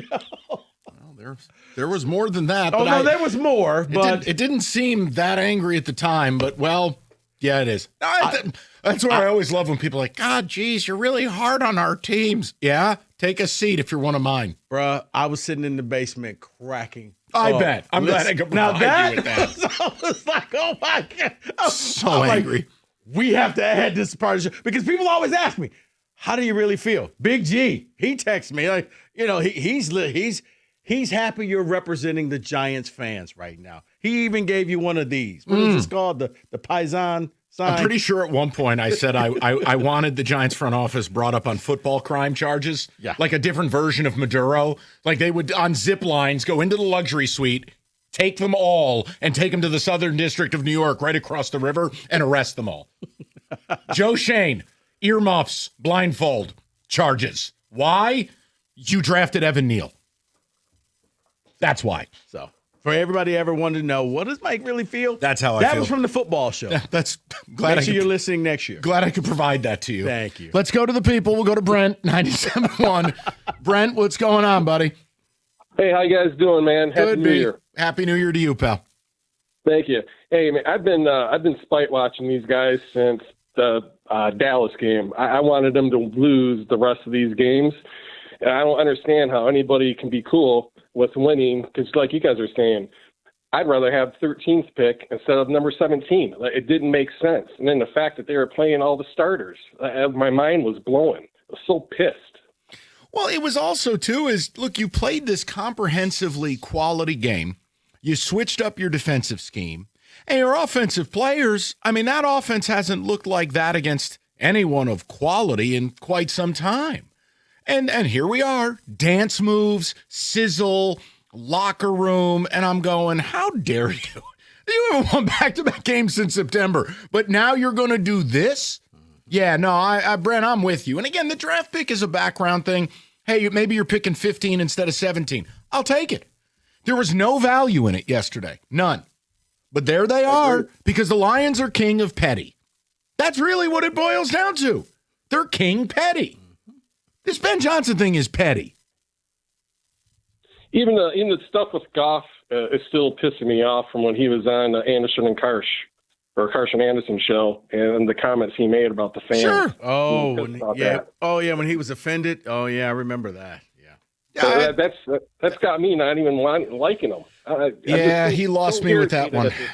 I think this town has been infinitely fair to him, helped relaunch his career. His name gets chanted at the grocery store. If Jared doesn't understand why people doubted this team, well, then he's delusional too. He lost me with that one, Brent. And it sucks because I'm a Goff defender, but I'm with you. He lost me. That and the commercials. I'm out. I can't do it. I'm agreeing. Hey, I got one last thing to ask you guys. Sure. What's up? I got my dog Normie was a boxer. He passed away coming up on 3 years. I wanted to get we used to watch the U of M football games every Saturday. But I got a picture of him in his U of M jersey. I wanted to have Harbaugh sign it, but I'm not interested in him anymore after all the crap. Wanted to know, is there a way I could get people at the station to sign a picture of him? Oh, hold on. Say it again. I'm sorry, Brent. Go ahead. I got a picture of my dog Norman. He's passed away about 3 years ago. It's a picture of him with a U of M jersey, and I thought instead of finding somebody from like Harbaugh, which I don't like him anymore, I thought it would be great if I could get you guys all to sign a picture of him. I was just wondering how I could go about that. You could mail it in I don't have any issue with it. Just mail it in, Brent. Yeah. Just go get the address and mail it in. Yeah. I don't. Yeah, go ahead. I mean, who wouldn't? I love dogs. I like dogs over people. Kenny, ticket text, please, if you'd be so kind. Okay. All right. Okay. That's not a Giants call. It's about his dog, Norman. Ticket text, please. I've never understood how people believe in the momentum thing in the NFL. It does not carry over. Can we say that if Dan Campbell and Kelvin Shepherd made the adjustments by 4 weeks ago, they would have been in the playoffs? Yeah. I mean, even Dan Campbell came out and said there was a play here, play there, and yeah, Dan, you have to look at the mirror because it was a couple times you kicked the field goal early in the game against Pittsburgh, and you're lining up for a walk-off field goal, and you're in the playoffs. The arrogance of this Lions team is laughable. Why are you celebrating like an idiot while you miss the playoffs? That was in all caps, by the way. So somebody's Kenny, very upset. I felt like old man yelling at clouds. I felt like Grandpa Simpson as I'm watching Amon-Ra and all of these players, and Hutch gets the sack, and they got the choreographed dances. I'm like, guys, what are you doing? This means nothing. It's petty, man. But this is where, if I'm the coach, if I'm Campbell, quick huddle. No, none of this. We're not allowed to enjoy this game, okay? We're not allowed to enjoy this game because this is our last game of the year. So cut it out, make the play, move on. Let's go to Phil, 97.1. Phil, what's good, buddy? What's going on, fellas? Happy New Year. Same to you, Phil. What's up? Well, as I agree, seems to be more than not with you both. Yesterday's win was another letdown. I guess the homers, for the most part, don't really see the significance in the four pick, between 13 and 17. That if anything, it can only help outsiders, other teams, when they're maybe brewing up a trade offer to send our way for once, since the last two drafts haven't necessarily went overly swingingly our way. I don't get the hype, like you guys were saying, the whole celebrating like essentially a consolation prize for missing the playoffs, and not seeing the second string and the third string guys start yesterday just to kind of see what you have within before you make moves going into next year. It just, well, you know what was really what interesting? disappointing. Let me give you something, Phil, and if you think I'm overreacting, call me out. It's fine. I'll be here till 6. Why is it in a winner-take-all game against Minnesota, where Glasgow could have played, they trotted out a practice squad center who was a disaster? So they wanted to see what they had, right? But then they didn't think enough of him to have him on the 53-man, and he gets claimed by the Browns. But yet, in a meaningless game, we're putting every starter who's able-bodied out there and doing dances. Explain that to me. Yeah, that's pretty much, I guess, the season summed up in a nutshell, I would say. Just another letdown. I guess shame on me for I'll turn 40 this summer, and shame on me for thinking otherwise. It's, I won't say SOL, but it's same song and dance. No, look, there's no shame. Everybody had high hopes. I was an 11-win guy. Rico was 10. Other shows had, more rosy outlooks. But no, there's nothing wrong with thinking, because this team should have been better than they are. Phil, the quality control slipped. That's on Dan Campbell. He hired a terrible OC. That's on Dan Campbell. They didn't have a good offseason. If Dan pounds the desk and demands something, I've got to believe Dan's going to get it. Like, there were failures structurally, and it began in the offseason. They have to do a better job. And I can't wait to hear Brad Holmes talk Thursday. I don't know if we're going to be playing dress up. I don't know if we're going to get a receipt segment. I don't know what we're going to get. Oh, I don't think we're going to get the receipt segment. Why? Because because I think that's going to be, we're beyond that right now. It's just going to be focusing on next year. You know what we should do, being that you're a little older and closer to this activity? Mm-hmm. Bingo. Make a Brad Holmes bingo card for us to play along with on Thursday. I think I may take offense to what you just said. I don't care. My football team just had a culture win. Well, all right, according to you, mine lost to a soulless ginger. So. You did! The one time I believed in that combine driving POS, he couldn't beat Ginger Jesus. Maybe they get a rematch. Well, it can't go worse. Sure. What'd you have, 5 first downs? You look like Michigan State out there. When did Aiden Childs become the quarterback on the San Francisco 49ers? They were setting it up. That's all. God, they wanted to go to Philly. We'll keep it timely because I'm upset. We'll get right to your phone calls next. Rest of this hour. Can we say that at 4?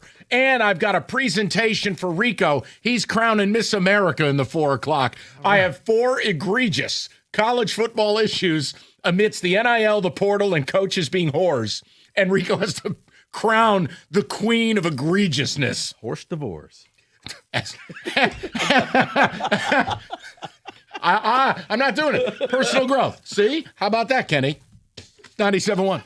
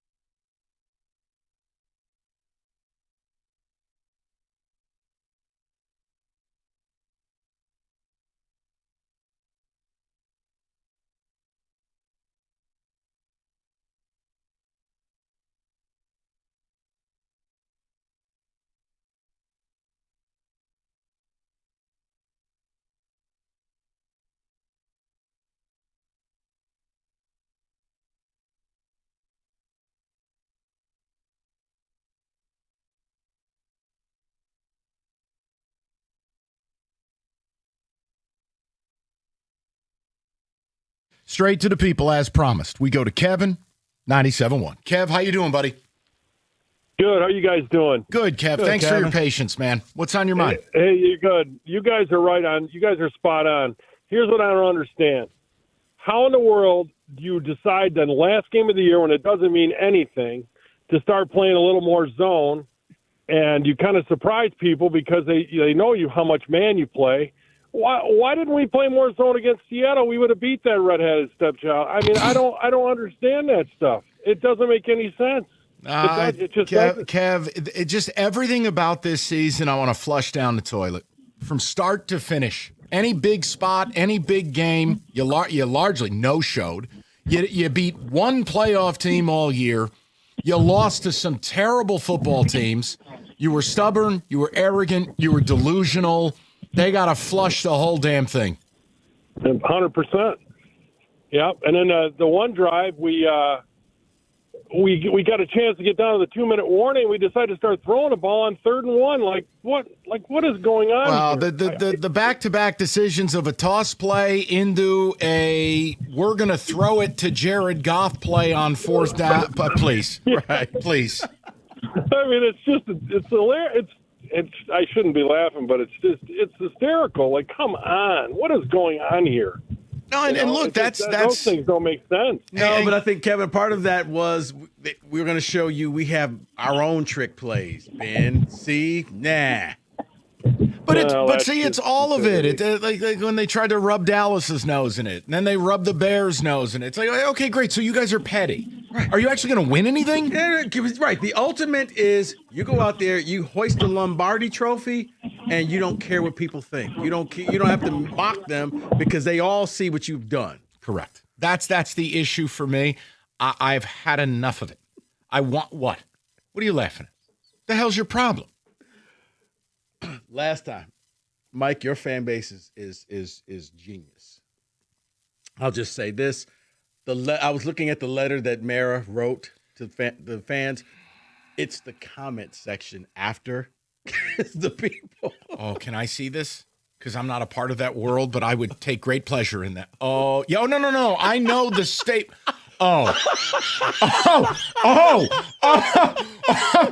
Okay. Yeah, I can't say that on the air. No, you can't. No. It's just someone telling the Giants that they can treat them like a lollipop. And we'll leave it there. Okay. Whoa, boy. All right. We'll go to Philip. Much safer. 97.1. Phil, what's good, buddy? Good afternoon, Rico, Mike, and Kenny. How you doing, man? All right. Man, Mike, I hate you so much, man. I swear to God, man. Man, I've tried so hard to resist, but your mindset, your New York mindset, because I understand you so much, is wearing off on me, man. Golly, I swear to God. I'm so sorry I've done this to you. Man, look, so earlier on the Karsha Anderson show, they were reading some of the comments that Dan Campbell made in regards to how they're going to approach, the Decker situation? Because is that who's talking about they might retire or whatever the case may be? Yeah. So I wish to God I had a chair at that moment. I would have threw it through the damn radio. Why didn't they take that same mindset 2 effing years ago when they had when Ragnow said the exact same thing? He was contemplating retiring, and they could have addressed that situation then. And this whole season, just as you said about a month and a half ago, this entire season is a referendum on Brad freaking Holmes, man. Everything that we see from the breakdown of players, the depth chart, the whatever else, the drafting he's done, the people that he signed, it is a complete referendum on Brad Holmes and his. There's an arrogance to it. No, I mean, and listen, Brad Holmes has done a lot right, but they got high on their own supply. They really believed they were the team they were 2 years ago, twice now. And it's blown up. Yeah, they've lost their edge, Phil, is what has happened. It's now, you know what? Man, we go to the playoffs. We win the North until you don't, until all of a sudden teams start beating you. And you when you lose your edge, you're not as sharp. You don't work as hard as you used to. And that's how it seems to me. But I'll say this, Philip, Brad can regain a lot of trust if he goes all in, meaning they can create about $100 million in cap space. Restructure Goff, restructure ASB, Glasgow and Decker walk, get rid of David Montgomery, you're at $100 million. Now you can do what the Patriots did and spend $100 million in free agency, remake one side of the ball. You're going to have to remake your O-line. And it's not going to be cheap to do it. So, show me that you're in it to win it, because if they have another offseason like they had last year, I'm going to quit. I'm just quickly losing interest in it. You know what, man? And I know you've been speaking rationally and logically about this for the past couple of weeks. And I know probably my thinking right now is not the best way to go about it, but I'm like, restructuring this. Because I just want to be done with the whole golf experiment thing. No. I really want to move on. But Phillip, I know you that's can't. Philip, listen, that's not going to help you on a competitive level. Here's the thing. When I say restructure, I understand. When I say restructure his deal, that's not punitive to Jared Goff.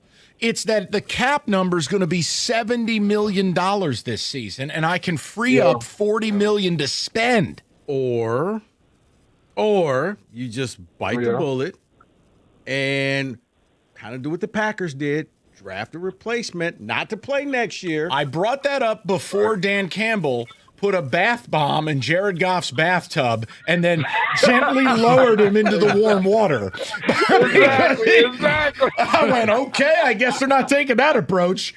Yeah, man, I swear to God, I don't want to live this whole thing again. Because the thing that bothers me, I don't trust Brad Holmes to actually do what needs to be done, and that is put this offensive line in front of Jared Goff that he needs in order to be successful. Because today's NFL is not last decade. Well, I would argue this. Philip, I'll argue this to make your point. At the start of next season, there's a decent shot you have the last pocket passer in the NFL. That Stafford retires. We have it already. You said that last week. I think we have it right now, because you tell me a team right now that outside of even Stafford, when he left here, he gained some semblance of mobility to escape the pocket. There isn't a quarterback in the NFL right now that that is in statuesque mode like Jared Goff. No, and I'm making a point to make your point. Not even a backup. They have to recreate an elite offensive line. Look, Brad Holmes, I think his drafts are better than not. Clearly, the last 2 years, they haven't been good. But you're not going to fix this in a timely manner through the draft when you don't have a lot of draft picks, including no third-round pick. That's just it. You traded them all away. So, yeah, you're going to have to spend a lot of money. I guess he needs to show us that here's the problem in this town, whether it's Harris, Holmes, or Iserman, pro scouting free agency. Where is it? It's on the menu at the Coney Island. Got it. He needs to show us. It's a little too expensive. It's doable. They could be right back to being really good. Yeah, but I guess you're right. I guess I did hear the interview with Campbell. They'll restructure the deal and you'll free up some money. Yeah, but it goes beyond that. Yeah. Amon-Ra's got a $33 million guarantee. Let's restructure that. How about this? What? How about not a rush to just go ahead and re-sign these guys and in John Jansen's word, let it play out, okay? Transition tag, franchise tag, but just don't be in a rush to lock these guys up 2 years before their deals are up. Well, it's too late for that. I was going to say, but you still have a couple guys out there that, Jack Campbell and Gibbs. No, I'm just waiting for the Gibbs contract. I'm waiting for that to be a Tuesday afternoon and they pay him $4 at $200. I can't wait. I did, because my head will explode. Yeah, Jack Campbell, Gibbs, Laporta. We're going to wait. Okay, we've learned our lesson. The conversation they have to have as an organization is Aleem McNeil. Was Aleem just off an injury, or are we stuck with that? Because Aleem was terrible. And that's a $30 million player. And if you get rid of him, you could save 24. Now, they only know the answer. I'm not a doctor, nor did I stay at a Holiday Inn Express. Either that's him off an injury, and he's going to be exponentially better next year, or sound the alarms, we have a problem. Because he was terrible. Roy Lopez was your best D tackle, which is not a compliment. 248-539-9797. All right, wild card round is fast approaching here. FanDuel, playoff mode. All customers get a profit boost every NFL playoff game day during the wild card round. So log in, you'll see the profit boosts. Do whatever you like. You want to spite bet Brock Purdy, you can do that. I just suggest you take the Texans to shut out the Not Steelers. playing on Saturday. How about that? They've grown up. So it's FanDuel, an official sportsbook partner of the NFL. Grab the Profit Boost Pack every NFL playoff game day. 21 and up, present in Michigan. Opt-in is required. Bonus issued as non-withdrawable Profit Boost tokens. Restrictions apply, including any token expiration and max wager amount. See terms, sportsbook.fanduel.com. You have a gambling problem? Call 1-800-GAMBLER. That's 1-800-GAMBLER.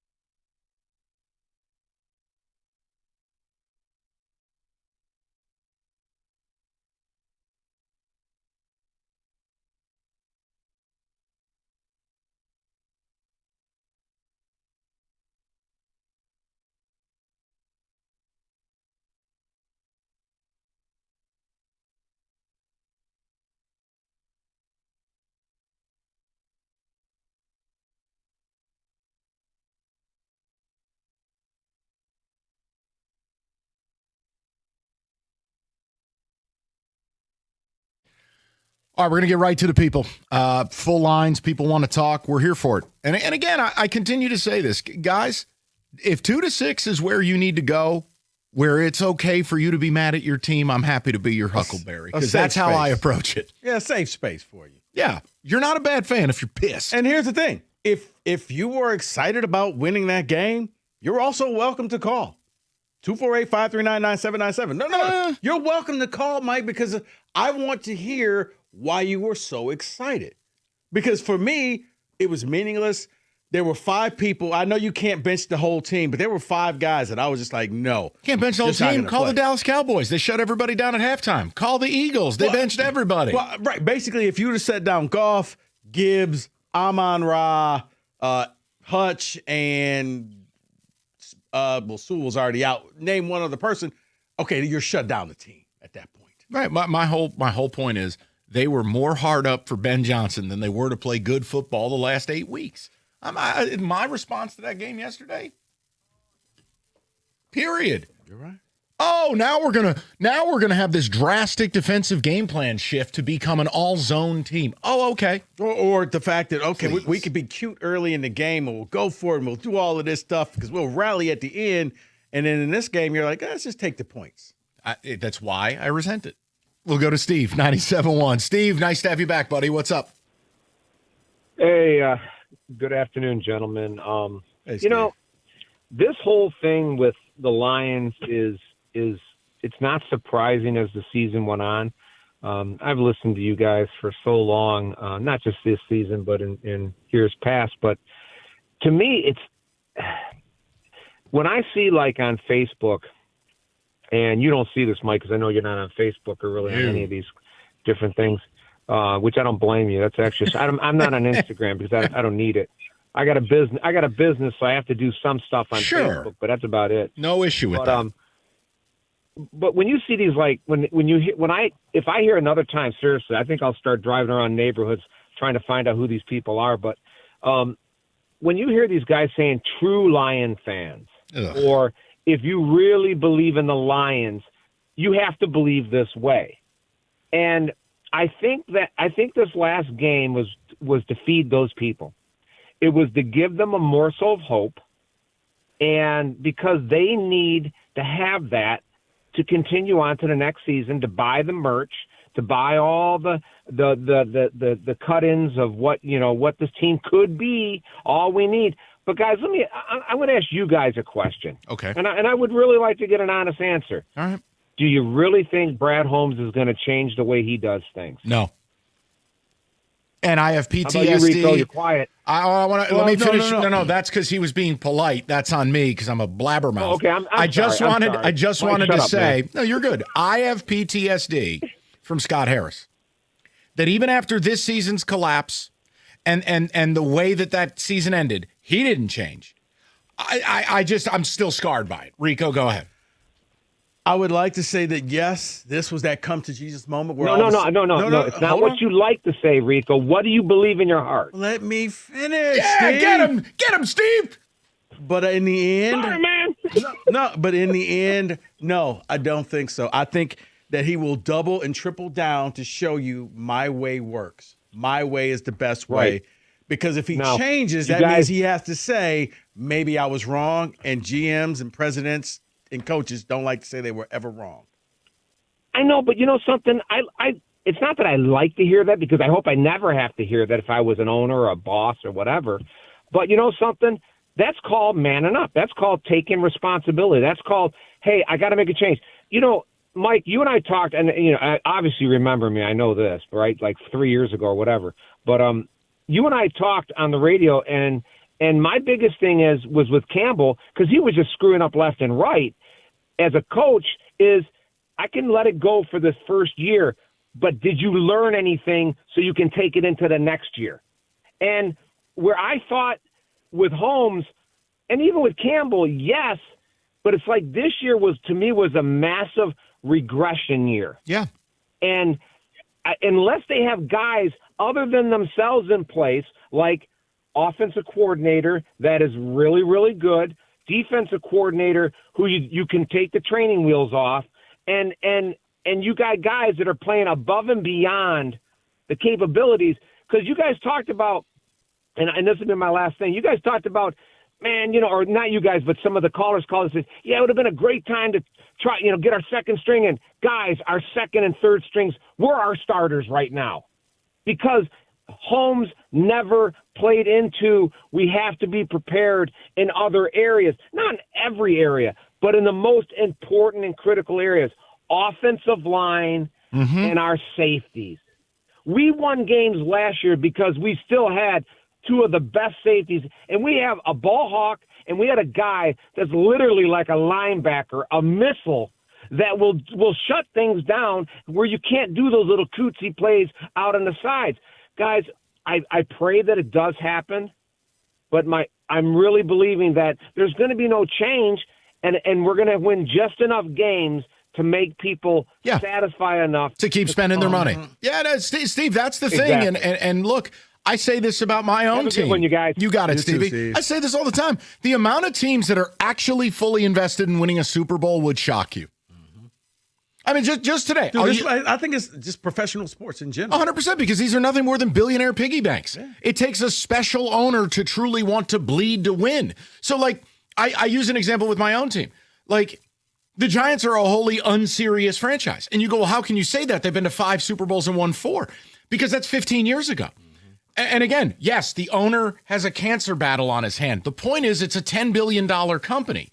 Either step aside and let you focus on your health and let people run this thing, or the two aren't mutually exclusive. Right, you got to make the hard decisions. The Giants are bringing back a GM who's 22, 55, and 1. It's basically Joe Schoen is handsome Matt Millen. That's what I'm living, because they don't want to go through a search because the owner is in a terrible battle with cancer. Well, I'm sorry. That you have to step aside and you got to run the $10 billion organization. You got to do what's right for the team. But what does it come back to? They're not a serious operation. The Lions, I think they've told you who they are. It's very similar to the Tigers. Well, we want to be consistently good. It's why? Because you'll buy the tickets. Well, it's funny because you talk about the Giants and talking about Matt Millen. When you have the family-owned businesses, it's the worst. And they treat every employee as family. Yep. That's where you get into problems. Half the Giants front office is family. That's the whole problem. No, because you can't just say no to family. You can't walk in and say, family, you're screwing up. Family, you're fired. Somehow I need a Brian Kelly drop as he's saying family 800 times. Family. But it's just, look, that's why I wanted them to go all in the last 2 years like you did, because you don't stay where you're at. Now the Lions have a chance to show this fan base that the Lombardi Trophy is all that matters. Okay. Because if you value your job security over the potential greatness and literally the legend status of being a champion in this town, you're telling me everything I need to know. Let me tell you this. I don't think that the Lions are ready to go all in like that, because that means you're going to say goodbye to some people that you love and hold dear to your heart. Oh, please. Because like I said, go back to that championship game. Those starting wide receivers, not there. Could you imagine the Lions letting go of their starting wide receivers? No. Well, no, I love Amon-Ra. No, but I'm saying I don't think you're ready to go through that type of adjustments. Okay, then you're fly. probably not ready to win a Super Bowl. So that's all I'm saying. So as Doug and Scott say, enjoy your ham. 248-539-9797. I don't know what to tell you. 97.1.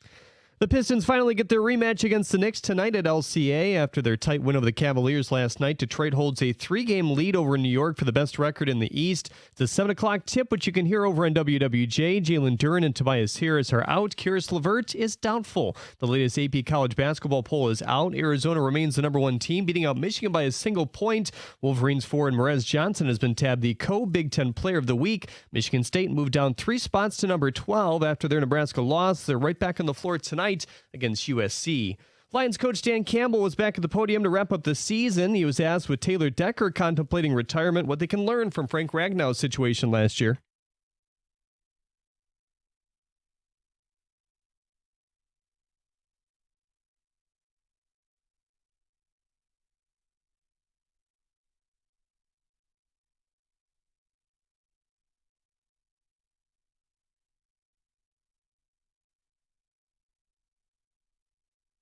Campbell said he's open to anything when asked if he would call plays again next year. Graham Glasgow replied with, "We'll see," if he's contemplating retirement. The Red Wings have the Senators tonight. Hear the 7:30 puck drop right here on the ticket. John Leonard will be in the lineup after getting the call up last night. At the Corwell Health Sports Desk, I'm Jeremy Otto. For more, go to 97.1 The Ticket or Odyssey.com.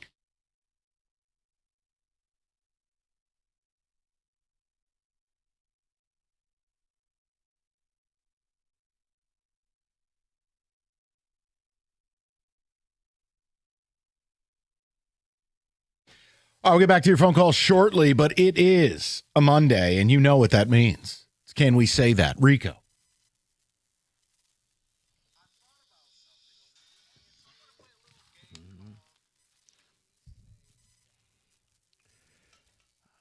Oh, I love this segment, Mike. Yes. Can we say that college blue bloods are a dying breed? Yes. I mean, look at the Final Four.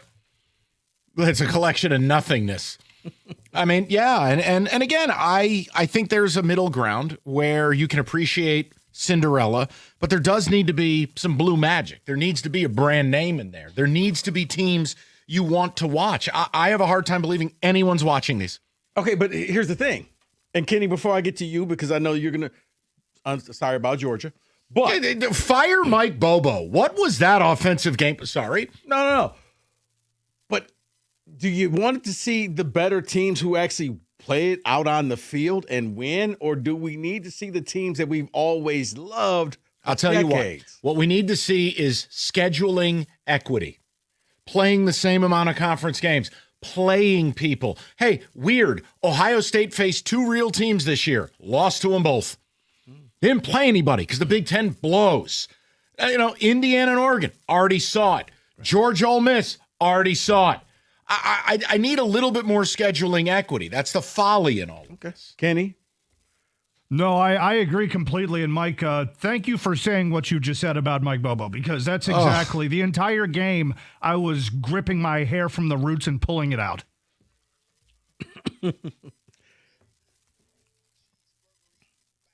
Nice 4th down call, Curbs. Sorry. Can we say we owe Miami an apology? Yeah, I can own that. Cristobal hasn't gone Cristobal. Beck hasn't melted down. And what you're seeing is what an NFL front seven looks like. And Ruben Bain, and they got that 30-year-old kid, not Asador, whatever his name. Like, look, they're killing people. Mm-hmm. And yes, the ACC was ratty. They didn't even win the ACC. I held it against them. I think they've acquitted themselves quite nicely. I mean, going to A&M and winning, and then following that up by winning again. I got it wrong, and they're real. And I have no doubt they could win again. I think they could tear apart Ole Miss. Kenny, does it hurt you to see Beck out there doing this? No, because I know how it's going to end. Poorly for him. I think it hurts him that Gunnar Stockton's his quarterback. That, unnecessary. Sorry. I don't like him. Sorry. You know I don't like him. Can we say Kalen DeBoer is on the hot seat next season? Yeah, it's going to be a horrible offseason for him. 100%. You can't losing is one thing. Having arguably the worst postseason loss in Alabama history is another. They got dump trucked. And even if you lose this idea of, oh my God, it was Indiana. Guys, Indiana's not Indiana.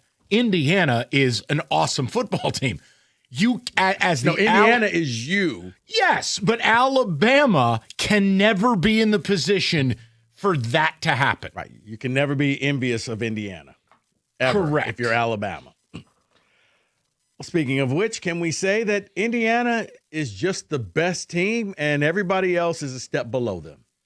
I said this Friday.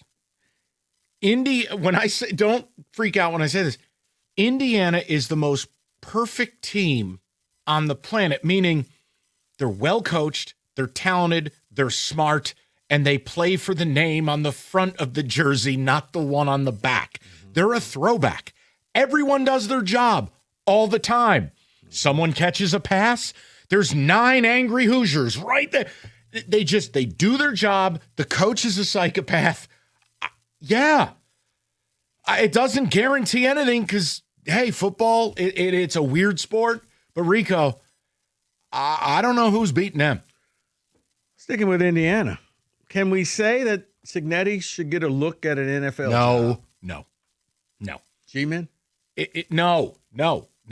Stay right where you're at. I think Cignetti's going to win the national championship. I think he's going to move right to the front of the line as one of the 5 best coaches of this century.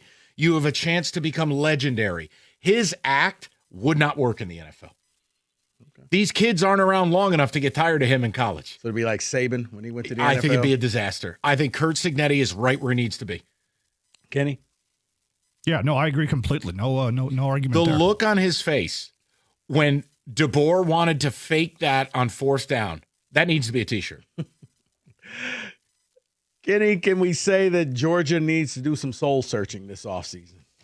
Yeah, they need to do some coordinator searching too. I got nothing but bad things to say. Can I counter you with another? Can we say that? Sure. Can we say that it's okay for me to be completely now checked out of the college football playoff? Yes. All right. Well, yeah, I mean, I would expect that your team is out of it. But it's not just that my team is out of it. Let's make a quick distinction there. It's not because my team is out of it. It's because the sport has pushed me away from liking the sport like it has with Mike for so long. God, you've come to my side. No, the fact that Georgia has been eliminated, I think I'm starting to turn the evil leaf. Mike Valenti. I'm not gonna. No, Kenny, I'm not gonna allow that because if Georgia was still playing, would you be watching? Be watching, yeah. So therefore, it's because your team is not in it, not because college football has changed you. But here's the difference: is I will watch the Stanley Cup final every single year, and the Red Wings haven't been in the Stanley Cup final in decades. So I think you love Georgia more. I do not. Georgia's brought you more happiness a lot recently than the Wings. That's true. That is true. I'll give you that. You love Georgia more. Do not. You do. Can we say that Lane Kiffin is trying to kill any chance Ole Miss has of winning a national title? Yeah, I think I'd phrase it a different way. I think Lane Kiffin is a petty penis. I mean, the idea that you strung up Ole Miss the way you did, and now you're pulling no, you're not going to win it without me, are you? Nah. He may take 6 assistant coaches this week by threatening their employment, and they have to leave game preparations. The only one. Nice sport, by the way. The only one who's going to stay is Charlie Weiss Jr., the OC. So the kids show up to meetings. Coach, hey, somebody text Coach. He's on a plane right now. He says, good luck. What a disgrace. But this is Lane Kiffin. This is who you hired. Ole Miss knows it. The problem I have is Lane needed Ole Miss more than Ole Miss needed him. And he even said it. And they granted him that chance. And they built something together. And he was in a perfect spot.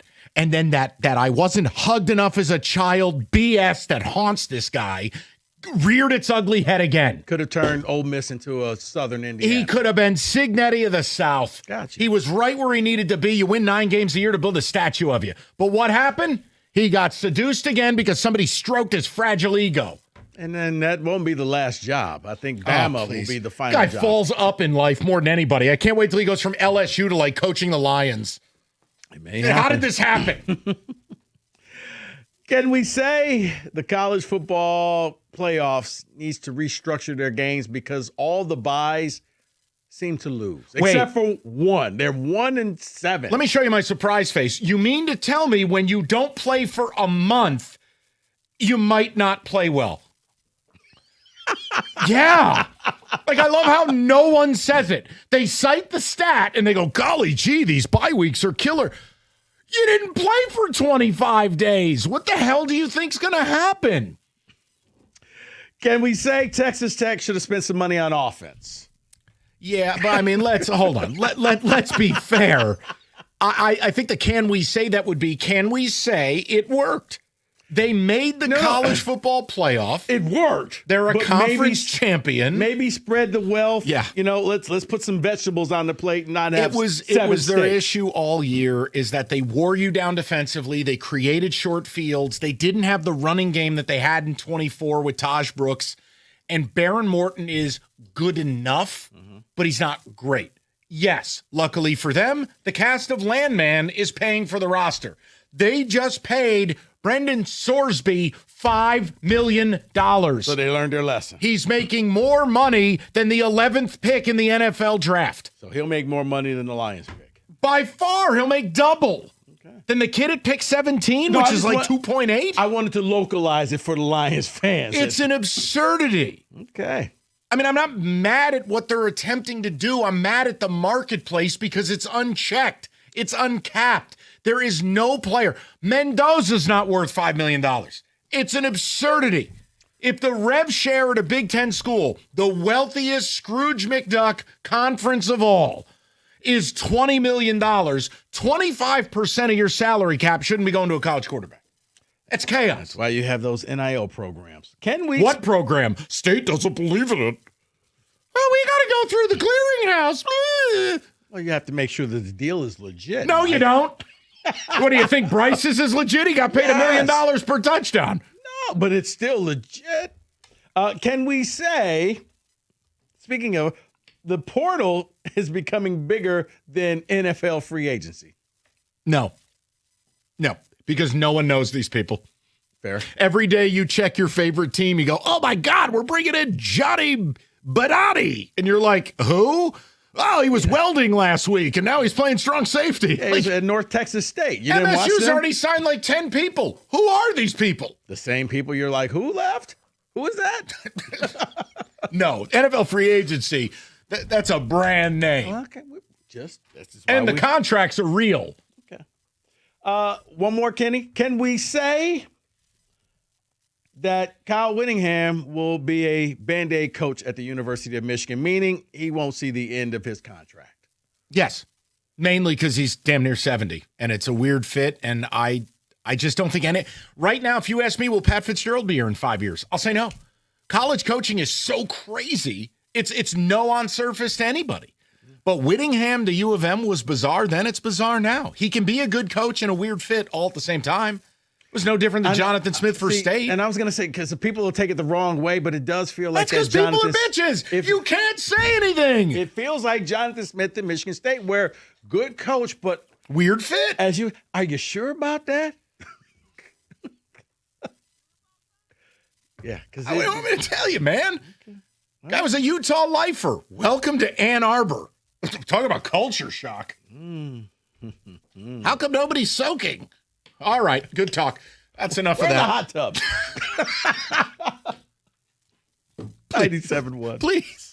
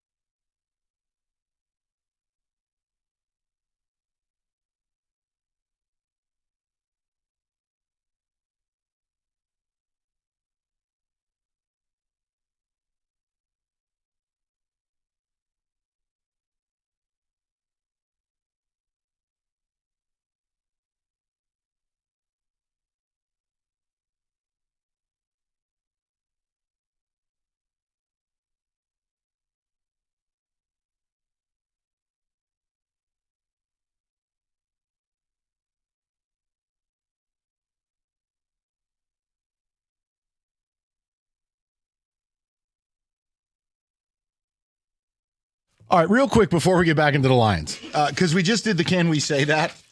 I want to present this to you. Now, again, we don't have to have like music, but Curb Your Enthusiasm probably fits it. I have 4 what I thought were just completely egregious state of college football things that you weren't here for. So with your return, I want to present these. I'm not asking you how angry they make you. Not important. I'm not asking you to be mad at all 4. I'm simply asking you I want you to place the tiara of shame on the pageant winner. Okay. Which one of these is the most egregious? May I offer these to you? Let's go. You know what? Tell with it. Do we have Curb? Can I? It's playing. Yes. All right. Issue number 1. Brendan Sorsby, quarterback from Cincinnati. Who? Yeah. Sorsby is going to Texas Tech for a deal worth north of $5 million for 1 year. That means Brendan Sorsby is making more than the 14th pick in the first round of this year's NFL draft. That's one. Okay. Issue number 2. Over 4,000 players are in the portal. Huh? That's nearly 33% of every Division I football player. Yes. But here's one of the reasons why, if I may. Because a lot of the players are told by their teams, we're not paying you what we paid you last year. Correct. There's a restructure. You're going to take a pay cut or you can hit the door. Well, there's a bit of a problem as over 40% of the people in the portal will be jobless. Should have took the pay cut. They will not find a home. Right. Okay? Yeah, last time I checked, 60% is better than 0. Issue number 3. Okay? I like this. Schools like Iowa State, Michigan State, and Penn State needing 50-plus players. NFL teams struggle to replace 20% of a roster. How the hell do you succeed when you're replacing, say, 75% of your team? You're shopping at the clearance discounted rack, and, well, you know what? Hit that with some Febreze, and this looks okay, and we'll go for that. As you would like to say, Mike, flow chart, okay? Guys we had to get rid of for pay cut. They didn't want to take the pay cut, so we'll replace them with guys coming in that are budgeted that other schools got rid of. The point I'm making is it's hard enough to follow who's on your NFL team. Right. You can't possibly know who the hell's on your team in college football. The last one, and this comes from the coaching ranks. You highlighted it last segment, but I just want to bring this up to you. Ole Miss is in the Final Four. They're on a vision quest to win their first natty since the 60s. It's a real feel-good story, including Trinidad Chambliss, who pretty much is everything right about the transfer portal. Won at the D2 level, wanted to take his shot at the big time, knew he wasn't going to be the starter, but earned it. And he's fabulous. Ole Miss, amidst getting ready to play Miami, is about to lose 6 of 7 assistant coaches because Lane Kiffin is demanding they come to LSU because they've already taken the job. What the F are we doing? Yeah. Here are your 4. Sorsby money. Over 4,000 players in the portal where less than 40% will get a job. Schools needing 40, 50, 60 players. Or Ole Miss being detonated by their last head coach mid-playoff run. I was about to say Ole Miss, but that's just a Lane Kiffin problem because he's petty. Because you have to ask yourself, Lane, why do you need these 6 coaches right now? What bowl game are you preparing for LSU? I guess I missed that. Is LSU in the playoffs? Okay. So that's a Lane thing. Okay. That's Lane being super petty. Okay. These guys don't need to be there. Your next meaningful game is 9 months away. You can wait about another 3 weeks and they can join you. I'm probably going to say Sorsby and just the amount of money that people are making because it's getting ridiculous. I do hearken to the... You know I said that every day on the show you weren't here as like a memorial. Thank you. I made sure to get that in there. You even said it on your football show. Yes, hearken. I think what you see is that kind of like the housing bubble and the tech, like, this thing will blow up in everybody's face. I don't know when, Mike, in talking with, and no, not MSU, but just talking to some boosters at another school, they're not happy with this. And this is like lesser schools, not like the big Power Four, but they're like, we can't keep up with this because it's okay. You told me that Kenny Cott was going to be the savior. If you don't, and now he's on the bench. But if you don't have a billionaire donor who's going to fund this, what Rico's saying is, guys, paying Sorsby $5 million, you're lighting the money on fire. Mm-hmm. There's no tax return. There's no value add. Because, and here's the thing, if Sorsby stinks or you don't go to the playoffs, you don't get your money back. Even if you do, you don't get your money. You never get your money. No. So it's I love my school, but after a while, what's going to happen is, are you going to love your school as much anymore? Because now you're paying players to be mercenaries, not because they love the name on the front. And I can't, just because you're paying them. I deeply wish we could take our off-air conversation on air, and I won't. You said it's not. It's off the record. My point is, going through some of the things. Again, it's not even MSU specific. Some of the things I know from people I talk to with NIL, and you as well. The numbers you're hearing and how certain schools are not just outbidding, but they're doubling up another school's offer. Wholly unsustainable. Right. And we got to leave it there because I wish I could say no, but it is. It's like, oh, well, you know what? We'll offer you this. Whatever they're offering you, double it. Okay. Well, decisions made. Right. Or hey, you want to make $1 million? Huh? But I didn't. What? Okay. Well, that's the other problem is you're seeing players who have no resume and who I can't. Once again, but I got to be careful. Said, let me stop. This is not sustainable. That you can keep paying the players this amount of money. And I know people are like, well, they're making all of this money. That's the colleges in there. That's fine. But after a while, the people who are giving you the billions of dollars to pay all of these, they didn't become billionaires by being stupid. Wait. So didn't we just pay this kid? Yeah. And he's in the portal. But what would stop it is binding contracts. You signed it. I signed it. There's no renegotiation.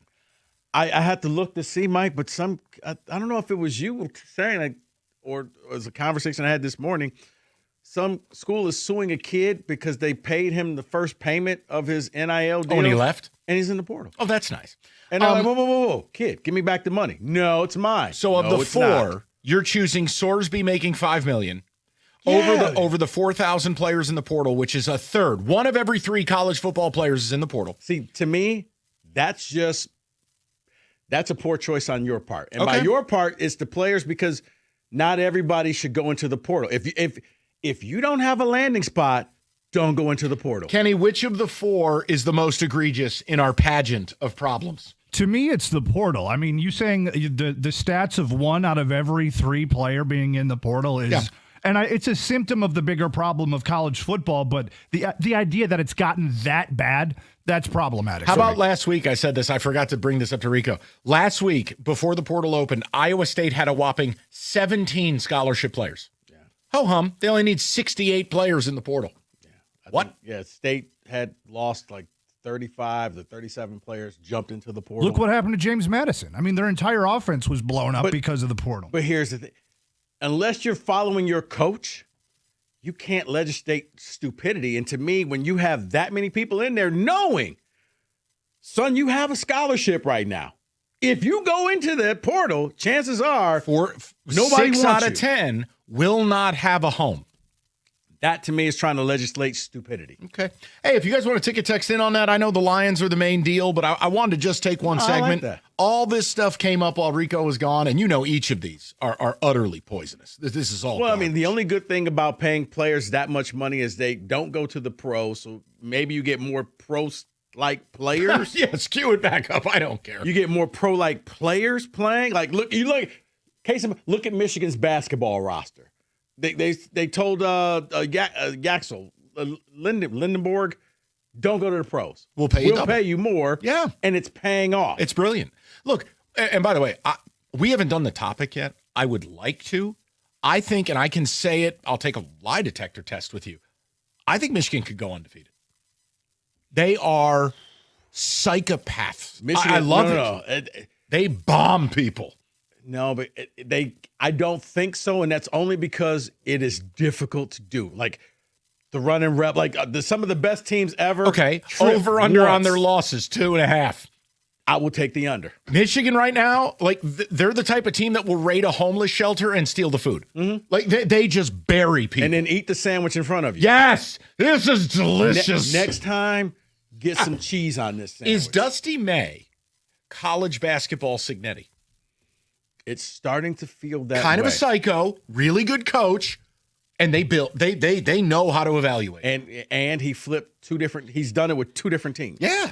Dude, no, it is over under 2.5 losses. Yeah. I'll take the under. It's so difficult before people get angry. Well, you just no. It's I know. hard to go undefeated. My point because is, there's going to be that one night. Hell, you almost lost at Little Caesars to Wake Forest. They feel like a team that's got like a 32-2 record going into the tourney. You could put Arizona number 1. That's the best team I've watched. This team reminds me kind of like the Zion Duke team. Yeah, or one of those Kentucky teams that had and they don't nothing let but you pros. score inside the arc.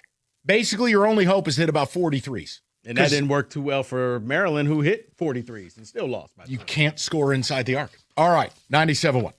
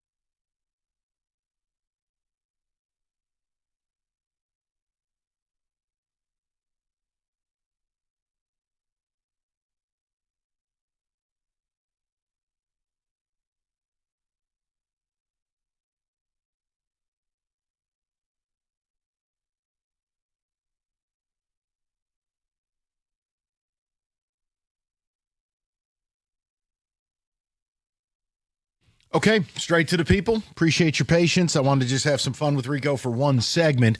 Lions are the main dish. Your reaction to yesterday's win. And if you do have anything on our portal pageant, feel free. We'll go to D, 97.1. D, what's good, buddy? Hey, how you doing, Mike? Good. What's on your mind? Got three things that irritated me this year. First thing was Brad Holmes putting all his stock into, as you call them, paper mache Davenport, and didn't bring back Z. That I never understood why he didn't bring back Z. Z wanted to come back, he didn't bring him back. Didn't get Hutch any help didn't do anything with all the injuries. So part of me felt like Holmes had a lot to do with it. Hold on, D. Before you get to the other two, as far as Za'Darius though, does it matter that he came back and retired like 3 days later? I think he retired because he didn't really want to be in Philly. He wanted to be in Detroit. I don't think he really wanted to be in Philly at all. Okay.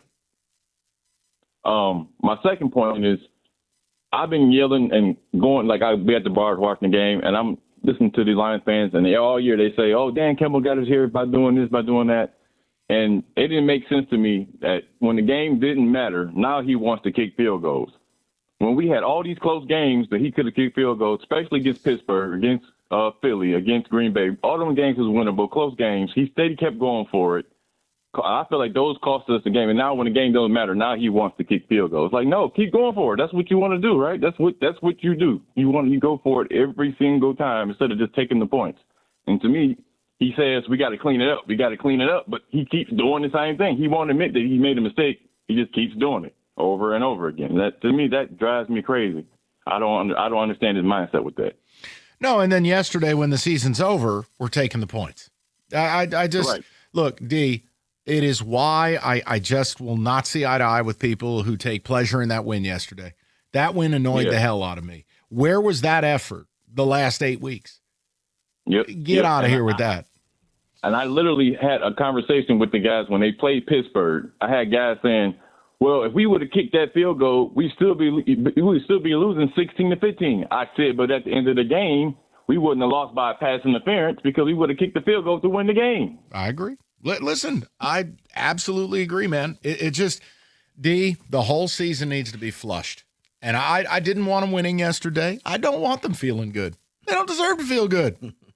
And all the dancing and the mocking of the Bears, yeah, super sweet. You're going home. They're going to the playoffs. You really showed them.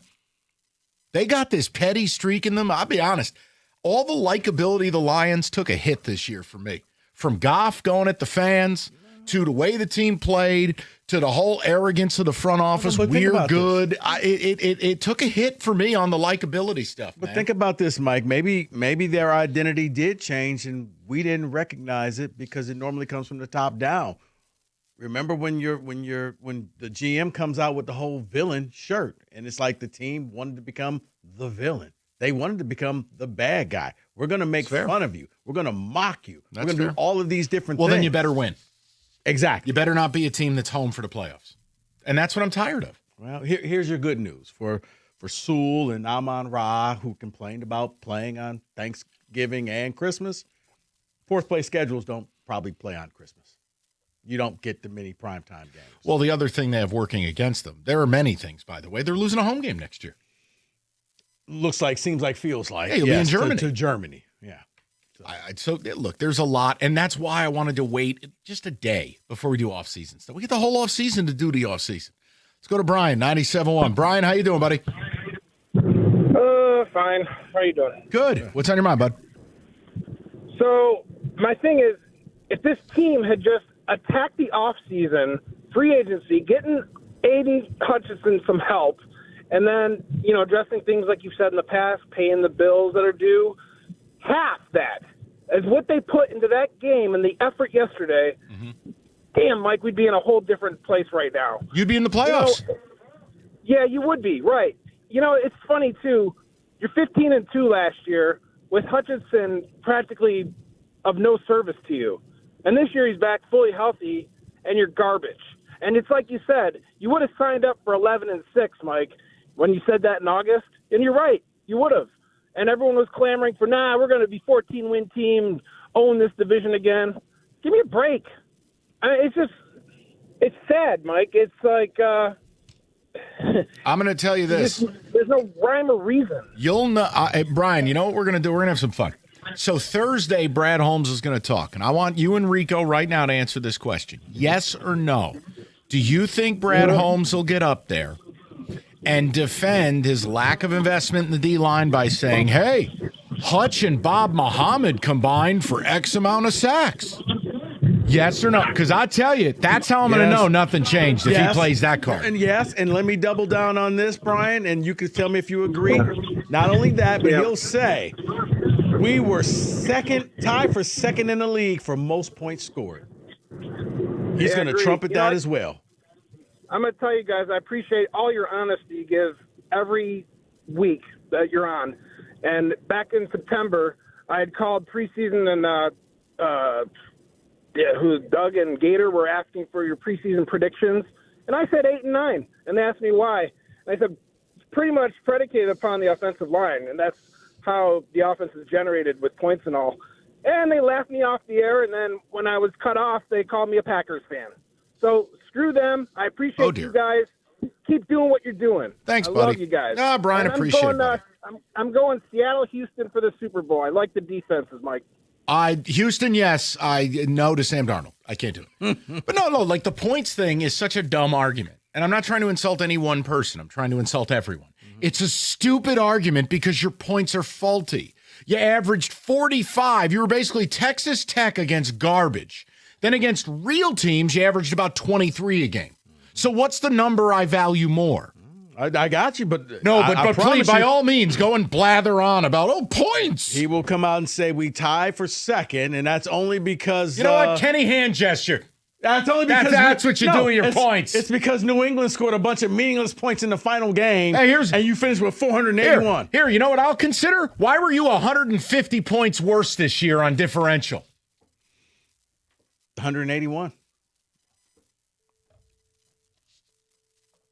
That's about the Giants. That's not fair. That's also from the football show. That's not today. 481 points. Yeah. And look at what Hutch and Bobby did. Yeah. Only taking 7 seconds to get those sacks. Now, if you're going to judge me on the fact that we were only 9 and 8, that's not fair. How dare you? Right. He throws a ball you can catch. These were the best 9 wins ever. Whatever, dude. All right, if you're thinking about the big game, good. Because the Lions won't be there, but you're still going to watch it. Paulson's Audio Video in Farmington Hills. They will help design the perfect setup for game day. Big screens, immersive sound, professional installation. Guys, they have got it all. So if you've thought about it, just get a consultation. Stop by the showroom. Just see what they can do. They're pros. They got 30 years of experience, the best stuff, the best people, and they have real expertise. This isn't some ham and egg operation here, okay? It's Paulson's Audio Video. Stop by. They've been doing it right since 1991. It's paulsonsav.com. That's paulsonsav.com.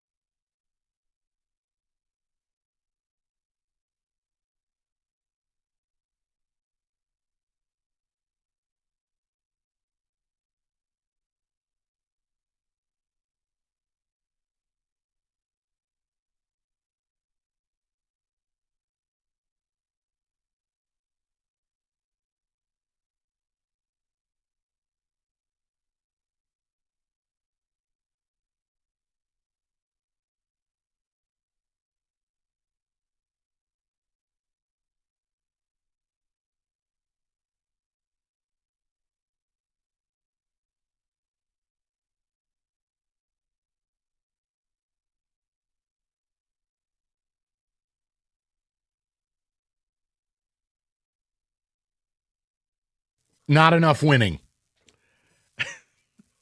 Sharon, is that you? Whoa. Whoa. Mel? Whoa.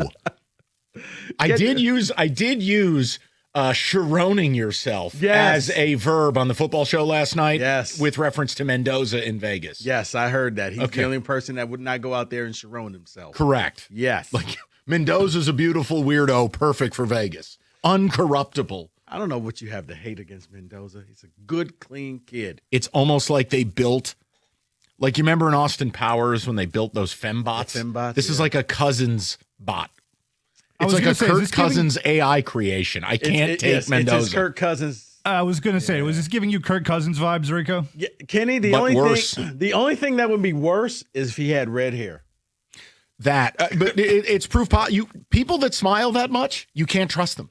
He's a happy man. Nope. No, there's He's something got wrong. peace in his life, Mike. You know what? He's happy. And here's my answer to that. Let me just add people. There's who a dark smile too side to much. Mendoza. People who have peace in their life. Nope. Something's wrong here. Wow. It's too much. Can we say Kevin Stefanski is the happiest man in the world? Yes. Yes.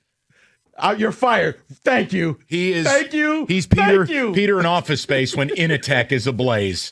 He's finally free. He sent edible arrangements to everybody in Cleveland. Yep. Thank you so much. Can't wait until he's the Giants coach next year. Return to the misery. I won't be shocked in the least. Well, can we say that he is going to be the first call that most GMs will place? I think he's a good interview candidate because you have to separate some of the performance from the dysfunction of the franchise he operated. Didn't have a quarterback, but 1 year, really. And that was Baker. And they made the playoffs. Yeah. And look, I still think Kevin Stefanski's a good football coach who was in a terrible situation. That's how I choose to view it. I don't get to interview him. Can we say, Mike, get this, is something is wrong here? Can we say that the Arizona Cardinals are completely screwed up? Yeah. Take the Arizona Cardinals. Soak the organization in accelerant and strike a match. Ownership down, blow the whole effing thing up. Yeah. GM, player personnel, scouting, coach, quarterback, just blow the whole thing up. No, because I'm looking at this like you're stuck with Kyler Murray. And No, so they're the not. next coach is going to have to come in here and say, no, I can fix Kyler. I think Kyler's movable. Somebody will say they can fix him, unlike Tua. Maybe they trade with the Dolphins. Can't do that. The Dolphins have like $130 million cap hold. Here's the your other little problem. guy. We'll take your little guy. Marvin Harrison kind of sucks. Yeah, the best ability is availability. And yeah, Marvin Harrison's kind of opted out. If there was a portal in the NFL, he would be in it. He also can't catch the football. Kind of a problem when you're a receiver. Yeah, his father can't be happy he's sharing that same name. Can we say, this one's for you, buddy. All right, go ahead. Can we say it's time to stop blaming Lamar? No. Lamar did not lose that game for the Ravens. Big deal. He had two guys that were blown coverages. I mean, give me a break. No, but we constantly say, well, you can't win. He has had a tight end drop a 2-point conversion, and now he's had a kicker miss a chip shot in today's NFL. It's not okay, today's NFL, but you're outside in the cold in Pittsburgh, and it's damn near 50 Dude yards. Broke down and cried before the ball got past the goal post. I felt for the kid. You're a rookie, and okay, let's move back to the main thing. Okay. I would tell you this: if it's a linear or if it's a binary choice where I have to choose Lamar Jackson or John Harbaugh, I'm taking John Harbaugh. Lamar's 29, about to be 30. He doesn't make the explosives anymore. Yes, he had this sandwich escape, and he flings the ball down the field. Fine. Do you believe Lamar is going to be getting better or worse at this stage of his career? He's going to be like Brady. He's going to get better. Cool. You go that route. I don't think him and Harbaugh can coexist. I wouldn't be in business anymore. I would do a hard reset as a franchise. Kenny, this is the Mike 2.0. Can we say Gingers can win a big game? No. Sam Darnold didn't do anything. I know what you're doing. He got carried by the running game and the defense. He tried to lose that game for them. And then Brock Purdy said, wait, let me help you. and the Niners played their worst game, arguably, of the last 2 seasons? No. He can show me in the divisional round. No. I didn't. Did you think Darnold played well? He played okay, but here's the thing. The bar is so low with Sam Darnold in big games. He doesn't throw 4 picks. You're like, he played great. Until you look at his numbers, like, wait, he didn't even have 200 yards passing. Maybe he didn't play as well because he didn't throw the picks that we're so used to seeing, like we saw week 18 here in Detroit. I'll believe it when I see it. Rico, this has been a banner day for Mike's Gator-esque list of people you can't win with. Now we've added Ginger's balding, male pattern baldness, long hair, balding guards, NBA exclusive, Lamar Jackson, buckwheat hair, coaches wearing capri pants, fishing vests, bad helmets, gum chewers, and people who smile too much. Yes. That about sums it up. You could have just left it Lamar.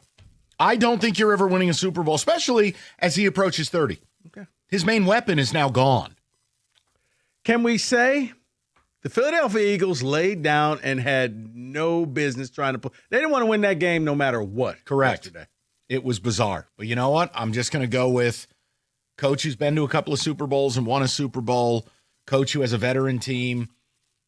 He knows his room. They wanted the rest over what they deemed to be meaningless seeding. I think it's insane, personally, because the 2 seed playing in Philly, very valuable to me. But I haven't been able to figure the Eagles out all season. Because it means you possibly could be playing in Chicago. I don't get it. But if that's the vibe of the room, that they wanted the rest, what am I going to say? They've done it before. But I'm with you. I couldn't believe they put Tanner McKee out there. Kenny, we got time for one more? No, we don't. We'll do more can later. we say that?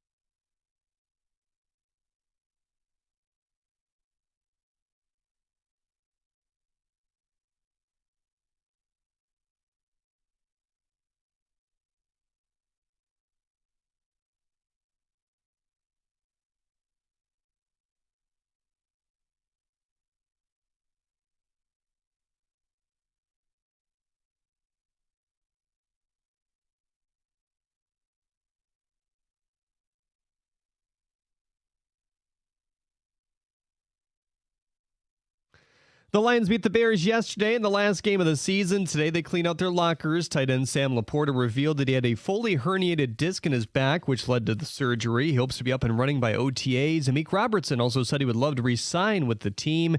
Dan Campbell said the following.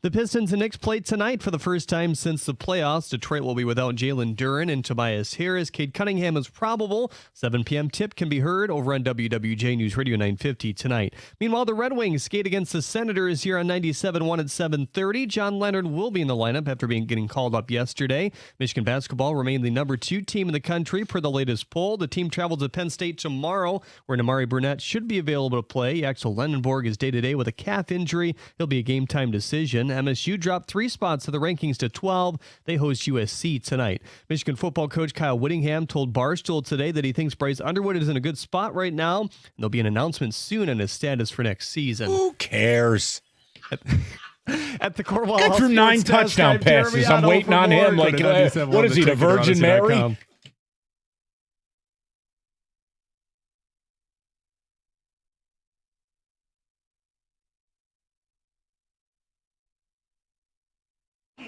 Oh my God, we're all waiting breathlessly that Bryce Underwood's in a good spot. Throw a touchdown pass. All right, let's get to the Lions. We've got all week for portal stuff. Dan Campbell talked a little bit there, but we wanted to ask you guys before we get to the offseason. Let's take a look back at yesterday, your reaction to it, because I have to be honest, I was Lorenzo from training day. How dare you? How dare you play like that? You haven't played like that in months. Oh, but you're all hard up to go show Ben Johnson what's up. Well, cool, you're still going home. You screwed up the draft position. You're out here doing dance moves to mock the Bears. You went all zone instead of that typical, well, we play man because we're men. Mm-hmm. Cool. Where was it? And then I got to listen to another William Wallace speech by Dan Campbell in the locker room. Oh, you played for each other. Okay, so then as Rico put it earlier, then what the hell were you doing the last 8 weeks? Right. You hated each other? I'm tired of it. And if you're going to call up on your way home from work and try to lecture me about a culture win, let me help you with something. Culture wins are as real as the Tooth Fairy. No one creeps in your house and puts change under your pillow. You get 1 culture win per regime, and yours was years ago. When your last game against Green Bay, when you retired Aaron Rodgers as a Packer. Also, anyone putting in writing that this win gives you momentum into next season is either an idiot or a liar. Period. That's a myth. It's a media narrative. There is no momentum between seasons. There is nothing to build off of with that game. So I'm actually quite annoyed at the football team.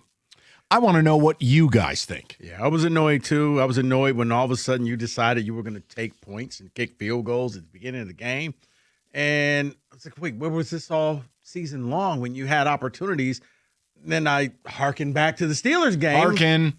Kick a field goal. You know it's going to be the first team to 20, and now we're going to go for it. You get stopped. It's like so many bad decisions. But in this game, you decided to play all your starters. You went all out. And I do think it was all out because it was out of spite, because it was Ben Johnson, because I do think that this team is a little butthurt that he actually went out and in the first year had more success than they've had this year. But what kills me, like the whole Ben Johnson thing is like, okay, so if he had gone to Washington and waltzed in here and beat you last year instead of, the Redskins, the Commanders were mid-air for him to turn the job down, how's it any different?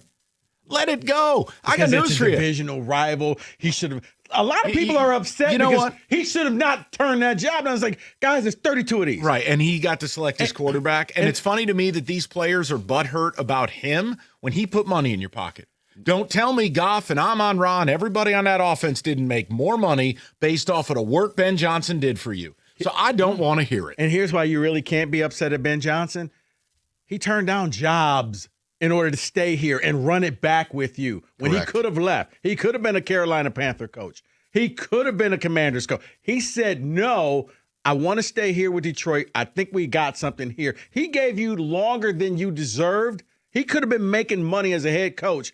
And finally, a job showed up. And guess what? It was a good job for him because he's number 2 seed in the NFC. So, and again, the victory lapping over the Bears is very weird to me. You're at home. Yeah. That's kind of like a loser mentality. But do you? And look, I've heard calls on the station. We've had a couple of them in middays and mornings. Well, it was important. So we had 4 straight winning seasons for the first time ever. Where are we putting that banner? Where does that go up? Into the we almost made a Super Bowl banner? Is there a trophy for that? Like, I'm annoyed because if they had played anything close to like they played yesterday against Minnesota or Pittsburgh, they're in the playoffs. So spare me whatever hero ball they played yesterday. And I admit it. Like, if you think I'm old man yelling at clouds, that's cool. Like, doing the Bears celebration after every catch as if you're mocking them when they're going to the playoffs and you're going on vacation, I think the lines look stupid yesterday.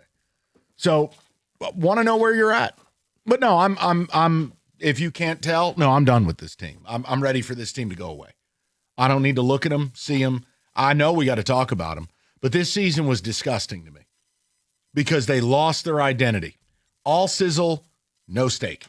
And that's the opposite of what they were built on. They weren't the TJ sat in that seat Friday, a former player. You don't like my words? Cool. Get angry about his. They weren't the tougher team this year. They didn't play harder than their opponents. These are TJ's words. So you want to make me and Rico to bad men or radio idiots, which is fine. Then what do you say to TJ? No, it seems like they spent more time trying to play that villain role instead of playing the winner's role and just going out there and beating teams. That's the best revenge you can get on anybody. They scored 45 a game against crap and 23 a game against anyone with a pulse. Right. It was all nonsense. Right. No, it was. Against bad teams, they padded their stats. Look at me. Look at our celebrations. The good teams. Well, you beat one playoff team this year. And it's a Bear team that this fan base doesn't respect. So really, what did you do? Chips down, got to have it. You lost to Max Brosmer. You can go. At that point, see yourself out. Just when you thought it, well, okay, you got lucky against Jameis. No, wait, we could do worse. Watch this. 248-539-9797. I want your reaction to that win yesterday. I was pissed. I'm annoyed. I'm annoyed by it. The idea that they think there's something because what? You beat a Bears team that's going to the playoffs and you're not? Yeah, you really showed them. Enjoy vacation. Like I've just that to me is like the statement of all stuff. Oh, you waited until the season was over to make a drastic defensive change. Like, really? Or as you put it, you waited till the season's over to go conservative and take points. Right. Like, what are we doing? Why didn't you do this for some of your other games? You would be playing right now. It annoys me. You wouldn't be playing at Ford Field, but at least you're at the table. Now? To the people. Go to Rick, 97.1. Rick, what's good? Mike, Rico, Kenny, holy smokes, guys. I'm snapping out of a Tantra College football spell you put me in. Wow. Sorry? Hey, I'm going back to the Lions. You guys cracked the nut wide open. I'm a owner, upper management type of guy, and the Lions have no clue what it takes to put a winning product on the field. All they sell is hope. The Ford commercials are amazing, great marketing. They sell a lot of Ford vehicles, don't they? They sell a lot of tickets to the stadium, but they don't put a fucking Whoa, hey. I mean, I appreciate the passion, but you know you can't use that word. Maybe on the football show. But yes, you can on the football. That was my opinion of Giants fans who were happy about that win yesterday. Sorry. Potty language aside, listen, this is my concern in this town. Seems like, feels like, sounds like, oh, these teams want to be good. Do they want to be great? Because you know what happens in this town if you're good? Oh, you sell tickets. Oh, my God. I got that Eddie Murphy jacket from Beverly Hills Cop for Christmas. Love, you get your name chanted. I got a pickup with a logo on it. Oh my God, they make a cake of you celebrating upside down. You get all of that stuff. And the problem is, That's not what people like me are after. No. Championship or go away. So we're in a weird spot because the Lions are good. This year, not good. But are they going to do what it takes to be great? No GM in this town wants to be great. I can't wait for these shows, which may be tomorrow. What? No. What are they going to do? Will they challenge themselves so that this is just a blip in the road, or we're going to double it down and I'm going to show you my way will work? If they're serious about winning the Super Bowl, you're going to restructure Goff, you're going to restructure ASB, you're going to get rid of David Montgomery. I think Taylor Decker and Glasgow are retiring, which is bad, but it's $25 million in space. You can get to $100 million in cap space. And that's what the Patriots had last year to go and remake their defense. Now, for you, it's a little different. You got to remake that O-line. You've got to go out and insulate this thing. I do think you need a better defensive line. But it's like, okay, the people that you want, Mike, are they the type of people that you want in Allen Park? I don't want to hear that. We got our own I don't want to hear culture. that because the people that are in Allen Park, they couldn't find a Super Bowl with two hands and a flashlight. So I ain't trying to hear it. But they have a culture. They have a way of doing things, and they don't want to upset the apple cart. And let's check that cultural trophy case. Just kidding. The phone broke. I think it's because we hit the dump. Oh, well, the guy called up and said a word that rhymes with duck. What was I supposed to do? No, I understand, but... and it wasn't even at us. I appreciated the passion. But you do wonder, are you willing to go take guys to help you win, or are you taking guys that fit your way of doing things? You know what? Because every team needs to have 2 or 3 guys that you just don't invite around your family. That you know what? You're not good people, but you help us win. No, you don't need to know where I live, but show up here on Sunday and help me win games. I think it's a referendum on Holmes this offseason. Do you want to be a Super Bowl team or do you just want to sell tickets? Brad Holmes has the mechanisms in place to create ample cap space to command the market. Why do I say that? While there'll be a couple of teams that have more cap space, you're the only one as a contender that could provide winning, that can provide an opportunity. Like if Vegas offers you money, keep it. Like if the Lions offer you money, take it. You can win. So if Brad Holmes doesn't do those things, and if Brad Holmes doesn't go to free agency and throw down the hammer to make this team better, then no, they're not serious. And see, even like going back to the days when Golden Tate, you don't have to overpay people to come here. You have to overpay people to become a Raider. You have to overpay people to become a Brown. Sure, or a Spartan. But you have to overpay them. You got that out your system? I'm good. I'm fine. The whole thing's a folly. But for the Lions, you're right. You may be able to get a guy who says, yeah, you know what, I'll take a little bit less to come here, but Correct. You have to be willing to go out. But are they willing to restructure those deals? Are they willing to create that cap space and then create a situation of true accountability that if it doesn't work, the franchise is in trouble? Yeah, no GM in this town has taken that risk yet. I'm leaning towards no because I think they're a little more, well, what are they going to do about Brian Branch and Gibbs? And Here's what you're going to do about Brian Branch. Campbell. Get him a wheelchair because he blew his Achilles. I can't change that. Yeah, they waited on Hutch. They'll wait on Brian Branch. Okay. You know what? Rico wins. Northville Lumber, largest Trex decking outlet in the country, and Northville is Michigan's Trex Superstore. All colors of Trex decking, railing, lighting. They have it all the time and at the absolute lowest prices. So whether you're a builder, a do-it-yourselfer, you can count on Northville. They're going to have everything you need when you need it and at a price you want. So call Northville Lumber today or stop by Trex showrooms. They have got everything. Take home some samples. Call Northville Lumber. It's Michigan's Trex Superstore, or go to northvillelumber.com. That's northvillelumber.com.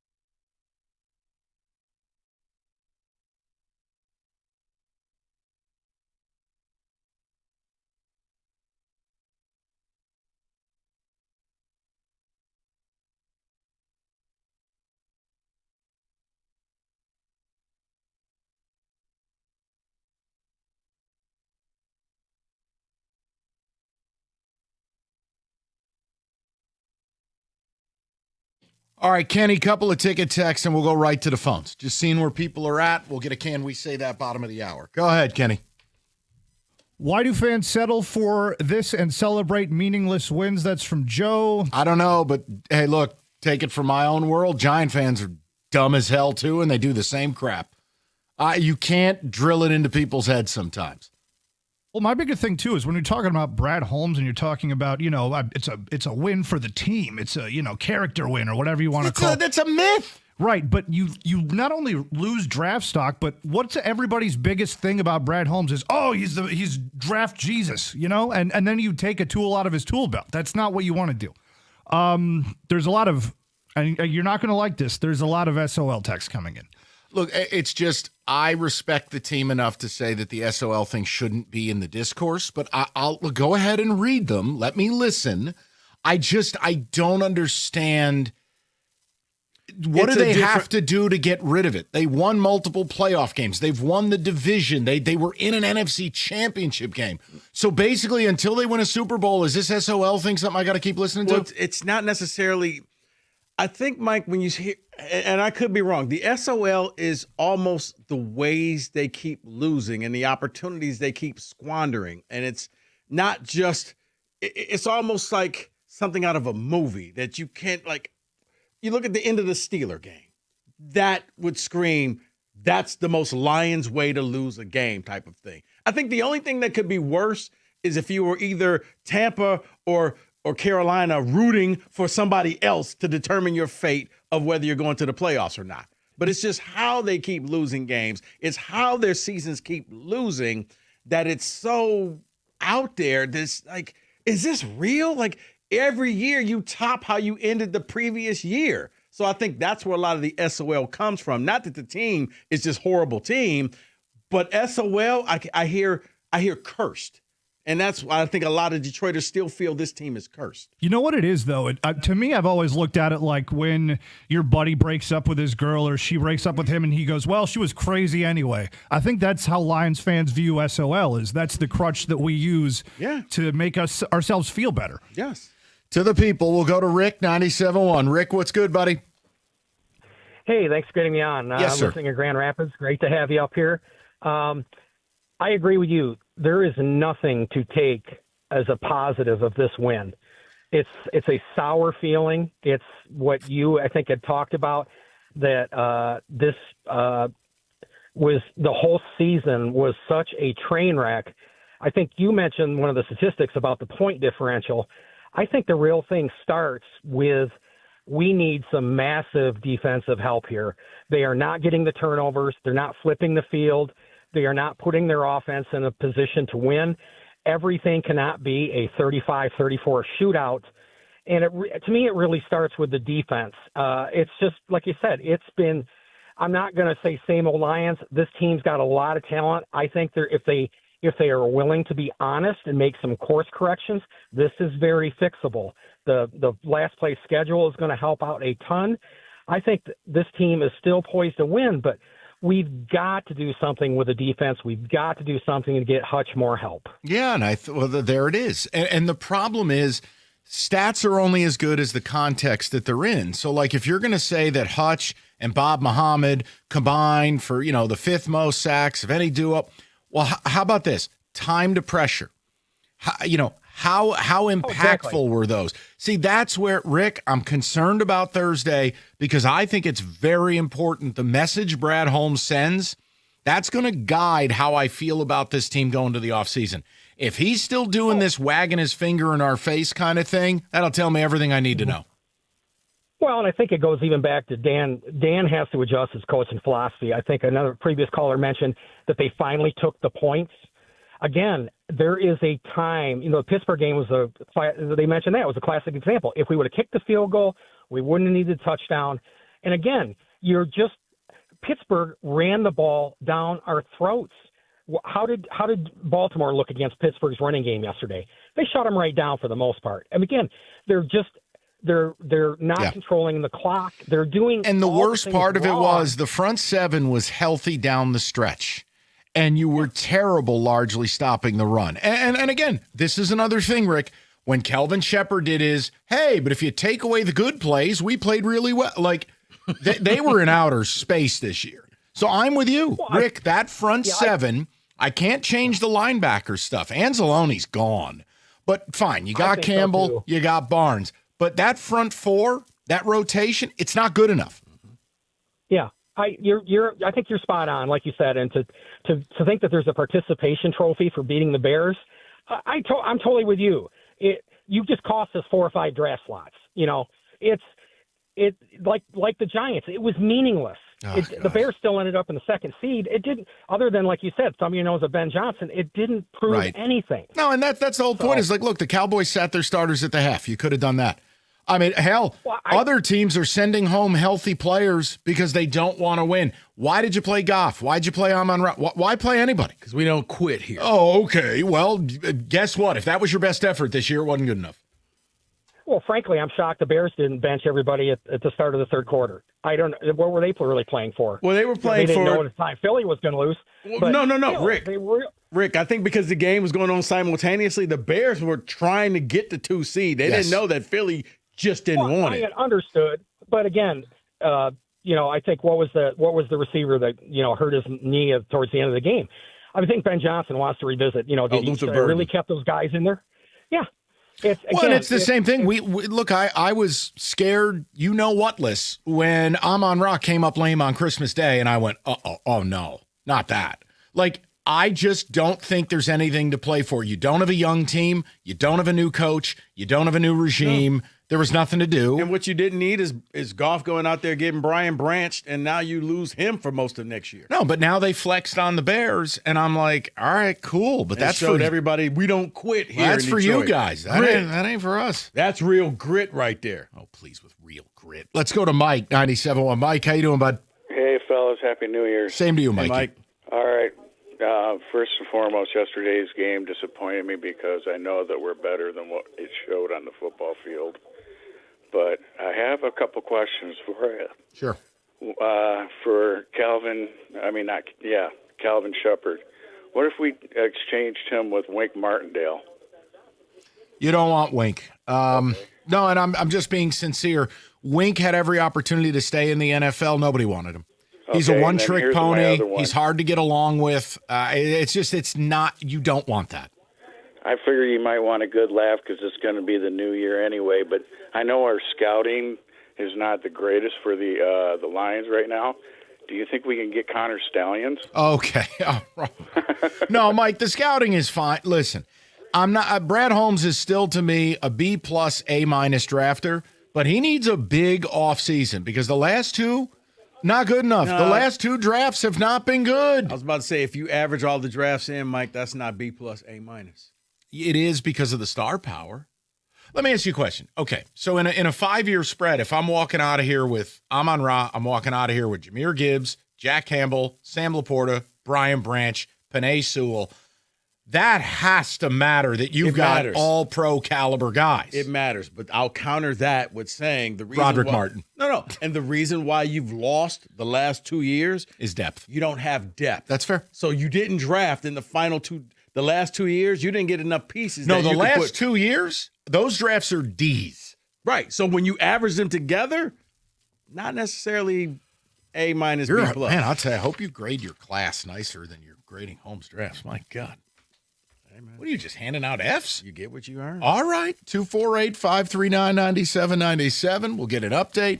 We'll get a little Can We Say That? We'll try to knock down a few more calls as well. What the hell's coming up next? I can't keep up with the station's programming. It would be a Lions review. I'm sure that'll be an uplifting program. 97.1.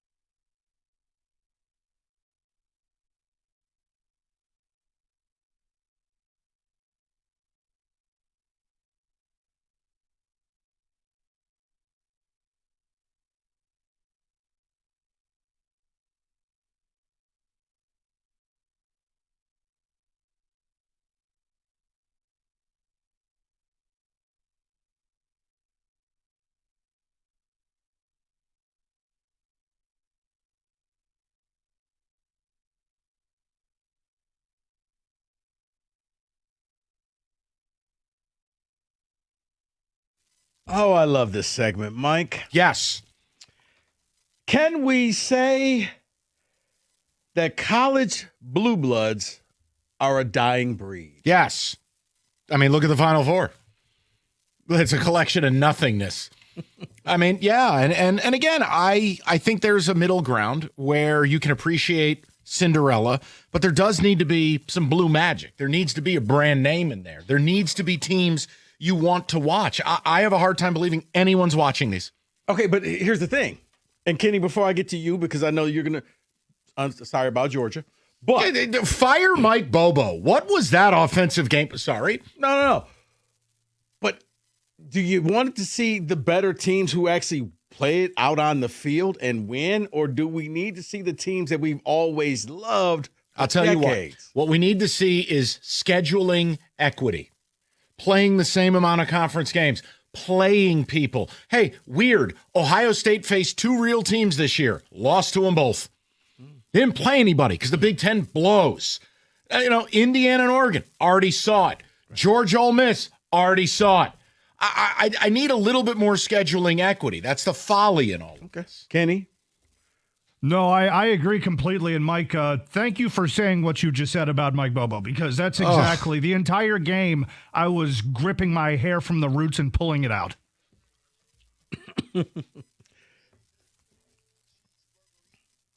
Nice 4th down call, Curbs.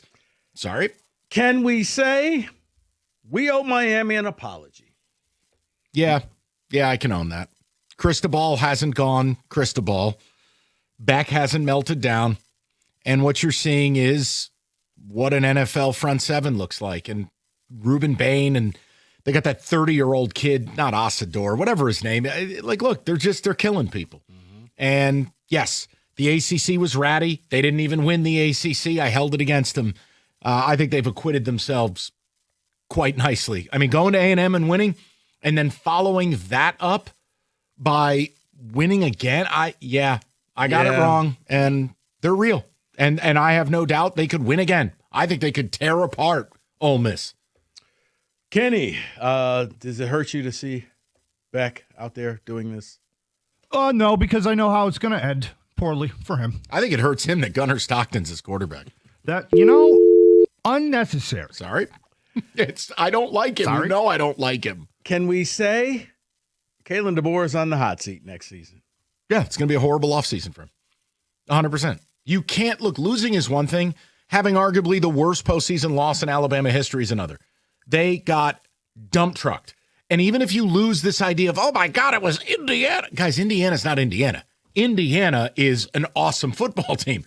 Indiana is you. Yes, but Alabama can never be in the position for that to happen. Right. You can never be envious of Indiana. Ever, correct. If you're Alabama. Speaking of which, can we say that Indiana is just the best team and everybody else is a step below them? I said this Friday. When I say, don't freak out when I say this, Indiana is the most perfect team on the planet, meaning they're well coached, they're talented, they're smart, and they play for the name on the front of the jersey, not the one on the back. They're a throwback. Everyone does their job all the time. Someone catches a pass, there's 9 angry Hoosiers right there. They do their job. The coach is a psychopath. Yeah.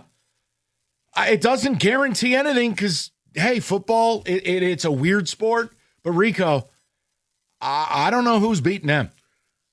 Sticking with Indiana, can we say that Cignetti should get a look at an NFL job? No. G-Man? No. Stay right where you're at. I think Cignetti's going to win the national championship. I think he's going to move right to the front of the line as one of the 5 best coaches of this century. You have a chance to become legendary. His act would not work in the NFL. Okay. These kids aren't around long enough to get tired of him in college. So it'd be like Saban when he went to the NFL? I think it'd be a disaster. I think Curt Cignetti is right where he needs to be. Kenny? Yeah, no, I agree completely. No argument The there. look on his face when DeBoer wanted to fake that on 4th down, that needs to be a T-shirt. Kenny, can we say that Georgia needs to do some soul searching this offseason? Yeah, they need to do some coordinator searching too. I got nothing but bad things to say. Can I counter you with another? Can we say that? Sure. Can we say that it's okay for me to be completely now checked out of the college football playoff? Yes. All right.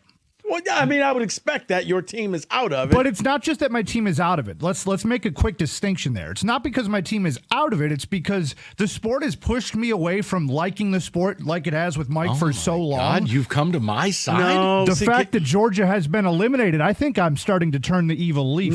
Mike Valenti. I'm not gonna. No, Kenny, I'm not gonna allow that because if Georgia was still playing, would you be watching?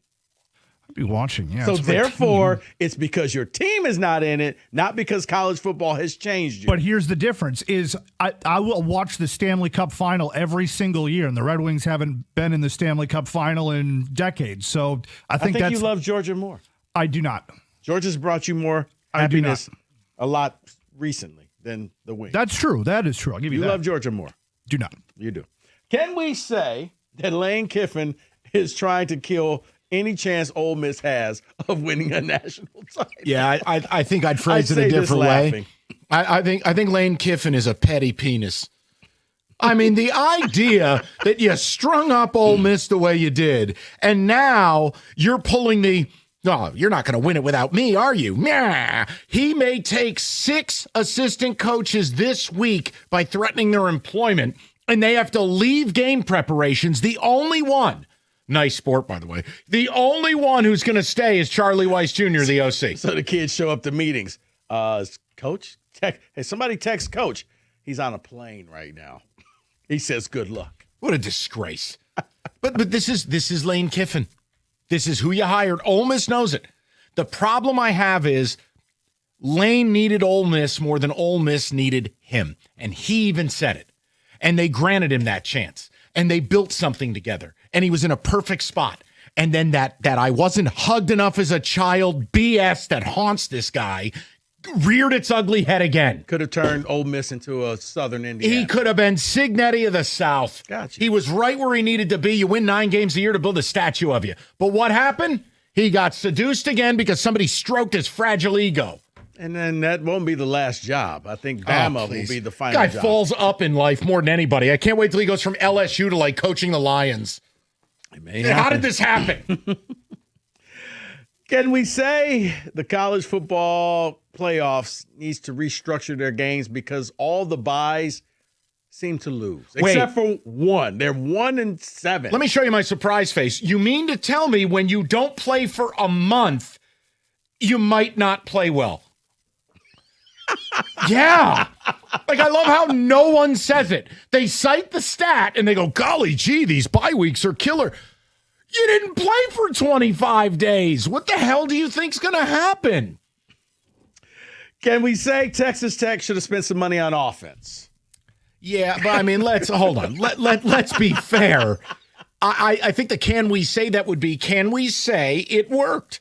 They made the college football playoff. It worked. They're a conference champion. Maybe spread the wealth. Yeah. You know, let's put some vegetables on the plate and not have it was their issue all year is that they wore you down defensively. They created short fields. They didn't have the running game that they had in 24 with Taj Brooks. And Baron Morton is good enough, but he's not great. Yes, luckily for them, the cast of Landman is paying for the roster. They just paid Brendan Sorsby $5 million. So they learned their lesson. He's making more money than the 11th pick in the NFL draft. So he'll make more money than the Lions pick. By far, he'll make double than the kid at pick 17, which is like 2.8. I wanted to localize it for the Lions fans. It's an absurdity. Okay. I mean, I'm not mad at what they're attempting to do. I'm mad at the marketplace because it's unchecked. It's uncapped. There is no player. Mendoza's not worth $5 million. It's an absurdity. If the rev share at a Big Ten school, the wealthiest Scrooge McDuck conference of all, is $20 million, 25% of your salary cap shouldn't be going to a college quarterback. That's chaos. That's why you have those NIL programs. Can we? What program? State doesn't believe in it. Well, we got to go through the clearinghouse. Well, you have to make sure that the deal is legit. No, you don't. What do you think? Bryce's is legit? He got paid $1 million per touchdown. No, but it's still legit. Can we say, speaking of, the portal is becoming bigger than NFL free agency?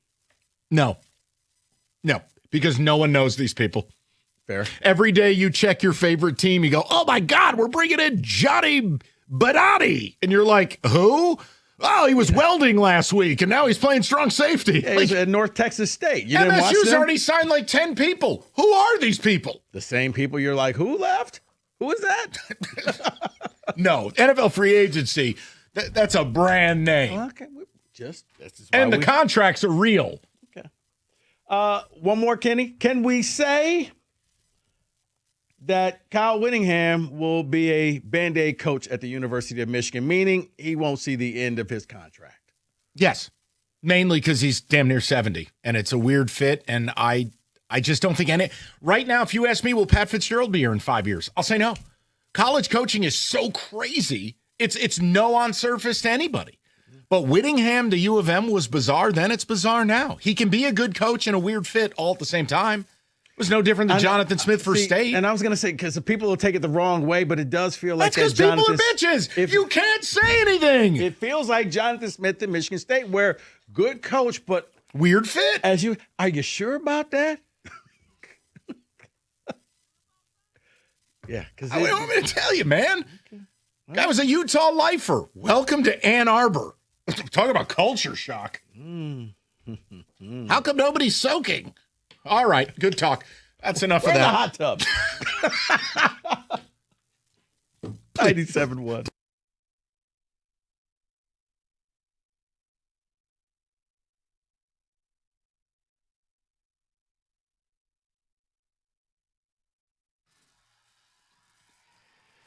If you're already thinking about the big game, it's good because, well, the best viewing experience doesn't happen by accident. If your setup isn't ready, you got to go to Paulson's.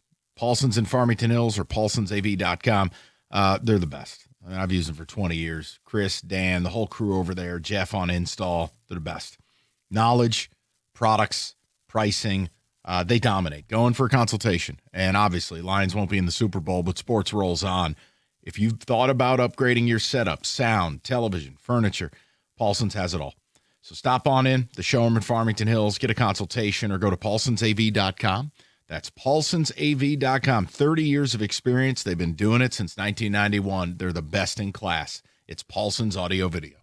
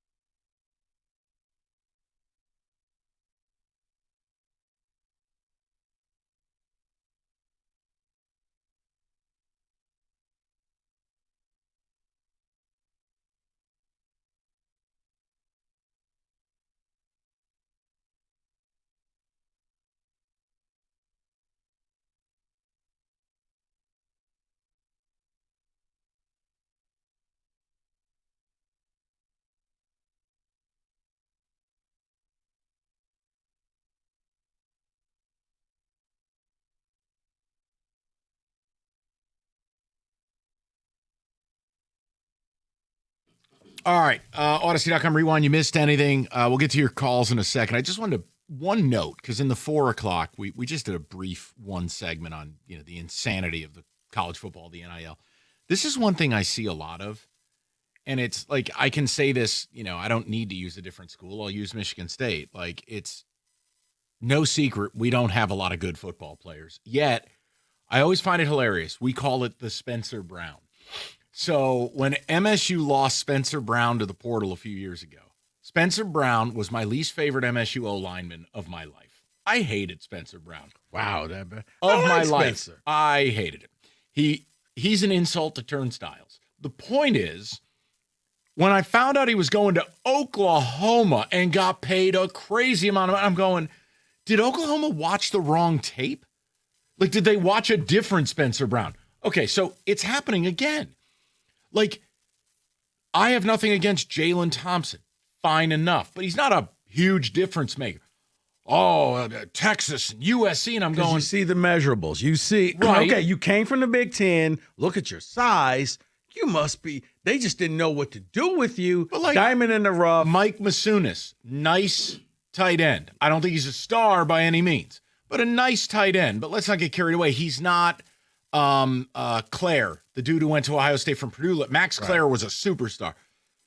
Masunis is going to Texas and probably got paid an absurd amount of money, and you're going, how? Because every team thinks the other team was stupid, and they didn't know how to use you, and we know how to use you. Okay. And even, it's like... this is the problem. The amount of true difference makers in the transfer portal is very small. Every team thinks they're going to find their next... Kenneth Walker or Trinidad, where it's like, oh... Trust me, we're going to get this diamond in the rough. They had no idea what they had. And again, for every Max Claire or Thielman, the kid who went to Oregon, the safety from Purdue, who's a stud. Or Jahmyr Gibbs, left Georgia Tech. Yeah. To go to Alabama. It's just such a finite number, and it's wild. And I don't know, I don't know if Michigan fans are having the same experience. I'm not as up on theirs. I know they've lost some guys, but like the state thing is just weird. It's like, these are guys off a 3-win team. If they were that sweet, they'd still be here. Or it's one of those things where the school would have said, you're absolutely worth that amount of money. We'll give you a raise instead of you need to take a pay cut. Right. And yeah, that's all. It was a quick note. I'm sorry. No, but I'm hearing Ben Summerin probably going to make a lot of money too. So and again, fine enough, good defensive tackle. I don't can't stay healthy. No, he's good. He's not great. Right. But you're right. Like, that's a kid that'll get $1 million to go to a place like USC, and you're like, well, that's cool. I was going to pay you $400. Mm-hmm. And that's just the world we're existing in. And it's wild to me because are these schools watching tape? Right. You know what I'm saying? But then the other side is you say, okay, but do you go all in and you start paying the ridiculous amount of money, and then you end up with the numbnuts from Alabama, the corner. Numbnuts from Alabama. The corner. I'm going to need you to kind of define that a little better. Ronald. Ronald Williams? Yes. The state corner? Yes. But I'm saying at the time, it was like, wow. Well, that's the funniest part. You got the corner from Alabama. Like, I always love it when you read the articles and they're like, he was a 5-star athlete in 2022. Man, you ain't a 5-star no more. Let me help you out with that. If in your article that they write about you, they still talk about your high school years, you may not be that good. That's if they say last year, that's different. He did this. Last year, he was a wide receiver. He scored 10 touchdowns, had 1,700 yards. Or if it was, hey, let's I think I read